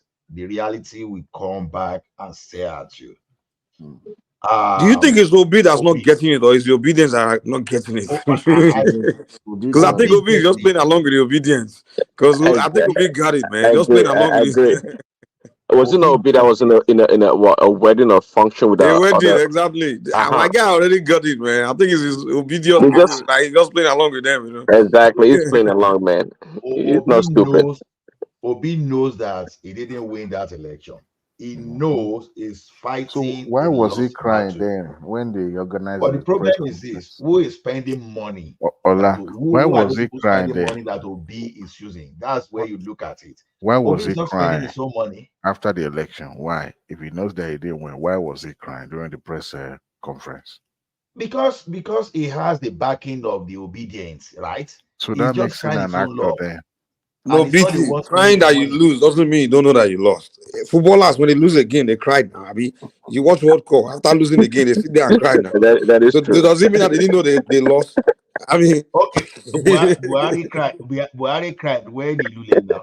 When the match is over, I looked his score. It's 3-1 or 4-0. You are crying that you lost now. You know, you can be overwhelmed by the situation and you cry. That's what happened to him. Exactly. See, to me, Obi knows. If you think Obi doesn't know, then maybe it's naive of him. So Obi is a very intelligent guy. He's just plain smart. So now, if I'm not the one spending the money, why should I bother myself when I see people putting money and they are fighting on my behalf? That's exactly what Obi is doing. Do you think Obi would have wasted his money on legal battle, personal money? No way. But Ola, this speech giving thing is what I don't understand. Like, I think it's taking too far. Sustain the momentum now. No. It's a part of the strategy. You have to be in everybody's face every day now. It's a must. Go ahead. Yeah. Okay, continue, Adewale. So I was even saying you go ahead. I was saying that he has to be in the faces of everyone every now and then, or else people will forget But about it's becoming annoying at this point. That's part of the strategy. He has to follow the script. Oh, until the next time Even if they don't invite you, you will invite yourself. You will tell them you are going to make speech. You are going to. If you ask Chowore whether he won election in 2019, Chowore will tell you that he won election. Are you telling me Chowore didn't know that he could not even win his state? So the thing is this: he has to maintain his political capital, the goodwill, because it may be a bargaining tool for him in 2027. So if he dump them like that, the obedience will be pissed and they will go and look for another person. But if he's still carrying those people, he can even use them to navigate for selfish interest. Do I think I'm not God? But do I think Obi will win in 2027? Honestly, that would be a joke. It can't. But Ola, I want to bet it. I could be wrong. even that 27 that you are talking about, you know, the whole package, the obedient and the Obi himself, was just a coincidence. It was not a planting. You understand? And if you don't plant something, do you think it's sustainable? So just a coincidence.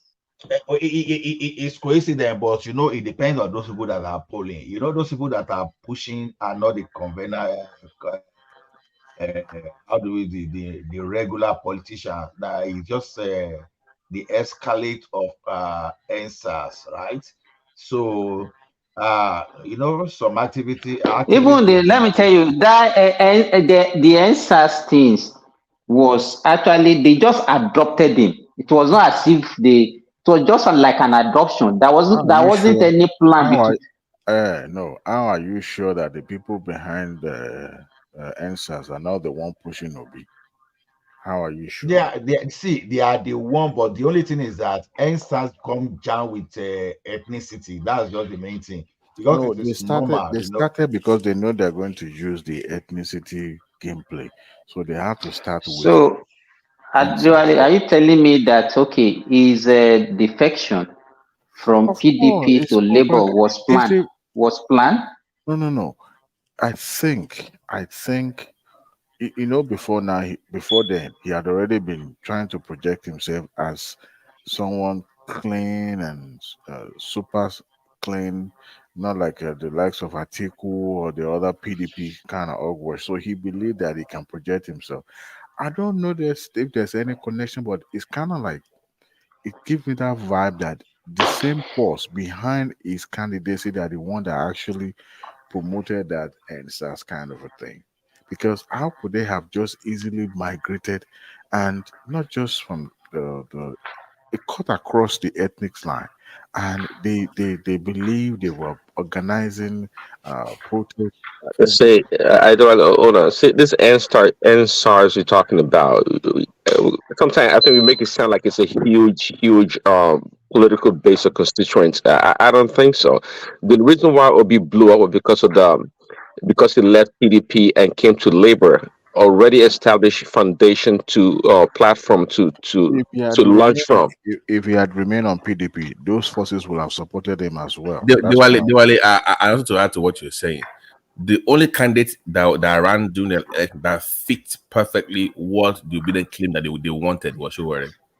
Is the only one that actually fit what they were claiming online. You know, they claiming one thing, but they are doing something different. So that is because the thing that they were saying, change the system, fight this one that corruption. That is still what is playbook now. Yes. So how can you now wait for somebody else that he No, wants to fight Showore against? is a Yoruba man, so they wouldn't. Okay, I get what you're saying. But she So, didn't. It's still a point. so can we say that even the so-called obedient, we have two groups? We have the NSAS group and we have the one from the Igbo lineage. No, I said you They are propaganda. not. They are. You buy. I'll sell you propaganda. No, You they buy suck. and sync No, with no, it. they suck the oxygen off. Simba, this is the way it is. The particular ethnic group has been deprived of this position for a very long time. Point. So the agitation was on ground that these people, that they want the people there. Biafra, everything was on top here. Now, unfortunately, NSAS now joined, and those NSAS, they now have something against though the person that, because all of us, even before now, even as far back as if for a very long time we've known that Tinubu wanted to become the president of the country. So now when the narrative now moved against Tinubu during that NSAS period, now they now opportunity now they started that campaign. Now those people that want to drive ethnic agenda, they know themselves, and they were looking for their candidates. Fortunately, from production to from a construction to production, all those things, and the way Obi branded himself or has branded himself fit into their what they believe in code, because they never knew that Obi was even the founding member of the established PDP. They believe that it's a new bait. So when it's okay, we don't want Tinubu, please they go. Because if Oshibaja had been the one on ground, maybe it would be a different case. So because they just hated Tinubu for nothing. Because if now Oshibaja, you will see Christianity. They will not. They will not adopt Osinbajo. They will not adopt. Wait, These people will not. see some of those Yoruba and some of those Yoruba. Okay, I agree with you. Because they will now bring Christianity now. Christianity will now be the religion, will now be the tribe now here. Religion will be a factor now, not ethnicity. So, but since But the two of them are Christian. Who? Obi will be Christian, and Osinbajo will be Christian. No, had baggage. Many people that supported from Yoruba, that are Christian Yoruba that supported Obi, they will have shifted straight away to Oshibajo. It will have been you understand? So now, but the ethnic group, because you will see from that. Ola, but that gives room for Atiku in the north then. Atiku will have won that hands down. Atiku will have won that election hands down. He will have won. Atiku will have won. Because unless if Buhari rig the election for Osinbajo, because Buhari might support Osinbajo. Baba, I just say Osinbajo come out to if or lose Peter Obi, if or lose Atiku will have become our president now. There's the no way northern they're people voting you are for his talking passport about. in the core north. Don't fool yourself. One guy, one unknown Christian from the south. Not even after what he tried to even do to Buhari Kaba after those things. Will Buhari even support anybody at all? Not that Buhari even wanted to support Tinubu. You understand? It was El-Rufai and Ganduje that even moved, because those people, they know that okay, Tinubu will send Babaki. This is Zulu. Tinubu na What is corrupt person, they too they corrupt small. So they know that Tinubu is not likely to run after them. What Tinubu will do is just to try to plug the loopholes. But that Tinubu will run after road, go after thief, I doubt it, because I've Yeah, never so, met I'm actually more interested how in. many governors has EFCC run after now? None, zero. Both exactly. PDP and APC. I'm more interested in trying to analyze the mind of Buhari, President Buhari, really That's why during they that time. Where do you where do you start from? That guy's mind is as deep as some kind of Because I think I was the guy could have plunged the country into. I couldn't believe that actually that another northerner, which I think was hedging towards that presidency, was going to become a president again in this country, in Nigeria. I like really.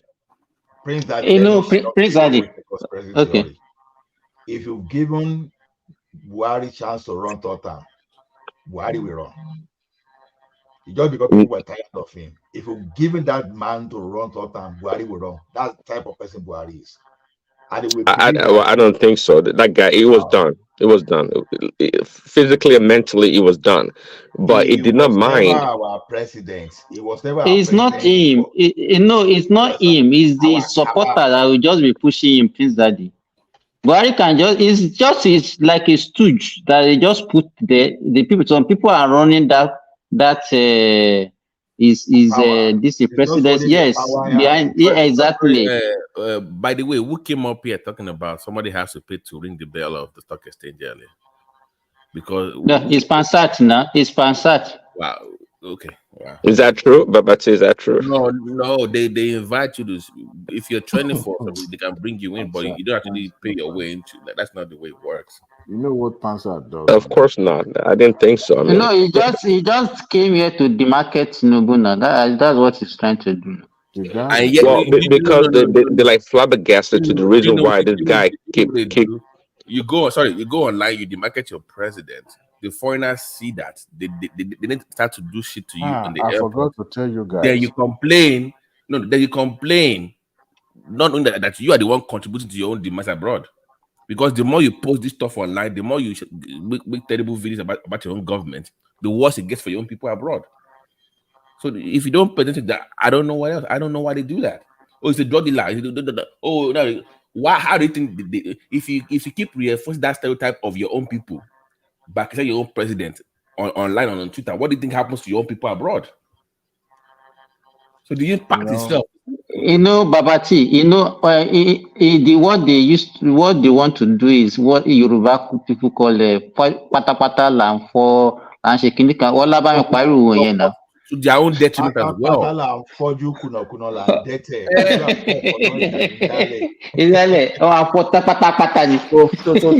So F everything I be. F everything I be. So you guys, you know, I am on X, right? That X even sounds horrible, Twitter. And I came across this tweet from one miserable guy. He said, "Here is a picture of the judge of the district court judge in Chicago, in charge of the Tinubu's Chicago State case. Memorize his name, look at his face. If he does anything contrary, we will deal with him. We will take care of him." And I was like, wait a minute. This is just ordinary judge doing his job. Has nothing to do with anybody in a core Nigeria. And here you are threatening and say, memorize his name, look at his face, remember it. I was like, man, these people, they don't know what they're doing. It will soon realize rather than later, because if they can get evidence on that guy, trust me, even merely threatening that judge, if they want to get that guy, the guy, before he knows it, they will mess his life up, because It doesn't take time for his fingerprint to get to get into the Ola, database. can I ask you a question? Can I ask you a question? You live in Canada, right? I live in America. Okay. Americans might not like Obama, they might not like Trump, but they will never discuss that hatred towards that person with somebody from a different country. So they might discuss it among themselves, but you never see an American discussing Trump with somebody from Kenya or how he hates Trump. You never see that. But we will now go online to go and discuss our own issues with some other country. You now see somebody from SA. That drug dealer. I said, who told you? You see Nigerians now. I said, oh my God. You know, from day one, people from Abata, they never love Trudeau. So immediately, the day one that Trudeau has got to that place, Abata, they say, oh, we want to be another state in the US. But they will not discuss that with the foreigner now online. No, we have Abata group here that you can't even find on my Facebook. That is just a closed discussion. You know, I will go there sometimes and laugh at those people who are the ridiculous thing, but it will not go beyond that group. You understand? Even sometimes people like us that they even invite us to that, we don't even want people to even see us as even being in that group. But you know, we just go there sometimes to laugh at those people that are having those ridiculous thing. Sometimes if I want to make them and go again, I say, okay, when your person was at the federal level, what did you do? You were the one that even move about that to pay for equalization fund. So because your people are not there now, you are now saying. So we argue there because I will tell them, for example, that look, your guy there wanted to mess up with immigrant or by creating some kind of two type of citizenship, and you remember we promised you that time that your guy will never go to that place because we immigrants will mobilize aggressively against you. But all those things will be within those same group. It will not go beyond that. That's just it. But for us now to go and be telling Americans, say, look, no, it won't happen. This guy, day went on a major European news channel to go and discuss some drug dealing. Do you know what that even means for your country? Baba T, there are incentives. There are incentives to what today is doing.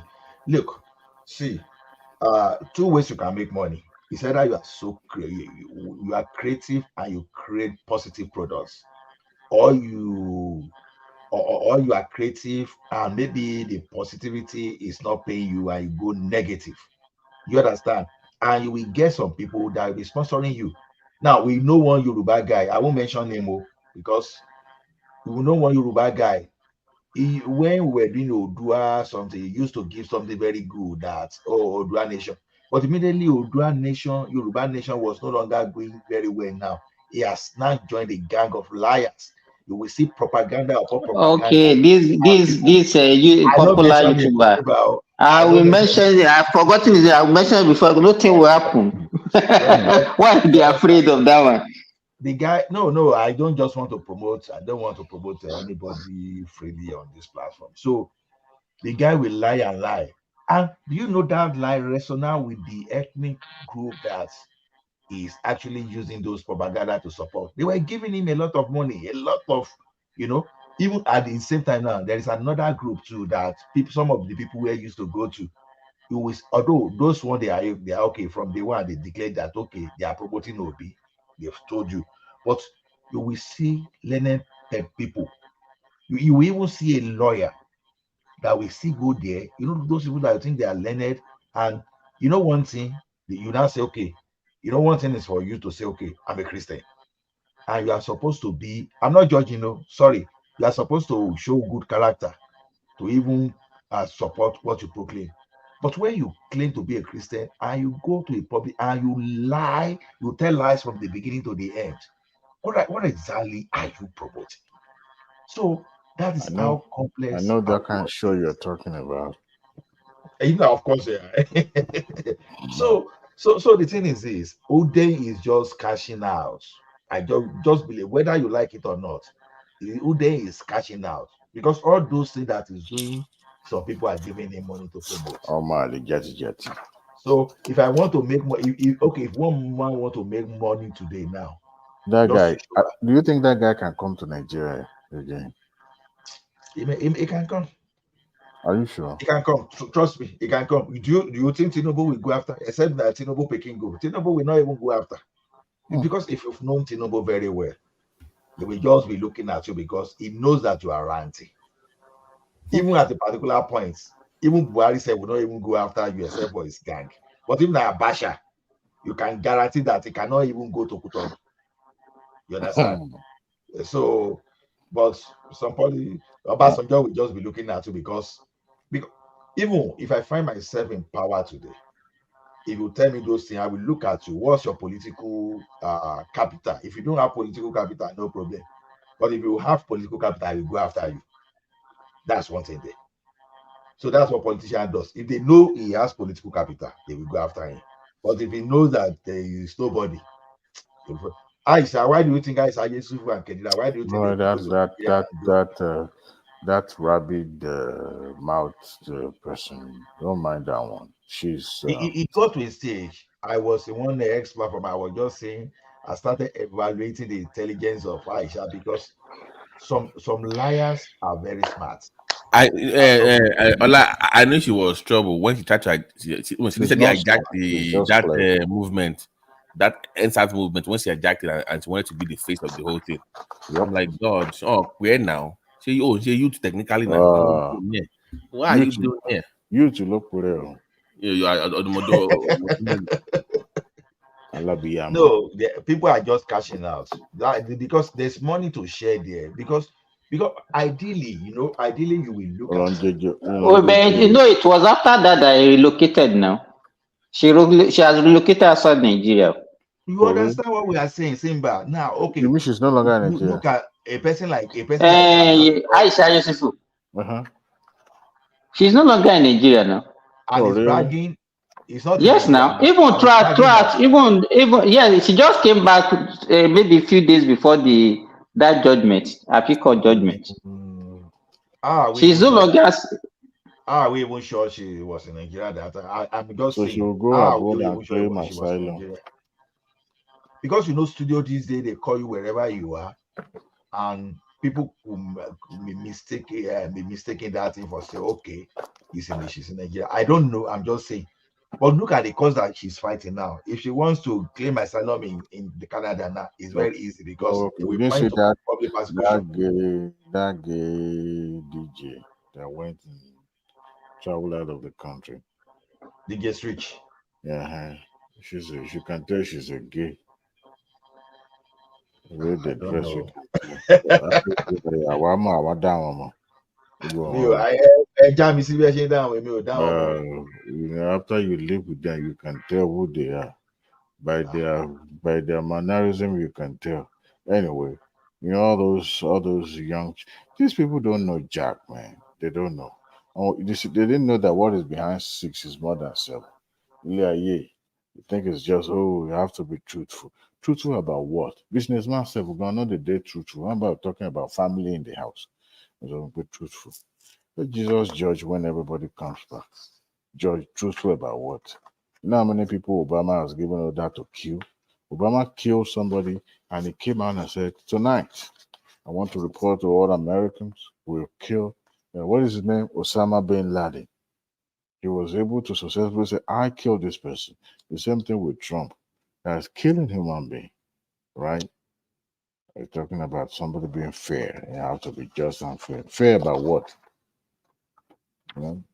Power is not just easy to get. Look at those idiots in Mali and what do you call Burkina Faso and Co. They hijacked the power, right? They took the power by force. And here they are. Those people, those countries, they don't know jack. They didn't know that they just started their wala. They're gonna come crawling very soon to Nigeria for help. By the time they feel that reign of poverty, yeah. They will come to their sense. They will be the ones stoning all those military juntas as well. All those people. In the areas of there was a woman called Ayobe. You guys are familiar with her. She was an activist, right? The likes of Joe King. These are activists. They use even Femi Falana's wife. She was also a silent activist. But you see, they protested. They support the cause that they know they believe in, but they were not disrespectful about it. They weren't disobedient, even though the government of the day trying to uh, humiliate and also, at some instances, use extra uh, overly too much of force against them. But they believe in the cause they believe. They protest. When you hear them talking, they analyze the issue and they let you know where they stand. But the likes of these accidental activists like Aisha Yusufu and the likes of them, even your friend, your cousin on our Sleep TV, Babakente, what's his name? Rufai. Um, these are the people that just spring up like mushrooms and they have nothing to contribute. If somebody is average like me, that means you are nobody. So, except you have something more in your head, that's when I could see you as somebody with substance, you know. And then they came out. Can you imagine somebody? Was it on this show? Are you guys listening? Yeah, I can hear Oh, you. somebody said on this show that all those grammar, no, it wasn't on this show, it was another show, that Soyinka is nobody, that he doesn't have impact on the life of Nigeria. Who said that? Wait a minute. Who And the said that? likes of, not on this show, not on this show. No, On but the who show, did? Do you know who did? one of those those people that always speak Okay, stuff online. Okay, you just try to all no, random. in another show. I don't want to Okay, mention. okay, okay. Don't worry about. Don't worry. Okay, go ahead. And you will know the show I'm talking about. That the Mr. Macaroni make more impact in the life of the youth than Soyinka. That who is Soyinka, and they were going to, you know, rubbish the man's characters and all that. You know, Which calling, platform? you will know the one I'm talking about now, the regular one, Okay, where you see the okay, gatherings of the people from the okay. other side of the country. I know already. I know already. Yeah. So when they were saying all that, I go trouble I them w- one day now. They didn't even let me land. for where, because nobody, they are not interested in listening to it. What the man said. You can disagree with it, but what you will not do is to rubbish the impact of this man on democracy itself, on uh, social. They even Uh, said They don't know how many times Wale they Soyinka even said and all those they went to jail. They don't know. oh, they said the man has been to prison, that he put a gun on the broadcaster's head and said he must not read the result of even the. when the court, when there's a court case saying that was not true. Don't mind that. He Remember has that case was, debunked. Yeah, he you debunked the know. whole thing, but I thought that was a true story. The gun about No, Shinka. no. Go and read the follow up. That case was dismissed. They said it was the wrong person. It was not him. He even said Oh, it. really? Yeah, Oh, just please go he look has it up. debunked it now. It But it, it, it was the wrong person that they said no it doubt it wasn't was him. Rascal when he was young, but he wasn't behaving like this mud headless mud Not and rat. right. It's an activist. That's the way to I say it now. mean, Because and people he in went to jail because of Biafra, they were because comparing he was against the they civil war. they were comparing him and Chino Achebe. That there was a theory that they were propagating that CIA purposely and in connivance with PCIA purposely gave him accelerated public recognitions to the point that the Nobel No, laureate was that is an arranged award and stuff like that. wow. I was watching the show and in my head I was boiling. You remember the first time it was attacked? That was when I lost my cool. I know. F this, Do you even know? Do you even know what I would not be? Because I've been listening to Rufai lately. He's been coming around lately, being more reasonable. yeah, I That got you. that guy that goes to turn on him very soon. Just watch. They'll say, we knew it was Yoruba anyways. We knew it. Just watch. Eventually, that guy's going to get turned on I by know very that soon. to find out you said is reasonable. You know, Ruben Labati don't use fat and figure washing very well. You know I'm saying when it's no. Ola, I said dear the most, so it's not there yet though. No. okay, You can okay. tell that it's kind of it's kind of been Because objective once in a while. And I because don't think because I've been following the Twitter I seems think his energy is decreasing gradually. but go and look at what they are talking about on Twitter. The same obedience. This guy is trying to change a little bit. They're already giving him what little by little. Okay, they are already seeing the trajectory. The people they already like, this guy we need to buy it took time for people to understand that was more of ethnicity than a real answers or solution. Because when you say you want to solve a problem, why did you fight for answers? Because of anarchy, because of illegality, right? What people are doing. But now you now push a candidate now through a legal process. The candidate did not win. All of a sudden, you started doing what those people you were fighting against are doing, illegality. You now took your own to an extent. Now you started threatening, you started blackmailing, and you started, mounting unnecessarily unethical pressure on judiciary. Even those people you are after were never as terrible as you are. It simply means that if you have access to what the SARS people had access to, they will be worse. Worse off. So to me, what they are doing so far has shown that they can even be worse. They can even be more, they can be more tyrannical than the like of Abacha. This is the truth they are not telling themselves. You want to just imagine when they didn't have their way. The next thing they started talking about interim government. Next thing you started talk of military coup. So now, what type of love are you so much love that country that you want everything to be turned down just because you do not have your way? They are so Sit down negative. Even look at think the about it. look at the train station when it came up. It's fake. It's not working. Just give them the chance to even see what they are doing. They're already going after it. It's this and that. It doesn't have this. It doesn't. Why must everything be this way? And yet, there was a time they show us a video. Was it a video that 4 people were pushing the trainer? Do you remember that time? They were actually pushing it. They were serving. It was still new. Now they were putting it on the rail for the first time. Is what you saw. They ordered more coaches. Now let's even ask ourselves one question: how come Baba know the peace for things again? I said there the other time that when you see technology these days, please be very careful. We are in the era of a very complex technology that anybody can do anything. You understand? Baba the peace for pants. Baba the shake all those things. All of a sudden, where's the hand that is shaking now? Okay, truly. At least he has spent 100 days, and we have not seen him going for medical checkup.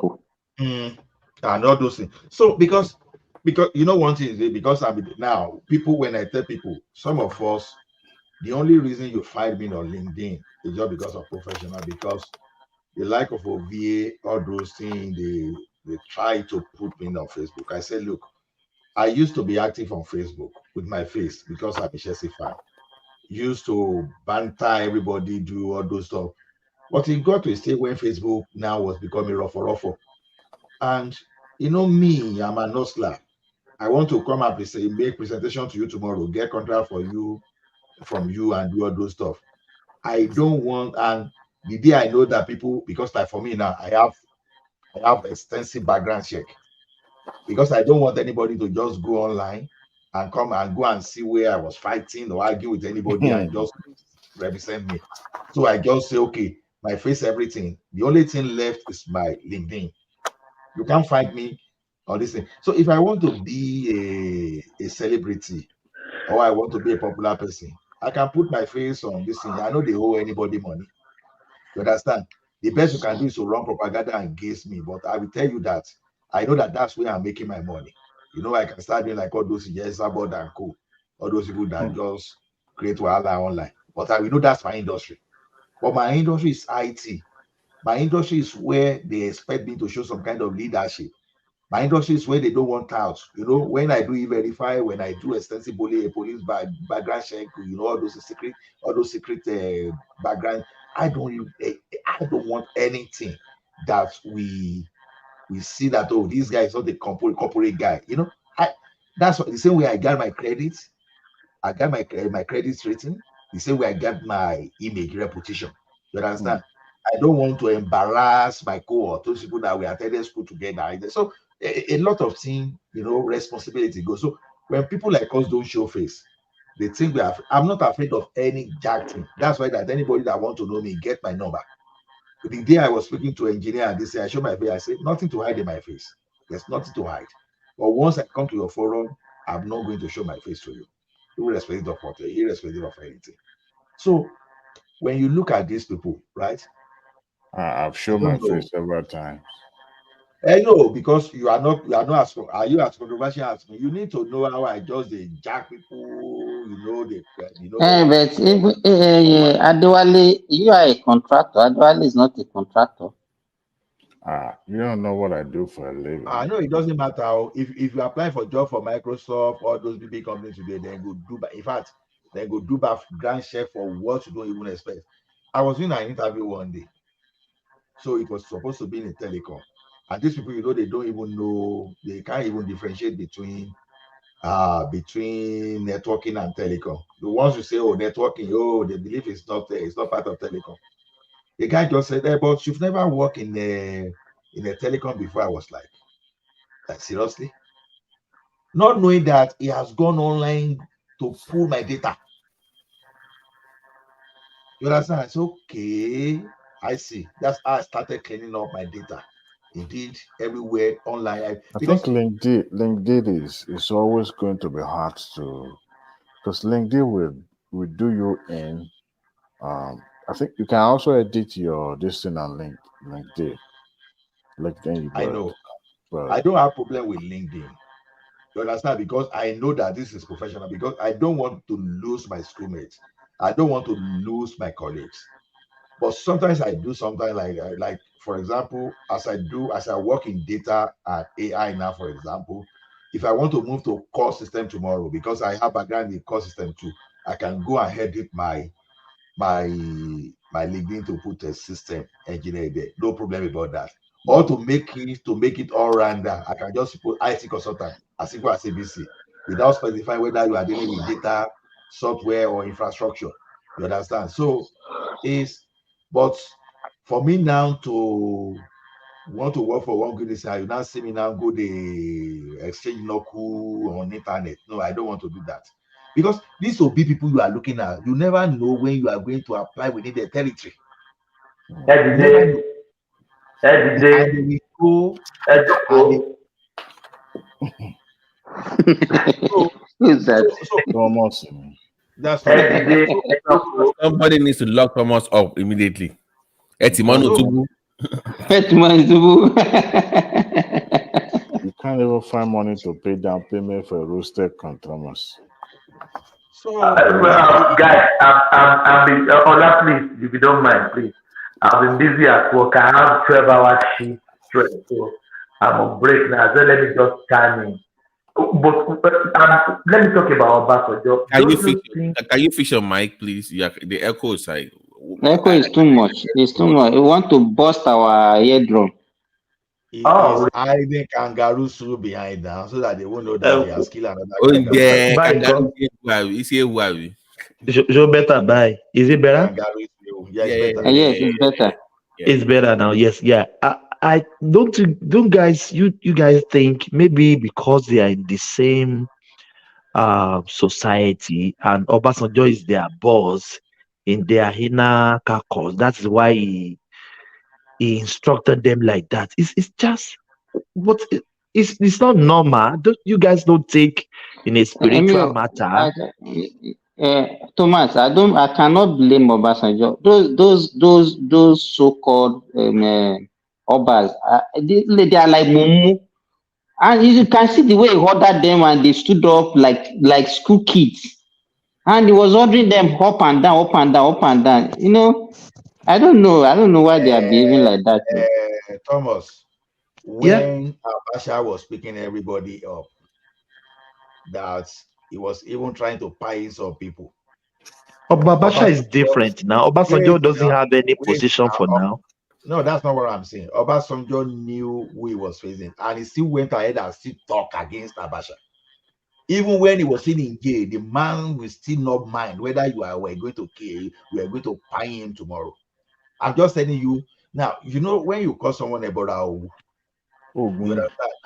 You know this guy when they were ṣó wá fògùn sẹ́nu tó fi ń command wọn.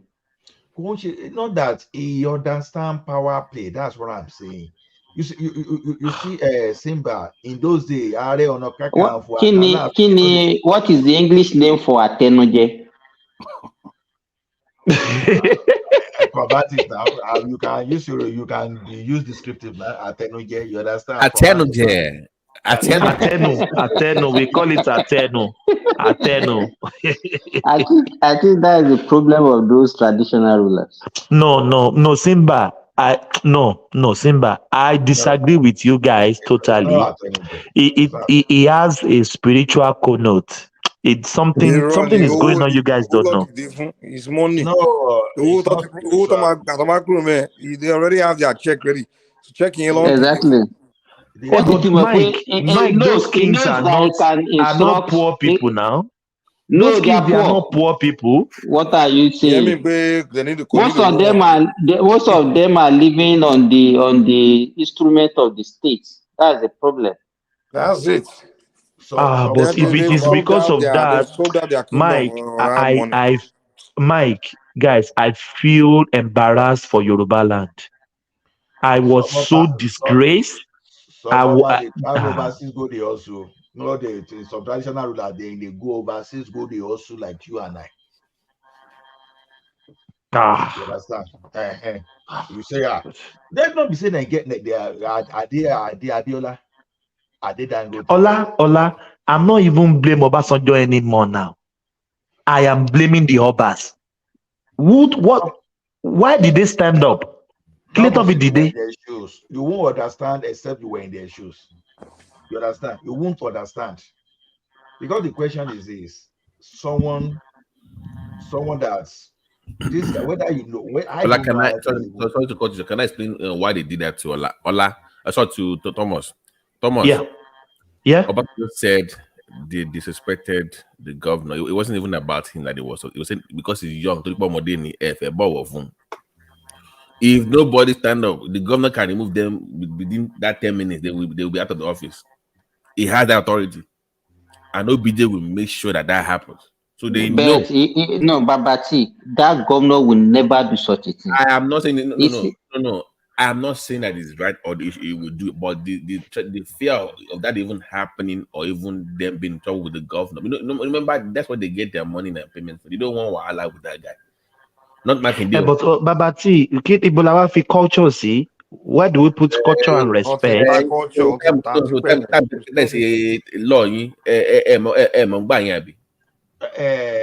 Thomas, did you hear the proverb that Obasanjo may say? There are two things. There are two things for you to I don't know that you respect two things: position and a what? It just authority. So the thing is this: naturally, those are like I was saying. Even Ààrẹ Ọ̀nà Kakanfò, when some Kábíyèsí those Ààrẹ Ọ̀nà Kakanfò, they come to their city, they will run away, even though they are on their own. Where do you think Ààrẹ Ọ̀nà Kakanfò and Laugh, they see for face to face? In the olden days, some Balogun, some warlord, they never bow to the king. So, and why would they not bow to the king? Because they command the soldiers. If some Oba mess up, they'll say, okay, because you will be about, okay, let us see whether now you get the city, whether now we. So the thing is, the person will get position. No. Ola, what you are telling me now is our Oba now, they are useless people. Because Obasanjo useless them. Obasanjo, who is Obasanjo? Obasanjo is not the president of the country. I'm not saying our Obas are useless. That's not what I'm saying. I know. But it looks like that. Because Obasanjo. Thomas, they don't have any constitutional authority. They are beneath the local government chairman. So where is the power coming from? Well, it still doesn't mean you should stand up now. No, Mike, I'm with you, but I'm saying that as of today, our law does not really give a damn about the kings unless you're a first-class king. And even those first-class kings, that the only reason they even care about them is because they are powerful or influential. They're like our political influencers. That's the only reason they even respect them in that. No, let me tell you, first class or bad, I even have respect now. It's because they have money on their own. No. That money, somebody like Oni of Ife, he was a millionaire before he became Oba. If you are rich, if you are rich as a king, if you are rich on your own and you don't depend on their money, you can cut the fluff of them. Wait. You are wrong, because there's still one that everybody in Nigeria. No, there are two actually. That maybe three. That it's not about money. Is the way they carry themselves. Nobody. That one it's not even money. It's not money for that one. It's just class. It's been there for my own Oba. Alaki and Oba of Benin. Those ones you cannot say because it's money or whatever. It's just the class. It's the way they present themselves. I've even seen a medical doctor that never portrayed to Oba. Ola, if you don't mind, let me ask Baba this question before I hot out. Baba T, because you come from royal house, is anything on the royal house anymore now? That you remember when we were young, they would say, "Walking Bori Ade."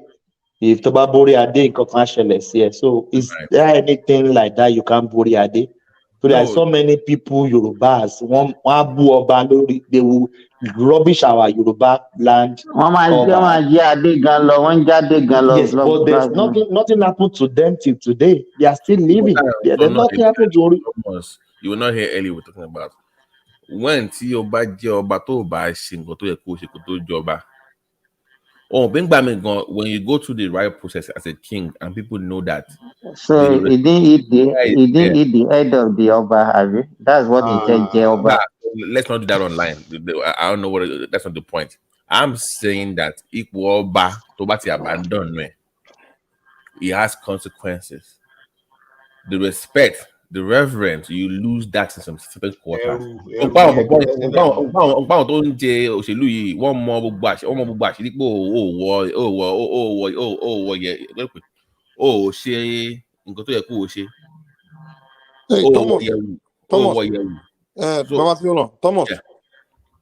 Thomas, can you hear me? Go ahead. Yeah, I think he can hear you. He's at work, so he's not answering. Yeah? No, go ahead. He can hear you. He's at work, so it can't really. Oh, he's at work. I wanted to ask if because my internet is kind of doing bad. So I wanted to see if in case I can't hear the show, maybe he can take over. That's what I'm trying to ask him. But it's not responding. No, Thomas is at work. Maybe if you want to hear the show and put people in the background, you can do so. Anybody that wants to. Oh, background. Okay. Maybe I'll do that. No, you won't complain because I have more. No. You say, okay, go ahead. My king is not rich, but he's well respected and is one of the first class. So Iluto Moruko again, doesn't be Rukoba. No. The original. No, Ajero is historical in Yoruba. Original. Even before Yoruba land, they were the original 16 revered royal heads now.